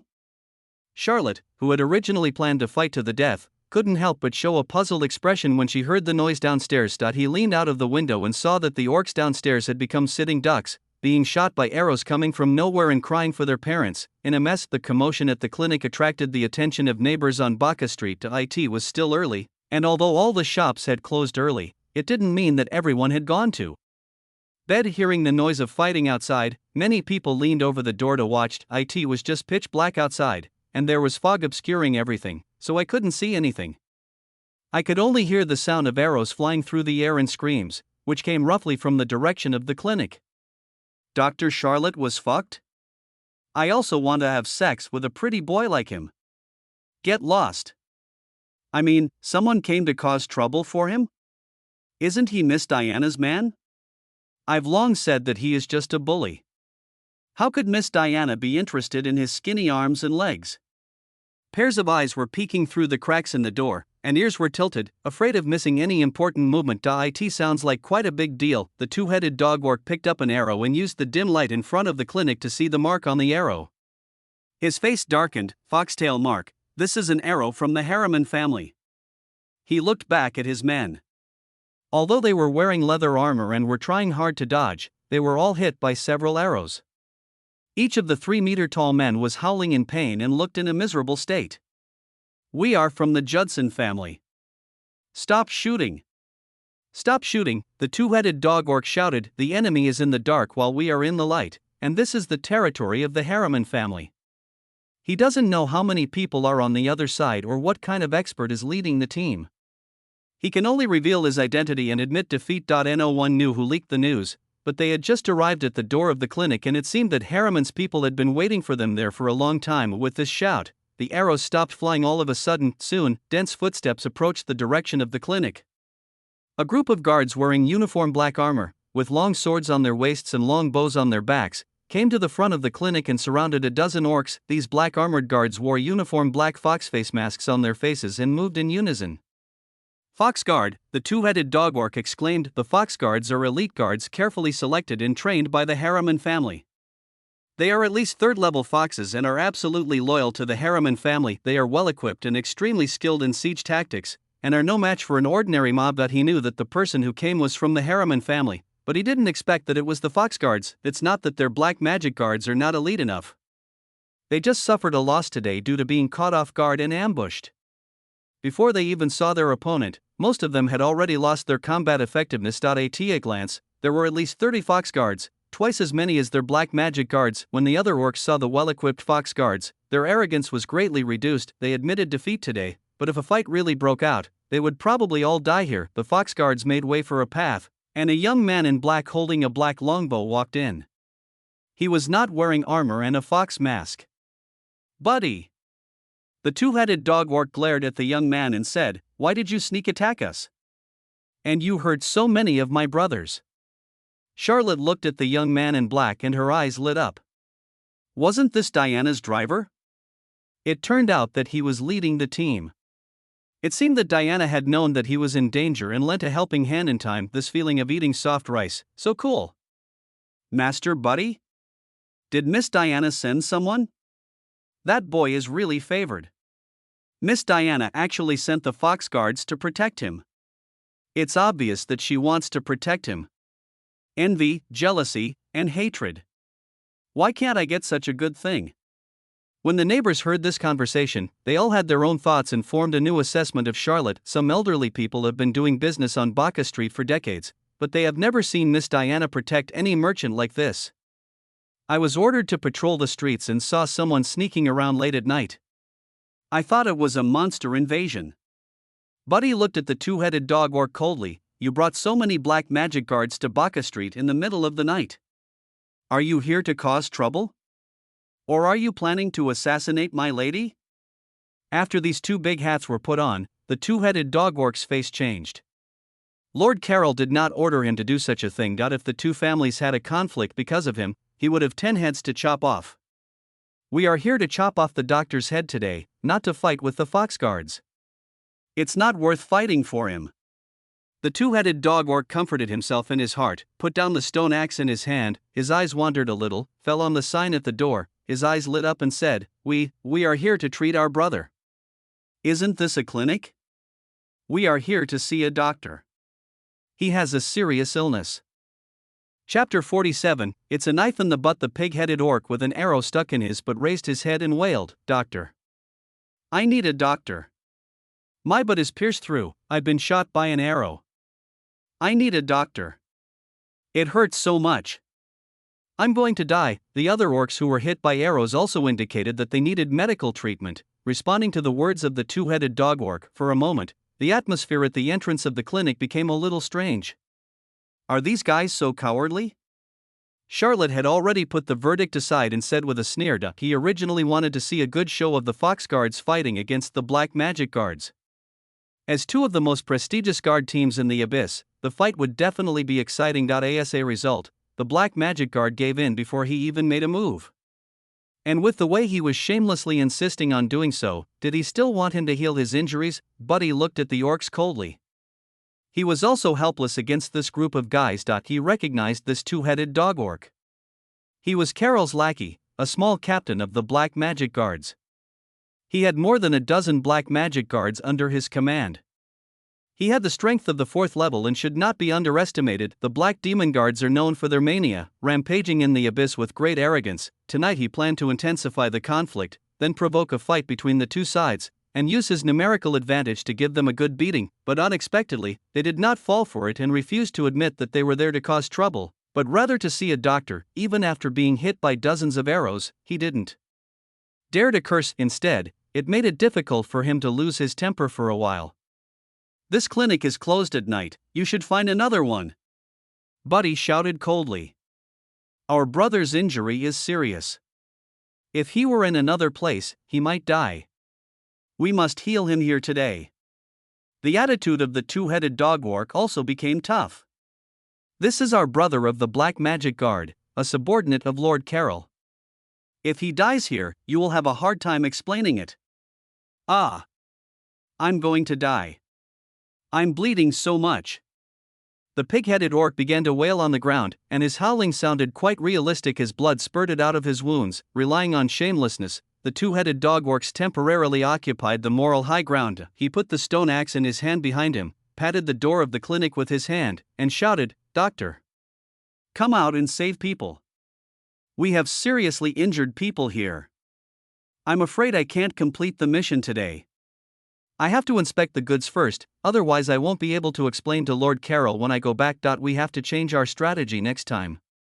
We can't send so many people in a big way. We should send an agile killer who comes quietly and leaves quietly, taking only a head away." Buddy's eyes were uncertain. These guys didn't fall for it, which made it difficult for him to get angry for the time being. Although Baka Street was the Harriman family's territory, the other party insisted that they were there to see a doctor, so they couldn't take direct action. He felt a little regretful now. He should have waited until the doghead had chopped the door into pieces before taking action. This way they would have no excuse. The two sides were in a stalemate. The streets were quiet and the clinic was quiet. "This doctor is a coward."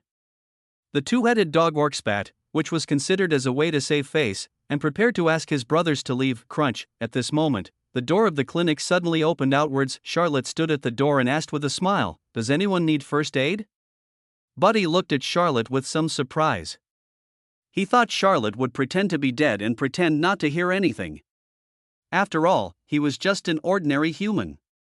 It was normal for him to be afraid when facing a group of hostile orcs. "I didn't expect that he would dare to open the door and come out," and his expression was so calm and composed, and even, he was still smiling. The two-headed dog orc also stared at Charlotte.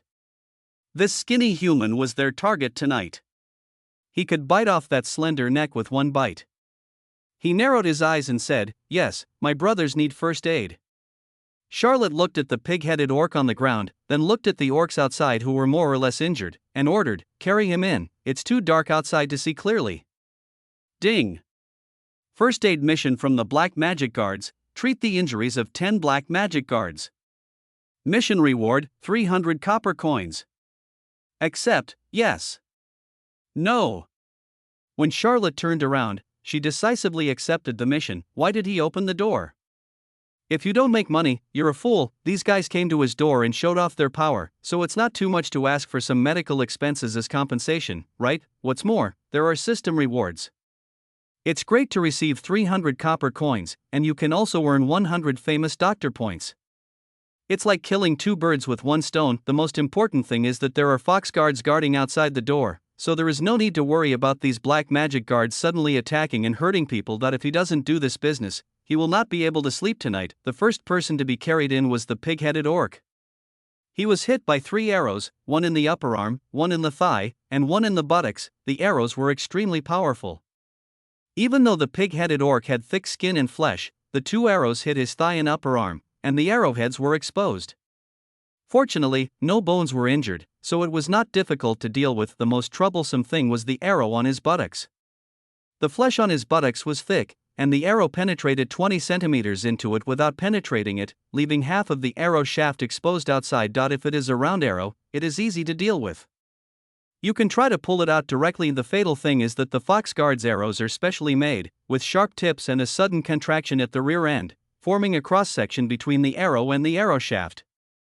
If they are forcibly pulled out, secondary damage can easily occur. The other orcs were not injured in any vital areas, so the situation was not urgent. Buddy followed her in, firstly to guard against the two-headed dog orcs attacking Charlotte, and secondly because he was curious about how Charlotte cured diseases and saved lives. A magician whose magic source has been abolished, who uses the so-called surgery to save people, and is valued so much by the young lady, must be carefully examined. This is also one of the tasks given to him by the young lady: see if he is worth training. Doctor, this is my best brother. If you can't save him, don't blame me for being rude. The two-headed dog orc stared at Charlotte with both pairs of eyes at the same time and warned viciously. Then use me as a shield. The pig-headed orc looked at his boss with tears in his eyes, but he didn't dare to say a word. The operation is risky, so be careful when going to bed. Charlotte glanced at him and said calmly, I can't guarantee that the operation will be successful. If you can't accept it, then carry it away. The two-headed dog orc stared at him for a while and took 2 steps back. Your condition is quite serious. You need surgery immediately, otherwise you will die from excessive blood loss soon. Charlotte said to the pig-headed orc. In just a short while, the operating bed was already stained red with pig blood, looking like a pig slaughtering scene. The pig-headed orc raised his head weakly and looked at Charlotte earnestly. Doctor, save me. Buddy glanced at the arrows on the pig-headed orc's butt. These 3 arrows were all shot by him, aiming at the two-headed dog orc, but they were all blocked by the pig-headed orc. Such injuries can be fatal if not treated promptly. The most troublesome thing is the arrow stuck in its butt. Even if there is a healing magician present, it is not easy to remove it without any damage. So how does Charlotte plan to save this pig-headed orc? The orcs also stared at Charlotte with murderous eyes. If the pig-headed orc died on the operating table, they could take the opportunity to cause trouble, and then accidentally chop off his head, and Buddy wouldn't be able to say anything. They totally didn't believe that this human who couldn't use magic could cure the pig-headed orc. If being a doctor was really that easy, why would there be only 5 clinics in the abyss? Those doctors who know some healing magic are all very wealthy and live a more comfortable life than anyone else. Charlotte didn't have time to care what others thought. He had already taken out the instruments needed for the operation and began to treat the arrow wounds on the pig-headed orc's arm and thigh. Use a knife to trim the tail of the arrow, then pull the arrow out in the direction of the arrowhead. Judging from the bleeding, this pig head was lucky that no artery was injured. The wound was treated with a cleaning agent, and the hemostatic agent was used to stop the bleeding. Then simple sutures were performed, and both wounds were quickly healed. Charlotte's smooth operation surprised the onlookers. This method of directly using needle and thread to sew the wound and successfully stop the bleeding really impressed them. Is this surgery? Buddy thought. Charlotte's clinic receives the most trauma patients, and the survival rate is quite good. It turns out that he uses this method, which seems quite simple. How do I remove the arrow stuck in my butt? Buddy took a step toward the operating table, holding the long knife across his body in his right hand. With a look of vigilance in his eyes, Charlotte took out a long iron chain and tied the pig-headed orc up on the operating table. Doctor, what are you doing? Pighead asked in confusion. Lying on the operating table, completely fixed with iron chains, which gave him the terrible illusion that he was on a slaughter table. The next operation may be a little painful. I'm afraid you won't move around, so please bear with it. Charlotte picked up a small knife that was shining with cold light and explained with a smile. The fat on the pig's face trembled violently, and he said in fear, You should be gentler. Don't worry, I'm very experienced, it won't hurt. Charlotte raised her knife and stabbed it into the pig-headed orcs, but phew, it was the sound of a knife piercing thick fat meat. A shrill pig cry suddenly resounded throughout the operating room. The orcs present all turned their heads away, unable to bear to watch. This is really like a knife stabbing you, but it really opened my eyes. Ah, my hands are shaking. Let's start over. Charlotte pulled out the knife and raised her hand to cut again. The pig-headed orc struggled violently, but was firmly fixed to the operating table by iron chains and could not move. He could only let out terrible screams, which sounded somewhat creepy. What are you doing? The two-headed dog orc said angrily. Help him. Charlotte looked innocent and raised the red knife in her hand. How about you come? The two-headed dog orc looked at the pig-headed orc tied to the operating table, and the muscles on his face trembled, but he still endured it. You'd better save him.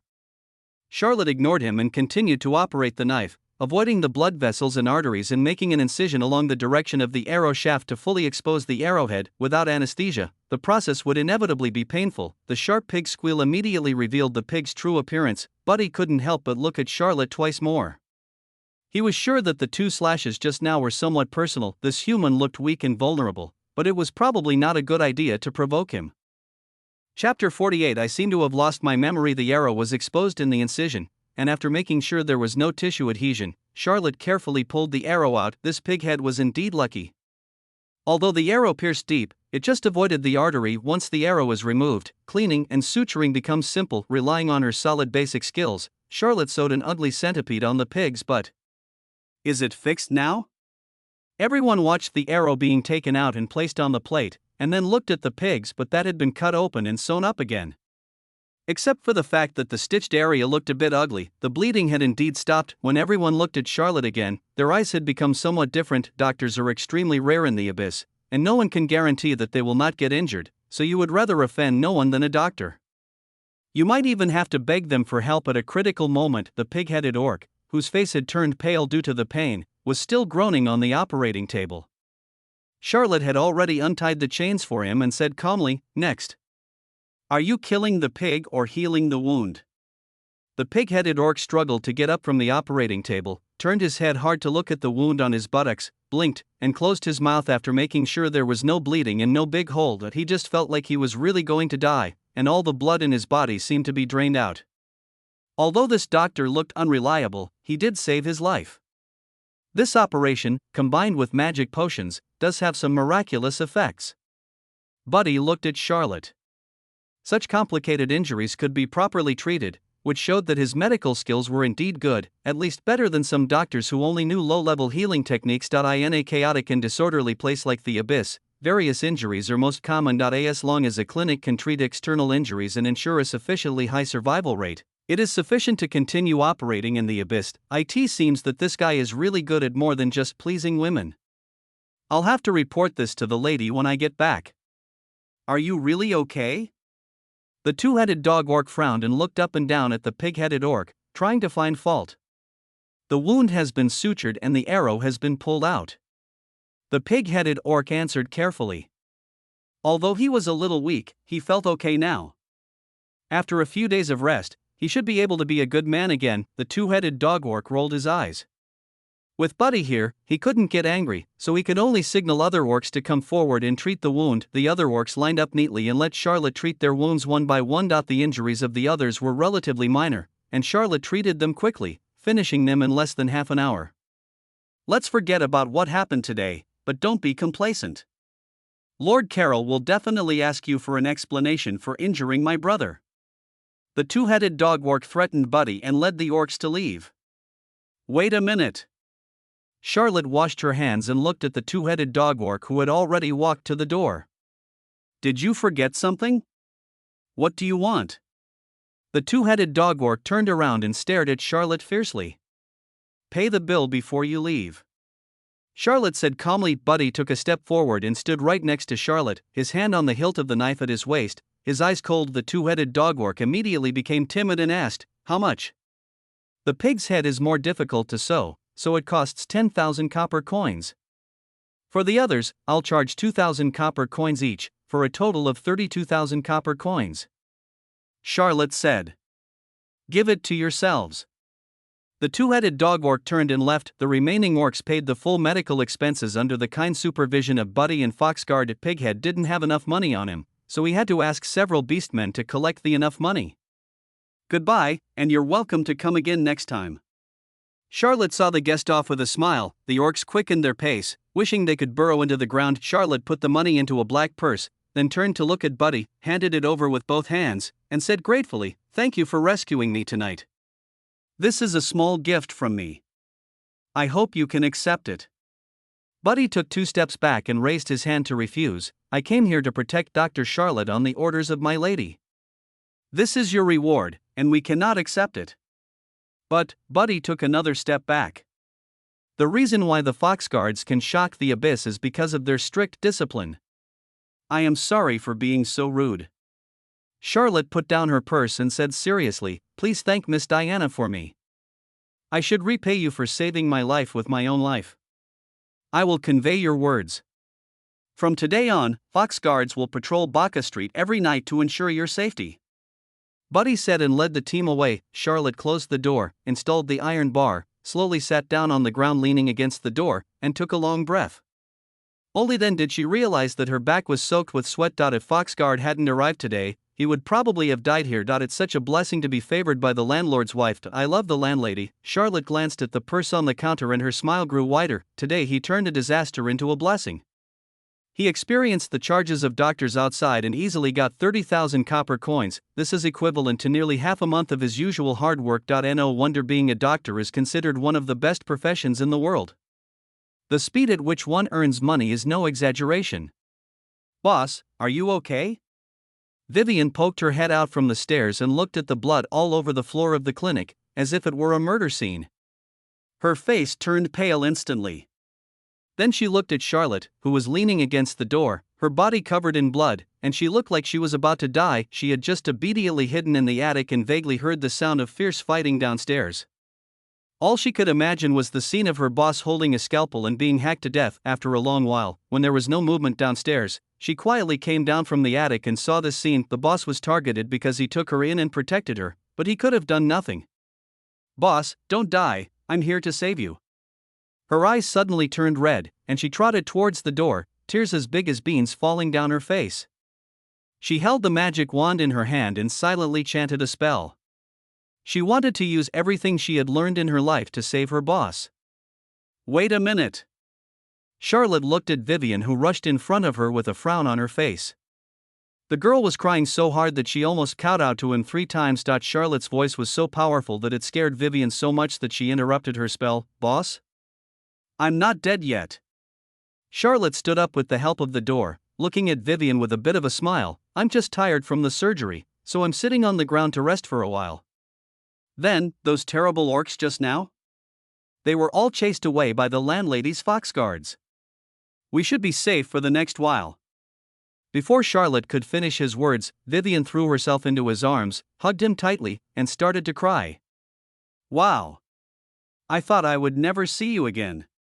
Vivian said, crying. When she was hiding in the attic, she felt like she was abandoned by the whole world, and even her last source of support was leaving her. How can she survive in the abyss without Charlotte? So when I saw Charlotte again, my emotions instantly broke down and Vivian hugged her too tightly, and the 2 little rabbits bumped into each other, making Charlotte feel a little uncomfortable. Fortunately, she likes a mature woman. I am extremely immune to this kind of big lowly.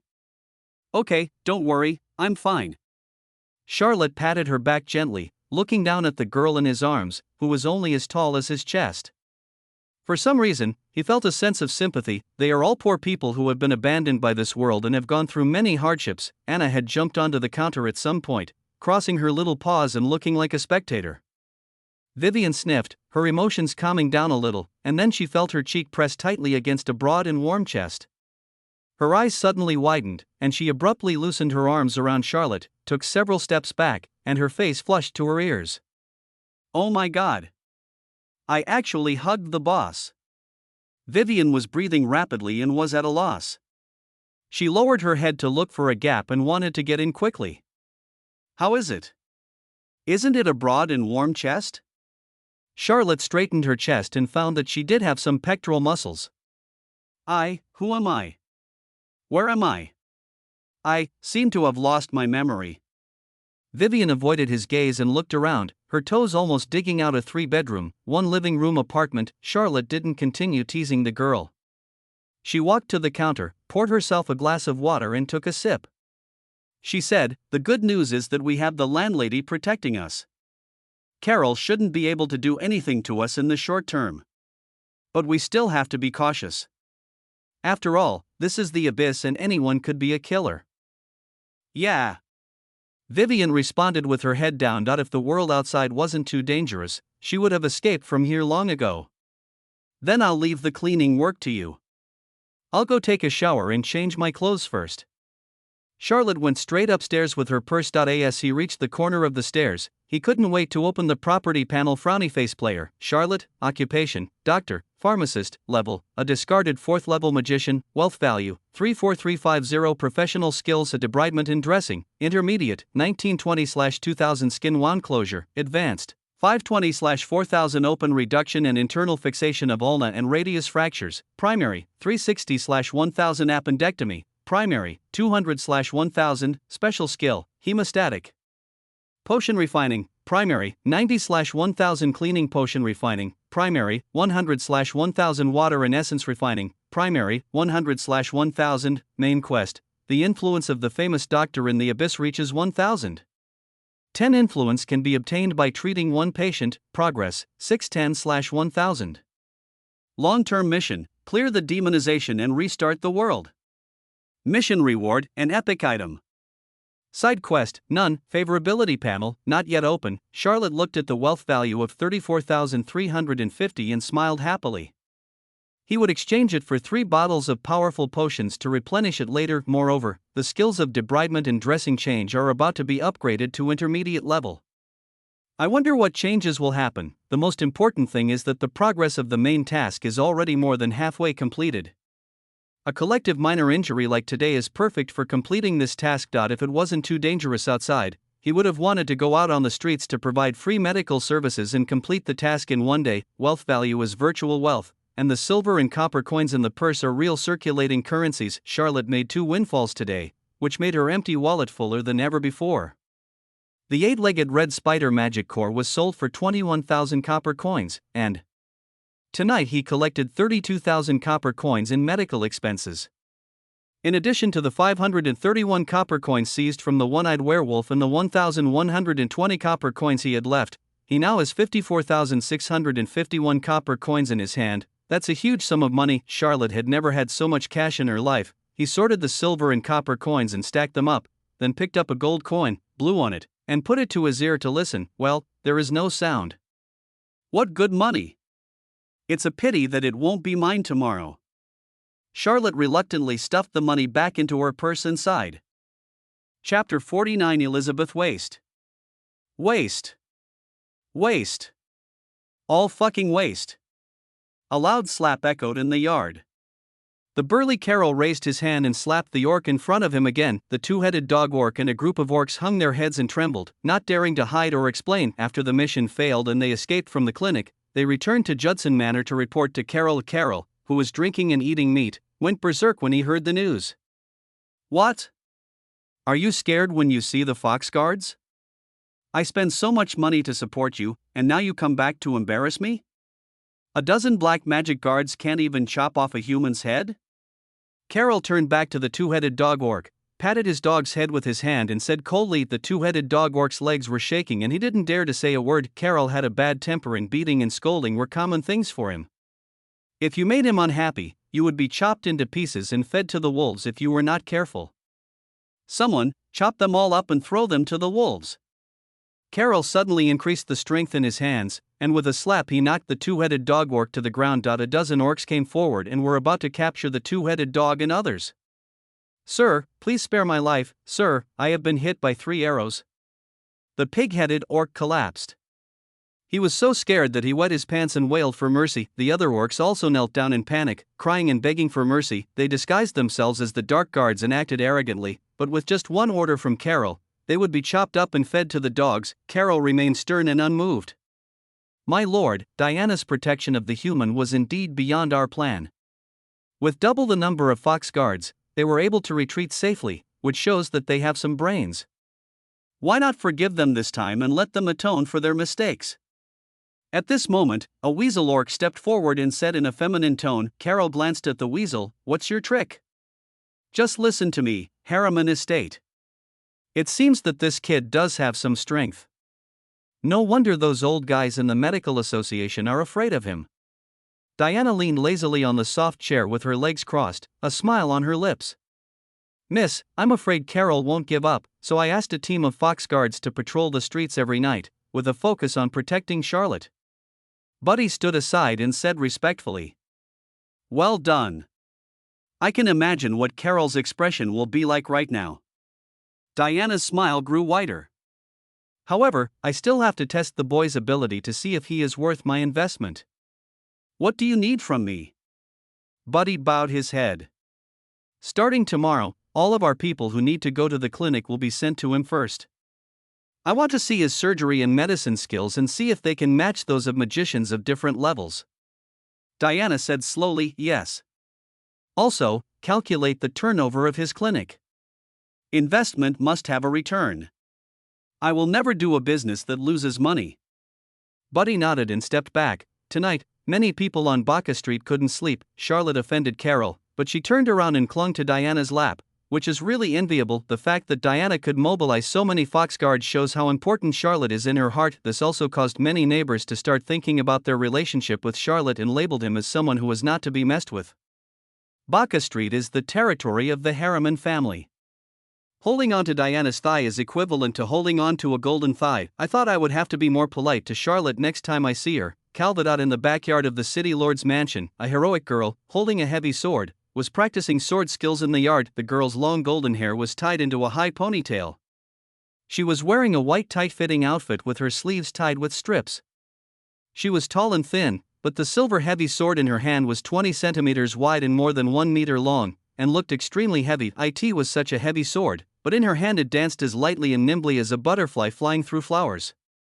There was a sharp sound of breaking through the air when she chopped it, and the silver sword light shone in the moonlight, which was terrifying. Elizabeth! A somewhat anxious voice sounded from outside the yard, accompanied by a burst of small footsteps.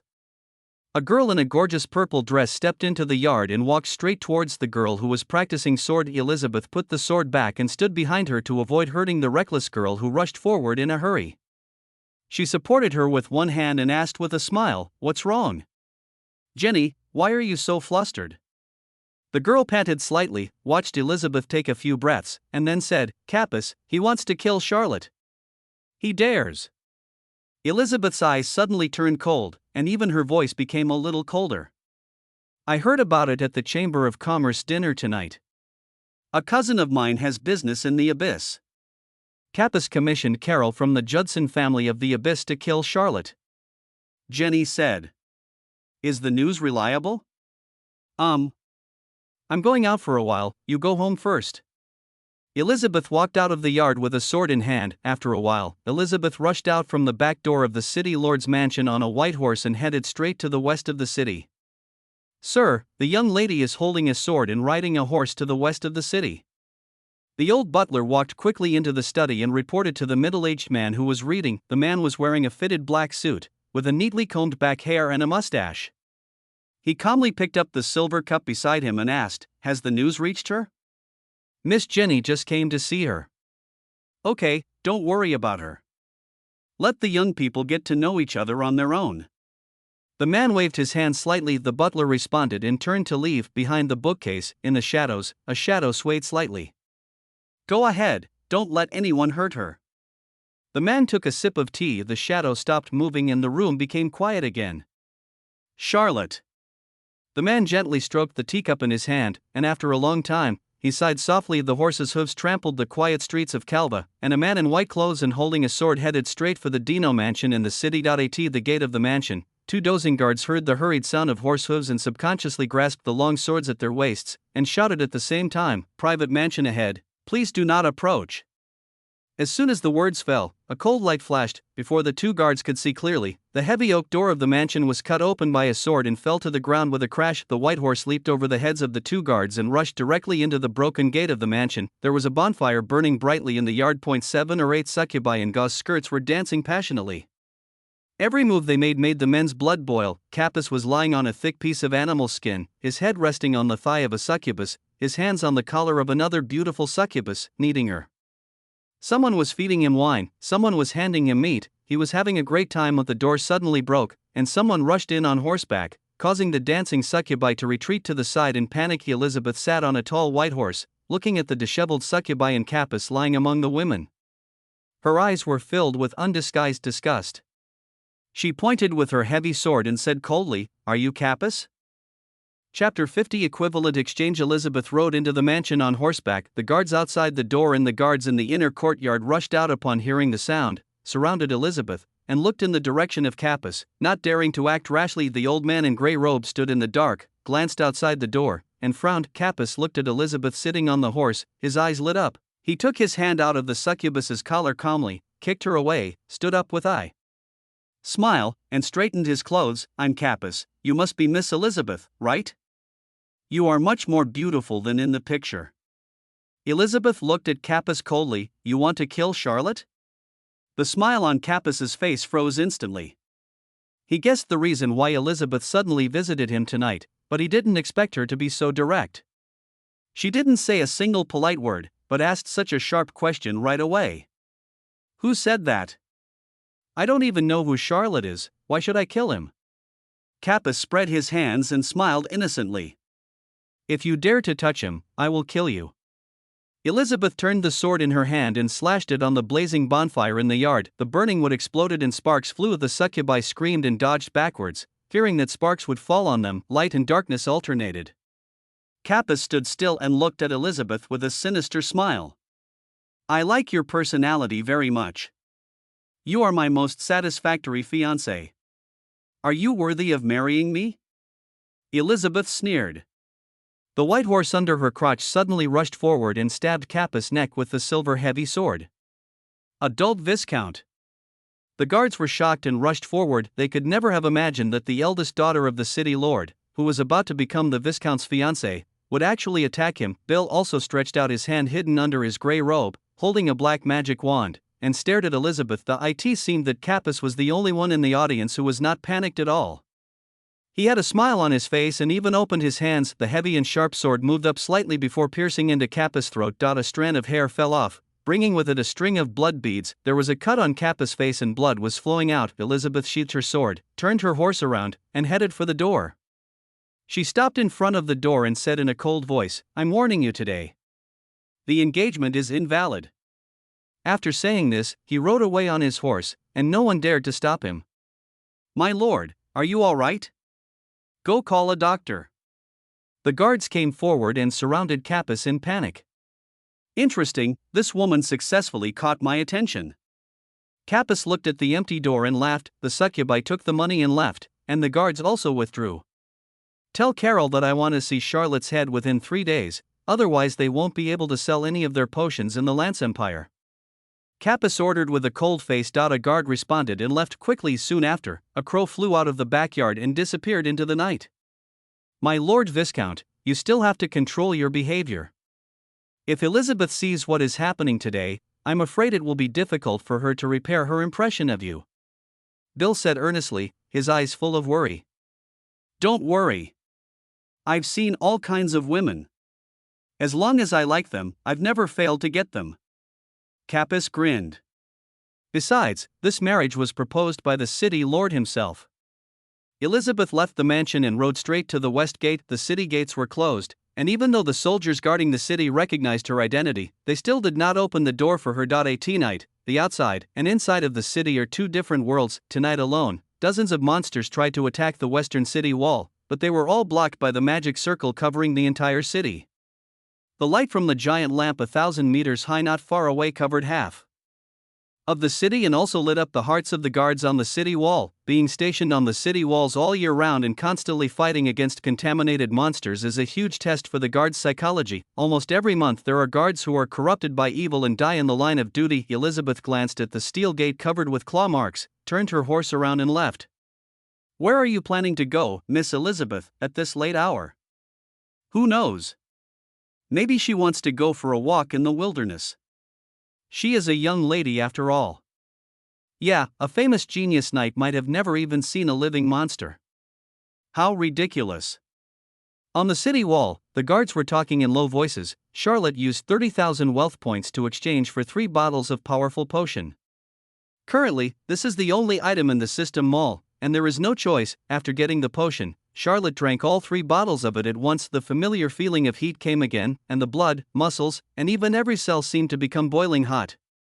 Charlotte gritted her teeth, but still couldn't help but clench her fists and let out a low growl. It felt like there were countless ants trying to crawl out under his skin, and the numbing sensation made him feel very uncomfortable. The skin all over the body turned blood red, and even blood was oozing out. Even after drinking 3 bottles of powerful potion together, the effect was still too strong. Fortunately, this discomfort comes and goes quickly. After about 3 minutes, the discomfort quickly subsided and my whole body felt warm, as if I had taken a hot bath, very comfortable. The strength increased by 300 kilograms at once, and the muscles are estimated to have doubled. Charlotte looked down at her chest and abdomen, but was stunned. The six-pack lines on the abdomen became deeper, but not more prominent. The same goes for the chest muscles, which become more refined rather than turning into one big muscle mass.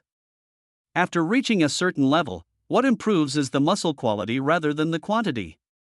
Charlotte was delighted. He was originally worried that as his strength increased, he would become a square warrior. Now it seems that this worry was completely unnecessary. This is good news for Charlotte, who was preparing to practice martial arts. Refined muscles mean stronger, instantaneous explosive power and better control, which is very important for a knight. If you become the kind of muscular guy who can't even scratch your back, you will only be chopped off on the battlefield, and Charlotte likes the state of looking thin when dressed and showing off her muscles when undressed. All he needs is a piece of loose clothing to hide himself, which becomes his trump card.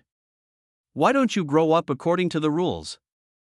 Charlotte looked down at her second brother. Growing up can sometimes be a kind of trouble. The increase of 300 kilograms of strength made him feel a little inflated, and he felt that he could kill a cow with one punch. Practically speaking, a punch with a force of over 1,000 pounds is indeed enough to kill a cow. Now, he just lacks a good martial arts skill, and he has all this strength but nowhere to use it. After taking a shower, Charlotte went straight back to her room and took out her cell phone from under the bed. Oh no, it was Blackstone. His finger slid across the smooth screen, and the black stone that never charged lit up. The group chat was silent, but the Light Chaser sent him 2 new messages. Light Chaser, I have confirmed the case. It is indeed evidence that can threaten Cromwell. Send me the rest. But even if we get the evidence, we may not be able to deal with Cromwell. His power is beyond your imagination. This chat record does not show the time, so I deserve a bad review. However, the words of the Light Chaser made Charlotte's eyes light up. Although she said that she might not be able to deal with Cromwell, it was good to have hope. Moreover, it seems that she must have considerable power in the Lance Empire, otherwise she would not have taken the initiative to intervene in this vortex. Charlotte thought for a while and replied to the Light Chaser, Miracle, equivalent exchange, I will send you the rest of the notebook, and you do one thing for me. Chapter 51, Tear down this crappy clinic of yours. In this prosperous imperial capital, magnificent buildings can be seen everywhere. However, in this megacity with a population of over 1 million, the tallest building is not the magnificent palace of the past, but the 9-story observatory standing in the north of the city. Although the tower has only 9 floors, its height reaches an astonishing 300 meters. Built with huge white stones, it sparkles brightly in the sun during the day. It is majestic and magnificent, and is a landmark building in the imperial capital, but at night, the tower blends into the surrounding darkness and no light can be seen. It is said that the king wanted to place a meter-sized luminous pearl on the top of the tower to show the grandeur of the observatory, but the owner of the observatory directly refused on the grounds that it would affect stargazing.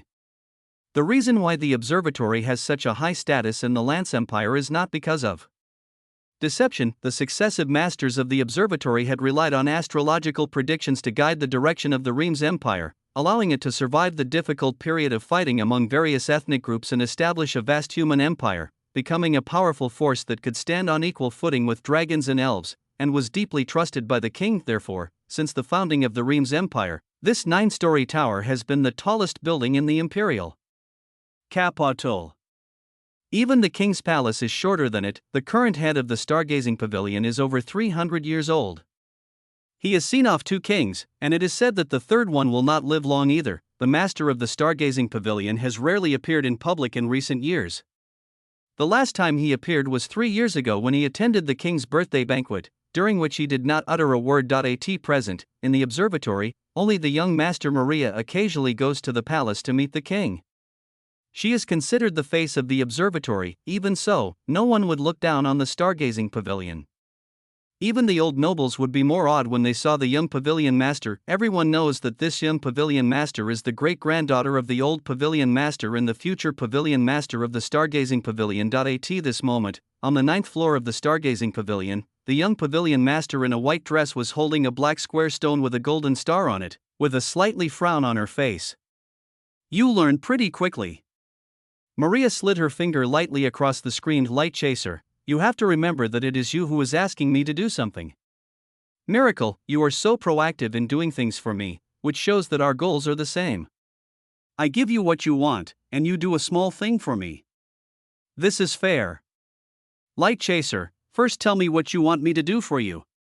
Miracle, after getting the contents of the notebook, you spread the news in the Imperial capital and say that Vivian has returned to the Imperial capital. Interesting. Maria's lips curled up slightly, and after a little thought, she replied, "Deal." The contents of this notebook are extremely valuable. Chancellor of the Exchequer Frank Burness is determined to protect it with his life. If used well, it can really bring ruin to Cromwell. Miracle, wait a minute, I will send you all the content tonight, but it will take some time. Light Chaser, okay, I will spread the news tomorrow. Charlotte ended the transaction in a good mood, took out the manuscript Vivian gave him, and began to edit the content for the Light Chaser. It feels so good to have someone up there. Diana temporarily helped him to withstand the threat from Carol, but the threat posed by Capus was more deadly.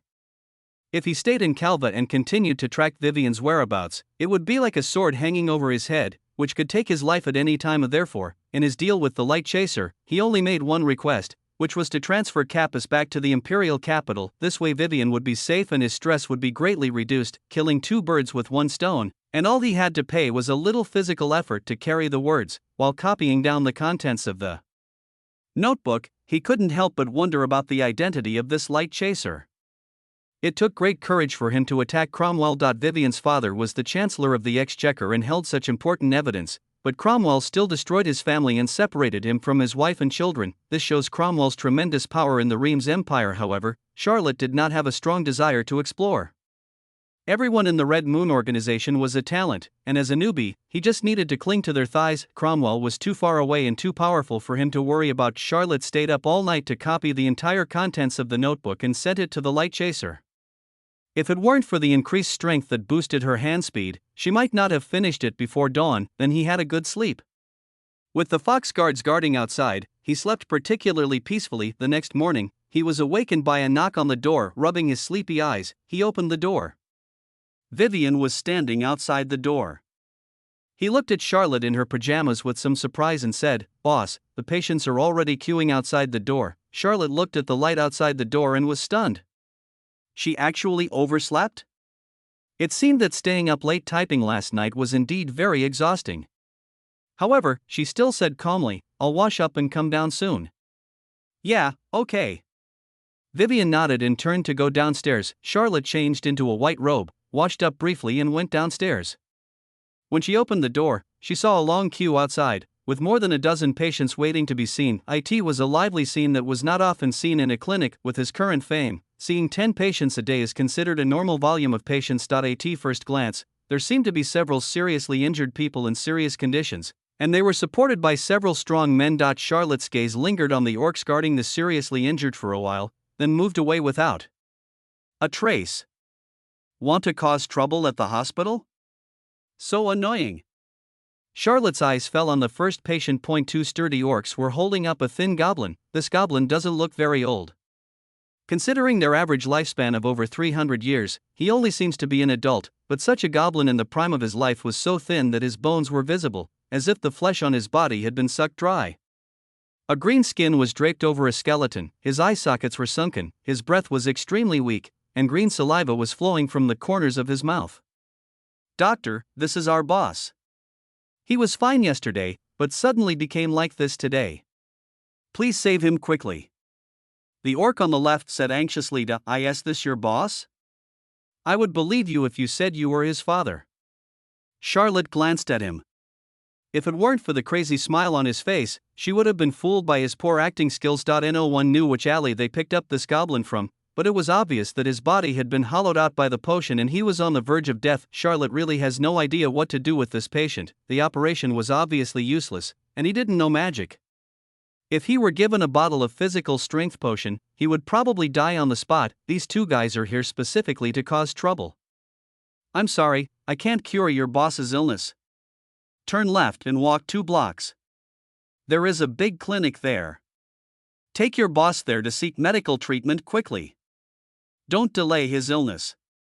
Charlotte stood in front of the door, raised her hand and directly refused to see the doctor. This time, the two orcs were no longer able to deal with each other. Their mission was to send the person in, wait for the goblin to be cured to death, then cause trouble and take advantage of the chaos to find an opportunity to kill the doctor. The two exchanged glances, and the orc on the right glared with a pair of big copper bell eyes and shouted, "I don't care, this is a clinic, you must treat my boss. If you can't do it, I will tear down your crappy clinic." Chapter 52. It's really puzzling. The two orcs, one fat and one thin, stared at Charlotte with their big copper bell eyes and malicious intent. The weapon on his waist was faintly visible, and he looked as if he was ready to tear down the clinic if there was a disagreement. The patients in front of the clinic looked at the scene one after another. Some had worried expressions on their faces, while others were smiling and looked like they were enjoying a good show. Charlotte glanced at the young man in black sitting on a recliner not far away, then looked back at the two orcs and smiled. "You, what are you laughing at? If you delay the treatment of our eldest brother, you won't be able to escape," said the thin orc in a stern voice. The fat orc showed the black sword at his waist and whispered, "Hurry up. Let us in." Charlotte looked at the two of them and said calmly, "Is this your first time here? Then let me tell you the 3 rules of the clinic. First come, first served, first urgent, then less urgent, line up to enter, otherwise the doctor will not see you. Second, show basic respect to the doctor, otherwise the doctor will not see you. Third, the doctor will decide whether to see the patient based on the patient's condition. I can't cure you, my big brother, so I won't watch it. You don't understand what basic respect is, so you won't watch it either. How dare you, a mere human like you, set such a rule? How arrogant!" The fat orc raised his long knife and shouted angrily, "I will smash your shabby clinic today." Upon hearing the sound, the thin orc took out a big iron rod and pretended to smash the clinic sign. "Do you know whose territory this is? Whose shop is this?" Charlotte said calmly, without even the slightest intention of retreating. "No matter whose territory this is, I'm going to chop you into pieces today."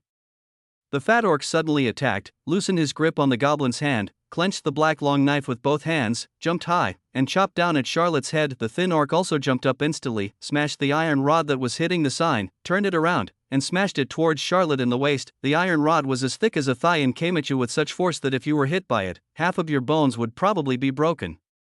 The goblin, whom they called Big Brother, had been thrown to the ground. He died without even catching his breath. Now, anyone with a discerning eye could see that these two orcs were not here to see a doctor, but were here to cause trouble, and they might even want to kill the doctor. "Boss, be careful." Vivian, who was standing in the store, exclaimed and subconsciously tried to find her magic wand. "So anxious?" The two orcs suddenly attacked, which was a little beyond Charlotte's expectations. He thought the two were going to cause trouble in the hospital, so they should at least wait for the goblin to die in his hospital bed, right? He didn't expect the two to be so anxious that they would directly assassinate him after a disagreement. Charlotte looked at the long sword with a faint light falling above her head and the whistling wind from the stick coming from her ears. Her body suddenly tensed up and she subconsciously took 2 steps back. The long stick brushed against the hem of his clothes, creating a whistling wind that made his clothes rustle. In a flash, Charlotte moved her feet and twisted her body 90 degrees. The long knife was pressed against his nose and stomach, and his toes chopped down on the ground, cutting a deep hole in the stone steps. There were looks of shock in the eyes of the two orcs. Even though they didn't use their full strength in the sword and stick attack just now, they attacked suddenly, and the one they were dealing with was an ordinary human whose magical source had been destroyed. It was an absolutely fatal situation, but he actually avoided it. This time, even Charlotte herself was stunned, and a drop of cold sweat slowly slid down the tip of her nose. The improvement in his physical fitness greatly increased his reaction speed and agility, so he narrowly avoided the attacks of the two orcs, but if there was a slight deviation, he might have lost his head by now. Seeing the two orcs fighting, the crowd was in an uproar, and the wounded people lined up in front of the door. All moved away. The Abyss is indeed a chaotic and disorderly place, but it is not common to attack shops and kill shop owners in broad daylight. The shop owner is easy to kill, but the landlord of this shop is not easy to mess with. The noise here also attracted the attention of neighbors, and many people stood at the door looking in and talking. Why is it Dr. Charlotte again? Did he offend someone? He has run a clinic here for 3 years and never caused any trouble. Why is he always being messed with these days? I heard that you provoked Carol from the Judson family. If you are targeted by this gentleman, the outcome is usually not good. Fortunately, our Dr. Charlotte has already got close to Miss Diana. Dozens of fox guards were dispatched to protect him last night. Who dares to cause trouble here?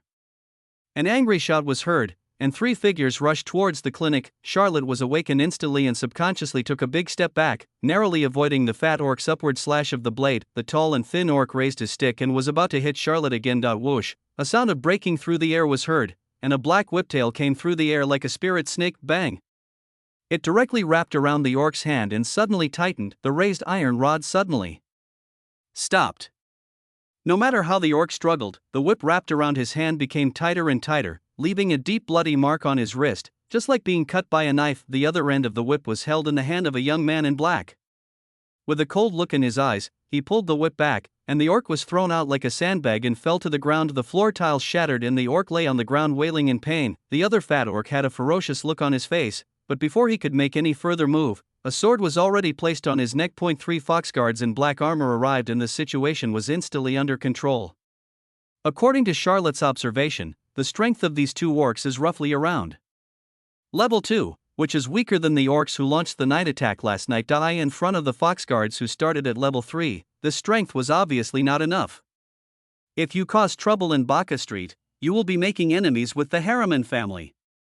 The leading foxguard glanced at the accompanying orcs in the crowd with a warning look. The orcs avoided his gaze one after another. Some pretended to care for the patients they brought with them, while others simply slipped away. Charlotte bowed to the foxguards to show her gratitude. The two orcs who were causing trouble and the dead goblin were taken away by the foxguards, and peace returned to the area in front of the clinic.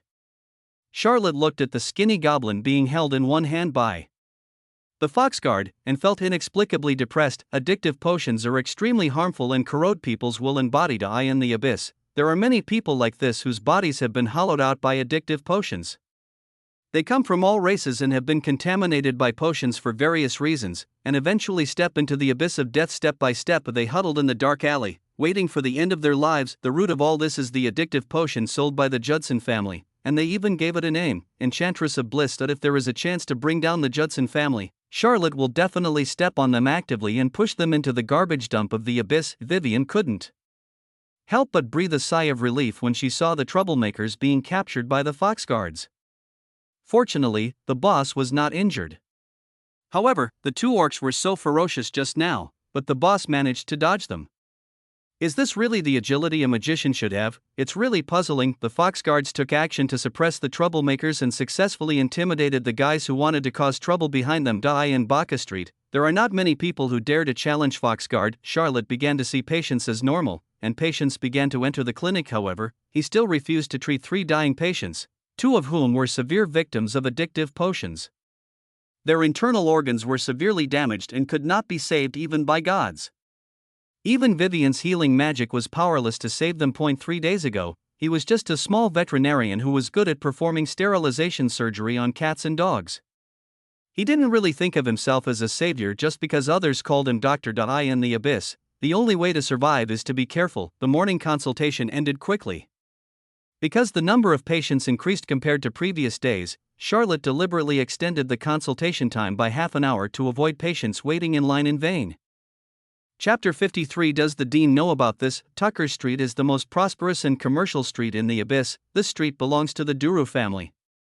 On this street, as long as you have money, you can buy anything you want except for addiction potions. The Duru family has expressly prohibited all transactions related to addictive potions on this street. Even the Judson family has not been able to extend their tentacles into this place. A magic grocery store that sells all kinds of materials, a jewel shop full of jewels, a large magic core trading market, and an auction held every month. Some people say that here you can find the feeling of living in Kalwa. The most important thing is, of the only 4 large medical clinics in the abyss, 2 are located on Tucker Street, with doors facing each other and gates facing each other. One is the French clinic and the other is the Dula clinic. Not surprisingly, they all belong to the Duru family. Moreover, the reputation of these 2 clinics is better than that of the clinics owned by the Daniel family and the Judson family. After all, the Drew family's clinic only wants money, while those 2 clinics want lives, and losing a kidney is a blessing in disguise. The pumpkin carriage drove up and stopped in front of Dula Clinic. Ruth, wearing a gorgeous long dress, stepped lightly from the carriage. Her graceful figure immediately attracted many eyes. The doctors and nurses coming in and out of the 2 clinics opposite each other had already recognized her among the patients who were designated as godforsaken during this period. Miss Ruth was obviously the most pitiful, the most charming dancer on the streets of Amman. The woman that countless men dreamed of at midnight turned out to have an incurable disease and was abandoned by God. Going back and forth between several clinics, her painful appearance and listless state told us that she didn't have much time left. She hasn't performed on stage for a long time, and there are even rumors that she is dead. But today, Ruth appeared at the door of Dula Clinic in a gorgeous dress. She looked rosy and energetic. Wherever she went, she was the focus of everyone's attention. She seemed to be glowing. How could she look sick at all? Is it a last gasp? Or has Miss Ruth's illness been cured? Nonsense. She is a person forsaken by God. Moreover, she was diagnosed as a person forsaken by God by 4 medical clinics at the same time. But looking at her condition, I think you look more like the sick one than her. Go and report to Master Andrew quickly. This matter is a bit strange. At the entrance of the Fran Clinic, 2 doctors who had just come to work whispered to each other and walked quickly into the clinic. At the entrance of Dula Clinic, a young and beautiful nurse was already smiling as she greeted Ruth as she walked into the clinic. Miss Ruth is well known in the Abyss and is a high-end customer of Dula Clinic. She comes to their clinic whenever she has a headache or a fever, and spends more than 7 figures on beauty treatments every year. High-quality customers like this all have their own exclusive butlers, and Hattie is Ruth's exclusive butler. Ms. Ruth, are you planning to continue the examination today? Hattie asked with a smile, but there was a hint of worry in her eyes. Half a month ago, Miss Ruth came to the Dula Clinic for treatment because of abdominal pain. She was diagnosed as a person abandoned by God by 3 doctors. She came several more times, but the result was always the same. Miss Ruth, who is suffering from an incurable disease and is tormented by the pain, has gradually lost the color in her bright eyes, and her elegant figure seems to have become hunched, and she no longer has the spirit she had on the stage. But she seemed to be in good condition today, which made Hattie more worried. She couldn't help wondering, did Miss Ruth take a magic potion? It was said that addictive potions could make people forget their pain for a short time and become excited, but this will not alleviate the condition, but will accelerate the progression of the disease and burn life. The doctors she knew stopped and greeted Ruth, but were hesitant to speak. They all had more or less the same idea as Hattie. Ruth seemed to see what they were thinking. She stopped and said openly, "No, my illness has been cured by Dr. Charlotte. I am not here for a checkup today, but for scar removal surgery." In the lobby of the clinic, many doctors came and went, all paying attention to Ruth. There was an uproar upon hearing this, and the doctors looked shocked. What did she just say? Her illness was cured? How can a person who has been diagnosed as forsaken by God by 4 medical clinics be cured? This is not theological. Charlotte? Such a familiar name. Is there such a doctor in the Abyss? Which clinic is she from? The doctors were whispering to each other, no longer as calm and composed as usual. Hattie was stunned, and looked at Ruth in disbelief. Being abandoned by God was equivalent to being sentenced to death. Could it be that Miss Ruth was cured? She was just a receptionist at the clinic and did not have a particularly deep understanding of the words forsaken by God. So when she heard Ruth excitedly announce that her illness had been cured, she was surprised and genuinely happy. A beautiful girl with a good figure like Ruth, even as a woman, can't help but want to take a few more glances. It is such a wonderful thing to be able to continue living and dancing. Please follow me. There are not too many patients this morning. Which doctor would you like to see? The dean is also in the clinic today. Hattie led Ruth to the special treatment room, where high-quality customers can enjoy high-quality resources. When Ruth left the lobby, the doctors went into an uproar. They all expressed disbelief that Ruth was cured. It is understandable that one clinic made a misdiagnosis, but the 4 major clinics in the Abyss made misdiagnosis at the same time. This is an insult to all medical practitioners in the Abyss. But today, Ruth was standing here in high spirits, talking in a relaxed tone about scar removal. What is this? Does the dean know about this? The last diagnosis was made by him and the other 2 vice deans. Hush. The less you say, the less mistakes you make. I'll go and have a look. Senior doctors left their seats and went to the consulting rooms. This was no small matter, and it even affected the reputation of their clinic across the street. Franco Medical Clinic, Chief Dr. Andrew is holding a regular morning meeting. Today's topic is how to make patients feel more intimate and thus cooperate with more expensive treatment plans. This is really a good doctor who serves the people. Chief, Miss Ruth is alive. A young doctor rushed into the conference room and said excitedly. Everyone's eyes immediately turned to him. Andrew closed the notebook in his hand and looked at the reckless young man with some displeasure. Miss Ruth is dead, that's the news. If she's not dead, then of course she's still alive. There was a sudden burst of laughter in the conference room, and everyone looked at the young doctor with a little more pity. Being targeted by a chief who loves to stir up trouble is not a good thing. The young doctor swallowed and shook his head, saying, No, I just saw her get off the carriage in high spirits and enter the doula clinic. I followed her out of curiosity and took a look. She actually said in public that her illness was cured. She was cured by that Dr. Charlotte. Chapter 54. That hot guy appears again. The conference room was completely silent. The doctors at the Fran clinic stared at the young man at the door with their eyes wide open. What did you say? Andrew stood up suddenly. Miss Ruth's illness has been cured. The young man whispered. Impossible. Absolutely impossible. Andrew waved his hands vigorously, his brows furrowed into a shape. It was he who made the diagnosis for Lucy. As a senior magician, he was very sure that healing magic had no effect on Lucy's condition.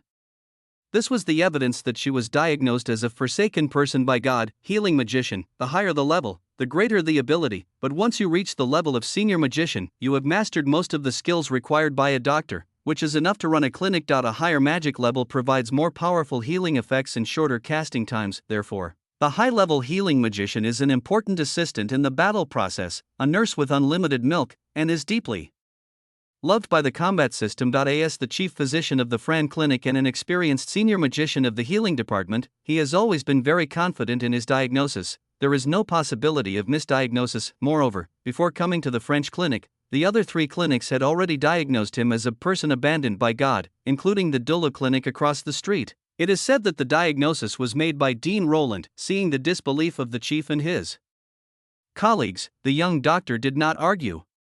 The situation in doula clinic was not much better than this. He just whispered, Now, she is in the clinic across the street. Andrew paced back and forth in the conference room for a few times, waved his hand and walked out, saying as he walked, Let's adjourn the meeting. I'll go take a look across the street. Inside the luxurious diagnosis room of doula clinic, Ruth sat at the gold-rimmed diagnosis table with a cup of tea at the right temperature at her side, and opposite her sat 3 doctors with serious expressions. Sitting between the 2 middle-aged doctors was a young doctor wearing a white robe.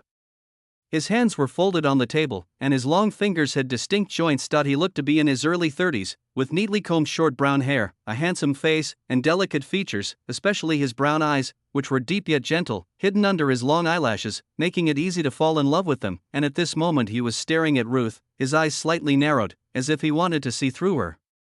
Ruth felt a little uncomfortable being stared at.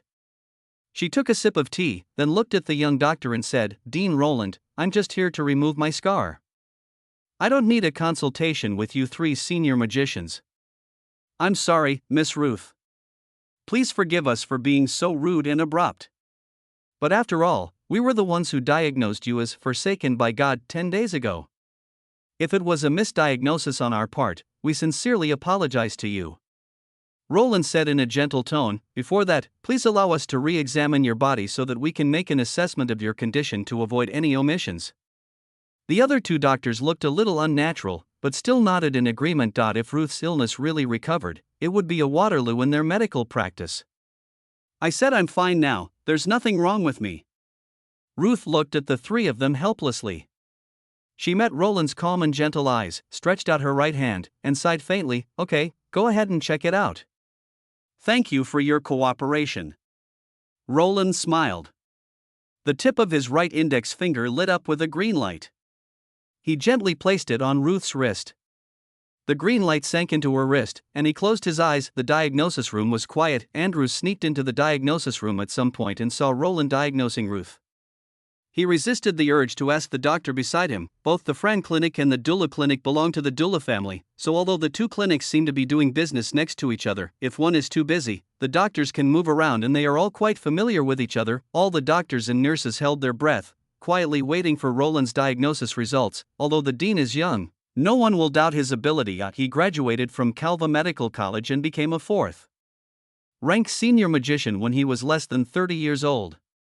If he had not been overshadowed by that man, he would have been a very talented person with his status. If he doesn't work hard, he will really have to go home and inherit a $1 trillion fortune. After all, he was Roland Duru, but today Miss Ruth is sitting here, saying that her illness was cured by Dr. Charlotte. Charlotte, what a familiar name.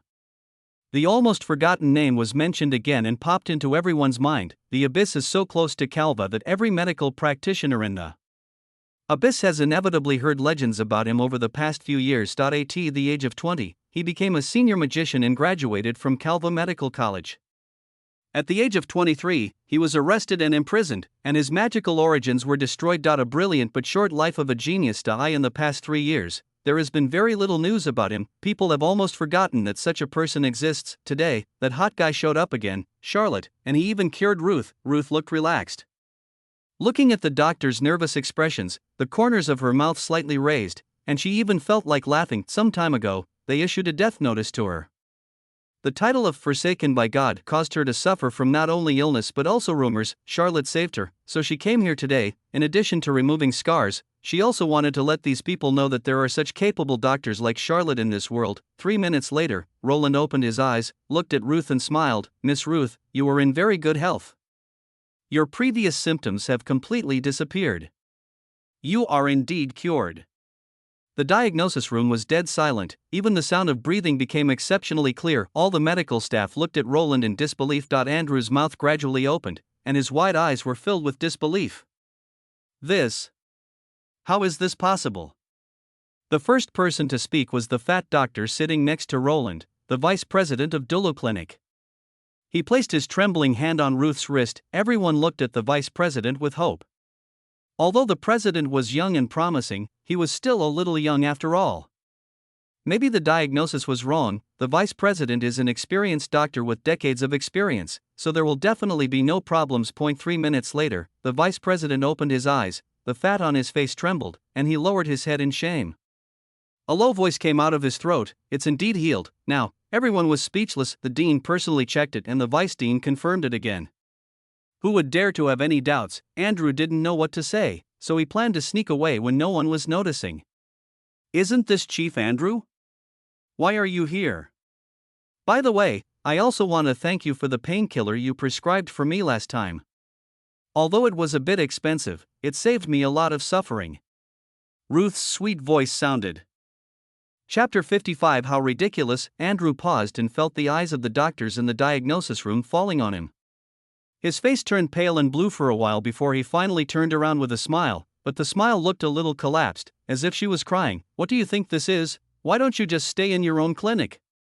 Why come here to watch the fun? Ruth's words were full of praise, without a single curse word, but he felt as if someone was pointing at his spine and scolding him. Thinking about the last meeting when he boasted to his doctors about how he earned an extra 30,000 copper coins from Ruth, he felt even more embarrassed. Well, I'm glad you're okay. I'm glad too. Andrew said, looking at Ruth. Don't believe it, isn't that a slap in the face to your boss? With the double certification from Roland and the vice president, he had to swallow back 100 questions in his mind. He was both angry and curious about the guy named Charlotte.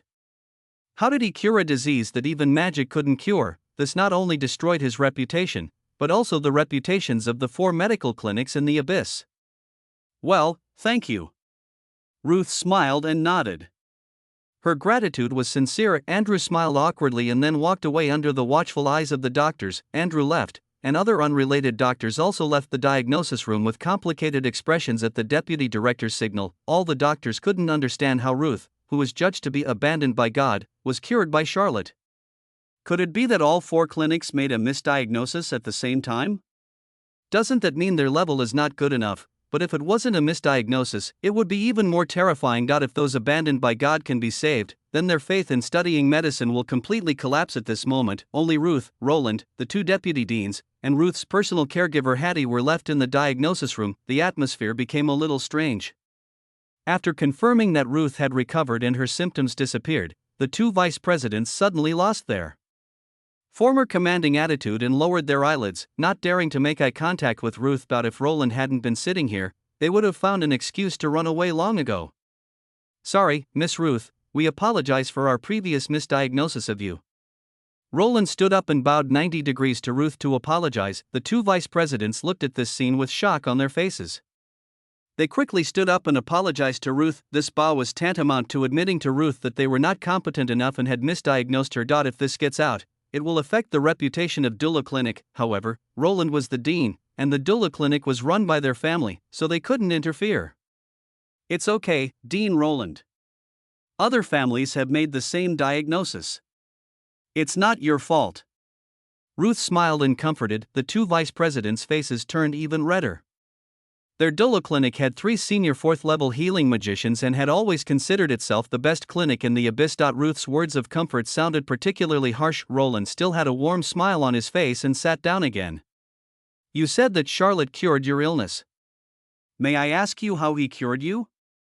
Upon hearing this, the two vice presidents looked up at Ruth, their eyes full of desire for knowledge. Ruth's illness was very strange. The pain in her lower abdomen was very severe. It was not caused by external injuries. Healing magic was useless and even made the pain worse. As for the painkillers, they only temporarily relieved her pain and did not help her condition. So they were also curious about how Charlotte cured Ruth, but as a vice president, there are some things that I am embarrassed to ask directly. Vivian gestured at her abdomen and said, Dr. Charlotte opened my abdomen and took out a section of damaged intestine, and then the pain disappeared. The diagnosis room was quiet for a long time. The 3 people sitting at the other end of the table could not hide their shocked expressions. Ridiculous. It's absolutely ridiculous. The fat on the vice president's face was trembling, and his expression was like a goddess being desecrated. He was just about to climb onto the table to bite Ruth. The other vice president was much more restrained, but judging from his trembling hands and lips, it seemed that he was also greatly shocked. What is surgery? This is what a butcher would do. Poor people who have no money to see a doctor will go to butchers for so-called bloodletting treatment, making their already weak bodies even weaker. Doctors are an elegant profession that use magic to cure diseases and save lives. This is an ability given to them by God, and they are God's messengers. Ruth actually said that her illness was cured by surgery. This is just nonsense. The name Charlotte had been quite famous in the medical community in the past few years, and even those in the abyss had heard of it. A man who was praised as a genius that only appears once in a century at the Calva Medical School was thrown into prison because of a so-called surgical operation. His magical origins were abolished and he was expelled from Calva. I didn't expect that 3 years later, I would hear his name again in this way. Roland was the youngest, so he quickly adjusted his mood and glanced at the vice president beside him. The fat vice president felt the cold aura, his lips moved, but he still held back and continued to chatter. Hattie said you're here for scar removal surgery today? Roland said instead of asking for details of the surgery. Ruth was not frightened by the performance of the two vice presidents. Having been in the abyss for so many years, she had seen all kinds of vicious people, and these two were not at all among them, but her reactions made her very satisfied.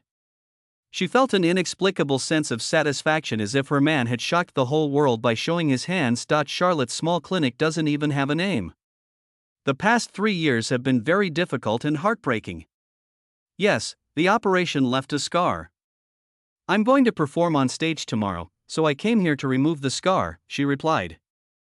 Hutty, take Miss Ruth to change her clothes and take her to the special ward. I will go over to remove her scar later. Roland instructed Hutty, who was standing in the corner. Okay, Dean. Hattie, who had not dared to say anything, said quickly and led Ruth away. Dean, I hope this matter won't get out of our mouth. Roland said calmly, Ruth's illness has indeed been cured. Charlotte did what we couldn't do. The man abandoned by God was cured. Could it be that after his magical origin was abolished, he became a slave of the devil? The fat vice president whispered. Don't talk nonsense without any basis. Roland glanced at him, his eyes full of stern warnings. The fat vice president's expression changed slightly and he quickly shut up. You can say he was lucky. He happened to find the cause of the disease and saved Ruth's life, but a vicious charge like making a deal with the devil can kill people. Roland's voice was a little cold. He just saved a young life, no matter what method he used. Chapter 56 Magical Shield. Dr. Charlotte, is she a very good doctor? Hattie couldn't help but ask curiously when they were the only two left when she took Ruth to change clothes. Yes, he is a genius, he was before and he is now. Ruth smiled slightly, feeling an inexplicable sense of pride in her heart. When Ruth changed into her hospital gown and came to the ward, Roland was already waiting for her. Hattie closed the door and stood aside waiting. Roland motioned for Ruth to lie down on the bed and said softly, "Miss Ruth, please let me see your scar first." Ruth lifted up the corner of her clothes as she was told. On her smooth, flat right lower abdomen, there was a scar more than 10 centimeters long, which was particularly eye-catching. Roland stared at the scar.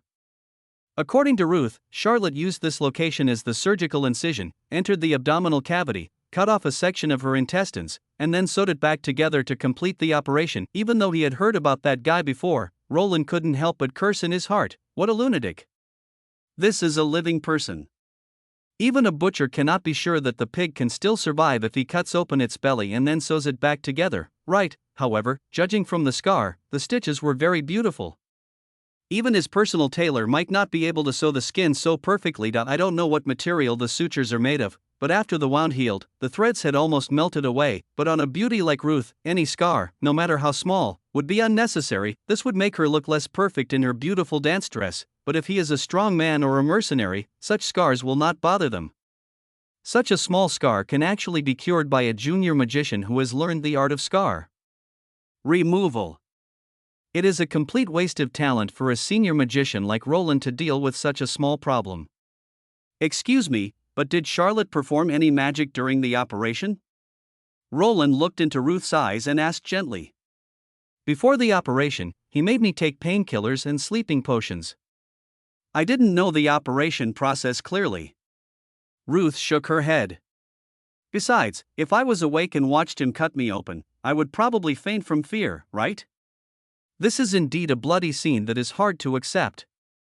Roland nodded thoughtfully. This is a good way to get patients to cooperate quietly with the surgery, so that they do not feel pain and lose consciousness, and can ensure to the greatest extent possible that fewer accidents occur during dangerous surgery. It seems that Charlotte really put a lot of thought into the surgery. If Calva can't accommodate him, then you can't accommodate him in the abyss either? Ruth interrupted Roland's thoughts and asked, staring at his face. Roland was silent for a while, then shook his head and said, "The abyss is different from Calva. If he really has the ability, he will have a foothold." The two ended their conversation, and Roland took out his magic wand and performed magic devoutly. As a green light fell on Ruth's abdomen, the conspicuous scar melted like ice and snow and soon disappeared without a trace. Her belly became white and flat again. "Thank you, Dean Roland." Ruth got up from the hospital bed and expressed her sincere gratitude. "You're welcome." Roland put away his magic wand. "You don't have to pay for today's scar removal. In addition, we will refund the diagnosis fees you received at the Dula Clinic and the Fran Clinic as compensation for our misdiagnosis." This. Ruth was a little surprised. "I hope to enjoy your graceful dance tomorrow." Roland nodded slightly and walked towards the door. "Hattie, take Miss Ruth to the finance department to collect the return fee." "Okay, Dean." Hattie nodded quickly. 10 minutes later, Ruth came out of Drew Clinic with a confused look on her face and got on the pumpkin carriage. "I came here today to have my scar removed, and I didn't spend a penny, and I even got 80,000 copper coins back. What kind of world is this? Will the clinic take the initiative to refund the money?" Charlotte went out and, under the pretext of delivering the remaining essence to Diana, took a ride to Harry's grocery store. "Hey, the son-in-law of our Harriman family is here," Harry teased as he looked at Charlotte, who pushed the door open. "Who leaked the news?" Charlotte said with a serious expression. "Okay, the news that the Fox Guards fought the Dark Guards for you last night has spread early in the morning. Now everyone is guessing about your relationship with Diana." Harry looked at Charlotte with a smile. "Come on, tell me, what exactly does Diana like about you?" "Probably a handsome face, a strong body and an interesting soul," Charlotte said seriously. Harry looked Charlotte up and down, then suddenly jumped up and grabbed his chest, and asked in surprise, "What kind of tonic did you take?" Charlotte took a half step back and looked at Harry warily. He had no interest in men, and even less interest in the old goblin. "Take medicine? How is that possible? Am I that kind of person? This is the result of my recent exercise." Harry rolled his eyes, lay back in his recliner, and said leisurely, "I bought so many materials the other day, and you've used them all up again? I want to buy a set of home magic shields today." Harry sat up straighter. Are you sure? That stuff isn't cheap. Compared to money, I think living is more important. It's true that it's better to find a rich woman than to work harder. Harry stood up and turned over the counter behind him. 3 rows of shining crystal balls appeared on the shelves behind him. These are small protective shields, with defense levels ranging from level 1 to level 6, and prices ranging from 10,000 to 5 million. Which one do you want? Charlotte looked carefully at the colorful crystal balls on the shelves. This was the core of the magic shield, made by a magic blacksmith. It had a magic core embedded in it, connected to the formation with animal blood, and combined with various special materials to finally form an integrated system. Don't underestimate this magic shield. A giant city like Calva does not rely on tall walls to resist the magic tide, but on the seemingly thin and smooth magic shield. It is said that the core is 4 Beast Queen magic cores. With the cooperation of high-level magicians, it can resist the Beast Tide attack at the Beast Queen level. How about that khaki 3rd-level protective shield? Charlotte asked. You're quite knowledgeable. This is a protective shield made from the demon core of a 2nd-level burrowing beast.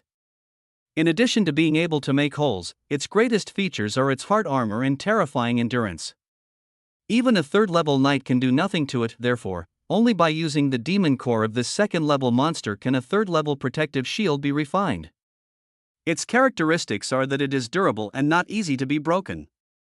Of course, the disadvantage is also obvious, that is, it has no counterattack function, and it is a purely hard resistance protective shield.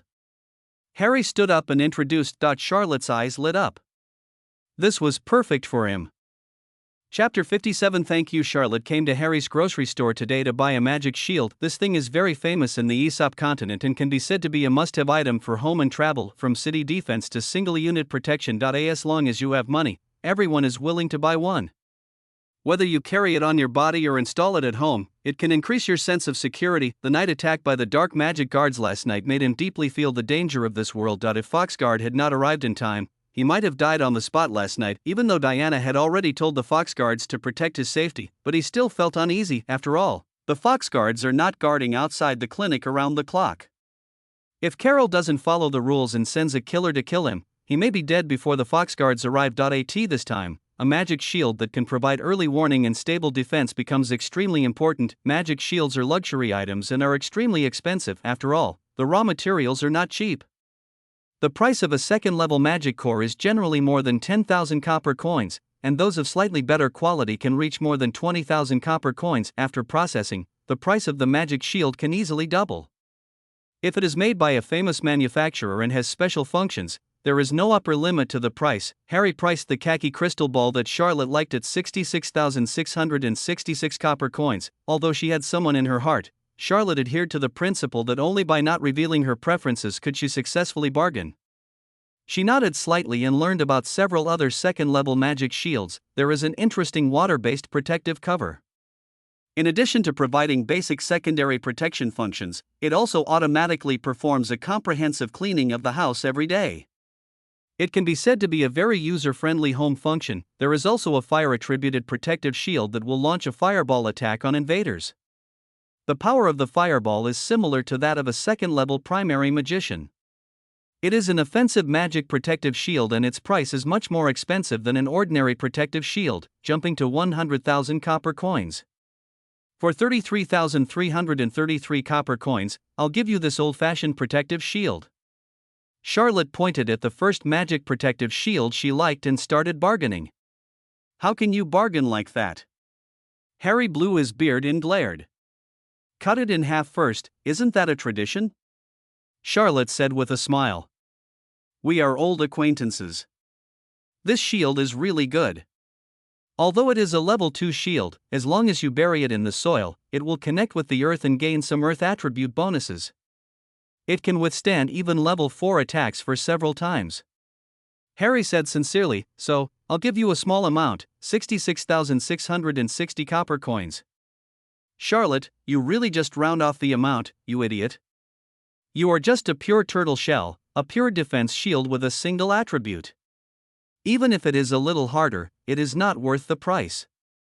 Charlotte shook her head. I'll give you a little more, 33,334 copper coins. Harry, half an hour later, after some fierce bargaining, Charlotte bought the burrowing beast protective shield for 52,321 copper coins. As Charlotte counted the money, she felt her heart was bleeding. This huge sum of money went into Harry's pocket just 2 days after he got it warm. It's different when you're with a rich woman. You look more handsome when you take out money. Harry weighed the gold coins in his hand and said with a smile, "You'd better pray that this protective shield is fine. I can send you money next time." Charlotte took the khaki crystal ball. It was quite heavy in her hand, like an iron ball. "Don't worry, I've used my ancestral prophecy to tell you that your fate is not good, but you will live a long life." "Thank you." Charlotte left the grocery store holding the crystal ball. At the door, a carriage with the Harriman family crest was waiting for him. This is certainly not Diana's exclusive car, but such a small carriage can provide him with enough sense of security in the abyss. "Thank you very much." The carriage stopped in front of the clinic.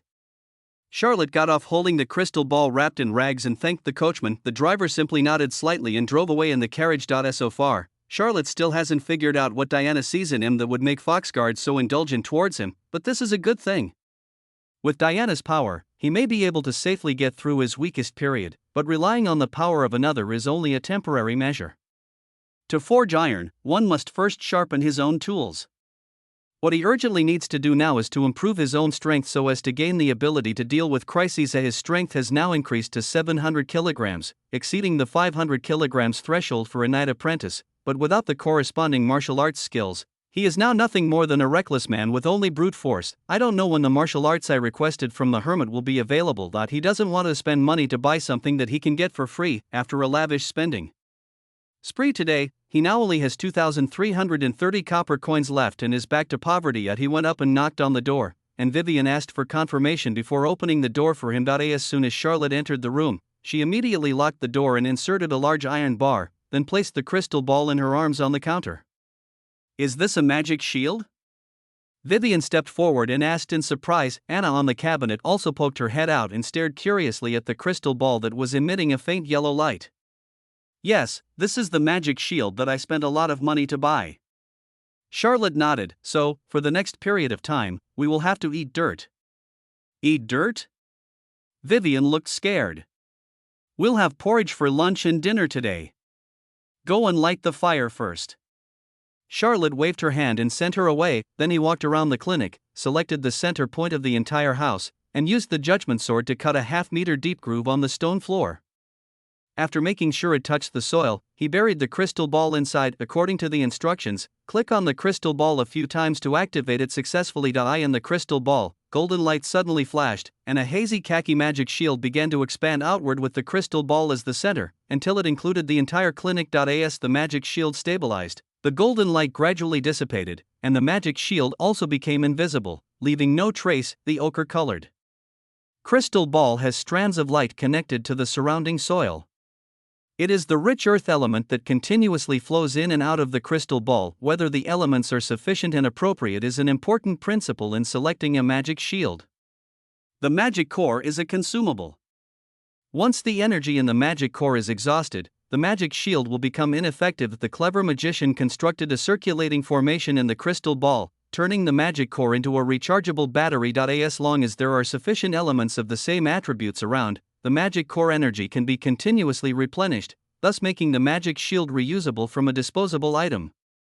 After confirming that everything was correct, Charlotte filled the hole again, and the magic shield was installed. Sure enough, wearing a condom makes you feel safer. Chapter 58, Tenfold Supplement. After washing the rice and cooking the porridge in the pot, Charlotte went downstairs to the study and wrote down her morning consultation diary as usual. The power of habit is indeed terrible. Compared with the previous few days, the number of patients seeking treatment today has increased significantly, reaching 18. Most of them suffered external injuries, which were relatively simple to treat. The average price per person was about 500 copper coins. A total of 8,423 copper coins were collected, and 1,210 copper coins were mortgaged as equivalents. After closing the diary, Charlotte took out the cash box under the counter and began to count the medical fees from this morning. Opening a clinic is indeed a good business. If no one wanted to kill him, This stable daily profit would be enough for him to live a comfortable life in the abyss. If I have nothing to do today, listening to music in the brothel is enough. But when he thought about the fact that the son of the Duke of Reims' empire who was powerful wanted to kill him, and Carol of the Judson family, one of the 4 major families in the abyss, wanted to kill him, the strong sense of crisis forced him to seriously think about how to save himself. Money cannot be spent indiscriminately. The second-level magic shield can only serve as an early warning and short-term defense. It is obviously unrealistic to rely on it to resist the invasion of powerful enemies. Wait until he saves more money and then upgrade the protective shield. He took a fancy to a 4th-level protective shield, which was made of gold and used the magic core of a saber-toothed beast as its core. It could be used for both offense and defense, and could release powerful sword energy to kill invading enemies. It's just a bit expensive. The price tag is 820,000 copper coins. Good things will not be cheap. White porridge for lunch. Vivian was not picky about food. She drank 3 bowls in a row, burped, and finished her lunch with satisfaction. Anna, on the other hand, didn't even look at the bowl of porridge poured for it. She looked around the stove for a few times, then meowed at Charlotte a few times. What kind of family is this? How can we eat meat every day? Charlotte held a large bowl and drank porridge while earnestly educating her. From today on, you have to get used to this hard life. In the evening, Charlotte, who couldn't get used to living without oil and water, spent 31 copper coins and bought a pound of venison from a street meat stall. The shirtless, bald, greasy butcher smiled and handed a deer penis hanging high up to Charlotte, whispering, "Dr. Charlotte, this deer penis is for you. It's a good thing. It's said to be very effective when soaked in wine. When the time comes, I'll ask you to say a few good words to Miss Diana to reduce the rent for me." This. Charlotte was holding an indescribable object in her hand that was heavier than the meat she bought. Facing the butcher's eager smile and the envious and jealous eyes of others, she felt a little complicated. How, do you think Diana is attracted to my body? Could it be that you are attracted by my talent? Thanks, boss. Charlotte turned around and left with the meat. You'd be a fool not to take advantage of this. The butcher's stall is the most popular shop on Baca Street. Every day he buys wild animals hunted in the wilderness from adventurers, slaughters them and then sells them. The abyss itself is short of material resources, and only a few people are capable of hunting in the wilderness. So the butcher not only has a shiny head, but also a lot of money in his pocket. The venison is still very fresh and should have been delivered at noon. Deer penis is indeed a good thing. It can nourish the kidney and strengthen the young. The butcher was not exaggerating. If this thing meets a buyer who likes it, it can be sold for at least 1,000 or 800 yuan. The butcher used this to get close to him, just to save Diana's face. Anyway, the flag has been raised, and Charlotte wants to play the whole game, put away the deer whip, and give the neighbors more room for imagination. As for how to eat it when he gets it back, he still has to think carefully about whether to stir-fry, braise, or stew it. He had taken a powerful potion recently and was feeling strong and healthy.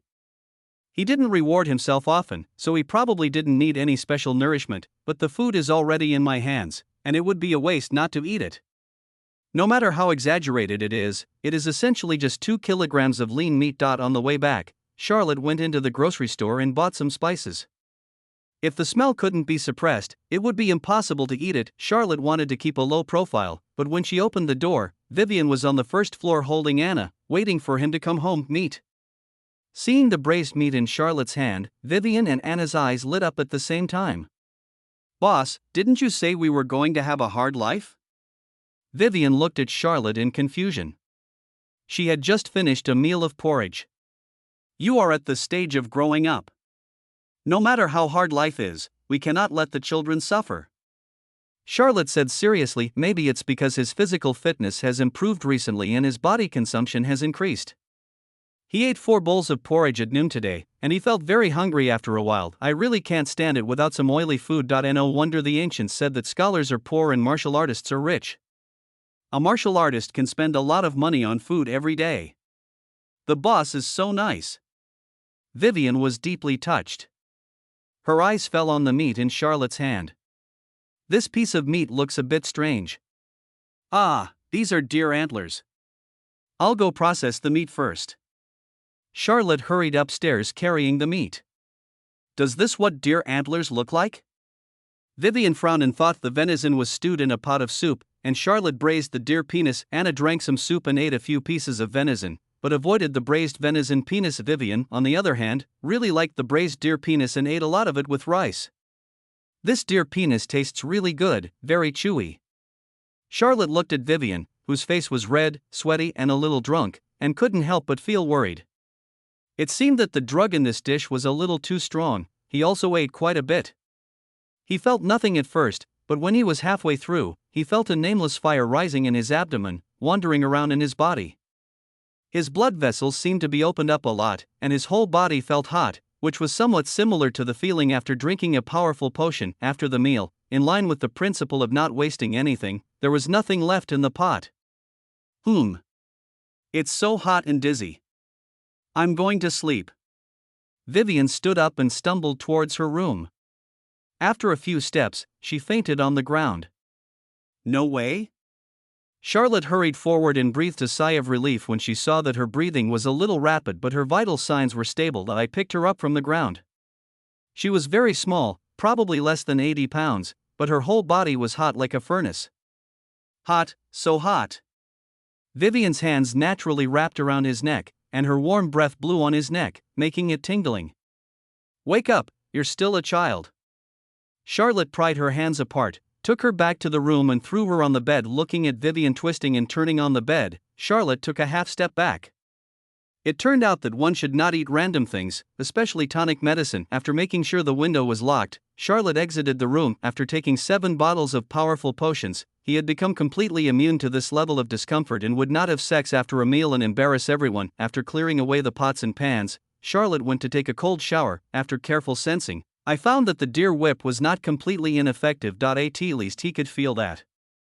His strength had increased a little, but of course, it was far less powerful than a bottle of strength potion. But he was now extremely excited and had no desire to sleep, so he could only go downstairs to make 2 more pots of moisturizing essence. Once downstairs, Charlotte noticed 2 more scrolls on the counter.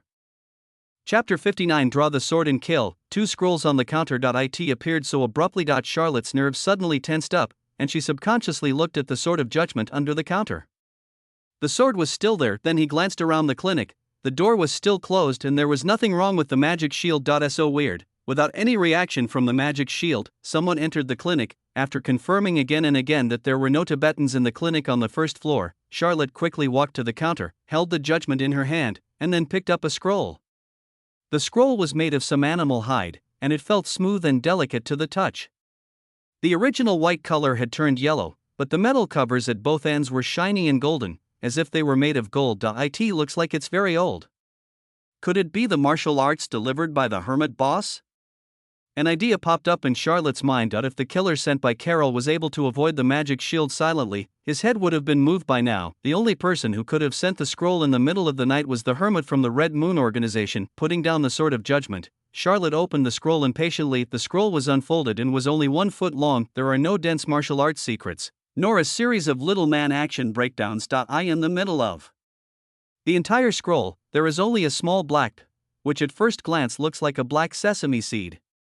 Such a familiar feeling. Are you trying to trick me again?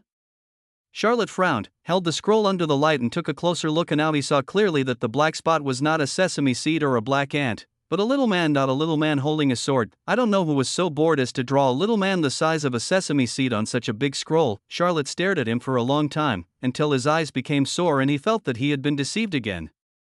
The little man suddenly moved, draw the sword and then strike out. The small sword seemed to pierce out from the scroll and pierce his eyes and brain. Charlotte felt a black screen in front of her eyes and her mind was in a mess. When he regained consciousness, he found himself on a floating island. The surroundings were in chaos and darkness, and the dim light fell on the black stone that was less than 10 square meters, and Charlotte was standing on this black stone at the moment. He was sure that there was nothing below him.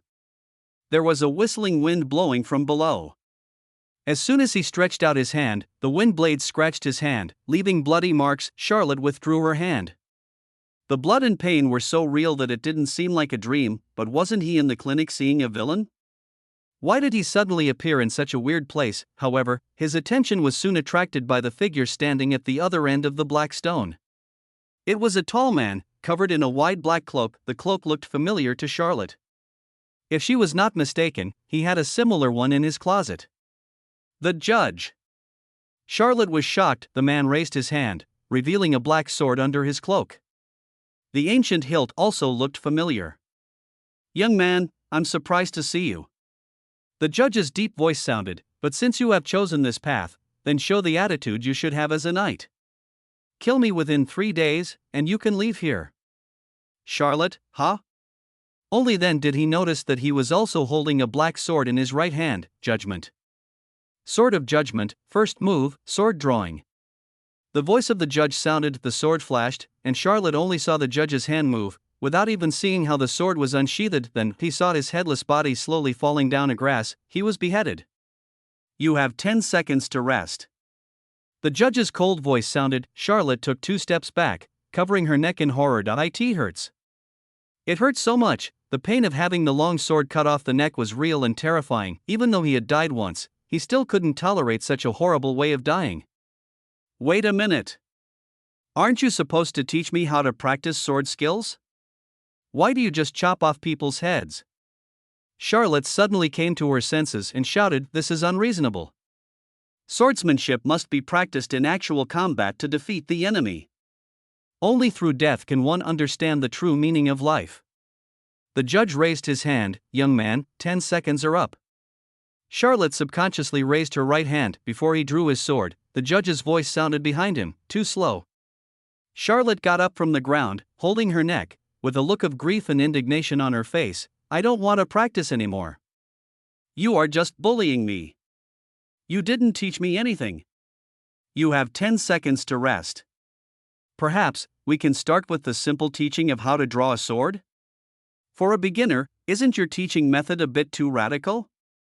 Charlotte tried to persuade the judge. 10 seconds are up." The judge remained unmoved and drew his sword again. After being resurrected again, Charlotte stood on the edge of the floating island, looking at the judge holding the sword in one hand. Without any hesitation, she turned around and jumped out. "Whatever is down there, it can't be worse than being beheaded, right? It's a pity that you made the wrong choice." The judge's whisper sounded from above. "Go to hell. I'm not going to accompany you anymore." Charlotte raised her middle finger upwards. Then, he quickly understood what the judge meant. There is no vast sky beneath the floating island. Instead, it was an airspace ravaged by a violent hurricane. After falling hundreds of meters, the knife-like wind blade turned into a big knife, cutting off Charlotte's flesh piece by piece. It allowed him to immerse himself in the feeling of being tortured to death. "You have 10 seconds to rest." Charlotte hugged her weak self and finally broke down. "If I am guilty, please let the law punish me. Don't torture me like this." In his previous life, he was just a small veterinarian. In this life, he was just a magician whose magical origins had been destroyed. When had he ever experienced the torture of repeated death? Being able to be resurrected infinitely in the fight between life and death is the trial mode that many knights dream of. You can't even accept such a trial. Do you still want to be a brave knight? The golden gaze under the black cloak fell on Charlotte, and the judge's voice was extremely cold. These words were like a bucket of ice water poured over Charlotte's head, and she woke up instantly. Compared to the infinite death and resurrection in this strange space, in the abyss, he only needs to die once and everything will be gone. It was the martial arts he asked for from the hermit that allowed him to enter the mysterious space of the scroll. If he can't even pass the first level of the trial, how can he have the face to ask the hermit to do things for him in the future? The scroll is so extraordinary. If he can't grasp such an opportunity, how can he become stronger and protect himself? The judge's cold countdown continued. Charlotte drew her sword, gripped the hilt with both hands, stood in front of her, and stared at the judge's sword-holding hand. There was no fear on his face, only absolute calmness. The judge drew his sword again and swept it forward, covering a distance of several meters in one step. The sword of judgment was gleaming with a deadly light as it was unsheathed. This time, Charlotte finally saw how his sword was unsheathed. Chapter 60 Inheritance Clang. The two judgments collided, and Charlotte blocked the judge's sword for the first time. The hand holding the sword felt a little numb, and the sword almost slipped out of his hand, but his eyes were sharp. Strength, their powers are the same. He originally thought that this would be a duel in which he was absolutely at a disadvantage, but now it seemed that the judge's power settings were the same as his, and he did not have the advantage. The one-sided killing is an absolute advantage in skills. This is a fair fight. Of course, this is only relative, that's right, but having the courage to draw the sword is not enough.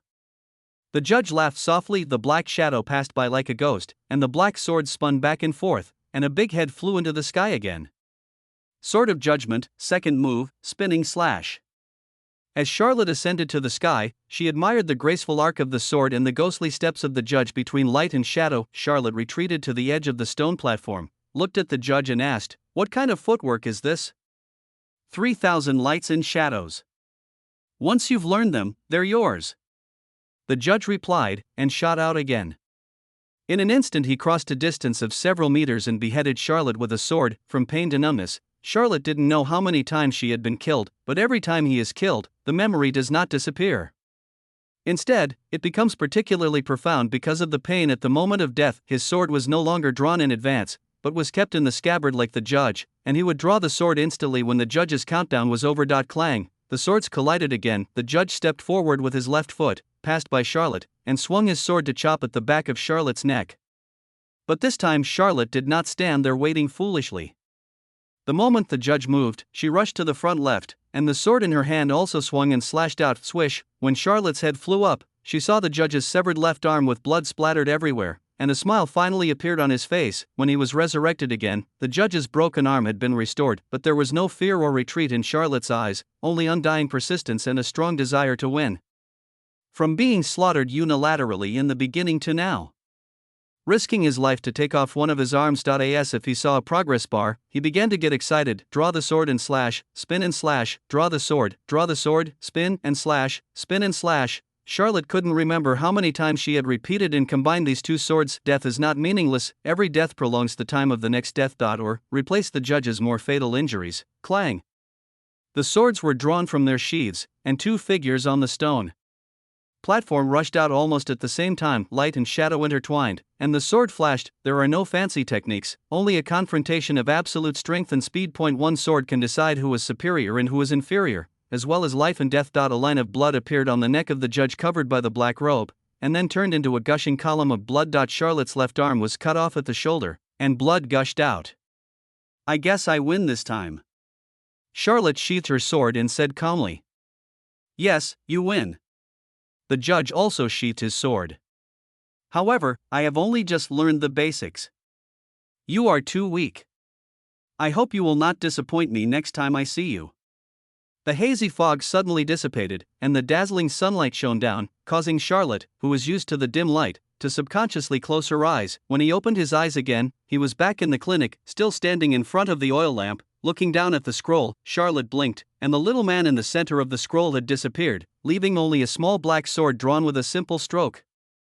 Everything seemed like a dream, because he had died too many times and too repeatedly. The details had been forgotten by his subconscious mind, but every detail of the battle with the judge in that mysterious space was still deeply imprinted in his mind. It's worthy of being a martial art given by the big boss. Even the teaching method is so unique. Charlotte rolled up the scroll. With his current strength as a knight's apprentice, he can probably only learn these two moves. He doesn't know when he will be able to enter the mysterious space of the scroll again. He picked up another scroll and opened it skillfully. The scroll was still only 1 foot long when unfolded. The golden words at the top read 3,000 light and shadow body techniques. In the middle of the scroll, there was a matchbox-sized figure demonstrating dynamic body movements, real and unreal, with flashing light and shadow, exactly the same as what Charlotte had learned from the judge in that mysterious space. There is another line of notes below. The first stage of the 3,000 light and shadow movements, a flash of inspiration, nimble steps, coupled with the speed of light. When practiced to the extreme, one can instantly flash 100 meters. Charlotte pondered over it carefully for a while, and it seemed that the 3,000 lights and shadows were divided into several levels. If one practiced the first level to the extreme, one could instantly flash 100 meters. He wasn't quite sure what level this was in terms of footwork skills, but if combined with the ultimate sword drawing slash, a magician 100 meters away can be killed in seconds. With the level of skills he has mastered in the mysterious space, he is still far from being able to flash 100 meters in an instant, let alone the speed of light. At most, he can only be considered flexible in movement. He stared at the scroll for a while longer, making sure that he had already learned the essence of the basic steps taught in the scroll from the judge, and then he closed the scroll. He had learned it, but when it came to martial arts, the master only led the way, but the practice was up to the individual. Next, he needed to arrange time to continue honing his sword skills and footwork. After putting the scroll away, Charlotte suddenly remembered that she didn't know how much time had passed since she entered the mysterious space in the outside world. I opened the door a crack and saw that it was pitch black outside, with no sign of dawn yet, I went upstairs and opened Vivian's room. I took a look. The redness on the girl's face had faded. She was hugging the quilt and sleeping soundly. She was even snoring slightly. Fortunately, it seems that the speed of time flow in that mysterious space is different from that in reality, but the specific ratio is still unclear. Next time you practice, maybe you can put an hourglass aside to keep records. Back in the room, Charlotte hid the scroll in the secret compartment under the bed and took out the black stone. Slide your finger across the screen and there is a new message. Light Chaser, the news has been released. Charlotte's eyes lit up. This was quite efficient. She wondered when Kappas would receive the news and whether he would be called back to the capital. Miracle, thank you. He replied a message and opened the chat box with the Hermit. Miracle, I have received the martial arts skills, thank you very much. Hermit, perhaps the judge had a premonition, so he left the sword and cloak to you. Come on, young man. Charlotte put down the black stone and thought about it. When the judge arrived that day, he knew that the source of his magic was damaged and could not be restored, but he still passed the black stone to him. Now he picked up judgment and practiced the sword of judgment and 3,000 lights and shadows that he had once refined to perfection. This may be more like a kind of inheritance. Boom, suddenly there was a muffled sound downstairs. Charlotte subconsciously grabbed the sword at hand and moved to the window. In front of the door downstairs, two figures in black tights looked at the khaki magic shield in front of them, seeming a little confused. What are you doing? In the distance, two fox guards were rushing towards the side after hearing the sound. Fuck! When did you install the magic shield? Run away! Two black shadows turned around and ran, slipping into the alley on the side and disappearing into the fog in the blink of an eye. Chapter 61. The girl next door in a white dress. The killer in black nightgown disappeared in the fog in a blink of an eye. Foxguard arrived in front of the clinic and was also surprised to see the protective shield gradually dimming. However, no one was caught, and after confirming that the clinic door was not damaged, they left. Charlotte closed the window. Although he had just learned the sword drawing slash, the spinning slash, and the entry-level light and shadow 3000, he was not yet so arrogant as to rush out of the door and smash and chop down the two people who kicked the door. He is now just a weak knight's apprentice. In this world full of monsters and demons, it is the lowest level of existence. Be more cautious and you will live longer. Turning back, he saw the black cloak hanging in the closet and the very familiar sword of judgment in his hand. Charlotte couldn't help but feel itchy again. When you hold a sharp blade in your hand, the desire to kill will arise. This is indeed true. Charlotte placed the sword on the bedside and resisted the urge to put on her robe and go out. The abyss shrouded in darkness is extremely dangerous. From time to time, screams could be heard coming from a distance. It could be robbery and murder among the lower classes, or premeditated burglary, or encounter with some terrifying existence. Charlotte lay back on the bed and curiously opened her attribute panel. Frowny face player. Charlotte, occupation, knight, doctor, pharmacist, level, knight apprentice.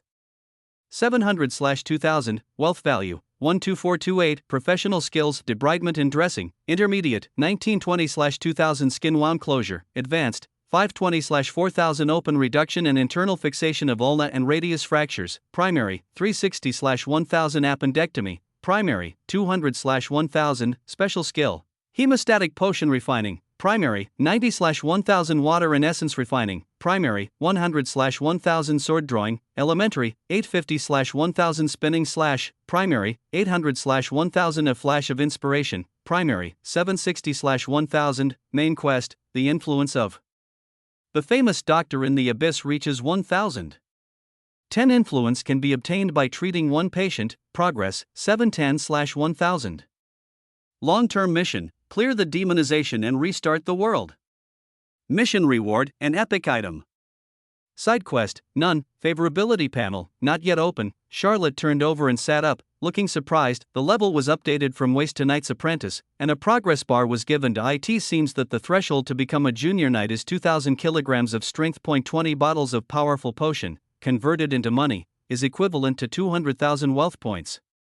Now he just needs to work hard to make money, and leave the rest to Dolly Pharmacy. It's such a good feeling to have a clear goal. The progress of martial arts also appears in the skill bar. He originally thought that he had practiced well, but he didn't expect that even the most proficient sword drawing technique could not get past the beginner stage. Now, he couldn't sleep. He took the judgment sword and went downstairs to practice swordplay. The lobby on the first floor is the most spacious area in his house. Charlotte moved all the extra tables, chairs, and benches to the side and began to practice swordplay. As a newbie who has just started, he doesn't have to worry about swinging his sword to unleash his sword energy.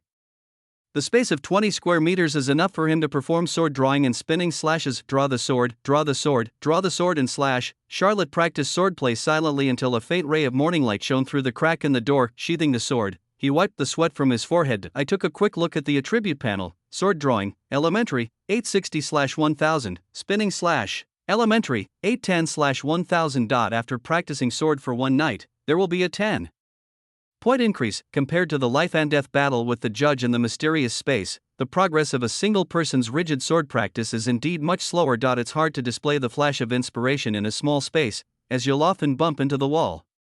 You still have to find a chance to practice outside. This visible improvement gave him a strong sense of achievement, and it gave him the illusion that he was playing an upgrade game. Charlotte put away the judgment sword and concentrated on sword practice all night. Even with his strong physique, he felt a little tired at this moment. So he opened the system mall and exchanged for a bottle of powerful potion. He drank it down in a few gulps. As a warm current flowed through my body suddenly became warm. Sweep away fatigue and be yourself again. In addition to increasing strength, this is also a first-class stimulant. Charlotte clenched her fist, and in addition to the increase in strength, all her fatigue was swept away, and she felt much more energetic. "Boss, why are you here so early?" Vivian patted her head as she came downstairs and was a little surprised to see Charlotte. "Well, I got up early today to exercise." Charlotte nodded slightly and showed off her well-developed biceps. "By the way, what happened last night? Why did I find myself in bed as soon as I woke up, and I can't remember anything? I just felt very comfortable." Vivian stared at Charlotte. "Did you put drugs in the food?" "Charlotte?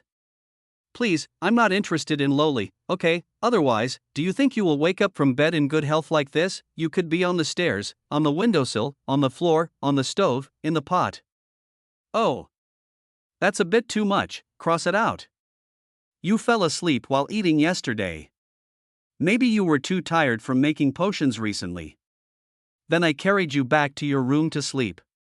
Charlotte said seriously, "By the way, you went to bed without washing last night." "Really?"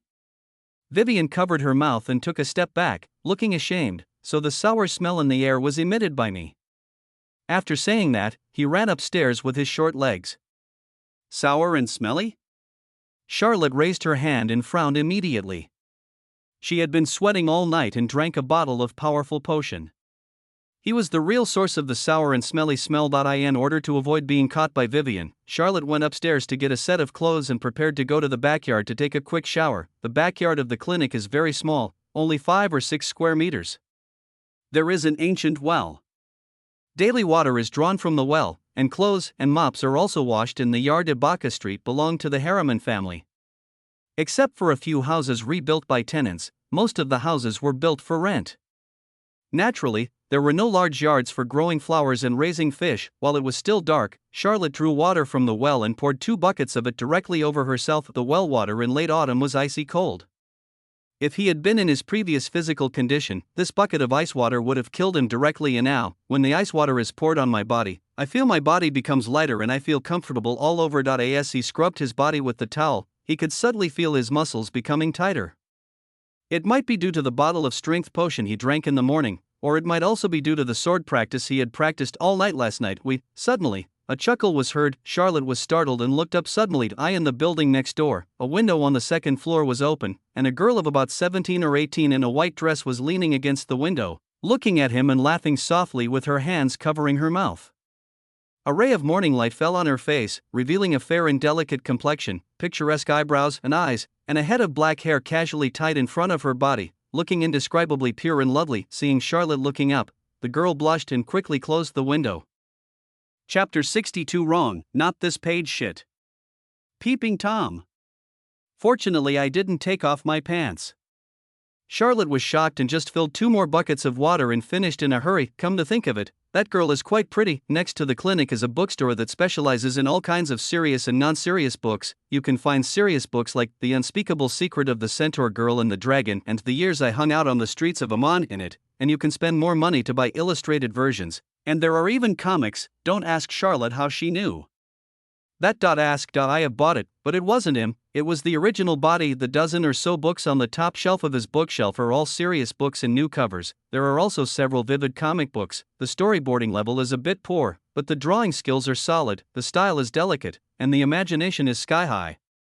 The characters of centaurs and people tigers are considered reserved. Charlotte certainly wasn't interested in that sort of thing. When he first traveled through time, in order to quickly understand this world, he carefully studied all the books on the bookshelf. Because I'm used to reading from top to bottom, I once thought that it was a documentary comic in literature, and my 3 views were shattered later. After being baptized by some serious literature, my 3 views were corrected. Actually, a little disappointed. These are not the point.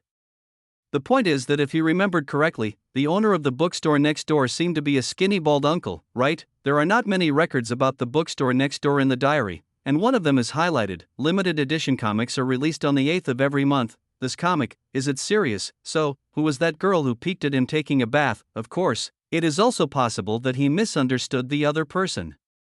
Maybe the other person came here first, then isn't it a hooligan for him to take off his clothes and take a shower in front of the girl? Charlotte dried her hair, changed into clean clothes, and did not continue to dwell on the question of who the girl was. And now that he has acquired martial arts skills, he has successfully changed his job to become a knight. Although he is currently only a knight apprentice at the lowest level, as long as he continues to drink powerful potions, he will continue to become stronger. Make money equals become stronger. It is indeed an eternal law. He just needs to run the clinic well, increase his popularity and make more money. It was still early, so Charlotte prepared to go upstairs to cook porridge. There was a knock on the door. So early? Don't you know the rules? Charlotte was a little surprised. After a slight hesitation, she still walked to the door. I looked out through the crack in the door and saw no one was outside. Doctor, save me! A faint cry for help came from below. Charlotte looked down and noticed a figure crouching in front of the door. He is an orc with a pair of antlers on his head and a skinny body, showing typical symptoms of a potion addict. Charlotte has a complicated attitude towards this kind of person. Those who fall into it for the sake of momentary pleasure do not deserve pity, but in the abyss, many addicts are forced into addiction. In order to expand the sales of magic potions and exploit more people, the Judson family did a lot of evil. The addictive potion is extremely harmful to the body. In the later stages, all the internal organs are damaged and even gods cannot save them, let alone him as a veterinarian. I can't drink the potion anymore. They forced me to sell my daughter. No. I can't sell Dora. The orc's voice was intermittent. He held onto the door, trembling and trying to get up, but he slipped to the ground weakly. He could only grab his hair in despair. The veins on his skinny forehead were exposed, and he looked extremely painful. Charlotte couldn't hold back her expression any longer. She glanced left and right through the crack in the door, and after making sure that there was no one else there, she opened the door of the clinic. The orc propped himself up and climbed up, subconsciously trying to hold the door, but found nothing. But this time he did not fall to the ground. Instead, he was caught by a pair of strong hands and helped up. This orc was not tall, about the same height as Charlotte, and was skinny, weighing less than 80 kilograms. He had a pale face and looked extremely weak, but his brown eyes were as clear as glass. Doctor! The orc looked at Charlotte, his eyes lit up, and subconsciously grabbed his hand. Save me, I can't drink the potion anymore. Come in first. Charlotte helped the orc into the clinic and closed the door. Let the orc sit on the chair. Charlotte poured him a glass of water and said, I'm Charlotte, the owner and doctor of this clinic. Tell me about your situation. I know you. My name is Ivan, and I live on Tower Street. Half a year ago, I was drugged in a tavern and drank the blue flame potion for the first time. Then I became addicted. During the past 6 months, I drank a bottle of blue flame potion almost every day. I knew it was wrong, but I couldn't control myself. When I got addicted, it felt like there were a lot of ants gnawing at my body. Only when I drank the potion could I feel relieved. The orc's hand holding the ceramic cup was shaking, and his other hand was clenched into a fist. He continued with a painful face, but since I took the potion, I have been in a trance and have no way to work. I have no money, so I started to sell off my property. I sold everything that could be sold at home, until yesterday. They asked me to sell my daughter, so that I can get a few bottles of potion. These beasts. That's my daughter. Ivan suddenly became emotional and choked up. Her mother passed away early, and I raised her alone. She is only 8 years old this year, and they want to sell her to Amon Street. Even if I die, I will never do such a thing." Charlotte listened to him in silence, then asked calmly, "So, you want to quit potions?"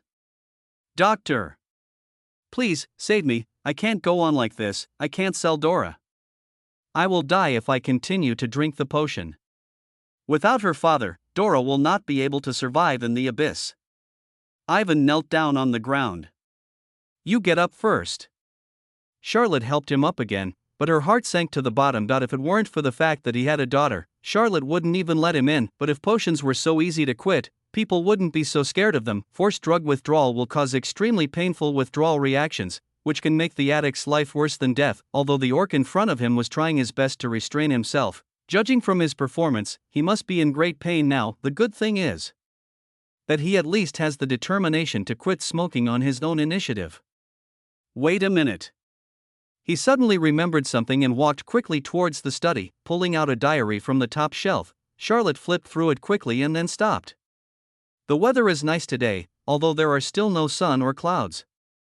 A man with a late-stage potion addiction came here. He had a strong desire to survive. I gave him some blood and used it as comfort therapy. He should pass away tomorrow. I hope he can die peacefully. Wrong, not this page.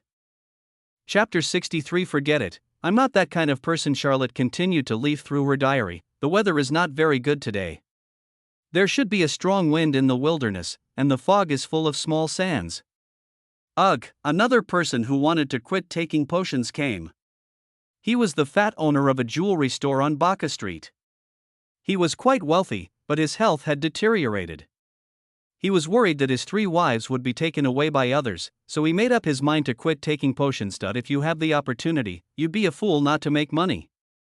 I used green-haired mice, 3-eyed cockroaches, silver-winged bats, giant red earthworms, etc. to grind and mix 3 bottles of potion, named it Magic Potion Aversion Agent, and sold it for 5,200 copper coins. Don't think too much, this is just a placebo. There is no such thing as a magic potion or aversion drug in this world.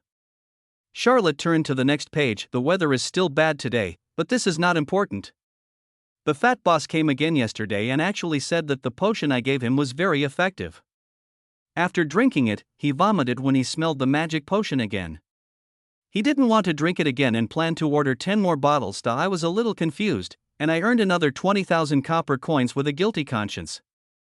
Turn another page. It's a nice day today. The fat boss didn't come, but his driver did. The fat boss is gone. He said he had vomiting and diarrhea after he went back yesterday and was too weak to hold on. I guess it's probably because of the wrong medicine. It's impossible for a person to quit taking a magic potion if the medicine is mixed randomly.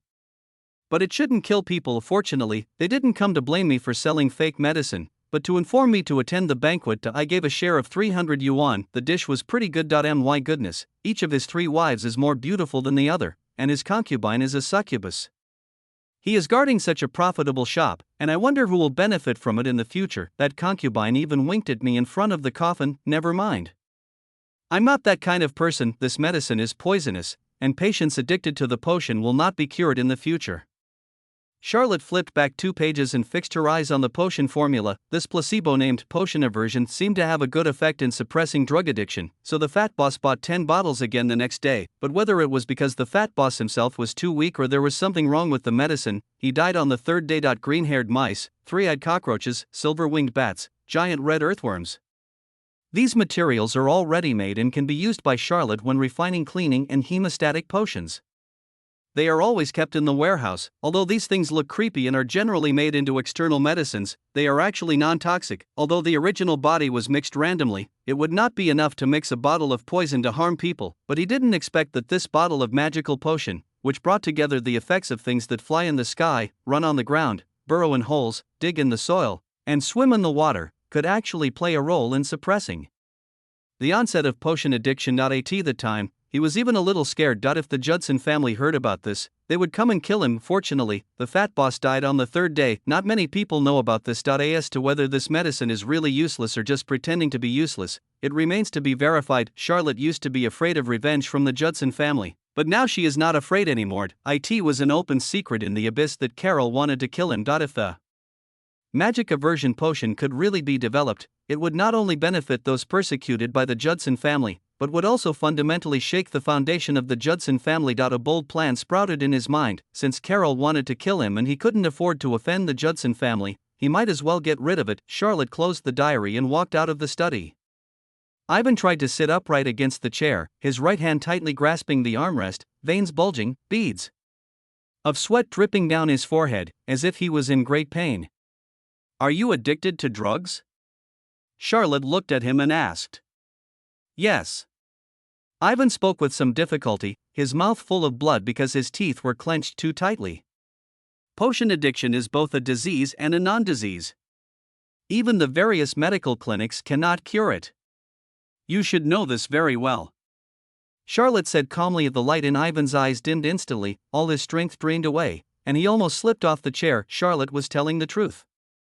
Ever since she found out that she was tricked into drinking the potion, she had gone to several large medical clinics for help, but potion addiction is incurable, and healing magic is powerless to treat it, which is why he has gradually come to this point. "I came here today because of the rumors and held a glimmer of hope. It seems that this doctor also has no solution. However, I happen to get a prescription that might be worth a try, but this medicine is very potent and has serious side effects. Do you dare to use it?" Ivan suddenly raised his head, stared at Charlotte with flaming eyes, and said decisively, "I dare. If you can't withstand the effects of the medicine, you might die." Charlotte said solemnly, "I won't live for many more days in my current condition. When the drug addiction becomes uncontrollable, I'll be prepared to commit suicide with my child. I can't sell Dora to that beast Seba. I don't want her to suffer in this world." Ivan's expression was extremely firm. Charlotte looked at him in silence for a while, then nodded and said, "Okay, wait, I'll get you some medicine." Following the recipe in the diary, Charlotte quickly made a pot of thick black potion. The pungent smell hit Charlotte in the face, and she retched several times just by smelling it.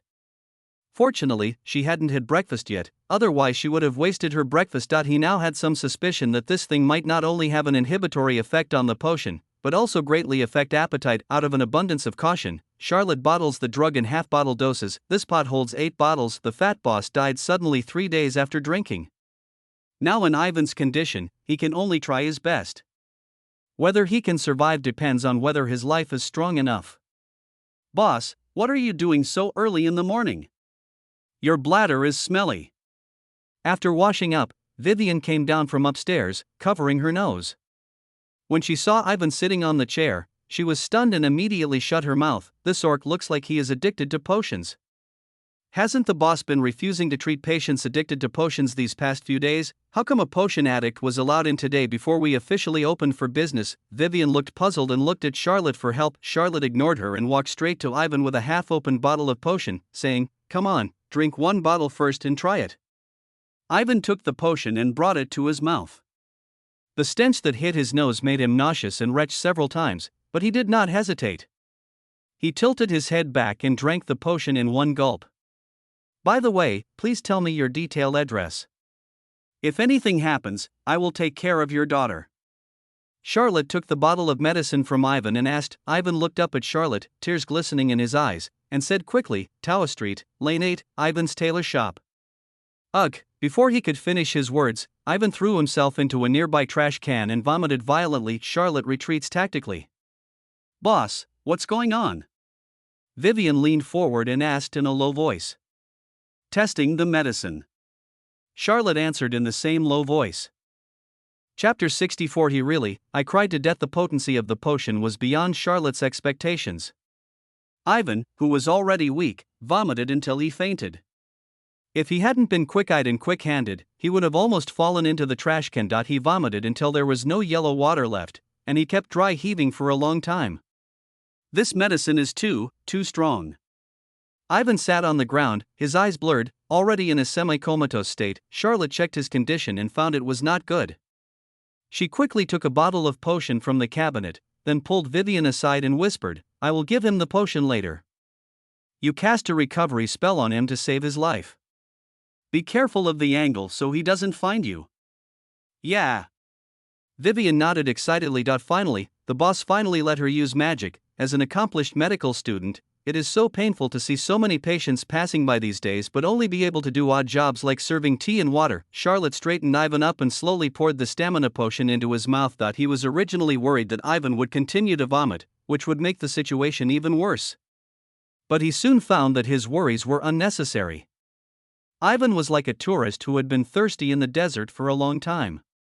As soon as his lips touched the stamina potion, he actively swallowed it, and the whole bottle of stamina potion went down his stomach in a short while. Charlotte turned around and gave Vivian a look. The latter understood what he meant, holding the magic wand and silently chanting a spell, and a blue light penetrated Ivan's body from behind. Ivan's short breathing gradually became steady, and his pale face also had a hint of redness. After a while, Ivan opened his eyes, looked around blankly, fixed his gaze on Charlotte, and said weakly, "I am not dead yet?" Charlotte nodded and said, "Yes, you are not dead. I just gave you a bottle of physical strength potion. Check your body to see if you feel any other discomfort now." Ivan slowly stood up with the help of a chair, looked down at his hands, and a look of joy appeared on his face. "The feeling of ants gnawing is gone, it's really completely gone." "Is it really so effective?" Charlotte was a little surprised when she heard it. This was equivalent to offsetting the side effects of drug addiction. However, the process of Ivan taking the medicine was also somewhat dangerous. If he had not been allowed to take the medicine on the spot in the clinic for safety reasons, and if he had not been given physical strength potions and recovery magic in time to save his life, he would probably have died from the side effects of the medicine. "It's okay, just take a few steps," Charlotte said. Ivan walked around the clinic. Although his steps were still unsteady, it was a huge change compared to before when he was completely unable to walk upright. "Dr. Charlotte, thank you for saving me." Ivan's knees went weak and he knelt on the ground, saying gratefully, 2 lines of hot tears rolling down his cheeks uncontrollably. For half a year, he has been living in agony every day during this period. "I knew that the potion was poisoning my body and mind, but every time I made up my mind to quit, I failed in the torture again and again." Dora looked at him with increasing fear, and the house became empty. Death was approaching step by step, but he could only wait in despair. Unexpectedly, the medicine Charlotte prepared for him today actually successfully suppressed the pain of drug addiction. This feeling of refreshment all over the body was something he had never experienced in the past 6 months. "Don't thank me so quickly.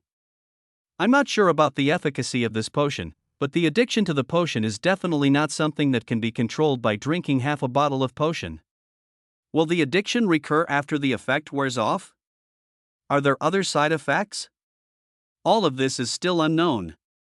Charlotte helped Ivan up and said with a serious expression, "I'm already very satisfied to have achieved this point." Ivan wiped away his tears, and with trembling hands he took out a purse from his arms, rummaged through it, and turned it over in his hand. There were only 3 copper coins. "This?"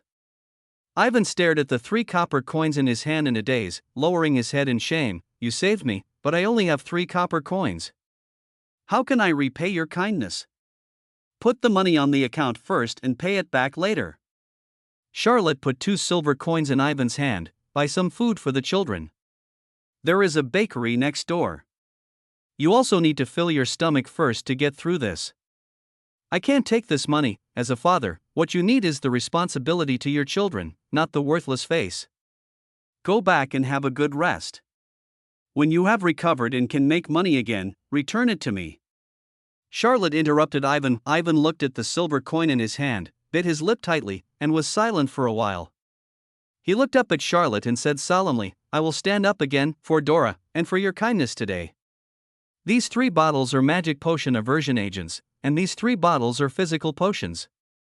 If your drug addiction relapses, you can drink 1 bottle. But you must let the child be with you when you drink it. If you have a severe vomiting reaction, let her feed you the physical potion after the vomiting is over." Charlotte handed a small cloth bag to Ivan and instructed, "Come to the clinic again in 3 days, and I will re-examine your situation." Potion aversion agent. Vivian, who had been confused all the time, couldn't help but cover her mouth after hearing Charlotte's words. Could it be, the boss is treating this orc for potion addiction? How is this possible? Addictive potions have been popular on the Aesop continent for many years. Different regions have different versions, and their addictiveness, harmfulness, and side effects vary, but they all have one thing in common: once addicted, it is extremely difficult to quit, except for some extremely determined people. Most of them need to enter special institutions, be cared for by special personnel, and undergo long-term detoxification. Moreover, this is only limited to people with low addiction, shallow addiction level, and the active will to quit. For patients who are already deeply addicted, there is no cure, or forced abstinence often leads to the patient committing suicide, going crazy and losing control, or even becoming possessed. The so-called magic potion is not a magic potion, but a terrible potion that can make people addicted. When I was at the Imperial Capital Medical College, teachers repeatedly warned students not to use addictive potions, precisely because there was no cure. But now the boss is mixing his own potions to help a patient with a severe potion. Addiction, get rid of them. Is the boss trying to cheat me out of money? But the boss, who was always stingy and never let his patients owe him money, did not take the money from him and even gave him 2 silver coins out of his own pocket. I've never seen this before. Moreover, the patient said that his drug addiction was relieved after drinking the medicine, and he was very grateful to his boss, and did not look like he had been cheated. Could it be that the boss really developed a magic potion of aversion? This is a discovery that is enough to shock the whole world. The way Vivian looked at Charlotte had changed from intimacy to admiration. Could it be that he had been secretly developing a potion aversion agent for the past 3 years, even though he was trapped in the abyss, expelled from the medical association, and even had his magic source abolished? He still persisted in working hard to eliminate the potion. Such spirit, such behavior, and such achievements are enough to make everyone in the medical association ashamed. I cried my ass off, so great. Chapter 65. Must Ivan took the potion and expressed his gratitude to Charlotte again. Remember, don't tell anyone about this potion, and don't mention me, otherwise both of us will die, Charlotte said seriously. I'll keep it in mind. Ivan nodded quickly, put away the potion, and walked away slowly. Boss, you are so great. I admit that I was wrong back then. I am indeed not worthy of being compared with someone like you, Vivian said to Charlotte with a touched look on her face. Charlotte? It's early in the morning. Is the child okay? This potion, the aversion agent, must have taken you a long time to develop, right? 3 years? Or 10 years? Did you start researching it when you were in Calva? Vivian asked curiously, with admiration in her eyes. It is conceivable that if this news were to spread, the whole world would be shocked. I said it was a random match. Do you believe me? Charlotte looked at the girl in front of her, coughed lightly, and said, It's just an accidental discovery. I'm not sure if it will work. Such a humble quality, truly worthy of Charlotte. If we just find a few more people who want to quit potions to try it out, can't we determine its effectiveness? Vivian suggested. It's too risky to ask someone to test the drug, and the more people who know about it, the greater the risk of it spreading. Charlotte shook her head slightly. Before we determine the final effect, the fewer people who know about it, the better. But isn't it a good thing to quit the potion? Vivian was puzzled. It is indeed a good thing for those who are tortured by potions and for the world, but what about those who make a fortune from potions? What do you think they would do if they knew that there is a potion in the world that can help people quit taking potions? They might want to kill someone. Vivian's face showed fear, and she suddenly realized the seriousness of the problem. Those who sell magic potions are inherently evil people. They make a fortune by taking advantage of the fact that magic potions are addictive, but if they knew that their boss had developed a potion that could cure the addiction to magic, they would kill him at all costs and eliminate the formula. So, before confirming the efficacy of the medicine and finding a partner with a strong enough background, exposing the medicine in your hands would be seeking death, Charlotte said earnestly. Vivian nodded repeatedly. I understand. I'm going to buy some bread. You clean up here. Charlotte put a few copper coins in her pocket and went out. When talking about cooperation, the first person he thought of was Diana. As one of the 4 major families in the Abyss, the Harriman family's strength should not be underestimated, but Diana is not yet the head of the Harriman family and can only be regarded as a strong contender for the heir. It is also unknown whether the Harriman family will risk a conflict with the Judson family and vigorously promote the magic potion aversion agent. The Judson family has a huge number of dark magic guards under their command, and the power entrenched in the darkness is even more unknown.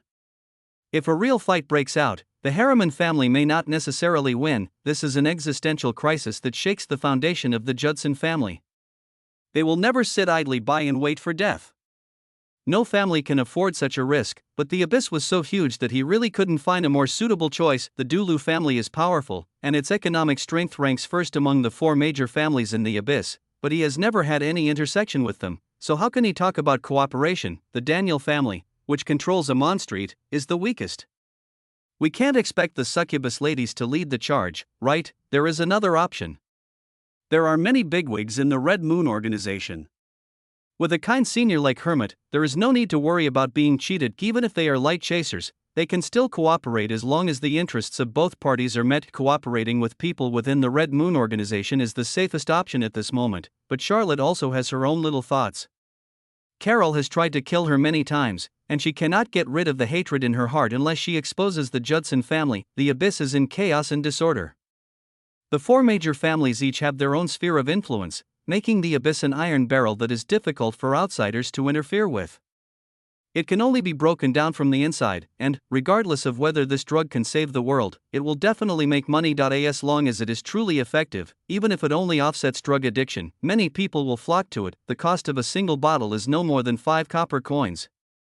Based on the purchasing power of the fat owner of the jewelry store, it can be sold for 2,000 copper coins. The profit is even more exaggerated than selling magic potions. Compared to the hydrating essence that focuses on women's beauty and is deeply affected by the abyss of potions, the potion aversion agent obviously has an extremely huge market. This will be a Red Sea where he will sail alone. Of course, the victims are the middle class who love to play and want to prolong their lives. As for lower class victims like Ivan, whose assets have been drained and who are on the verge of life and death, he obviously cannot afford the magic potion aversion agent at this price. Whether to give away drugs for free or sell them at cost price still needs further consideration. Charlotte went out with something on her mind and bought 2 loaves of bread from the bakery next door.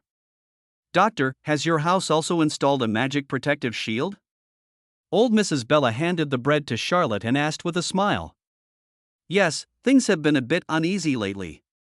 You'll sleep more peacefully if you install a protective shield. Charlotte nodded and handed 4 copper coins to the old lady with a kind smile. Soft bread is 1 copper coin more expensive than black bread. I have been used to eating soft bread recently and I really can't swallow the hard black bread, but how did she know I had installed the protective shield? Old people have shallow sleep. When I heard a bang last night, I got up and took a look. Your magic shield is pretty good. Old Lady Bella seemed to see what Charlotte was thinking. I emptied my family's savings for that thing. Just make do with it. Charlotte nodded with a smile, then left with the bread. When I walked to the door, the bookstore next door had just opened. The bald uncle who was tidying up the bookshelf saw Charlotte and came out with a smile, saying mysteriously, "Doctor, the limited edition comics are out today, and I left a copy for you." The 3rd volume of My Years on Amon Street? Charlotte asked subconsciously. Etc. Why do I know so much? What am I looking forward to? That's right. The bald uncle nodded with satisfaction. Although the doctor seemed too indifferent these days, he was still the one to talk about when it came to comics. Well, bring it to me. Charlotte said with pretended familiarity. As an upright person, I would never buy such reading materials that are not suitable for children, but someone specially reserved a copy for me, which shows that the original owner is a die-hard fan. If he suddenly didn't want it, it would definitely arouse suspicion, so he had to keep the book. Here, for you. The bald uncle handed over a book wrapped in black cloth mysteriously. Still 800? Charlotte took it and asked. There's an Easter egg this time, you get 1,000. Ha! There are also Easter eggs? Charlotte touched her pocket and said, I'll give you the money later. It's okay, we are just brothers. The bald uncle waved his hand indifferently. By the way, is there a woman living in your house? Charlotte asked casually, but her eyes were fixed on the bald uncle. What woman?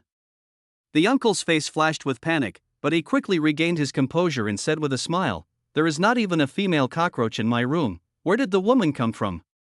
It is your room that has a beautiful girl. Chapter 66. Remember, I want to live. Charlotte did not continue to ask. In the abyss, everyone has secrets that they don't want others to touch. If you ask too many questions, who knows if the other party will kill you to prevent the secret from being leaked. Bald people are generally not easy to mess with. When I opened the door of the clinic, Vivian had already cleaned it thoroughly. This is breakfast, eat it. Charlotte put the bread and book on the counter, took 10 silver coins and went out to pay the bald uncle. After paying the bill, Vivian was eating bread and reading comics. Oh, this. Charlotte was shocked. She quickly stepped forward and closed the book. Boss, this album is so interesting, and the drawings are so well done. Vivian looked up excitedly. Let me see it. Didn't you see the words "not suitable for children" written on it? Charlotte pointed to the line of small words on the cover. But I'm an adult, and I've passed my coming-of-age ceremony at age 16. Vivian puffed out her sizable chest and said seriously. Her righteous look made Charlotte unable to find any reason to refuse. However, as a lady from a wealthy family, she actually likes to watch these things. If you think about it carefully, this makes sense. In ancient times, many banned books were deeply loved by girls. Okay, read it if you want. Charlotte threw the book on the table and sat down to eat breakfast. We are all adults. It's not your place to control others when they watch pornographic cartoons. Thank you. Vivian happily unfolded the comic book again. This comic is not all about sex, it also has a story, telling the story of a young nobleman born in Kalwa, who fell into the abyss, hated the injustice of fate, and fell from grace. Relying on his good looks, he met and got to know all kinds of beauties on the streets of Amman, and they were honest with each other and blended well. Charlotte took a quick look and saw that this volume unfolded the story of the protagonist's chance encounter with Miss Ruth. This kind of niche comic is limited by the fact that printing technology is not popular, and each volume is hand-drawn by an artist, so the price is generally higher. In order to increase the watchability and gimmick and support the high price, it is common practice to draw some real people into the film. Is this Miss Ruth the Miss Ruth we know? Vivian asked curiously. If this happened somewhere else, he would be sued for defamation at least. Charlotte said without raising her head. Boss, I think this protagonist looks a bit like you. Charlotte looked at the comic carefully, and her expression gradually became a little strange. You know what, this protagonist has a nose and eyes, and really looks a bit like his previous appearance. He is tall and thin, with a melancholy look in his eyes, and has an aura that keeps strangers away. And now, he couldn't look at this comic book anymore. He's nothing like me. Look at my big pectoral muscles, my rock-hard biceps, and my washboard abdominal muscles. I'm nothing like him. Charlotte tried her best to prove herself and refused to admit it. How could a rising medical giant be the protagonist of a pornographic comic? He couldn't accept it. Vivian looked at Charlotte, then at the comics, and compared them carefully. She said, the faces are similar. Is he as handsome as me? Charlotte suddenly leaned forward and stared into Vivian's eyes. Look at me, son of a bitch. The hot breath that almost sprayed on her face made Vivian blush, and she muttered, isn't it just that you look like the protagonist of this comic? Is there any need to be so excited? Eat this with rice? Charlotte gave the girl in front of her a complicated look and sat back in her seat. The world is becoming more corrupt and people's hearts are no longer the same as they used to be. What makes a teenage girl eat pornographic comics? Behind all this, is it the distortion of human nature or the decline of morality? Is it a sexual explosion or the helplessness of hunger? Vivian was flipping through the comics and eating the soft bread with relish. The protagonist has a beautiful and romantic encounter with Ruth. After a brief period of getting along, there is a scene of a hero saving a beauty, and then, the plot gradually becomes indescribable. This. Vivian's eyes gradually widened, the anti-smile on her face gradually froze, a blush crept up her cheeks, and the bread in her hand seemed to become less fragrant. Her hand that was turning the page froze, and she couldn't turn that page. Why don't you continue watching? I'm full. Vivian closed the comic and stood up hastily. Before leaving, she gave Charlotte an expression that said, I didn't expect you to be this kind of person, Charlotte. It's obviously you who wanted to see it, okay? Charlotte took the comic and continued reading. The style remained the same, but looking at the face that looked 70% similar, the sense of immersion is stronger. A noble young man who has fallen into the abyss and a handsome boy lingering on the streets of Amman. You see, isn't this a sense of immersion? He now deeply suspected that the author of this comic used him as a reference for the protagonist. So, who is the author of this comic? Next time I see him, I'll have to give him some advice. Ruth's figure is still drawn conservatively, obviously. No, the key point is to find out which pervert is hiding in the shadows and observing his life. The morning consultation went very smoothly. There were no difficult or complicated cases, and Carol's people did not cause any trouble just because of what happened in the morning. Vivian didn't take the initiative to talk to Charlotte while eating. She just lowered her head and ate silently. "Why are you just eating? Would you like something to go with it?" Charlotte asked with a smile. Vivian's face flushed red, her eyes widened, and she shouted, "I was deceived. I'm not that kind of person. I never read that kind of comics." "Absolutely. Absolutely." Charlotte smiled and said nothing, not continuing to tease her. After a simple lunch, Charlotte went into the alchemy room and prepared 4 more bottles of aversion potion according to the recipe from the morning. Looking at the evil dark brown liquid in the glass bottle, Charlotte fell into deep thought. According to Vivian, the abyss is full of potion addicts, and the easiest way is to just find a few to test the drugs. But doing so is extremely risky and does not seem very scientific. The fat owner of the jewelry store was fine after taking the medicine, but died 2 days later. This shows that taking medicine does have certain risks. In this case, a control group experiment must be conducted. It is truly inhumane to capture people for experiments, and it will be difficult to deal with them later. Then the little white mouse became the best choice. Charlotte opened the cupboard and saw a fat, white mouse lying on a pile of cotton and sleeping soundly. It's him, our little drug testing hero Jerry.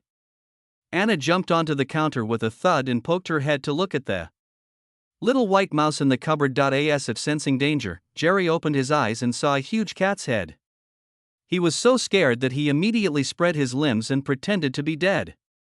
It takes 1,000 days to raise a cat, but it only takes 1 moment to use it. "Anna, go catch 9 more mice like this for me and I'll give you a chicken leg tonight," Charlotte said, touching Anna's head. Anna looked up at him, unmoved. 2. Charlotte raised the stakes. Anna remained motionless. 3. Charlotte gritted her teeth and raised the price. Anna jumped onto the small window and was about to go out. "Remember, I want the living ones, and the dead ones don't count," Charlotte warned. Meow. A cat's meow was heard, but I don't know if it remembered it.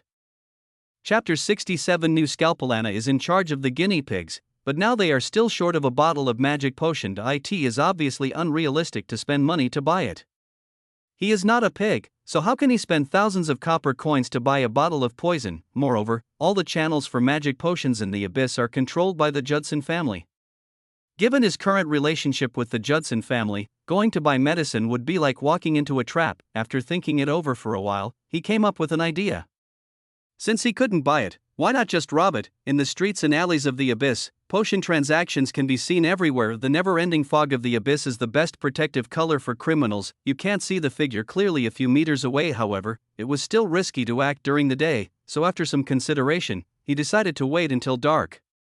The abyss is indeed more dangerous under the cover of night, but he has a black cloak left by the judge, which can conceal his breath and is a powerful weapon for night travel. With the cover of night, once they succeed, it will be easier to escape the pursuit of the black magic guards. According to his understanding, the magic potion trade was carried out day and night, and once the drug addiction came, no one cared whether there was danger in the dark. Dark guards are not directly involved in the sale of potions, but are responsible for protecting the sellers and potions. The black magic guards are at least level 2 orcs, and they have a tradition of taking drugs before battle. With the help of magic potions, their explosive strength can reach level 3. Charlotte is just an apprentice of a knight. If she fails to launch a surprise attack, it will be very difficult for her to escape unscathed. As a cautious person, he would not do anything that is too risky. After making a plan, Charlotte first checked the judgment sword in the mysterious black robe. The black robe was extremely wide, and it was unknown what material it was made of. It was as soft and smooth as silk, yet as tough as metal. The judge was poisoned that day, and even his bones turned into a pool of blood. Only the Sword of Judgment and the black robe were not damaged. The Judgment Sword is forged from meteorites from outer space. So what material is this black robe made of? The tip of the Judgment Sword had broken off, but the fracture was smooth and its sharpness remained unchanged. In that mysterious space, Charlotte used this broken sword, so there was no problem of inconvenience. At present he could not find a better sword that would suit him better, but the broken sword has flaws after all. If there is a chance in the future, he wants to find a technician in the Red Moon Group to help him recast the judgment. Only a complete sword can better play the role of swordsmanship. Charlotte sheathed her sword and placed it under the counter along with her black robe.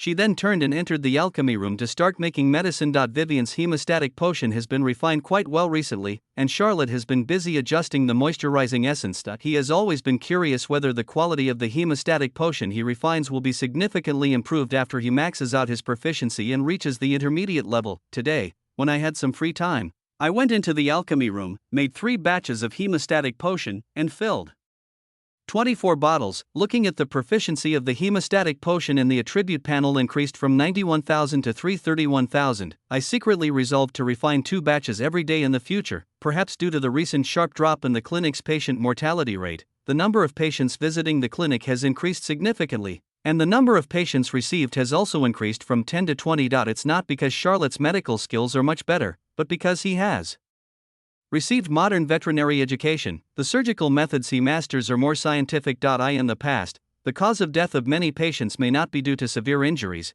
but due to improper wound treatment and failure to disinfect and clean surgical tools, which led to wound infection and death. Charlotte pays great attention to the disinfection of the operating environment and is very strict in the handling of surgical tools, so as long as the patient's injuries are under control, the mortality rate can be well controlled. Because most patients suffer from traumatic injuries, the consumption of hemostatic agents is extremely high and there is no waste after refining. Before going out to buy groceries, Charlotte counted this morning's sales. A total of 21 patients were treated today, and 6,310 copper coins in cash and 620 equivalent collateral were received. Compared to when I first took over the clinic, the turnover has doubled. The more I sutured wounds, the more proficient I became. My suture speed and technique improved significantly. After counting the 50 silver coins, she put them in a purse and put them in her arms. She also took out a few silver coins and put them in her pocket. Then Charlotte went out and went straight to the blacksmith shop. The heat was still boiling in Guy's blacksmith shop, and the clanging sound of iron hammering echoed in the shop. Charlotte knocked twice at the door. A dark little head popped out from behind the stove, glanced at Charlotte standing at the door, and then shouted in a childish voice, "Master, a guest is here." The sound of hammering iron stopped abruptly. Guy, shirtless and wearing only a leather apron, walked out of the forging room while wiping his sweat with a towel. Seeing Charlotte, he immediately smiled and said, "Doctor, why are you here?" "I said I would send you your customized scalpel later." "Sorry for bothering you to take it there. I can pick it up myself." Charlotte smiled and glanced at the dwarf hiding behind the stove. "Who is this?" "This child is an apprentice I just accepted 2 days ago, a child of an old friend." Guy sighed. Why did such a good person have to get involved in potions? He used to be a well-known blacksmith, but now he can't even swing a hammer. He is half dead. The child has a miserable life and can't even have a full meal, so he was sent to me. Charlotte was thoughtful. Another family poisoned by the potion. Looking at the dwarf again, although his face was covered with coal dust, his brown eyes were bright. He looked at him timidly, as if he had something to say. "Please wait a moment. I'll get the things for you." Guy turned and went into the inner room. After a while, he came out with 2 scalpels of the same style but completely different sizes. The blade forged from fine iron is shining brightly, while the blade forged from black meteorite iron is as black as ink and is polished to be extremely sharp. One is about the same size as an ordinary scalpel and is suitable for operating on normal-sized creatures. The other one is as long as a forearm, and is used to deal with some unconventional patients, such as the tree man who could swallow several of him with his mouth open. Being a surgeon in this world is better to be prepared. Charlotte took the small scalpel. The familiar feeling of holding it almost moved him to tears. He was even able to use the dagger to perform surgery on people skillfully. The details are polished very well and it feels great to hold. Although I haven't tried it yet, there is no need to worry about the sharpness of the blade forged from black meteorite iron. Here are the agreed 50 silver coins. Please count them. Charlotte took out her purse and handed it to Guy. "No need to count. I don't trust you." Guy put the purse into his arms and said with a simple smile, "If you don't like it, you can always modify it or even remake it." 5000 copper coins, 2 scalpels with forged iron blades and black meteorite iron blades, full of details and exquisite workmanship. He made a fortune. Guy's enthusiastic service attitude even made him want to pay more. Fortunately, he held back. "Thank you. I believe this will be the best scalpel I have ever used." Charlotte put away the 2 scalpels, thanked Guy, and turned to leave. "Doctor! Please save my father!" A childish and urgent voice sounded from behind. Chapter 68, Magical Tower Street. Charlotte stopped and turned around. The dwarf, who had been hiding timidly behind the stove, had already run in front of him, knelt on the ground with a plop, and looked at him earnestly. "Ding! The dwarf Abu has issued you a task: save his father who was poisoned by magic potion. Task reward, copper coin x 1000. The system's voice sounded in Charlotte's mind. "Abu, your father is addicted to potions. Even doctors can't save him. Don't make things difficult for the doctors."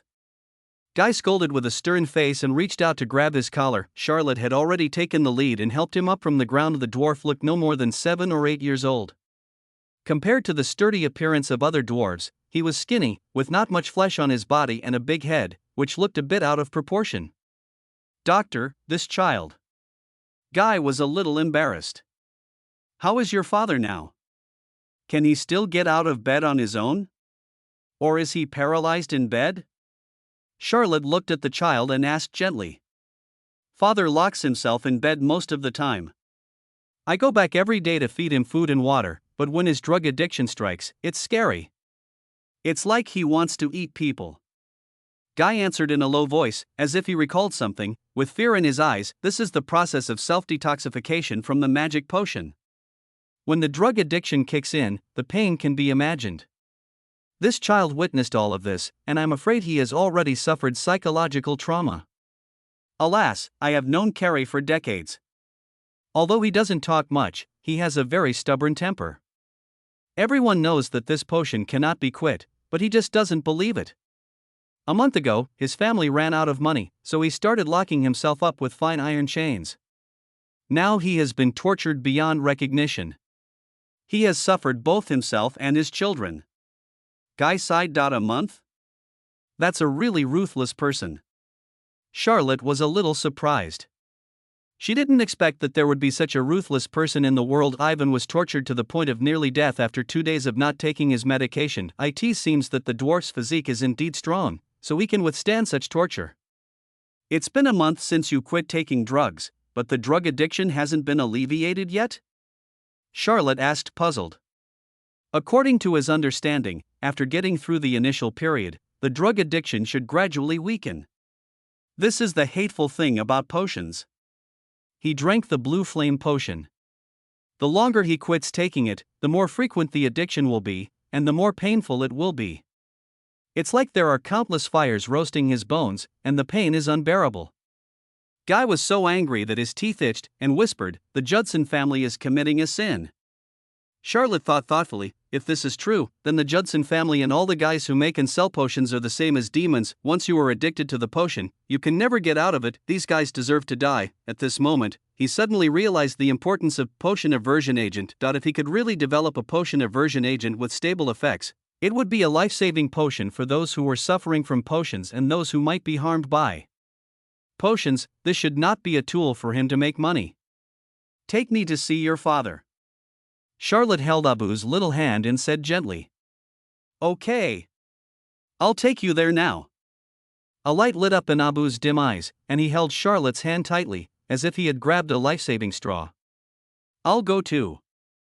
Guy was slightly stunned, and a look of joy also appeared on his face. He threw the towel on his shoulder onto the shelf beside him, tore off his apron, changed into a set of armor made of fine iron, and put on a gray linen coat on the outside.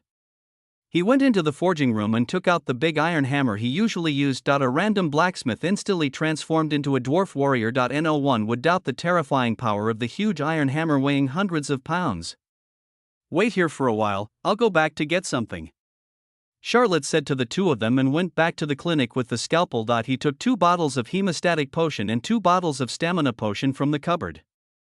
After hesitating for a while, he took out a bottle of magic aversion potion from the secret compartment under the counter, took out a quarter of it and mixed it with a bottle of stamina potion, and put them all in his pocket. The condition of Abu's father is unclear, and Charlotte doesn't dare to give him any medicine, and since he had already survived a month and his physique and willpower were extraordinary, he didn't have to risk exposing the potion's aversion agent in advance and give him the medicine directly. He plans to try reducing the dosage to see if it will still be effective in suppressing his addiction. Charlotte went upstairs and changed into a loose, old gray robe with a hood.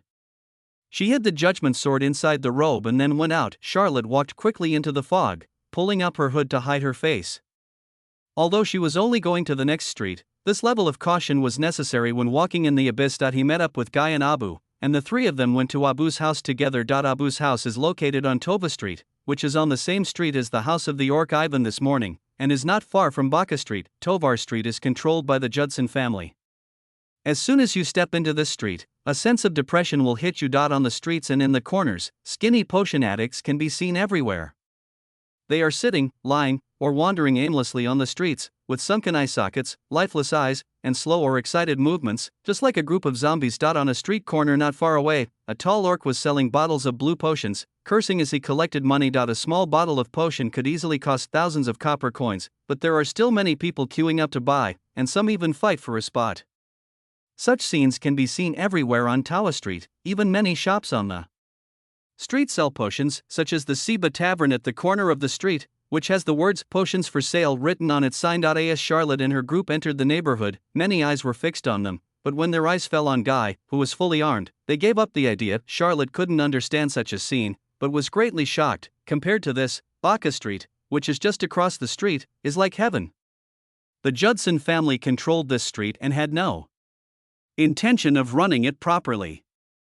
Instead, they use potions to plunder crazily, squeezing everyone dry, including their lives. There are closed shops everywhere, and the whole place looks desolate, like the end of the world, and the root of all these evils is the potion.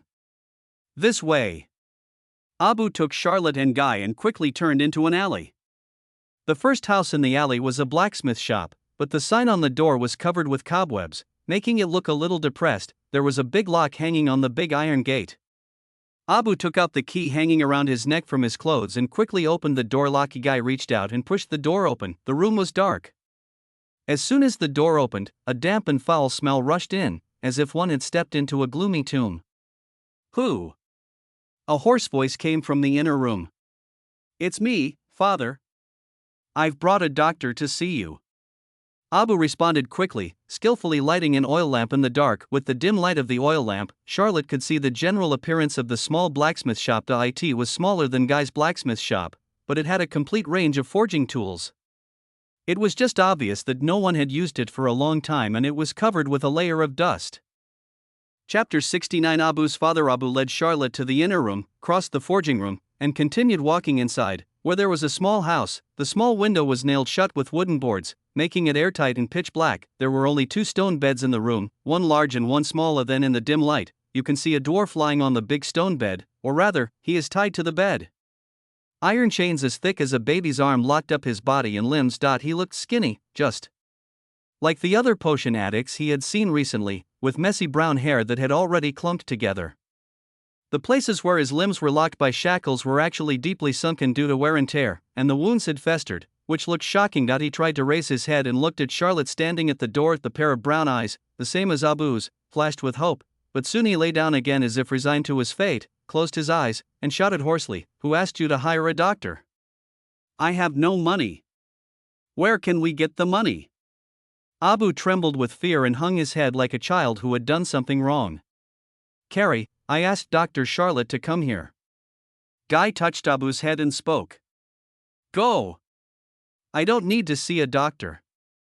No one can cure drug addiction, no one." Carrie's voice was hoarse and filled with despair. 2 lines of tears could not stop sliding down his cheeks. His hands were clenched into fists, the chains were tightened, and his body was shaking uncontrollably. Charlotte could see that he was probably addicted to drugs again, and the intense pain was destroying his will and ravaging his body. "You've made it through a month, and now you're afraid of the doctor?" Charlotte unbuttoned her gray robe, took out the package she carried with her, and walked towards the bed. Although locked in bed for a month, Carrie did not have a strong odor on his body. This shows that Abu was indeed a sensible child and does a good job of cleaning for his father. Carrie's situation is better than Ivan's. He hasn't taken the potion for a month. Although he is tortured beyond recognition by the withdrawal reaction, his body is not further damaged by the potion. At least he is not at the point of running out of energy. However, his weakness is still visible to the naked eye. The man who should have been as strong as Guy is now as skinny as a goblin. Charlotte felt a little sad. With the condition like this, even if she finally got rid of the potion, she might not be able to swing the hammer. Can you cure me? Carrie tilted his head and looked at Charlotte standing beside the bed, his eyes full of distrust. I have no money left. The potion has drained my family's wealth. Everyone knows that there is no cure for potion addiction, but this doctor insisted on coming to see him, which was suspicious. Do you think a doctor needs to take the risk of coming here to defraud a person who is obviously poor? Charlotte looked at Carrie and sneered, I am not here because of you, a guy who is addicted to potions, ruining his body and squandering his family fortune, but because of the request of the well-behaved and sensible Abu. Carrie's clenched fists gradually loosened, his vigilant expression gradually collapsed, and he turned his face away in shame. I won't ask how you came into contact with the potion, but if you want to survive, you have to listen to me from now on. Charlotte sat down beside the bed and took out a bottle of light brown potion. Can you cure me? Chris looked at Charlotte, and this time, his eyes were full of hope. To be honest, there are currently no cases of patients addicted to potions surviving. Charlotte shook the potion bottle in her hand and smiled, but you have no choice but to trust me, right? The candlelight was dim, and the swaying potion bottles created waves on the wall. Carrie stared into Charlotte's eyes for a long time and nodded heavily. I believe you.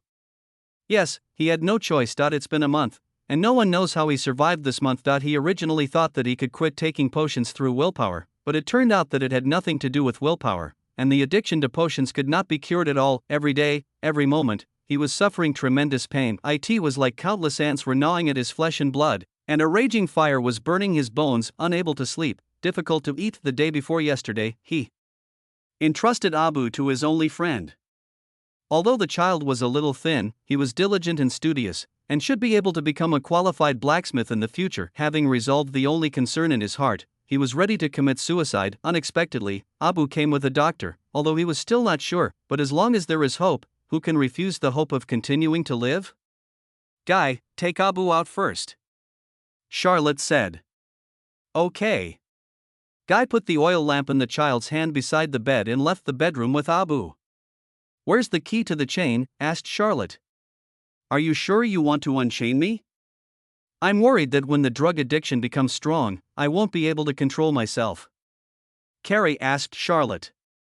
I'm going to give you some medicine, which may cause a strong drug reaction. Do you want Abu to be busy again? The key is on the windowsill. Charlotte turned her head and saw that the key was not far away, but Carrie obviously couldn't get it. He was indeed a ruthless man. After untying the chains and handcuffs that bound Carrie, Charlotte handed Carrie the bottle of stamina potion mixed with magic aversion agent. This is? Here is the physical strength potion, but I added some other things in it. It may not be effective, but you can try it. Charlotte explained and moved the urine bucket next to the bed for use. Carrie pulled out the cork, tilted his head back and drank the potion in 2 gulps. The bedroom was quiet as both of them waited for the drug to take effect. Suddenly, Carrie's body trembled slightly, and a warm current flowed down his throat to his stomach, and then spread to his limbs and bones. His body, which had been tortured by illness for a long time, felt a little relieved at this moment. However, this comfortable feeling did not last long.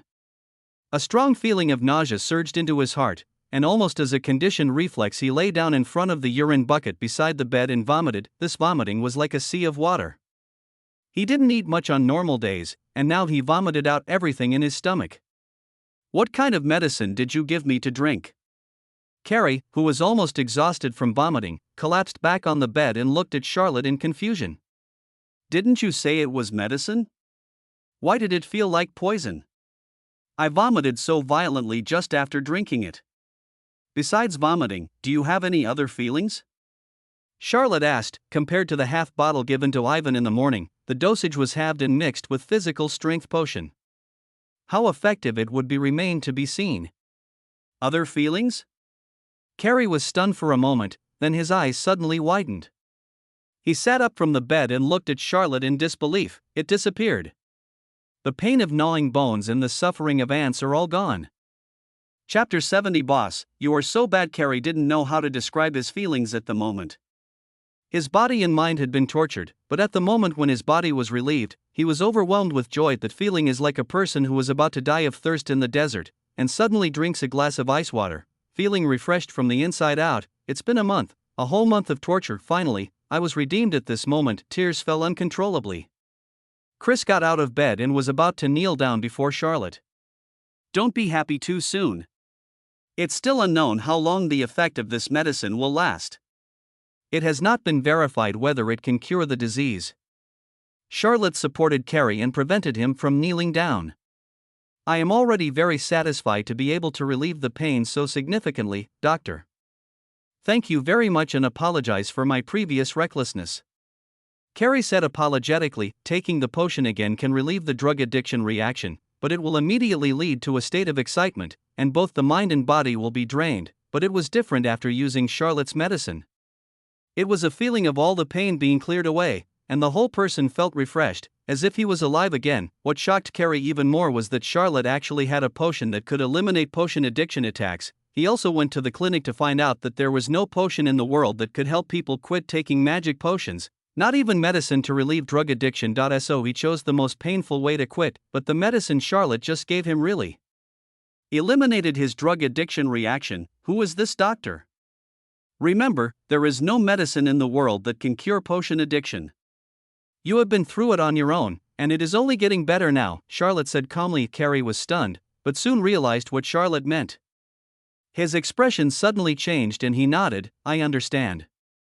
It's not easy to survive in the abyss. You and I both understand that. If the Judson family gets to know about this, not only will you and your son die, but I will suffer as well.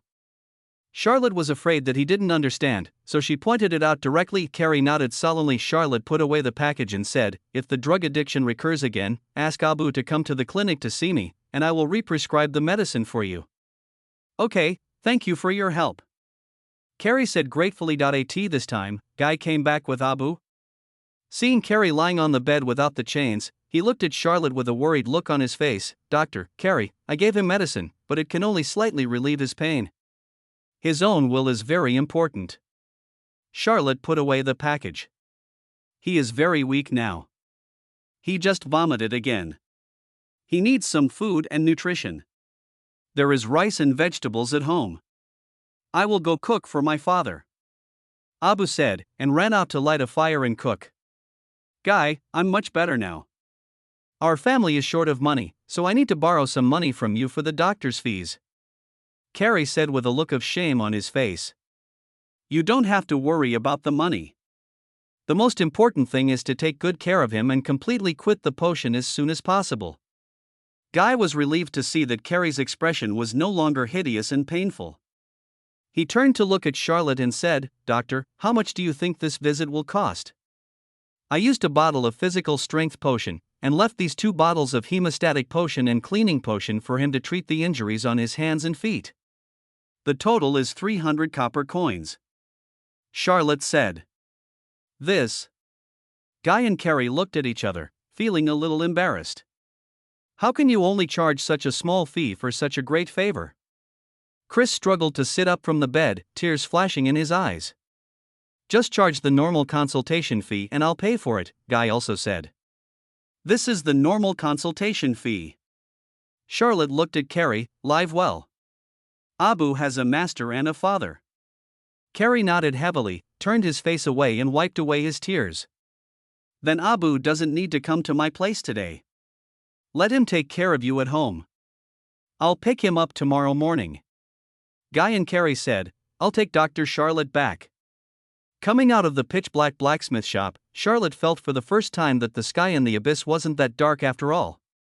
At least the dim light could still illuminate everything around her. Pulling up her hood, Charlotte followed Guy, her eyes carefully observing everything on Tower Street, the potion addicts who were in a daze on the roadside, the orcs who were trading at the street corners, the black magic guards who were laughing while taking potions in the distance, and the layout of the streets and alleys. All of them were memorized in his mind. On this street, the trade of potions is open. On Baka Street, the trade of potions is forbidden. He wanted to get the potion, and this was obviously the best choice. Soon, they were back on Baka Street. Charlotte bought 2 pheasants at the butcher's shop. Guy rushed to pay for it and sent her to the clinic. He thanked her repeatedly before leaving. Charlotte stood in front of the door, looking at Guy's back, a smile on her lips. Who says the abyss is only about chaos and disharmony? Isn't this friendship? Charlotte certainly didn't make any money from Carrie. A bottle of the world's only magic potion aversion agent would be sold for 100,000 copper coins and many people would flock to it. It's a bloody loss of 9,900. Charlotte happily walked into the clinic carrying 2 pheasants. Boss, did you find the money? You look so happy. Vivian closed the door and asked curiously. Let's have chicken tonight. How nice. Charlotte raised the 2 chickens in her hand. Vivian's eyes suddenly lit up and she nodded repeatedly, happy. Charlotte noticed Anna lying on the counter, licking her right paw slowly, like a victorious general wiping her sword. In front of it, 9 little white mice of similar size were lying neatly in the same posture, with their 4 legs facing up. I'm not saying I want to live. Charlotte walked to the cabinet, and before she finished her words, several little white mice trembled in fear. Wow, they're all alive, arranged neatly. Or are you here to set up a stall and perform? This bloodline suppression is simply unparalleled. It even made Charlotte doubt whether Anna was an ordinary cat. He had seen cats catching mice, but he had never seen a cat that could discipline a mouse. Look at the appearance of these little white mice, they are exactly the same as Jerry number 1 locked in the drawer. Anna can be said to be very strict. Very good, the chicken leg tonight belongs to you. Charlotte pinched Anna's head and locked all the little white mice in the drawer with satisfaction. Boss, why did you ask Anna to catch so many mice? Are you going to eat them? Vivian came forward and said in a tangled manner, I don't eat mice, actually, dried rats are quite delicious. Charlotte said with a smile, real? You're lying. I haven't eaten it either. Ah. Boss, you are so bad. Chapter 71 Dark Night, Dark Sword, Tovar Street, Sheba Tavern. That damn tailor, hasn't he brought his daughter in to exchange for medicine today? A burly pig-headed orc half lying in a recliner asked in a low voice. Beside him, 2 human girls who looked only 8 or 9 years old were massaging his shoulders and legs, their eyes full of fear. Yes, boss. This damn tailor hasn't come to buy medicine for 2 days. Could it be that he is dead? Said a dog-headed orc who looked like a bartender. Dead? Sheba stood up with a grim smile on his face. It's not impossible. This old guy can't stand the drug addiction. If he wasn't dead, he would have come to me for help. His daughter is very cute. Go to his house tonight and bring her back to me. What if that old guy wasn't dead? Then let him die, a dead tailor with nothing. The only valuable thing left is his daughter. Sheba reached out and stroked the face of the little girl beside him, with a more obscene smile on his face. Boss, I understand. The dog-headed beastman nodded in understanding. As night falls, the abyss shrouded in darkness becomes exceptionally quiet. Occasionally, the roar of monsters could be heard from above the abyss, which was frightening. The screams and cries, coming from far and near, added a dangerous touch to the night. In the clinic lobby, Charlotte looked at the partitioned wooden cage she had made herself and nodded with satisfaction. 10 shoebox-sized wooden cages were stacked in 2 rows, with a small door opened in the same direction and railings made of small iron bars to facilitate observation. There was a little white mouse in each cage, most of which were squatting in the corner and shivering. Which one is Jerry? Charlotte stroked her chin and fell into deep thought. They all look the same, how can I tell them apart? Vivian came forward and looked carefully at the little white mice in the cage. This time, Anna jumped onto the cage and patted the second cage, looking at Charlotte and Vivian's expressions as if she was looking at a stupid human being. This? Charlotte took a closer look and found that this little white mouse was indeed a bit fatter than the other mice. It seemed that the food in the clinic these days was quite good and it had fattened it. Charlotte and Vivian both gave Anna a thumbs up. Charlotte moved Jerry to the first seat in the first row and said with a wave of her hand, from now on, they will be called Jerry number 1, Jerry number 2, Jerry. Boss, isn't this name too casual? Vivian complained. The name is just a code name, they won't care. Charlotte moved the cage to an empty room on the second floor, which she temporarily used as a laboratory. It's getting late. You should wash up and go to bed. Charlotte said to Vivian and slammed the bedroom door. Changed the loose and casual long shirt into a black tights, and tightened the sleeves and trouser legs with straps to prevent them from falling apart at critical moments. Charlotte was in a dilemma when it came to taking a piece of black cloth and picking up the scissors. Should I cut it into a triangle and cover my mouth, or cut it into a long strip and dig 2 eye holes to cover my face?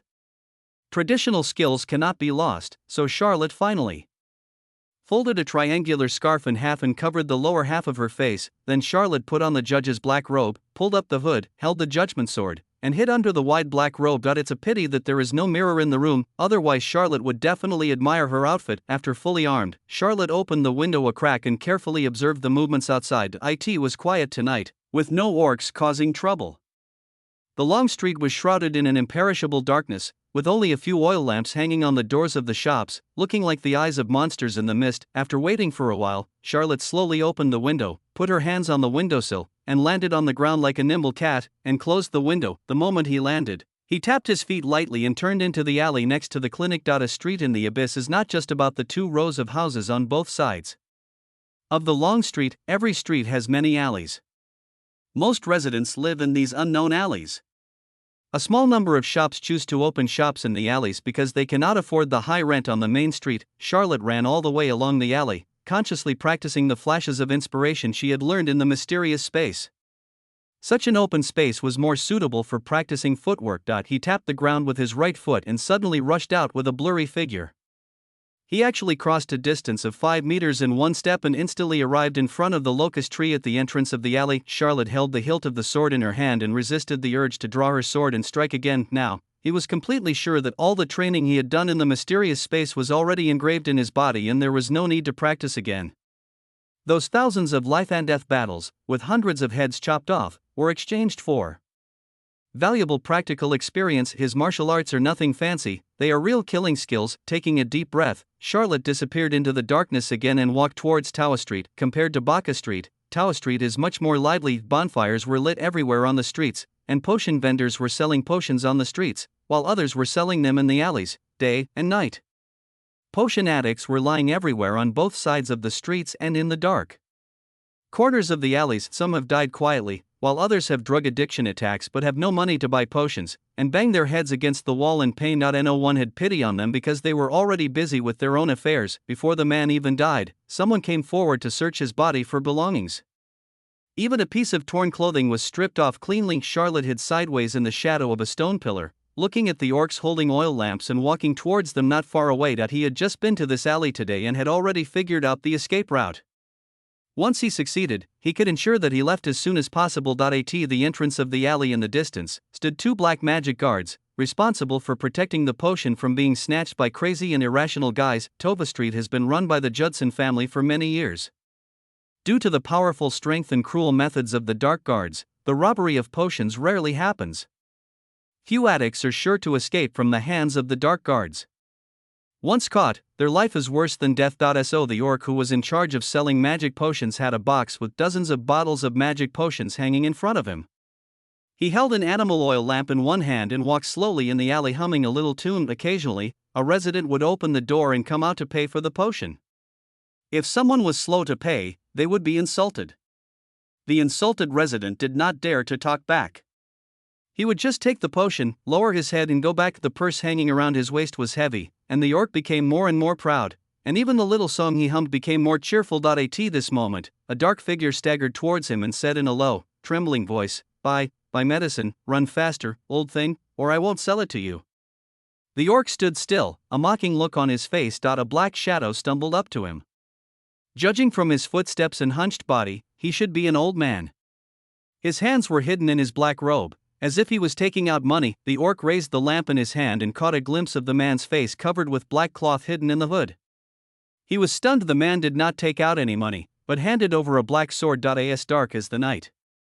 Chapter 72. A husky pig. The sword was as dark as the night and as fast as lightning. The orc saw him raise his hand, and a black light flashed, and a deep cut was made on his neck. The man stepped forward, held his body with one hand, and stabbed him in the heart again. Ah, ha! The orc opened his mouth and let out 2 painful groans. Then a piece of rag was stuffed into his mouth. His eyes widened and he died after a while. The oil lamp was still tightly held in his hand. Charlotte supported the orc's body and slowly moved to the wall, leaning against the tree, then took out a cloth bag and quickly put all the dozen bottles of magic potions in front of him into her bag. When she was about to leave, she caught a glimpse of the bulging purse on his waist, reached out and took it off and threw it into the cloth bag. After getting the things, Charlotte sheathed her sword, quickly disappeared into the darkness again, and quickly left the alley according to the planned route. The orc's body fell to the ground with a loud bang, the oil lamp shattered into pieces, and the fire went out. At this time, the black magic guard at the entrance of the alley discovered something unusual. Someone is stealing the potion. Two dark magic guards shouted and rushed into the alley with their weapons drawn. On Tua Street, more black magic guards heard the noise and rushed towards the alley. At this moment, Charlotte was already on the roof of a bungalow 7 or 8 alleys away, listening to the noise in the distance and looking down at her spoils. 12 bottles of potions and a heavy bag of coins. There was no need to count. He glanced at the increased wealth value on the attribute panel. There were a total of 15,000 copper coins, which was equivalent to his turnover for 2 or 3 days. Wow, what an unexpected harvest! After putting away her purse, Charlotte prepared to leave this place of trouble. Hush! Keep your voice down. Knock on the door first to see if the damn tailor is still alive. The boss likes that little girl, so don't hurt her, otherwise the boss will definitely not let you down when you go back. What if the dead tailor were alive? If he is respectable, you should make him respectable. If he is not respectable, you should help him to be respectable. What do you mean? Kill him if he's alive, bury him if he's dead, and take his daughter away and bring her back to be the eldest brother's concubine. Clear. In the alley below, 2 furtive figures were talking in low voices, which caught Charlotte's attention. Bandits? Charlotte crouched down and quietly looked out. 2 dog-headed orcs, holding oil lamps, were peeking through the door and looking into the 2-story building opposite. Charlotte looked carefully in the dim light and saw a broken plaque hanging on the door, which read Ivan's Tailor Shop. Tua Street, Lane 8, Ivan's Tailor Shop. Charlotte remembered what Ivan said in the morning. She didn't expect that after running all the way, she happened to arrive outside Ivan's house, but now these 2 orcs don't seem like good people. They are here to kill Ivan and steal his daughter. Judging from what they said, there is a mastermind above them. Could it be the owner of the Sheba Tavern that Ivan mentioned this morning? Charlotte gripped the hilt of the sword tightly, slid silently to the ground along the corner of the wall, and looked at the 2 of them coldly. You damn tailor, open the door. We're here to bring you medicine. The tall dog-headed orc knocked on the door hard, holding a knife in his hand hidden behind his back. The other fat doghead was huddled aside, holding a large iron rod above his head, ready to deal a fatal blow to whoever opened the door at any time. It was quiet inside the door. Is he really dead? Gao Gutu muttered, and knocked on the door with more force, and continued to shout, Open the door! Open the door quickly! Or I'll kick it! The thick wooden door looked extremely flimsy in front of the powerful orc who was over 2 meters tall, as if it could be smashed into pieces at any time. Level 2 husky dog-headed orc, strength type, teeth have armor-breaking properties. Once bitten, there is a certain chance of contracting rabies. Level 1 corgi dog-headed orc, strength type. 2 lines of notes suddenly appeared in front of Charlotte's eyes. His eyes lit up. Accurate judgment of the opponent's strength is very important in a battle. When orcs reach a certain level, their racial talents will be awakened. For example, the tall dog-headed guy knocking on the door in front of you, unexpectedly, it was still a husky pig. A second-level orc, and a strength-type orc, with a strength of at least over 2,000 kilograms. With the addition of racial talent, there is still room for improvement, so his strength should not be underestimated, and when fighting, you must be careful about being bitten by a dog. There is no cure for rabies and the symptoms are extremely painful. He doesn't want to die tragically from a dog bite. The other party's target was Ivan and his daughter. Since he had encountered them, he obviously could not ignore them. The black robe concealed his presence perfectly, so at a distance of about 5 meters, the 2 dog-headed orcs did not notice his presence. Having to deal with 2 orcs at the same time, and in a battle of higher levels, Charlotte's mind was exceptionally calm at the moment. When outnumbered, the most important thing is to kill with 1 strike. As long as he kills the husky pig, the remaining corgi will not pose much threat to him. Moreover, he had to keep the noise of the battle to a minimum. Right now, the black magic guards of Tua Street were searching for him everywhere. If the noise here was too loud and attracted the black magic guards, it would be a big trouble. The husky pig knocked on the door for a while, and seeing that there was still no movement from inside, his eyes turned cold and he gave the corgi a look. The latter understood what he meant and was about to smash the door with the iron rod in his hand. Ahem. I'm out of money and can't afford medicine. Please go back. At this moment, a weak voice sounded from the door. The husky pig raised his hand to stop the corgi's movements, and said in a slower voice, "It doesn't matter if you don't have money. Just hand your daughter over to us, and these 2 bottles of magic potion will be yours. You go away. Tell Sheba that even if I die, I will never hand my daughter over to you. Just give up on this idea." Ivan's voice became excited and he shouted angrily, "Heh, you damn tailor, you have no shame. Since you want to die, I will grant your wish tonight." The husky pig showed a fierce look on his face, took a step back and waved at the corgi. The latter raised the iron rod in his hand again and smashed it towards the door. Bang! With a muffled sound, a deep crack appeared on the thick wooden door. A frightened scream of a little girl was heard from the room. The husky and corgi had grim smiles on their faces. Bang! Bang! The iron rod hit the wooden door, and the crack turned into a gap, which kept getting bigger and bigger. Indoor, Ivan hugged a little girl, looking at the ever-growing gap in the door with despair in his eyes, and his hand hidden behind his back was tightly holding a pair of sharp scissors. "I thought that after I quit the potion, my life would soon get back on track." Unexpectedly, even without the potion, that bastard Sheba had no intention of letting them go. He was not good at fighting to begin with, and now his body was hollowed out by the potion, so he didn't even have the ability to resist. "Father, I'm scared." The little girl buried her face in Ivan's arms and said in a trembling voice. Chapter 73 Triggering Side Quests. Don't be afraid, Dad is here. Ivan, with tears streaming down his face, slowly raised the scissors in his hand and said softly, "Dora, it will hurt a little later, don't be afraid, Dad will always be with you." Even if he died, he would not let Dora fall into the hands of that beast Sheba. He had heard the stories about those poor children. "Ha, I'm coming in." Suddenly, a husky dog head came out of the hole, and its dark blue eyes sparkled in the candlelight. The husky pig enjoyed admiring the despair of his enemy, but when he saw the scissors in Ivan's hand, he suddenly lost his composure. "You damn tailor, what are you doing?" While roaring, the husky pig bit the wooden board around its head. His sharp teeth and powerful bite force made him like a super chainsaw running at full power. The hole that was originally only big enough for a dog's head was suddenly big enough for a person to fit in. The husky pig was scratching at the door opening and was about to squeeze in. "Sheba and your bunch of running dogs, all of you shall die miserably." Ivan cursed in despair, raising the scissors and stabbing at his daughter in his arms. Phew, it was the sound of flesh being pierced. Ivan's hand stopped subconsciously, and the scissors were almost reaching Dora's vest, but the sword came out from the husky pig's heart. The black sword, stained with blood, looked particularly enchanting. The husky pig was stuck in the doorway, staring down with wide eyes in disbelief at the irregular sword tip that pierced through his heart. He tried hard to turn back, but the sword was suddenly pulled out, and his life seemed to be sucked out in an instant, and he collapsed and hung on the door. "Are you launching a sneak attack?" Outside the door, Corgi was stunned when he saw the man in black robe who suddenly appeared in front of him. After he came to his senses, he immediately raised the iron rod in his hand and smashed it down on the man's head. Charlotte pulled out the sword that was stabbed in the back of the husky pig and followed up with a spinning slash. The thin sword collided with the iron rod as thick as a thigh. There is no violent collision of metal and stone, only the smooth and comfortable feeling of a hot knife cutting through butter. The iron rod was cut off by a sword, and the corgi's short and thick neck was also cut off. The dog raised its head high, with disbelief written all over its face. Charlotte took 3 steps back to avoid the blood that spurted several meters high. 2 swords killed 2 dogs, and the battle ended more smoothly and faster than he expected. If the husky pig didn't want to show off its talent for house destroying, it wouldn't have given him such a large space.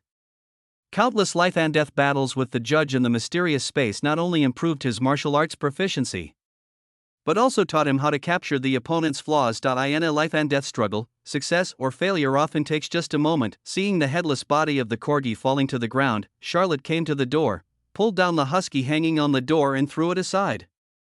Looking at Ivan, who was still in a daze and shock in the room, she said in a low voice, "If you don't want to die, leave here, immediately."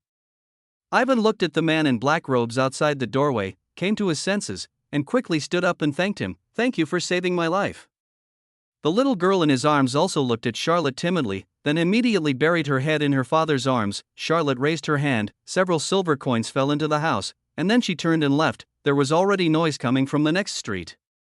The dark guards might arrive soon, so he had to leave as soon as possible. As for Ivan and his daughter, they can only wish for the best. However, no one who has lived in the abyss for so many years is a fool, so perhaps they can escape safely. "Dora, pick up the silver coins on the ground. We are leaving here soon." Ivan said to his daughter, ran quickly to the inner room, and soon came out with a package. "Father, where are we going? Don't we want our home anymore?" Dora picked up the 6 silver coins and looked at Ivan in confusion. Ivan's nose felt sore and he looked around the tailor shop that had been open for more than 20 years. His eyes couldn't help but turn red, but Sheba had already decided to kill them. They were lucky today to be rescued by the mysterious man in black robe, but they might not be so lucky next time. "We will come back, but we have to leave now." Ivan put a tattered linen dress on Dora, smeared a handful of soot on her face, took her hand and walked quickly out the door. The father and daughter soon disappeared into the foggy. Ivan, with his skinny and hunched appearance and tattered clothes, looked no different from the potion addict wandering the streets. He would hide in a corner when he saw people and walk quickly when no one was around. He soon left Alley 8. When Charlotte left, she glanced at the Sheba Tavern on the street from afar. 6 burly dog-headed orcs were standing in front of the brightly lit tavern. Countless people were partying in the midst of the lights and wine, and countless others were like Ivan, who made a mistake one day and regretted it deeply. The potion can cause great harm to people. As a doctor, if I have the chance, I will destroy the Judson family. Ding. Trigger the hidden side quest, destroy the Judson family. Destroying one family can save thousands of people, why not do it? Mission completion reward, copper coins x 10,000, a rare item. As Charlotte climbed over the wall, the system's voice sounded in his mind, rare tool, this is good stuff. The judgment sword and the black robe he was wearing were both rare items. Although I didn't know what they were, since they were produced by the system, they couldn't be too bad. He accepted this task. Carol wanted to kill him. It was a life and death situation, so she couldn't be a saint. Across the street, Charlotte quickly returned to the clinic. Relying on the black robe's ability to conceal his aura, he safely avoided several waves of black demon guards' searches along the way. Now Tower Street is full of dark magic guards, which shows the importance the Judson family attaches to the incident of snatching magic potions. Avoiding the patrolling fox guards, Charlotte climbed over the wall and returned to her bedroom, placed tonight's spoils on the table, 12 bottles of blue flame potion and a bag of coins. Putting the potion aside, Charlotte opened her purse and began to sort it patiently. Silver coins are piled up in one pile, copper coins in another, and then they are put into the cash box. The process is enjoyable. Excluding the 6 silver coins he gave to Ivan and his daughter, he still had 14,400 copper coins. Adding this morning's turnover in the previous balance, he now had 23,520 copper coins in cash. It seems quite abundant, but when he thought about how a third-level magic shield could cost hundreds of thousands, he immediately felt like a poor guy. He took off the black robe, folded it and put it back into the closet. It was truly a magical tool for traveling at night. It was spacious but not cumbersome, and had the ability to conceal one's aura, so great that it could even deceive a dog-headed orc. After changing into home clothes, Charlotte took a bottle of blue flame potion, carried an oil lamp and went into the laboratory next door. This potion is packed in an ordinary glass potion bottle. It is dark blue in color and looks unstable, like a burning blue flame, hence the name Blue Flame Potion. When the little white mice heard the noise, they all huddled in the corner of the cage. Charlotte came to the cage and unplugged it. A special fragrance quickly wafted out, like the scent of flowers, but also like the scent of a woman, like a dream, and just smelling it made people feel light and floating. Charlotte, who had been half closed up, suddenly opened her eyes and looked at the potion that had been handed to her mouth at some point, with cold sweat pouring down her back. Chapter 74, A World in Turbulence. He opened the stopper with caution, but he almost got caught. This potion is indeed evil. Looking at the cage again, the little white mice that had been huddled in the corner now all came to the railings, sticking out their pink noses, sniffing the scent of potion in the air, looking a little restless. Give them the medicine first. Considering their size, 1 drop at a time should be about the right amount. Charlotte muttered to herself and began to give the mice the potion. This thing is very attractive to mice, so the steps of feeding the medicine are very simple, and 10 mice can be fed in a short while. Charlotte closed the cage, took a half step back, and observed the mouse's reaction after taking the medicine. I thought it would take some time for the drug to take effect, but unexpectedly, after just a short while, the mice in the cage became excited. Jerry number 1 was spinning around in circles. In the cage, Jerry number 2 was banging his head against the bars, Jerry number 3 was grabbing the bars and making strange howling noises, Jerry number 4 was acting a little more normal and was rolling around on the spot, and Jerry number 5 was a little confused and actually started doing push-ups. Looking at the little white mice who were excitedly immersed in their own world, Charlotte took a pen to record their behavior, then turned and went downstairs. This will be the period of drug excitement. We have to wait until the effect of the drug wears off and the drug addiction begins to take effect before we can conduct drug testing. He went to the alchemy room, wrote down several recipes on paper, added and reduced several medicinal ingredients in different proportions, and made several new potions. He didn't think that his original self could just grab a few ingredients and create a perfect potion of aversion. But pharmaceutical manufacturing is a very rigorous and complex discipline, and he was extremely unprofessional. We can only make minor changes to the existing formula to try to find the best solution, for example, reducing adverse reactions after taking medicine and reducing possible mortality. This will play a crucial role in the large-scale promotion of magic potion aversion agents. Calva, Dino Mansion, study. Kappas looked at the secret letter that had just been delivered to his hand, and his face gradually became gloomy. Seeing that Kappas looked unhappy, Bill asked, "My lord Viscount, did the Duke's letter say anything important?" Father said that Vivian appeared in the capital. Kappas gritted his teeth and said, "Damn it! How did this damn girl get back to the capital? How is that possible? We followed her all the way, she should have gone into the abyss." Bill was also shocked. "It must be true." Father said that the notebook appeared in the capital. He asked us to return to the capital as quickly as possible to catch that girl and take back the notebook. Kappas handed the secret letter to Bill and couldn't help but punch the table. "Damn it! We were fooled." Bill took the secret letter and read it carefully for a while, then said solemnly, "I will go and arrange a flying mount. We will set off to return to the imperial capital tomorrow morning."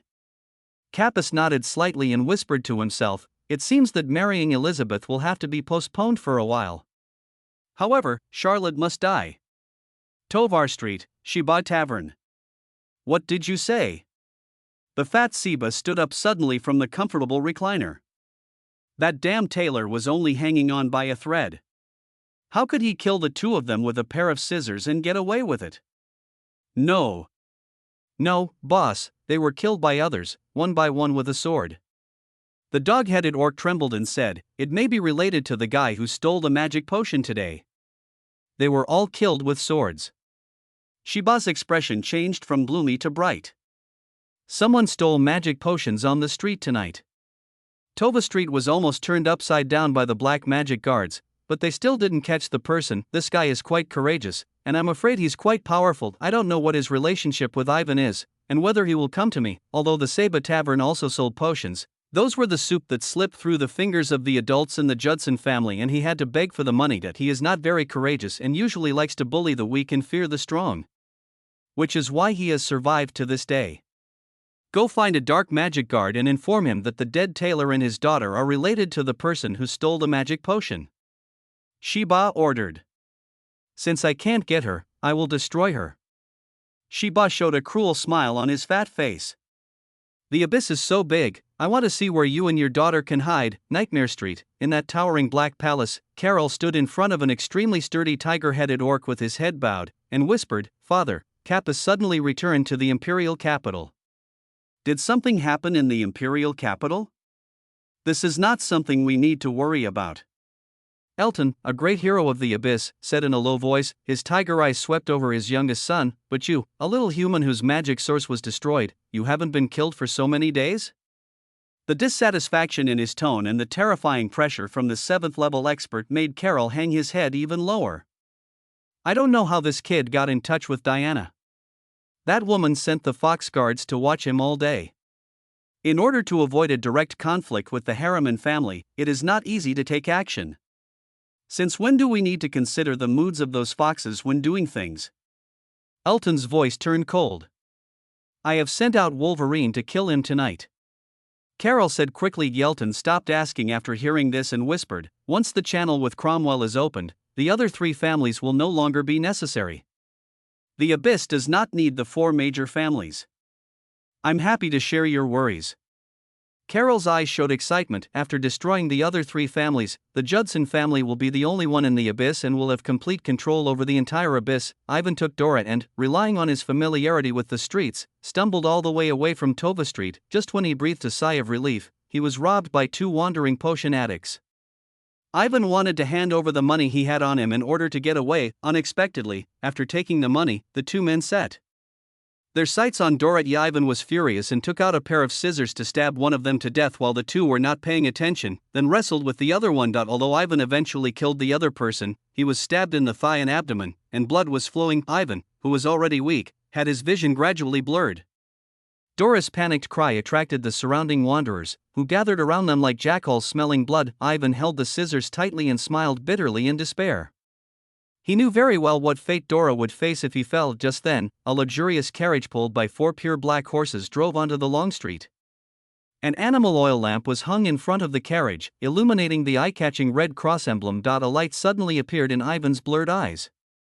He used all his strength, grabbed Dora's hand and rushed towards the carriage. Falling in the middle of the street, the coachman was startled and quickly pulled the reins. The black horse's hoof almost stepped on Ivan's face and just stopped. "What's going on?" A gentle voice sounded in the car. Dean, a man and a little girl collided with the carriage and seemed to be injured. "I will go and drive them away." The coachman responded and was about to jump off the carriage. "Wait." The carriage door opened and a young man walked out. He looked at the man who had fallen in front of the carriage, his life or death unknown, and the little girl who was sitting on the ground crying helplessly, and his handsome brows slightly frowned. He looked around and saw dozens of pairs of eyes staring at them in the darkness. "Bring them to the carriage," Roland ordered. "Yes."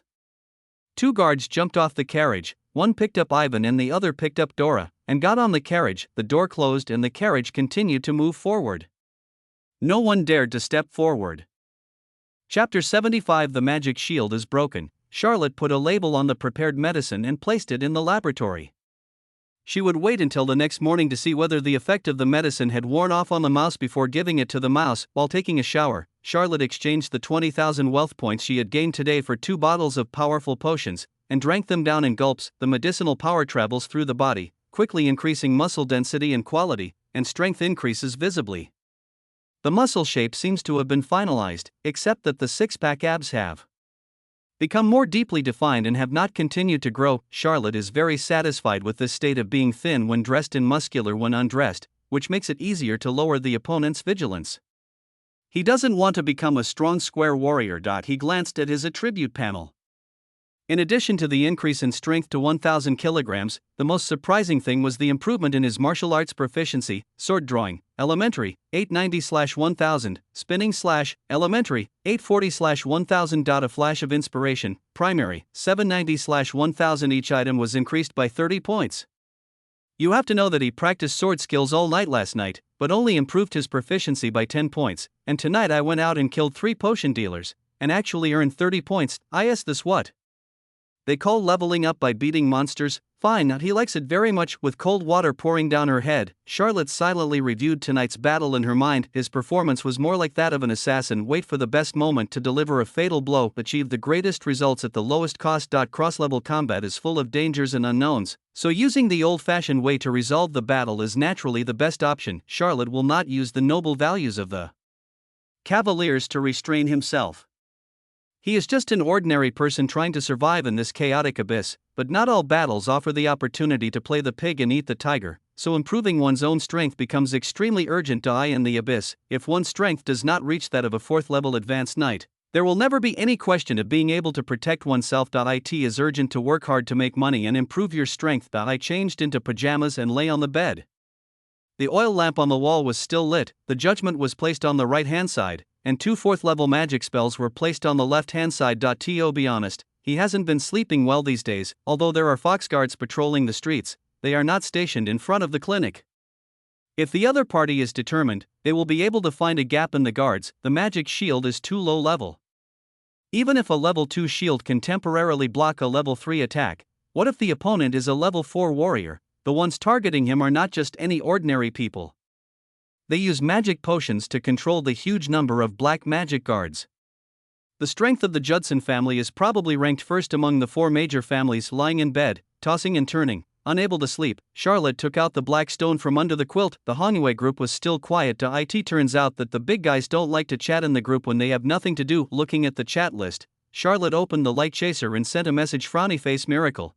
Is there any medicine or method in this world that can cure potion addiction? Light chaser, no. Charlotte was a little surprised when she saw the message that was replied immediately: Miracle, are you working the night shift? You can reply so quickly at this late hour. Night shift? On the top floor of the observatory, Maria, lazily leaning on a soft recliner, raised the corners of her mouth slightly. From a certain angle, it seemed to be true. Light chaser, I said before that any of your problems will require you to pay a corresponding price. Miracle, what if I have a potion that can cure potion addiction? Maria sat up straight unconsciously, with a look of disbelief in her eyes. Magical potions have been popular in the world for the past 100 or 200 years. There are many kinds of them, but the addiction mechanism is the same. Once you are addicted, it is difficult to quit. Even among the imperial capital's glamorous aristocracy, there are many who are addicted to potions. However, most of the potions they consume are high-end, which have relatively fewer side effects, and their wealthy families can afford to spend more of them. But even so, every day there were nobles who went bankrupt because someone in their family took magic potions, or died young due to their bodies being drained away. There is no potion in this world that can cure the poison, and even healing magic is powerless. Unless the addiction is not serious, one can force quitting by enduring it, but that is also a risky method and few people can survive it. If this kind of medicine really existed, even if it cost 100,000 copper coins per bottle, I'm afraid those nobles would fight over it. And now, Miracle said he had a potion to remove the magic potion. Light chaser, are you sure the potion in your hand can really help you quit potion addiction? Miracle, currently, 2 patients have been clinically tested and the effect is significant, but it will take some time to verify whether it is sustainable and has other side effects. Light chaser, do you have a potion formula? Miracle, the formula was developed by me. Maria looked at the black stone and fell into thought. There is no doubt that if what Miracle said was true and he developed a potion to cure potion addiction, it would be an event that would shock the entire Aesop continent. Even dragons suffer from addiction potions. This will be a recipe of great value. If he wanted to make money from this, he would soon be able to control huge wealth and even become richer than the businessmen. Of course, she wasn't moved. Since she was born, she has never worried about money. The increase or decrease of the money on the account never affects her mood, but this young man who had just joined Hongwei really aroused her interest. She knew his past, and even now he was trapped in that small place in the abyss, rescuing the little lowly in distress and being hunted by his love rival. Unexpectedly, a pair of king bombs were suddenly pulled out. A magician whose magical origins have been destroyed can still be chosen by the judge and join the Red Moon organization. She admitted that she had underestimated him before. Light chaser, if I were you, I would go find a businessman to cooperate with. He has the ability to maximize the profits of this medicine. Merchant? Charlotte also sat up from the bed. He knew that the light chaser was talking about the member of the organization codenamed Merchant. The Inquisitor owed him thousands of gold coins and had previously tried to make him inherit the debt. Light chaser, but businessmen are cunning. I suggest you talk to the hermit first. I think you should have a good relationship with him, right? Seeing the light chaser's reminder, Charlotte's favorable impression of this person increased a little. Miracle, are you not interested in this medicine? Charlotte asked curiously. He was looking for the light chaser because the previous cooperation was quite pleasant, so he wanted to test her attitude to see if there was any possibility of cooperation, but the other party seemed to have no interest in this and directly pushed him to the businessman. Light chaser, I know what you are thinking. Frankly speaking, I am not interested in money. Charlotte, light chaser, and I hate trouble the most. If something like this falls into my hands, I have to find someone to refine and sell it. Just thinking about it makes me feel very troublesome. According to Charlotte's inference, this should be a wealthy woman who has no shortage of money. He likes it very much, and just as she said, this kind of thing might be easier to do if left to businessmen who have connections all over the world. Miracle, I understand, thank you. Tear, Charlotte hadn't finished typing yet when a sound like stockings being torn was heard outside the window. The magic shield was torn. Chapter 76 Wolverine is coming. The magic shield is like an inverted bowl, thin, smooth and glossy. If the attacking force is not enough, it will appear indestructible and will remain as solid as a rock no matter how hard you squeeze, hit, or smash it. But once the force of the attack exceeds the upper limit, just a slight scratch can make a hole in the shield and then easily enter it. Obviously, the invader this time is such a terrifying existence. Charlotte threw away the black stone in her hand, grabbed the judgment sword with her left and right hands, hid the magic talisman in her sleeves, jumped off the bed, retreated to the wall, and looked at the direction of the window with a serious expression. A pair of sharp claws suddenly pierced into the window. They were 3 1-foot-long silver claws, like 3 curved blades, grabbing the window frame. Bang! The entire window was thrown away, and in the hole of the window, there squatted a terrifying grey werewolf. It had a strong and tall body like a brown bear, its scarlet ferocious eyes staring at Charlotte, its upturned mouth corners revealing sharp fangs, and its knife-sharp claws that left deep marks just by grabbing the stone wall. I heard that you used to be a high-level magician.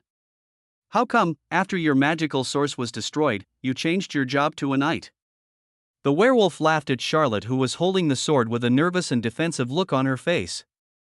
Since we can no longer rely on magic, we'll feel safer with a sword in our hands, Charlotte said as calmly as possible, but her voice still trembled slightly. It's not that he's showing weakness, he's really scared. Shit, this is a werewolf who can easily break through the magic shield. It is at least a level 3 existence, more likely a level 4. And he was just a knight's apprentice who had practiced for less than 3 days. Werewolves are one of the best fighting orc races. The man standing on the window now has explosive muscles, wolf claws like sharp blades, scars all over his body, and sharp eyes, all of which show his terrifying strength. Even if Uncle Wolf came, he would have to count out of him and recognize him as an immortal today. Strength, burst, and combat experience, Charlotte is far better. Charlotte subconsciously glanced outside. No need to look. The fox guards on the street have been led away. They will not be back for at least 10 minutes.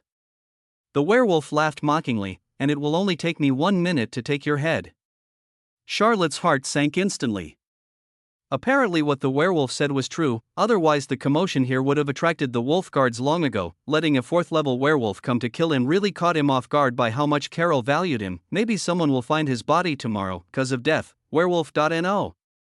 It's not hopeless yet, at least I still have a trump card to play. Charlotte pushed away the complicated thoughts in her mind and tried to calm herself down as much as possible. The fox guards couldn't be relied upon for the time being, so he could only rely on himself to hold on for at least 10 minutes. Vivian should have been woken up, but she was smart enough not to rush over to watch the fun. The master bedroom is not big, only about 10 square meters, and there is no extra furniture except a bed and a small wardrobe. The only window was now occupied by the werewolf, and it took some time to open the locked door, enough time for the werewolf to chop off his head 3 times. The only thing that comforted Charlotte was that he was very familiar with such a confined battlefield, but this also means that this will be a battle with no way out. Either lie down and die, or stand up and live. Charlotte stared at the werewolf and slowly tightened her grip on the judgment sword. Her face showed a look of fear and collapse. She asked in a trembling voice, "Who are you and why do you want to kill me?" The werewolf seemed very satisfied with Charlotte's collapse before death, and laughed contemptuously. "Since you are going to die, I might as well tell you that I am Wolverine. As for why I want to kill you, you can only blame yourself for provoking someone you shouldn't have provoked. Let me go, and I can give you all my money." Charlotte kicked the cash box under the bed, and the box fell to the ground, with coins scattered all over the floor. "Don't worry, when you die, I will take everything myself, including the woman in the back room. She should smell delicious, I will enjoy her." Wolverine didn't even look at the coins on the ground. He grinned, and half of the wall under his feet collapsed. His huge body pounced towards Charlotte. The gaping bloody mouth carried a strong smell of blood, the right claw was raised high, and the 3 sharp claws grabbed Charlotte's neck like sharp blades. The terrifying feeling of oppression. If it were an ordinary person, he would probably be frightened to the point of being unable to move. At this moment, Charlotte behaved like an ordinary human being who was frightened. She held the sword in her hand but did not even pull it out of the scabbard. She stood there, looking like she was ready to be slaughtered. Wolverine's eyes were full of contempt and ridicule. It turned out that humans, an inferior race, were the most useless. He had also suffered at the hands of human magicians, but as long as he got close to them, those magicians waving delicate magic wands would kill him one by one, with a crisp sound, leaving him with no power to fight back. And the waste in front of him, whose magical source had been destroyed, was even more useless. I chopped off the head and took it back to report, and the body was just enough for an extra meal. Human beings have delicate skin and tender flesh, and they are most delicious without any processing. The sharp claws made the dim candlelight dazzling. He seemed to have seen the scene of the human's thin neck being chopped off by him and the blood splattering. He was very familiar with this feeling and he liked it very much. "I'm even starting to get excited." The shadow cast by Wolverine loomed over Charlotte, making him look particularly small. The claws, like 3 sharp blades, were wrapped in 3 eerie white lights, which made his skin feel tingling from a distance. Charlotte's heart began to beat violently at this moment. The memories of being beheaded countless times in the mysterious space came flooding back like a tide, but this did not make him lost. Instead, it made his mind exceptionally clear. In his sight, the werewolf's movements seemed to be slowing down, like a picture being played frame by frame, the exposed abdomen leaping high, the waving claws, the iron-like muscles, the contemptuous look in the eyes. Countless information flooded into his mind. In the small room, the werewolf jumped in front of Charlotte and slapped his neck with his claws. Just when the claws almost landed on Charlotte's neck, the panic on Charlotte's face disappeared instantly, replaced by absolute calmness. Clang, draw the sword and kill. The Black Judgment Sword was unsheathed in an instant, carrying with it the force of thunder and lightning, and slashed towards Wolverine's abdomen. The contempt in Wolverine's eyes disappeared, and for the first time, panic appeared on his face. He felt a deadly aura from the black sword. Although it looks like just a long sword with a broken tip, it is extremely sharp and full of murderous aura. I don't know how many souls have died at the hands of this sword, and this human who looked extremely weak drew his sword too quickly. He didn't even see how he drew the sword, but the sword had already slashed towards his most vulnerable and weak abdomen. The speed and timing are both a testament to his experience. Isn't it said that he is a magician whose magical origin has been destroyed? When did you become a knight? And since he broke the window, he has been playing the pig and eating the tiger. Just for the thundering blow at the critical moment, Wolverine was in midair, making it difficult for him to dodge, but he also didn't dare to risk his life by taking Charlotte's sword head-on. The sharp claws that hit Charlotte's neck swept down and grabbed the black sword. The sword is very sharp, but unfortunately the person wielding it is not strong enough. Chapter 77, Extreme 1-for-1. The sword is fast and sharp, but Wolverine remains confident, because he is very powerful. Hundreds of years of fighting in the wilderness have given him rich combat experience. Even among the black magic guards, he is still a leader in actual combat. Every scar on his body is his medal. Carol sent him to kill this human so that he could complete the task with certainty. As long as he blocked this unexpected sword, in a normal fight, this mediocre knight in front of him would not even be qualified to touch him. An apprentice knight could even bite to death a wolf cub from his own clan. So while he pressed down the sword with his wolf claws, he opened his bloody mouth and bit towards Charlotte's head. A strong fishy smell hit him in the face, and the wide open mouth could swallow his head whole. Charlotte didn't look panicked. She clenched her left fist and punched Wolverine's mouth. The white fist looked particularly small and ridiculous in front of that bloody mouth. It's like an ant raising its fist towards an elephant. A sneer flashed in Wolverine's eyes. He could swallow the weak and fearless human being along with his arms and head in one bite. Just when Charlotte's fist was almost stuffed into Wolverine's mouth, he suddenly let go. In the palm of his hand, a red light suddenly lit up, illuminating Wolverine's big mouth. A blazing fireball instantly shot out and slammed deep into Wolverine's throat. Magic spell. Wolverine was shocked. At the same time, the Judgment Sword also collided with the wolf claw. Bite. A crisp sound of the two wolf claws broke with a sound, but Wolverine's terrifying power forced the Judgment Sword to stop, leaving only a shallow bloody mark on his abdomen. The terrifying force from the hilt of the sword made Charlotte's hand lose consciousness instantly, but it didn't matter. She continued to use the force from the sword, stepped heavily on the ground, and crashed into the wooden door behind her. Boom. The fireball cast by the magic spell exploded in Wolverine's mouth. The terrifying power of the 4th level magic almost raised the entire bedroom to the ground, and the whole building shook as well. Wolverine was blown back, with blood and smoke flying everywhere. Charlotte, who was facing the explosion at close range, was not much better off. Before her body hit the wooden door, she was blown away by the shockwave along with the door, smashing the wall of the next room and falling in. Puff. Charlotte spat out blood. He felt like all the bones in his body might be broken. His body was covered with wounds visible to the naked eye, and he was completely unable to move. Even if a child came here now, he could be killed. Boss, are you okay? Vivian, who was hiding under the table, could no longer hide after seeing the person flying in. She ran out quickly and looked at Charlotte, who looked like a bloody man. She was so anxious that tears kept falling. Heal me, at least let me move my left hand. Charlotte ordered calmly. The bones in his left hand must have been broken, as only his fingers could tremble slightly. He also has a magic spell up his sleeve, which is his last trump card. Even though he stuffed a deep throat bomb into Wolverine, he still wasn't sure if the guy was really dead. As for why he dared to fight so hard, it was because he was betting that the fireball would not kill him. As long as he is not dead, Vivian, the intermediate magician, is his guarantee of survival. From the beginning, he never thought he could kill Wolverine with the Judgment Sword. The gap of 3 levels is like a chasm. How can he, a knight apprentice, risk his life to kill him? The 4th level magic spell can pose some threat to Wolverine, but if he is on guard, it will at most cause him minor injuries. So he chose to fight as a knight, catching Wolverine off guard. Wait until it adapts to the rhythm of the battle, and then stuff the magic fireball into his mouth at the moment of life and death. Solve the battle the magician's way.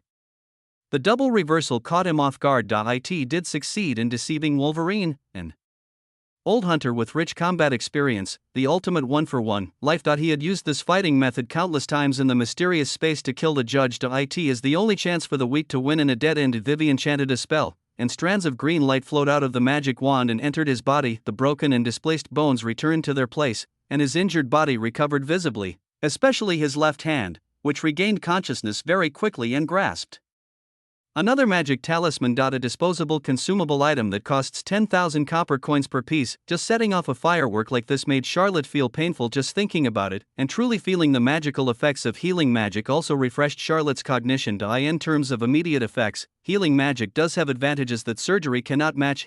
Heavy breathing sounds came from the ruins.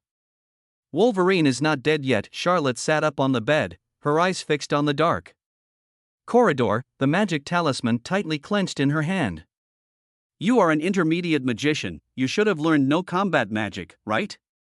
Charlotte asked in a low voice. Even he, back then, mastered water-based offensive magic such as water ball and ice cone. I know how to cast an ice wall. I'm very skilled at it.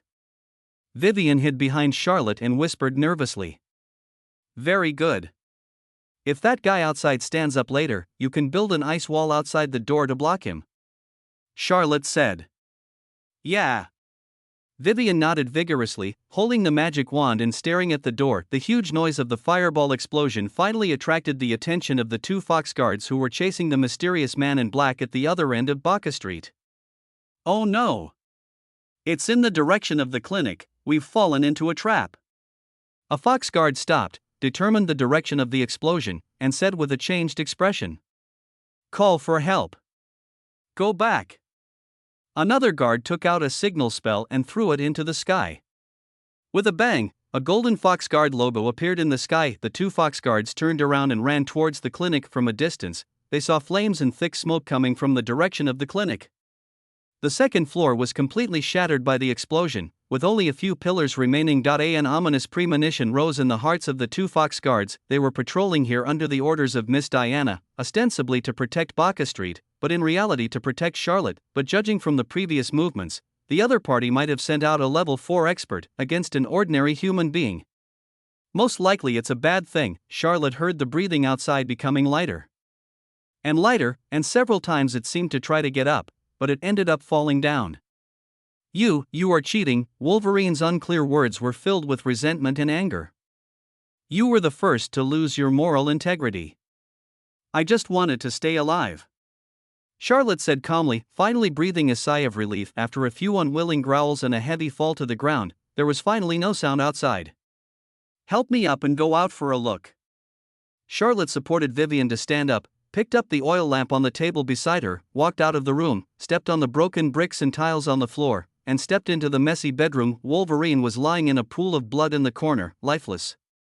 Half of his head was blown off, and it was almost impossible to see its complete shape. Even Wolverine couldn't withstand the terrifying power of a level 4 fireball exploding in the mouth. Listening to the hurried footsteps coming from the street outside, Charlotte said quickly to Vivian, pick up the sword and the black stone and hide them under the bed in your bedroom. Chapter 78. I'm lucky. When the fox guard arrived with torches, the bedroom was reduced to ruins, with only Wolverine lying in a pool of blood and Charlotte leaning against the wall with blood all over her face. The ceiling of the bedroom was blown off, all 4 walls collapsed, and the wood in the corner was still smoking. Fortunately, this room was not adjacent to the neighbor's house, so no one was affected. One of the fox guards came forward with a knife to check the intruder, while the other rushed towards Charlotte quickly, taking out a hemostatic potion from his arms and asked, Dr. Charlotte, are you okay? Ahem. Charlotte coughed twice, spat out a mouthful of blood, and whispered, I'm not dead, but my injuries are quite serious. It's Wolverine. The fox guard who was checking the intruder on the other side exclaimed, he's dead. The fox guard who was about to give Charlotte medicine was also shocked when he heard this. He turned his head and looked at the werewolf who had lost half of his face under the light of the fire. It's him. Wolverine is well known in the Abyss and is Carol's powerful guard. The werewolf's racial talents endowed him with great strength and speed, and hundreds of years of wandering and hunting in the wilderness had given him extraordinary combat experience. In the Abyss, there are few rivals among the fourth level. Even if the two of them had arrived at the same time, they would not have been able to stop him, let alone kill him.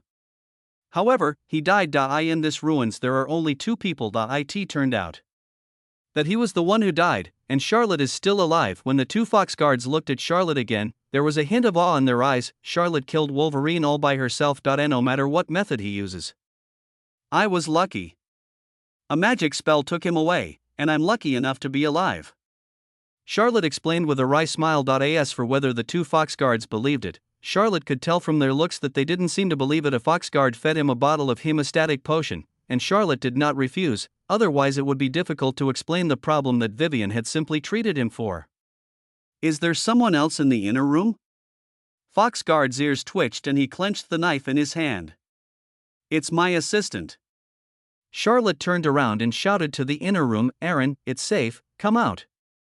Vivian came out holding Anna, her eyes red from crying and her timid look, which was very consistent with the appearance of a frightened orc girl. Seeing this, Foxguard also loosened his grip on the knife. Soon, Buddy arrived with a team of Foxguards. Seeing the dilapidated appearance of the second floor of the clinic, the group's expressions also changed slightly. It wasn't until he went upstairs and saw Charlotte was still alive that he felt a little relieved, but after hearing that the intruder was Wolverine and was killed by Charlotte alone, everyone's expressions when looking at Charlotte became somewhat different. Everyone knows how powerful Wolverine is. Buddy has fought with him before and never got the upper hand from him. As Carol's right-hand man, he died at the hands of a magician who had lost the source of magic, but judging from the chaotic magical elements that had not yet dissipated, as well as the explosion mess on the ground, it was obviously caused by magic. So, the Foxguards looked at Charlotte, seemingly waiting for an explanation from him. I was lucky. I sent him away with a magic spell. Charlotte had to explain it again. I see. Buddy nodded, but his expression showed he didn't believe it. He checked Wolverine's body. Half of his head was blown off. Judging from the wound, the fireball must have entered his mouth. Such a werewolf with rich combat experience would not just open his mouth and let others stuff a fireball into his mouth. And Buddy also noticed that although Wolverine's right claw was charred by the explosion, the two broken claws were not broken. The smooth cuts looked more like they were cut off by a sharp weapon, and on Buddy's abdomen, there was another inconspicuous wound, which was also caused by a sharp weapon, but Buddy did not ask more questions in front of others. He looked at Charlotte and said, Mr. Charlotte, your residence has been destroyed, and I don't know if they will come back. For your safety, please come back with me to Harriman Manor. Miss Diana will arrange your residence and ask a doctor to treat your injuries. Thank you very much.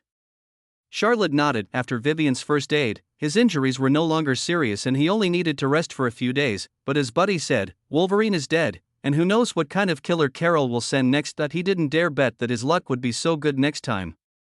I need to bring my assistant Irene with me. It might not be safe for her to stay here alone. Charlotte made a small request. Okay. Buddy glanced at Vivian and nodded. Aaron, go pack some things. We're going to move to another place tonight.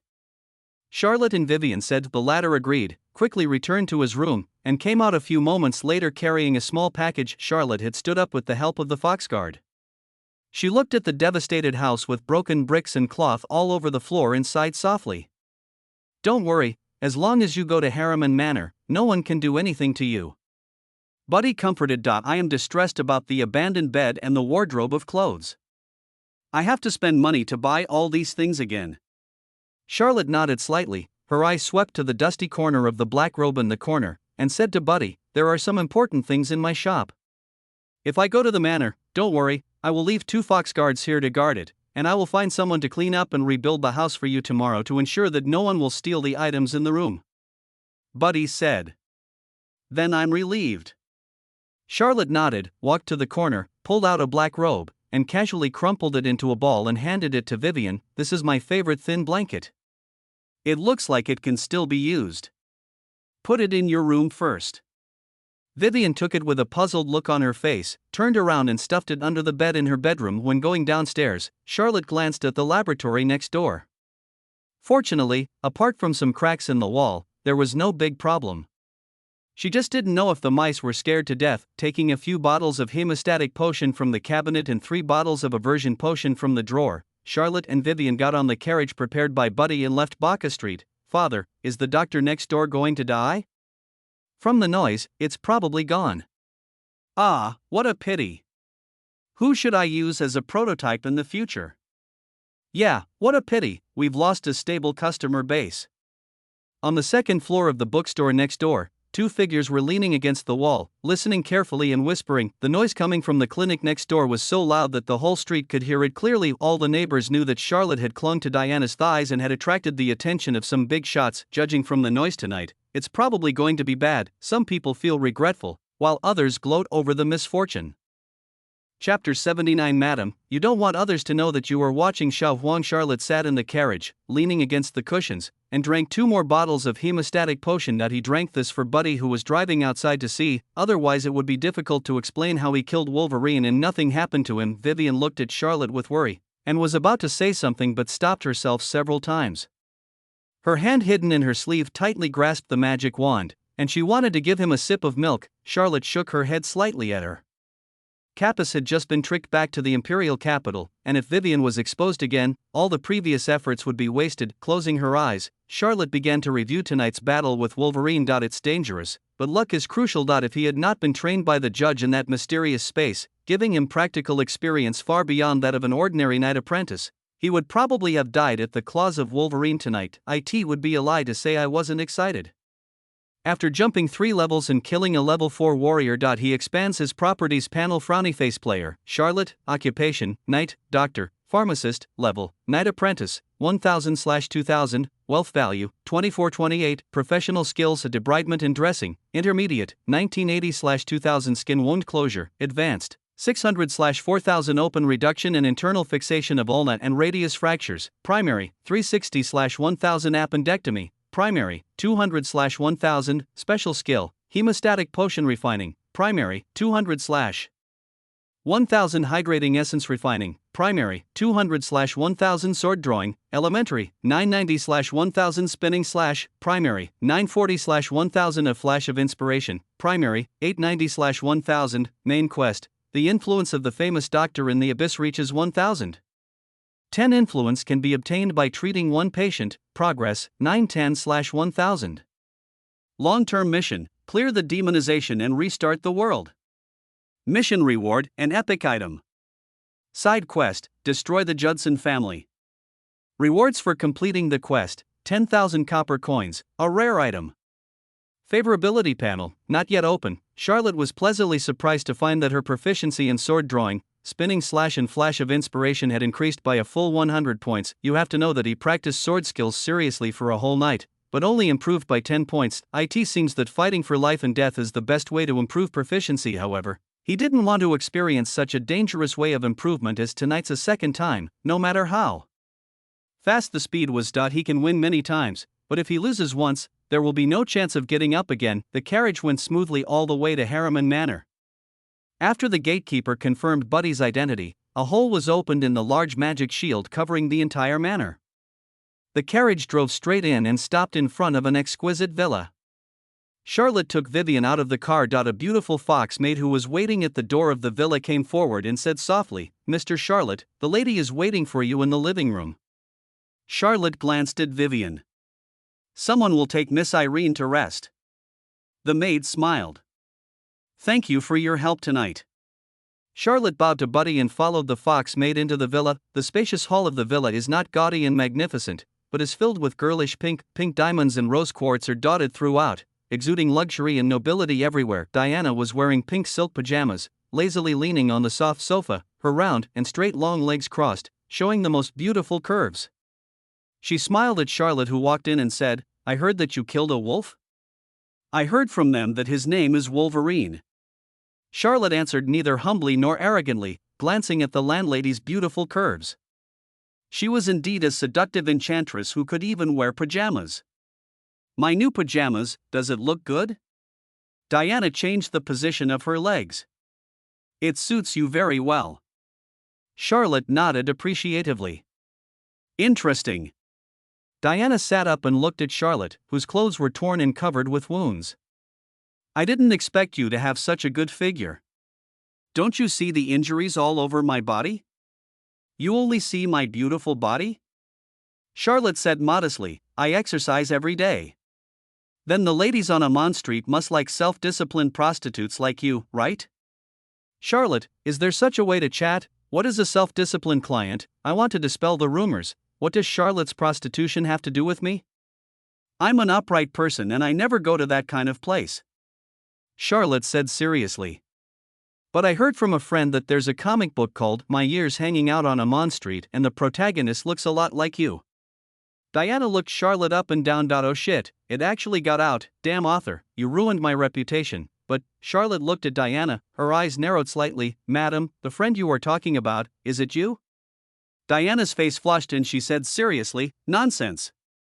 How could it be me? He watched as the woman's toes, which had been relaxed, suddenly began to dig into the ground. It seemed that his guess was correct. Madam, you don't want others to know that you read pornographic comics, right?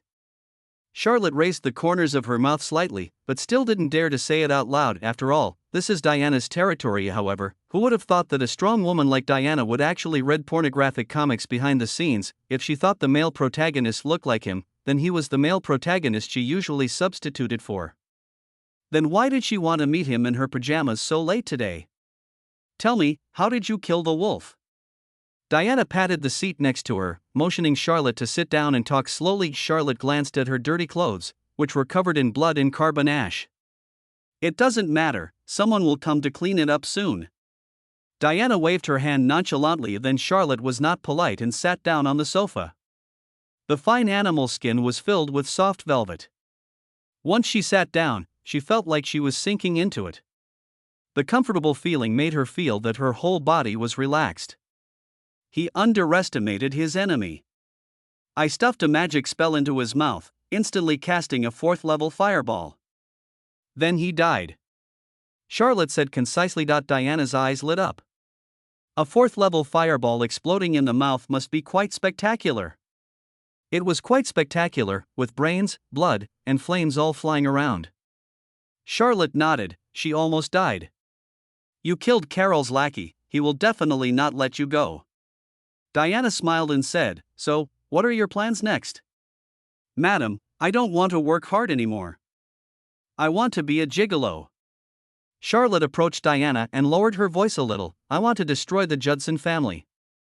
Diana was stunned for a moment, then she laughed so hard that she shook with laughter as if she had heard a huge joke. This is the funniest joke I've heard this year. After a long while, her trembling chest slowly calmed down. She gently wiped the tears from the corners of her eyes and said, come on, tell me about your plan. Chapter 80. The drawing is still too conservative. Diana admired Charlotte's talent very much, especially after the news that Charlotte saved Ruth with surgery. She was even more willing to cooperate with Charlotte to open the 5th large-scale clinic in the Abyss to fill the shortcomings of the Harriman family in this regard. That's why he sent the Fox Guards to protect him, completely ignoring Carol's threats. Unexpectedly, Charlotte wanted to destroy the Judson family. To be honest, she also said. Such big words when she was 10 years old. What the Judson family did was outrageous, but among the 4 major families in the Abyss, the Judson family is undoubtedly the strongest, especially in recent years. They have secretly used magic potions to control a large number of black magic guards. It is said that there are already 300 to 400 people above the 3rd level. You should know that the number of Fox Guards carefully trained by the Harriman family is only over 100. The Truman family is relatively mysterious, has more contacts with the outside world, and is similar in strength to the Harriman family. The Danielle family is the weakest, so it is the most low-key. In recent years, it has also been the most bullied by the Judson family, and many of its territories have been seized. In her eyes, Charlotte's statement of wanting to destroy the Judson family was just a joke. This is my latest potion, an aversion agent. Drinking it can suppress drug addiction. I plan to promote it on a large scale in the Abyss to destroy the Judson family's foundation and thus wipe them out. Charlotte took out a bottle of potion from the package and lowered her voice. Potion aversion agent? Diana looked at the potion bottle in Charlotte's hand. Her expression suddenly became serious. Are you sure this potion can suppress drug addiction? Can make people quit taking potions? The Judson family made their fortune from potions, and the Abyss became a mess because of potions, with potion addicts everywhere. and countless people lost their families because of it. Everyone knows that there is no cure for potion addiction. Once you get addicted, there's no stopping it. Judson made a fortune from this and also controlled a powerful black magic guard. There have been many complaints in the Abyss over the years, but no one dares to resist due to the strength of the Judson family and the powerful controllability of the potion. But if Charlotte really develops a potion that can help people quit using the drug, the foundation of the Judson family will be completely shaken, and even the Dark Guards may not be able to control it. In recent years, the Judson family has massively expanded its recruitment of Dark Guards, targeting many wilderness adventurers. Their methods are not so honorable, using coercion, inducement, and magic potions to control them. Because they were controlled by the potion, the Dark Guards had no choice but to surrender. But if the Dark Guards are no longer controlled by the potion, how many of them will be willing to work for the Judson family? As a strong woman who could stand on her own in the Abyss, she easily deduced what kind of impact it would have on the Judson family if such a potion really existed and was widely promoted in the Abyss. Therefore, it is very important to confirm the authenticity of the bottle of potion in Charlotte's hand. To be honest, tonight's night raid disrupted my plan. I originally wanted to conduct several rounds of tests to determine the exact efficacy of the drug and the final formula. Charlotte also said seriously, currently, it has only been tested on 2 patients with severe drug addiction. The effect of curbing drug addiction is very significant, but whether it can achieve permanent abstinence remains to be seen. Diana nodded thoughtfully. His words were precise and he did not exaggerate about the potion's effectiveness. Charlotte added, I need 3 days to test the drug and finalize the formula. Only after confirming that there are no serious adverse reactions can it be mass-produced. You can tell me anything you need, including the addicts you can see everywhere on the street. I can also have someone catch a batch of them for you to test. I need you to keep me safe. From today on, you will live with me. I can guarantee that no one can hurt you. Diana looked at him with a smile. Living with the landlady, isn't that a good idea? Charlotte looked at Diana. Her pink pajamas couldn't hold her softness, her round and slender thighs were glowing white, and her beautiful eyes seemed to be telling what was going to happen tonight. I say, what are you thinking about? Diana rolled her eyes at Charlotte, twisted her graceful waist and walked upstairs, not forgetting to turn around and say to the door, Agatha, take him to the guest room to rest and meet all his requests. Okay, miss. The foxmaid who had brought Charlotte in earlier walked over quickly with a smile on her face. Charlotte looked at Diana's charming back disappearing around the corner of the stairs, and she actually felt a little regretful. Mr. Charlotte, please follow me. Agatha gave Charlotte an ambiguous smile and led Charlotte to the guest room on the first floor. The guest room is also very luxurious, with a large bed and a large bathtub. Agatha bent over to drain his water. The tight skirt stretched her graceful curves so tightly that he didn't know where to look for a moment. Covered in blood and ashes, he wanted to take a shower, change his clothes and have a good night's rest. When Wolverine attacks at night, he is forced to confront Diana in advance and seek cooperation. Diana showed some interest, but whether the final cooperation could be achieved depended on the final efficacy of the aversion potion. He has to go back to the clinic tomorrow to continue his experiments and confirm the final formula. By joining forces with the Harriman family, the plan to destroy the Judson family will become much easier. He can't miss this opportunity. As for the cooperation with businessmen, he planned to find time to talk to the hermit boss first. Doctor, the hot water is ready. Agatha came over with a smile and began to undress Charlotte. Wait, what are you doing? Charlotte grabbed Agatha's hand as she was unbuckling his belt. I'll help you take a bath. Agatha smiled softly. The lady asked me to serve you well and meet all your requirements. I usually help the lady take a bath, and I'm very good at it. While Charlotte hesitated, her nimble fingers had untied his belt and removed his clothes. She is indeed a considerate young lady. You have a great figure, with those chest muscles and abdominal muscles. Agatha's fingers gently stroked Charlotte's body, and she exclaimed with a blushing face. Of course, I exercise every day. Charlotte said proudly. Yeah, my years on the streets of Amman is still too conservative. It makes you look dry, even though you are so full of substance. Agatha agreed. You read it too? Charlotte raised her eyebrows, her teeth itching with anger. You bastard author, you're ruining my reputation. With Agatha's service, Charlotte took a comfortable hot bath. Agatha was not lying, she did a good job. After changing into his pajamas, he just felt comfortable all over.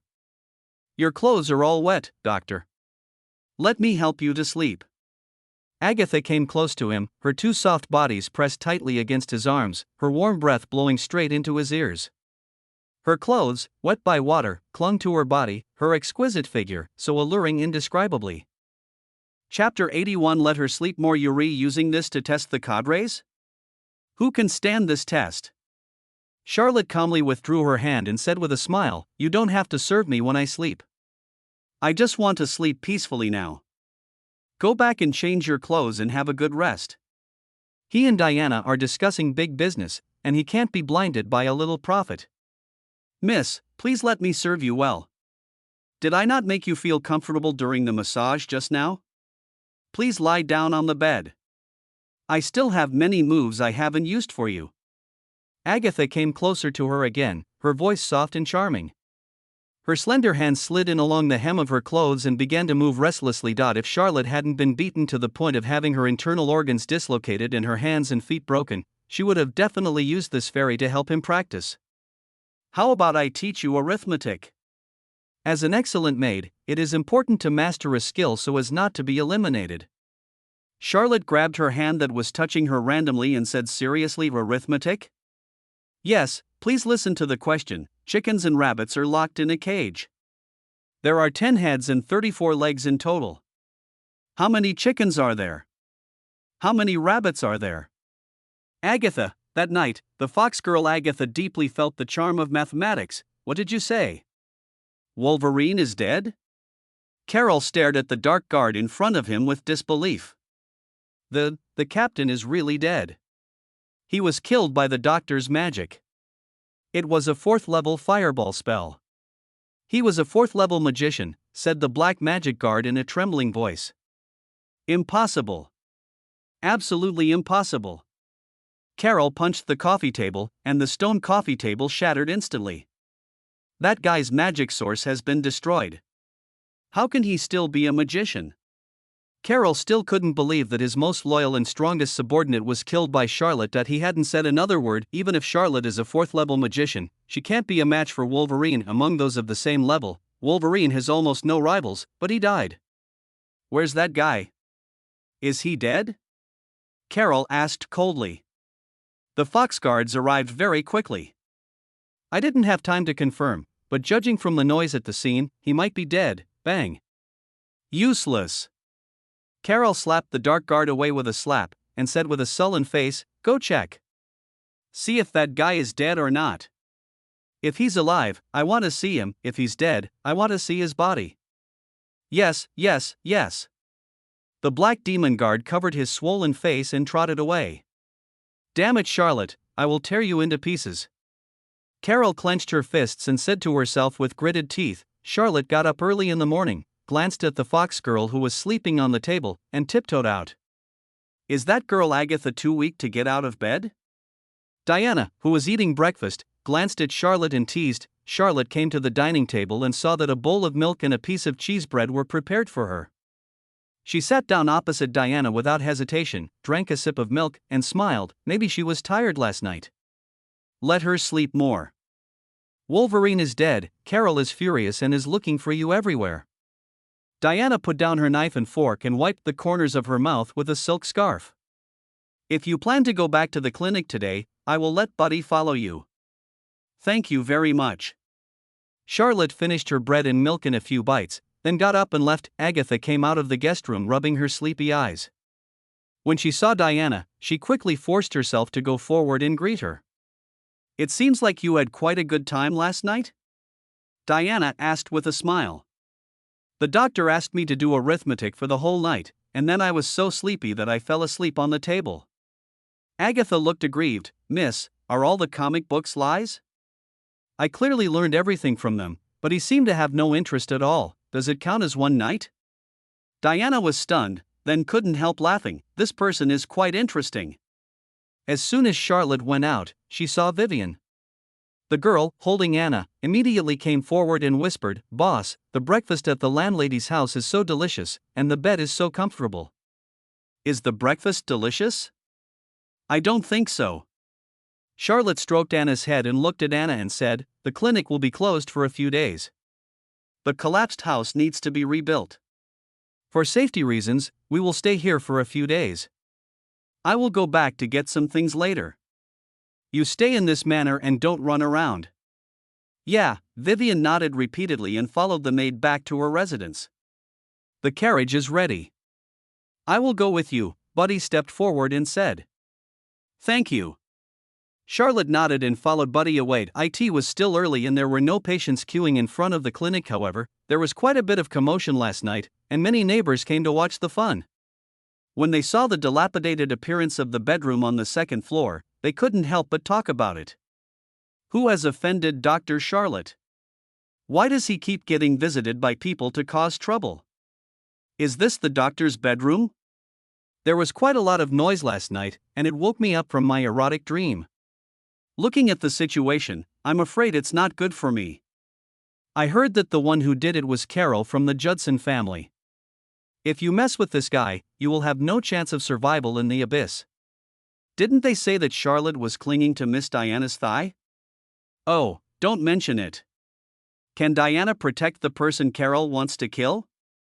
Just then, a black carriage stopped in front of the clinic, the door opened, and Charlotte was helped by Buddy out of the carriage and into the clinic. Isn't this Dr. Charlotte? She's alive and well. I said that the person Miss Diana wants to protect will definitely not die. It looks like he was injured, and the injury was serious. The people in front of the clinics were quiet for a while, and as the doors closed, they became lively again. On the second floor of the bookstore next door, a young girl was leaning on the window slit and peeking down. With a look of delight on her face, Charlotte didn't care about what her neighbors thought and went straight to the laboratory on the second floor as soon as she entered the door. The mice trapped in the cages have now collectively fallen into a crazy state of drug addiction. Some of them banged their heads against the railings, causing bloody wounds, some bit their own tails bald, and one even bit a hole in the thick wooden board. With its head sticking out, anxiety and pain are visible to the naked eye on these little white mice. It looks somewhat similar to a person suffering from drug addiction. This state is the best time to test medication. Charlotte took the medicine that had been prepared on the side, fed a certain amount to the anxious mice one by one, and then put a label on the cage according to the different medicines. After all 10 mice had taken the medicine, Charlotte brought a small stool, took out a notebook, and began to record the detailed performance of each mouse after taking the medicine. This is a very important part of the experiment. Chapter 82. This damn desire to win Dulu Manor. On the long table illuminated by the crystal chandelier, a fair-skinned little girl was sipping milk. She had a pair of golden deer antlers on her head. Although she was a little thin, she was still fair and cute. Roland was sitting opposite her with a gentle smile on his face. He picked up this little girl last night. She was as black as charcoal at first, but he didn't expect that she would be quite cute after being washed. After the little girl finished drinking the milk, Roland asked gently, "Dora, where is your mother?" Dora looked up, with milk stains on the corners of her mouth. Her eyes suddenly turned red, and she whispered, "She died when she gave birth to me." "I'm sorry, I shouldn't have asked."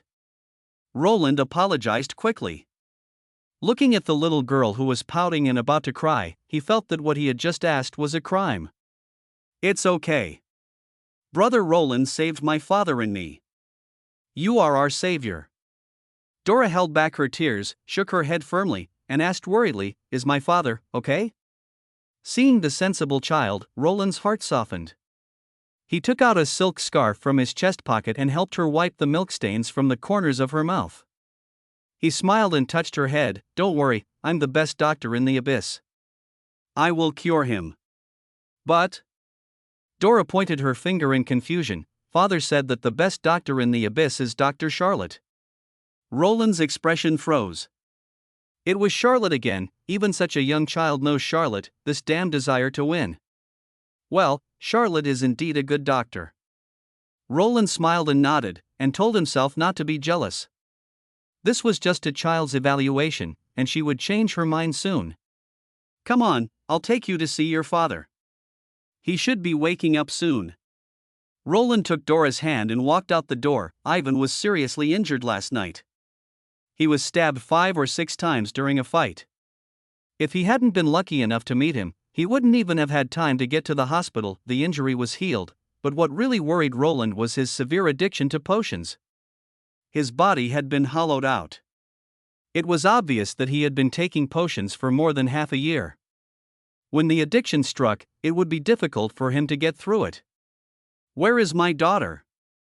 Dora! Where is Dora?" As soon as Ivan reached the door, his weak and anxious voice rang out. "Father! Father, I'm here." Dora let go of Roland's hand and ran into the room quickly. Roland looked at his hands and felt a little disappointed. He wished he had such a lovely daughter, but he is not married yet, so where does the daughter come from? Dora! Ivan hugged his daughter tightly. Seeing that she was washed clean and put on a beautiful little dress, he couldn't help but roll down 2 lines of tears. Last night he thought he was going to die, and he was betting that the people in the carriage would take pity on Dora and take her away unexpectedly. "I didn't die and Dora was well taken care of." Roland stood at the door and waited for a while before coming in. "You must be Lord Roland. Thank you for saving me and Dora." Ivan quickly pulled Dora and was about to kneel down to Roland when the servant brought him breakfast this morning. He was told who saved him, Lord Roland of the Dula family, the dean of the Dula clinic, the real big shot of the abyss. Roland reached out and supported Ivan, not letting him kneel down. He smiled and said, "No need to do that. I was just doing it for the sake of convenience." He helped Ivan back to the bed and sat him down, then asked, "Are you feeling unwell now?" "Except for feeling weak all over, I don't feel any other discomfort." Ivan shook his head. He knew very well how many times he was stabbed by those guys yesterday. He thought he was dead for sure, but when he woke up today, there was not a single wound on his body. There were only a few shallow pink scars left, which were invisible unless you looked carefully. Roland is worthy of being the director of Dula Clinic. His medical skills are so superb. That's good. Roland nodded slightly, with a hint of surprise in his eyes. He thought Ivan's drug addiction should have kicked in, but judging from his words and actions, he didn't seem to be forcing himself to suppress the addiction. Could it be that he took the potion yesterday? Is he still in an arousal state? But that was not true. As the director of Dula Clinic, he had seen many patients addicted to potions. After taking the potions, their emotions would become extremely excited, and their behavior and speech would become abnormal. Ivan's current condition obviously does not seem like that of someone who has taken medicine. "I placed the package you were carrying last night at the end of your bed," Roland said casually. Ivan glanced at the package nervously, but quickly looked away and said, "Thank you." What is he so nervous about? Roland narrowed his eyes. He had checked the package in the car last night. There were 2 bottles of ordinary physical strength potions and 2 bottles of unknown potions in it, but it was certain that they were not magic potions. Worried that Ivan's drug addiction would cause harm to Dora, Roland asked directly, "You took potions, right?" Ivan was ashamed when he heard this. He lowered his head and replied in a low voice, "Yes, because of the potion, I lost all my family fortune and ended up like this. I am such a failure in life." At this moment, a small hand reached out, tightly grasped Ivan's hand, and said proudly, "Father no longer touches potions. He is the best tailor in the abyss. He can make beautiful skirts." Ivan's depressed heart trembled. Looking at the little guy standing in front of him, the soft little hand in his palm seemed to inject great energy into him, making his heart warm and soft again. Roland felt jealous again. Even though he was in such a miserable state, in his daughter's heart, he was still the best tailor and a tall father. However, he keenly captured the same important information. "Have you given up taking potions?" Roland asked tentatively. Reason told him that this was impossible.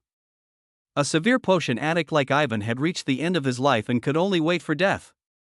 It was impossible for him to successfully quit potions, but his current physical condition is indeed as if he has completely quit taking potions, so he does not show any symptoms of potion addiction. This was somewhat beyond his understanding. "Yes, yes." Ivan nodded, his eyes evasive, not daring to meet Roland's gaze. After hearing Ivan's personal admission, Roland couldn't help but widen his eyes, but he still held back his roar and maintained his manners in front of the children, and asked, "How did you quit?" He had participated in several detoxification treatments for mild potion addicts, but only one case was successful, and he was left with serious sequelae. His drug addiction would still relapse every half a month, and his family had no choice but to tie him up to help him get through it. Other patients either committed suicide because they could not bear the pain of drug addiction, or could not help taking the magic potion again and gave up completely. It is impossible for a severe addict like Ivan to successfully quit the potion. Chapter 83 Optimized Potion. I quit on my own, reducing the dosage of potions and gradually got rid of it. Ivan's eyes were evasive as he spoke in a low voice. Dora, your father needs more rest. Let the maid take you to the garden to play. There is a swing there. I will take good care of him. Roland and Dora smiled. Swing. Dora's eyes lit up, and she kissed Ivan on the face and said, Father, you must listen to Brother Roland. After Dora left and there were only 2 people left in the room, Roland looked at Ivan and said, You are lying. If the potion was so easy to quit, it wouldn't be called the Devil's Invitation. Ivan lowered his head in silence, his hands unconsciously grabbing the bed sheets. Don't worry, I have no hostility towards you. You know, I'm a doctor and I've seen many patients tortured to death by potions. You should be able to empathize with their pain more than I do. Roland looked at Ivan sincerely. If there is really a way to quit potions, that would be great.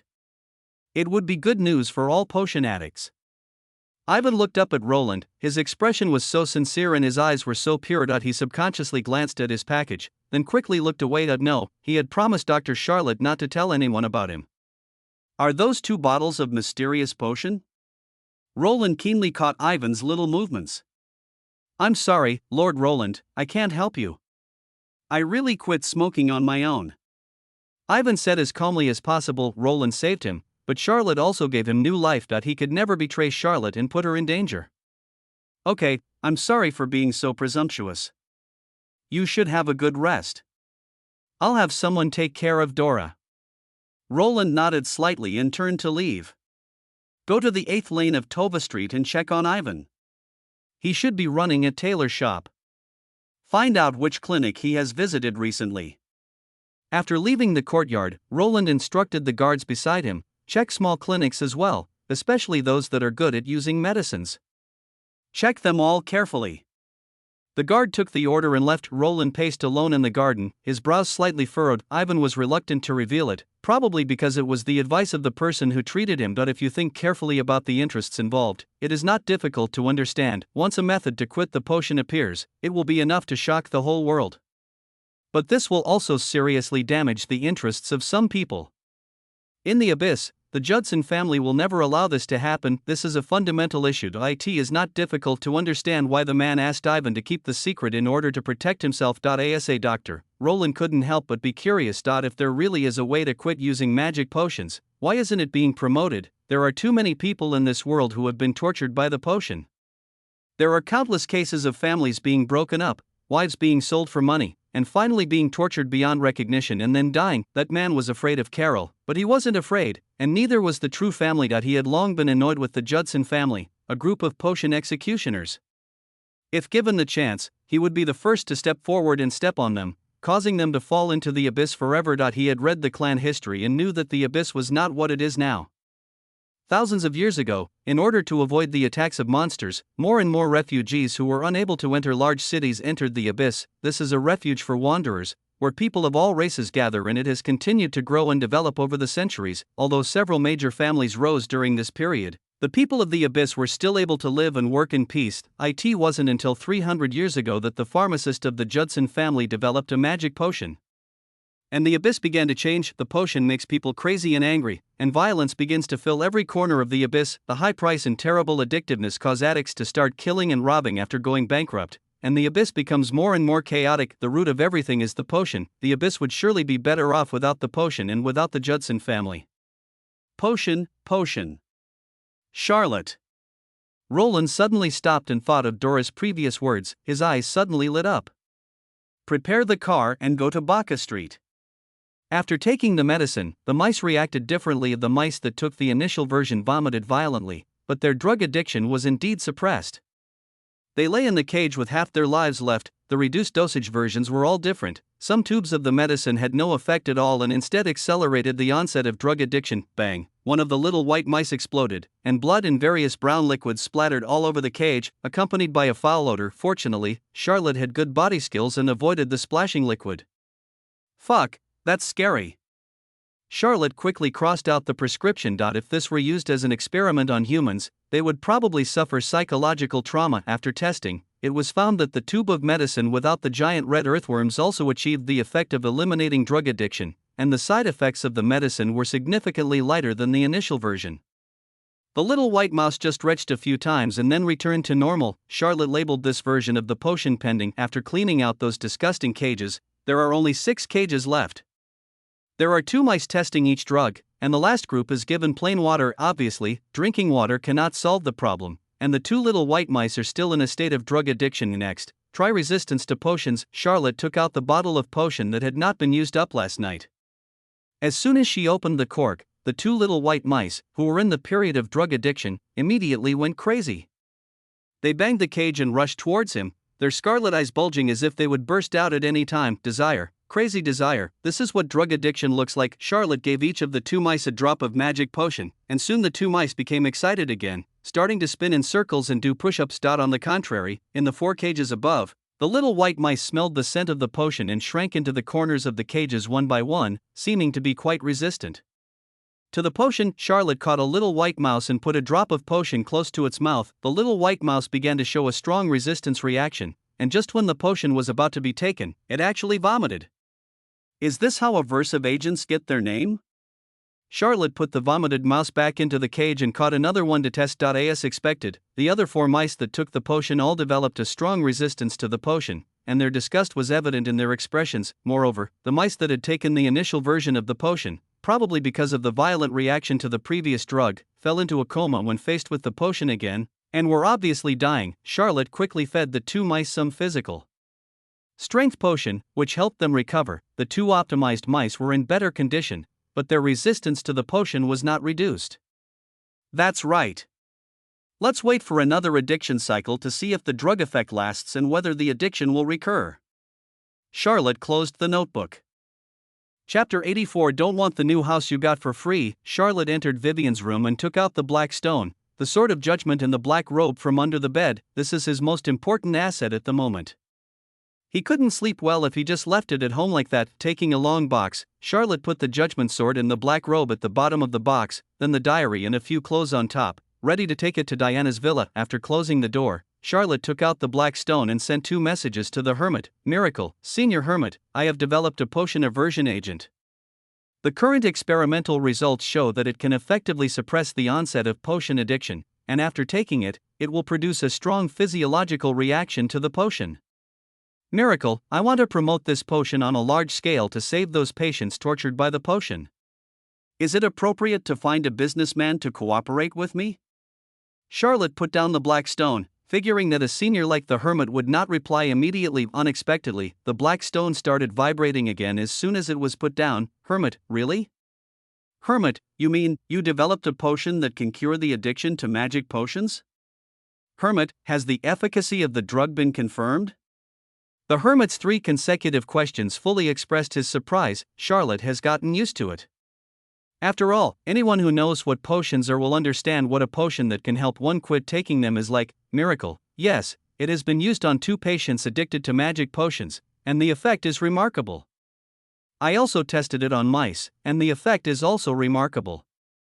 There was silence for a while. Hermit, I will come to the abyss to find you within 3 days. Before that, don't tell anyone, especially merchants. Charlotte could see the seriousness between the lines of the hermit's words, but he was not the first to know the news. Miracle, the Judson family wants to kill me. Last night, they sent a level 4 werewolf to attack me at night and almost killed me.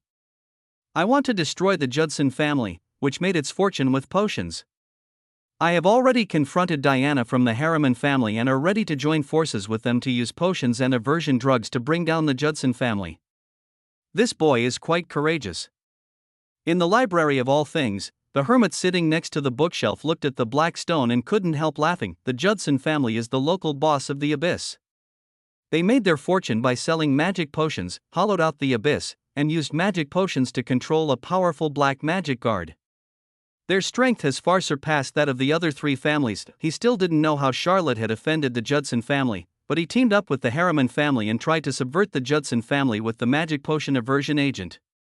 It was a brave and resourceful move and a good idea, Hermit. If you cooperate with merchants, you can make a lot of money from magic potion aversion, but the premise is that you have to hold the prescription in your own hands, so that you will have more bargaining chips with the merchants.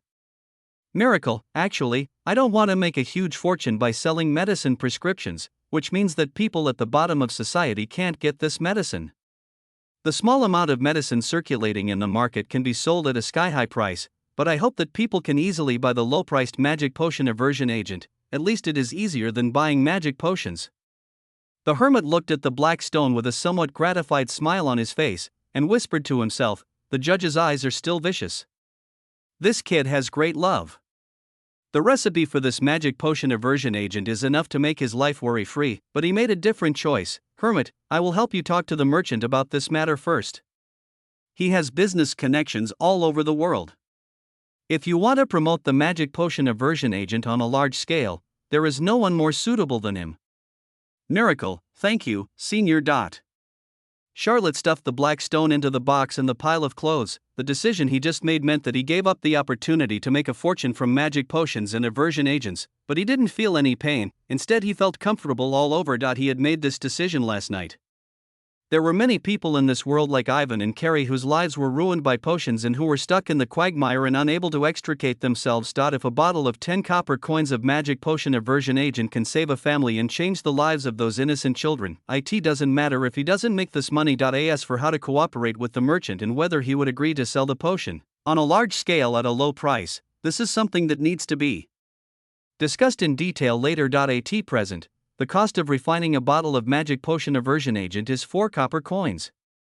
If it is refined on a large scale, there is still room for compression of this cost. With a businessman's mind, small profits but quick turnover can still make money. Charlotte went downstairs carrying a box and several cages of mice, and took a bunch of materials and a pot from the alchemy room, preparing to move to Harriman Manor to live for a while. There was a sign hanging in front of the clinic saying that the clinic was unwell and would be closed for 3 days. The patients who came to see the doctor looked at the dilapidated house on the 2nd floor, prayed for the doctor, and then left disappointed. "Buddy, I need to find someone to repair the house." Charlotte found Buddy waiting at the door. "I have arranged for the craftsman. The lady has told me that the repair method should be based on your opinion, doctor, whether to tear it down and rebuild it, or to restore it as it was originally." Buddy said with a smile. "Can it be demolished and rebuilt?" Charlotte was a little surprised. "The cost, we will pay for it. I think the explosion last night has seriously affected the structural stability of this house. It's too risky to live in such a dangerous building. Let's tear it down and rebuild it." Charlotte said seriously, "Good. I will give you the detailed construction drawings of the new house tonight. I'll have to trouble you to find a place to store the various materials and books in this house. Don't want the new house you got for free. This is not in his character. The foundation of this house is at least 200 square meters, but the layout and utilization rate are extremely poor, giving people the illusion that it is less than 100 square meters. Moreover, the house is a bit old due to its age. There were even a few leaks on the 2nd floor. The landlady upgraded and renovated the house for free and also did it according to his wishes, but it still required careful planning. The work area on the 1st floor and the living area on the 2nd floor should have a clear layout. In the original body's diary, the landlady was a stingy woman. How come her personality suddenly changed? Could it be that, is she greedy for my body? In order to avoid social death, Charlotte found another box, packed all the world classics on the top shelf of the bookshelf, locked it, and moved them all to the carriage. When most of the important things had been moved, a black carriage stopped in front of the clinic, the car door opened, and Roland walked out. He glanced at the fox guard in front of the door, then looked into the half-open clinic door and said, "Is Dr. Charlotte here? I need to see him for something. The clinic will be closed for 3 days, please go back." A fox guard replied, "I'm Roland Duru, please let me know." Roland said. A fox guard's expression changed slightly when he heard this, and he was about to go in to report. "Master Roland, you have come to visit me. What can I do for you?" Charlotte had arrived at the door and was looking at the elegant young man in the carriage. Chapter 85, Are you two fencing? Charlotte had heard of Roland Deroux's name a long time ago. As the eldest son of the Dula family, Roland, who has been designated as the heir of the Dula family, is also the dean of the Dula Medical Clinic. It is more than enough to say that he is young and promising, and it is also nothing wrong to say that he has first-class reincarnation skills. Apart from the aura of being the eldest son of the Dula family, Roland is also a senior magician in the healing department. At the age of 20, Charlotte became a high-level magician and was touted as a genius that only appears once in a century. Before this, the talented senior student of Calva Medical College was the one in front of him. After all, they are from the same school. But why did the eldest son of the Dula family suddenly come to us? Dr. Charlotte, I've heard of your name for a long time. Roland got out of the car, walked in front of Mag, and stretched out his right hand. Senior Roland, nice to meet you. Charlotte shook his hand and said with a smile, since the other party has expressed goodwill, he doesn't mind getting closer to him. The Dulu family controls most of the commodity imports in the Abyss and has strong economic strength, as can be seen from the fact that they own 2 medical clinics. It is better to make friends with such people than to have too many such enemies. I'm sorry to come here today because I want to chat with you. May I come in and sit for a while? Roland said in a gentle voice. Charlotte couldn't tell why he came, but it was obvious that Roland didn't want others to hear the following conversation, so he turned aside and said, We were robbed last night, and we are planning to rebuild the house. Please come in. Roland walked into the clinic. Buddy gave him a slight nod and left the clinic, closing the door behind him. It seems that you have a good relationship with Diana, Roland said with a smile. As a tenant who pays rent on time, it's hard to dislike him. Charlotte also smiled. Sorry for making fun of you, Senior, this is a small clinic. Although the sparrow is small, it has all the organs. You are too modest. Roland looked around the clinic and his eyes fell on the medicine shelves. There were rows of small glass bottles filled with medicines of different colors, and there were quite a few varieties. Besides, you cured Miss Ruth's abdominal pain, which taught our clinics a good lesson. Roland walked casually to the shelf, stared at the small medicine bottle and said, You have a rich variety of medicines. I don't have magic, I can only use potions. These are just little tricks, not worthy of my senior's approval. Charlotte looked at Roland. Did this guy come all the way here just to brag about his business with him? He performed Ruth's appendectomy surgery, but he didn't expect that Roland would hear about it. Although Charlotte wanted to spread the reputation of the surgery, she sometimes worried that if those guys from the medical association heard about it, they would come to deal with her again. Those old guys in gorgeous white robes are all old perverts. The man forsaken by God was brought back to life by surgery, and it was a loud slap in the face. Or did Roland come here today just for this matter? To keep her quiet? Is there any potion here that can cure potion addiction? Roland turned around, looked at Charlotte, and lowered his voice. There was a flash of surprise in Charlotte's eyes, but she didn't show any abnormality on her face. She laughed and said, Is there such a good thing in the world? I didn't believe it before, but I saved a father and daughter of a dear man last night. Roland smiled slightly. Perhaps you should know them. Ivan and his daughter. Charlotte's heart sank. It was obvious that the people Roland saved were Ivan and his daughter, who were forced to flee last night. The good news is, they are still alive. The bad news is that Ivan seems to have sold him out. This is not difficult to understand. Roland is an experienced doctor and must be able to see Ivan's condition at a glance. It is suspicious enough that a patient with severe potion addiction does not have a drug addiction attack. Charlotte was still thinking about how to reply, but Roland had already gotten the answer from his expression. In the past, they have always praised you as a genius physician that only appears once in a century, but now it seems that you are also a genius pharmacist that only appears once in 1,000 years. Roland praised sincerely. Charlotte sighed inwardly.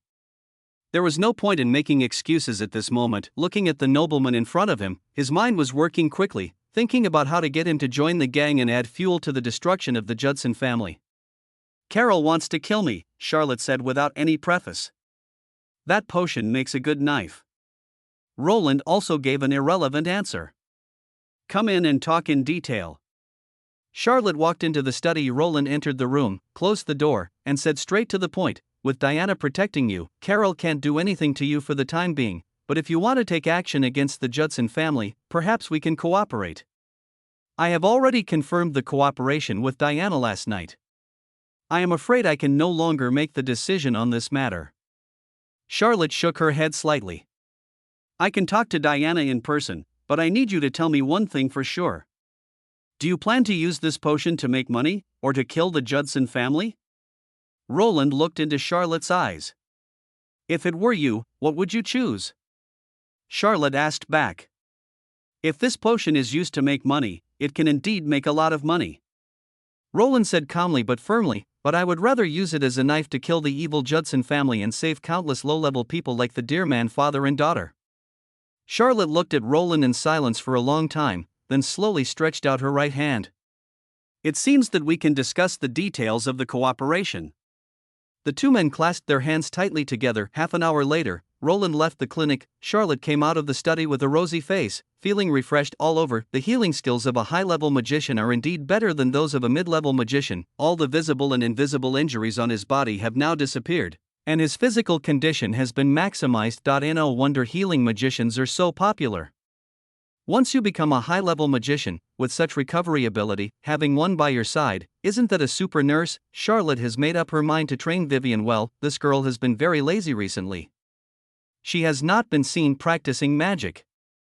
When will she be able to break through to become a high-level magician? Charlotte was in a good mood as she got on the carriage back to the manor. Roland's joining undoubtedly made their alliance stronger. However, the specific details of the cooperation still need to wait for Diana to discuss in detail to determine the final plan to bring down Judson, the local tyrant. Along the way, Buddy did not ask him about Roland, but he knew that Diana might have received the news. The carriage drove into the manor. Charlotte lifted a corner of the curtain and looked around the luxurious manor. It was too dark last night and I couldn't see anything clearly. There is a majestic white hall in the center, and a nine-tailed fox sculpture stands in the square in front of the hall. The carriage passed by the square. The stone-paved road was lined with green trees on both sides. Luxurious villas were located among the flowers and trees. The most important thing is that the thick fog that could not be dissolved in the abyss seemed to become thinner here. When you look up, you can even vaguely see the clouds in the sky. The sun shines on the manor, the trees are green and the golden chrysanthemums are in full bloom. What is background? Being able to see the sky in the abyss, this is the foundation. I heard that Roland came to see you and stayed with you in the study for half an hour? Charlotte just walked into the villa with her suitcase. Diana, who was sitting on the sofa, looked at him and said faintly, "Are you two fencing?" Chapter 86. Need to pay extra. Charlotte didn't know what was going on in this woman's mind all day long, but he had to give a serious answer to this question that seriously slandered his sexual orientation. How is that possible? He was just healing me. Charlotte raised her chin slightly. Look, my injuries are now healed. The therapeutic effect of fencing and double cultivation is so significant? Diana was greatly surprised. What the hell is fencing? I'm talking about proper treatment, the kind that uses healing magic. Charlotte's face was filled with black lines. But why did Roland come to you to heal your injuries? Are you two familiar with each other? Diana stared at him and asked. To be precise, this is the first time we met. Charlotte said calmly, he came to me for the potion aversion agent. You contacted him? I didn't contact him on my own initiative. I used a potion on a Dearman before, and he happened to save that Dearman last night. He got the information about the potion aversion agent from him, so he found me. Charlotte came straight to the point. He came to discuss cooperation with me. We have reached an agreement on dealing with the Judson family. Then I'll leave? Do you think the Harrimans can eat Judson? Diana thought for a while and shook her head. To be honest, I can't eat it. If I force myself to eat, I'll probably die from overeating. So I agreed to Roland joining. With the Duru family as an ally, our chances of destroying Judson will become greater. Charlotte explained. Why would Roland want to attack the Judson family? Diana was a little puzzled. The Duru family's base is a stable abyss. They import items from outside and sell them in the abyss. The Judson family makes magic potions and plunders the wealth and lives of the residents of the abyss, which has seriously endangered the Duru family's base. Charlotte said her own inference. However, how much say does Roland have in the Duru family? Can his words be counted? In the past 2 years, Roland has gradually taken control of the core power of the Dula family. In addition to the 2 clinics, he is also responsible for many other businesses. In terms of the right to speak, he can indeed represent the Dulu family. Charlotte nodded thoughtfully and glanced at Diana again. What about you? Diana smiled slightly and said, whether I can become the sole heir depends on your performance. It seems that we can all get what we want. Charlotte also smiled. I have made an appointment with him. Tomorrow, the 3 of us will meet to discuss the specific details of the cooperation. Okay. Diana nodded. Doctor, do you want to put your 6 mice in the room as well? Buddy knocked on the door and came in, looking at Charlotte and said, yes, put it in my room. Charlotte nodded. Wait. What mouse? Diana shrank into the corner of the sofa at some point and asked nervously. They are just a few cute little white mice I raised to test medicine. Charlotte explained. No one would have thought that such a queen like her would be afraid of mice. No. We can't let mice into my house. Diana said firmly, Buddy, send him to the utility room next door. Okay, miss. Buddy agreed and left quickly. Charlotte was a little helpless, but since the hostess had spoken, she couldn't force it. By the way, thank you for helping us rebuild the house. Just for safety reasons, can I make a small request? Charlotte changed the subject, you say. Can you install a more advanced magic protective shield? The abyss is too chaotic. I can't sleep well every day. Charlotte glanced at Diana. Although she looked as if it was a matter of course, she was still a little unsure in her heart. After all, this kind of request sounds a bit excessive. You can come to sleep with me every day. The magic shield of my house is level 6, and there is also a level 7 magic shield outside the manor, to ensure that you can sleep well. Diana raised the corners of her mouth slightly, revealing a charming smile. Living here, the risk of being attacked at night is probably not small. Charlotte showed a happy smile. Really? Then I will stay here with peace of mind. I guarantee you will be satisfied. The smile on Diana's face froze. She didn't expect Charlotte to be so rude. She coughed lightly and said, it's not impossible to add a magic shield, but it costs more. How much? Charlotte became nervous when she heard that the rent was going to increase. Diana held up a finger. Add 1,000? Charlotte calculated that the rent increase to 5,000 copper coins was not unacceptable. Diana shook her head and said, it's 10,000 copper coins. I will add a level 4 magic shield for you, and the rebuilt house can also be repaired according to your wishes. Isn't this a brutal increase? It has more than doubled. Charlotte was shocked, but then she thought that a level 4 magic shield would cost hundreds of thousands of dollars, and the house could be renovated according to his wishes, so the store and the house would be solved together, and safety would be guaranteed. After thinking it over for a while, he gritted his teeth and agreed, okay, it's settled. Do you have any stock of that aversion potion? Diana asked. Have. Bring me a bottle. Are you also? I'm not a fool, how could I drink that stuff? Diana pouted. I still have the final say in the Harriman family now. Whether this can be accomplished depends on what my old man thinks. Charlotte opened the box and took out a bottle of improved version of the magic potion aversion agent and presented it to her. Diana took the potion bottle and said in a slightly cold voice, remember, next time before you cooperate with others, you must ask my opinion first. Charlotte looked at the landlady who looked like an angry young wife and nodded hurriedly, okay. In this matter, he was indeed in the wrong. Seeing Charlotte give in, Diana snorted, pocketed the potion, and walked towards the door in a good mood. Charlotte returned to her room, took out a pen and paper, and began to design the house seriously. This upgrade and renovation will largely determine their quality of life for a long time to come. Diana left the villa and went straight to the most magnificent palace in the manor. The Fox clan has a very long lifespan. Once they reach the 4th level, they can live up to 800 years. The current leader of the Fox tribe is Diana's father Dirk, but the decision-making power over major tribal affairs is still in the hands of her grandfather Alfred. This time every day, her father would discuss some clan affairs with her grandfather and play 2 games of chess. Diana walked into the small garden behind the hall. In the small pavilion by the lake, 2 people were playing chess. My dear granddaughter, why did you come to see me, an old man, on your own initiative today? Alfred, with white hair and beard, put down the flag in his hand and looked at Diana with a smile. Sit down. Dirk said seriously. Chapter 87 Girl, please listen to the question de la manner. In the quaint study, in front of a bookshelf several meters high, two people sat opposite each other at a desk. The sandalwood smoke rose up, and the atmosphere was exceptionally quiet. Old man, I think this is our best chance to bring down the Judson family. Roland broke the silence. Elton has been expanding the black magic guards over the past 2 years. On paper, there are 300 of them, but the actual number has exceeded 400, and it is still expanding. I think he wants to wipe out our 3 families and completely control the abyss.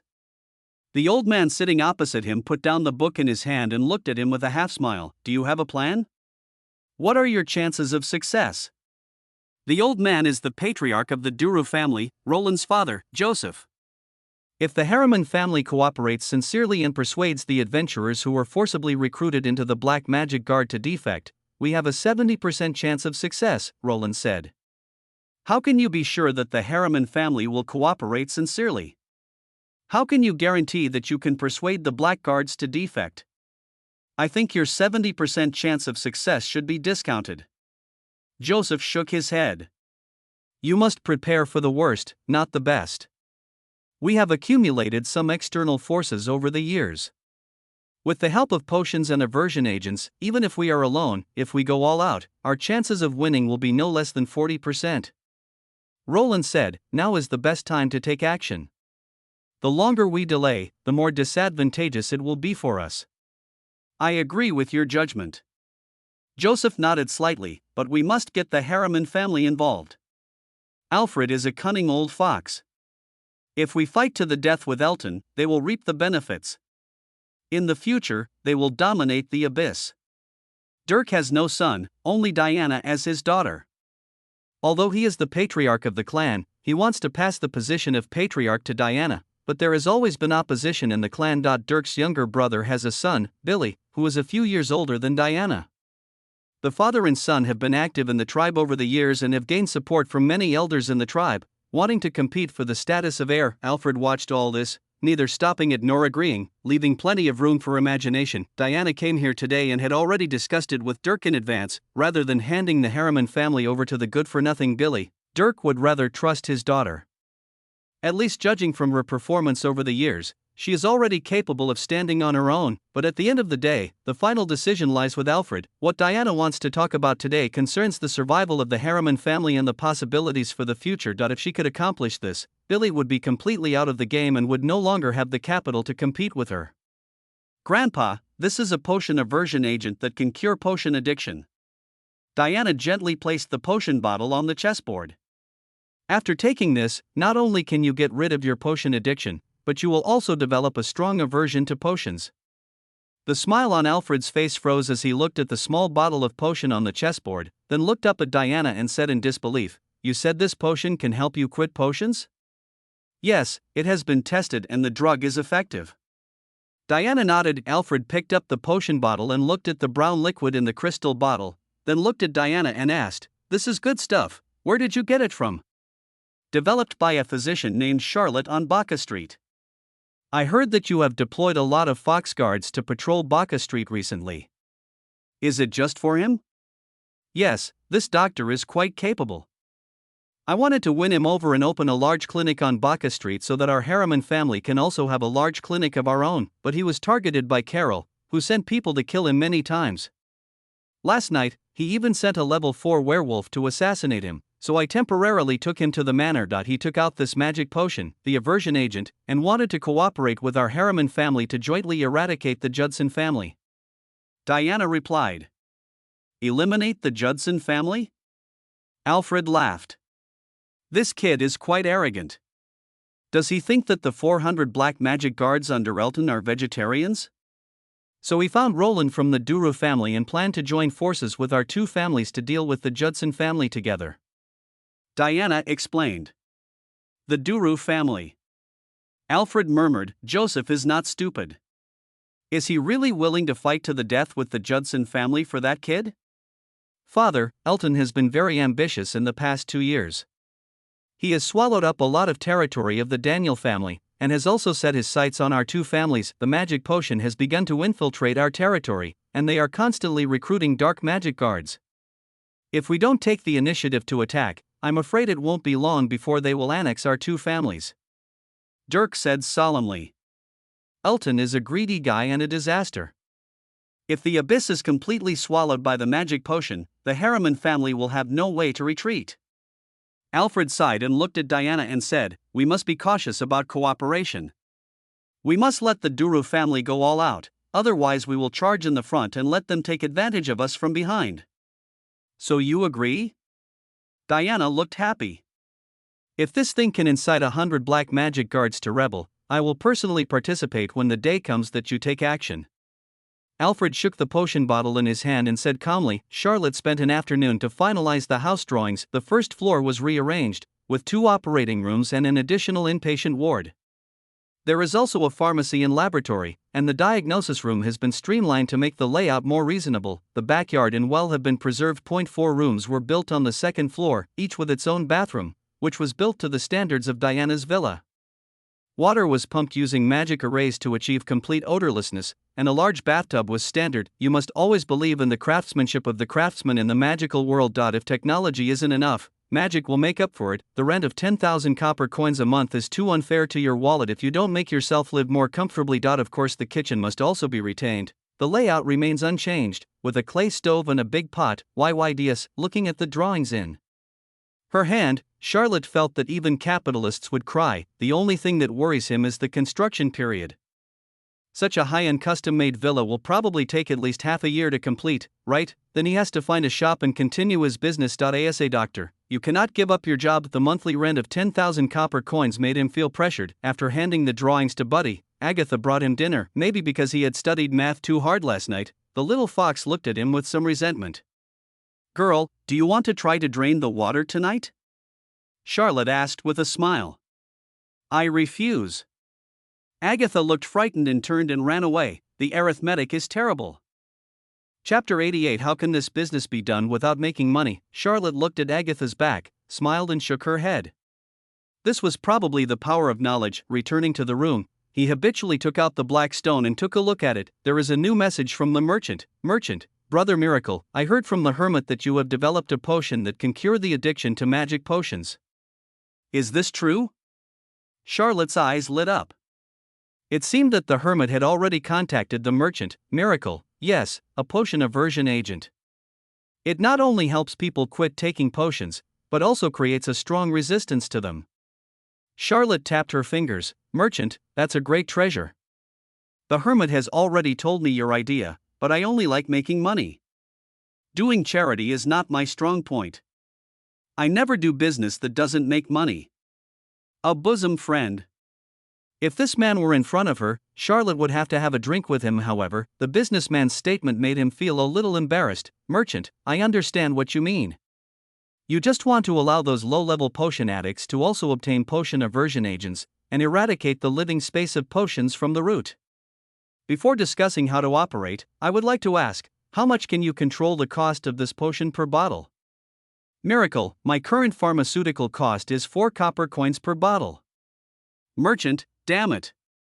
Merchant, big brother, you made a potion to cure the magic potion with only 4 copper coins? If the drug dealer heard this, he would vomit blood and die.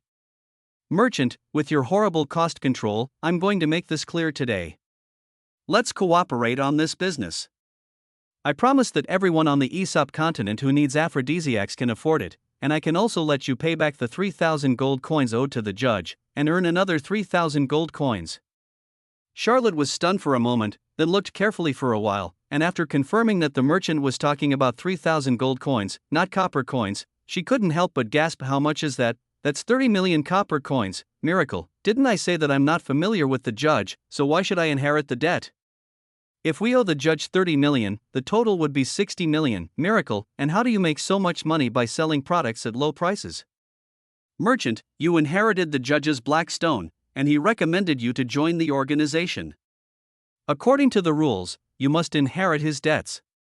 Merchant, as for making money, to put it simply, there are many people who take magic potions, from all races, and we harvest them one by one from top to bottom for those top dignitaries. A bottle of magical potion that can help their children quit taking potions and ensure that they will not relapse is not expensive at 500,000 copper coins, right? For those wealthy landlords, 100,000 copper coins a bottle isn't expensive, right? Those petty bourgeois families who own shops in the city would be willing to pay 10,000 copper coins to kill a gold-eating beast, right? For those civilians who still have some surplus food at home, 1,000 copper coins is not too expensive, right? Those guys who are almost going out to block the road, if they can live a normal life after quitting the potion, will they take out the only 100 copper coins left in their pockets to buy a bottle?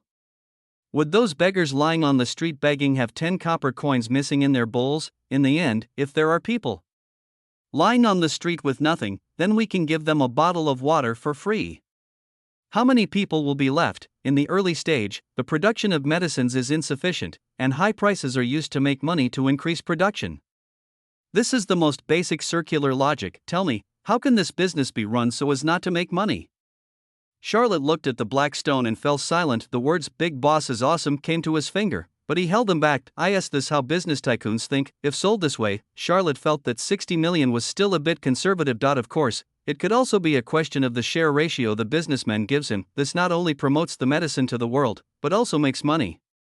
Charlotte thought about it for a while and raised her doubts about this seemingly sure-win business. Frowny face. Miracle, if we play like this, won't those rich people who paid a high price cause trouble?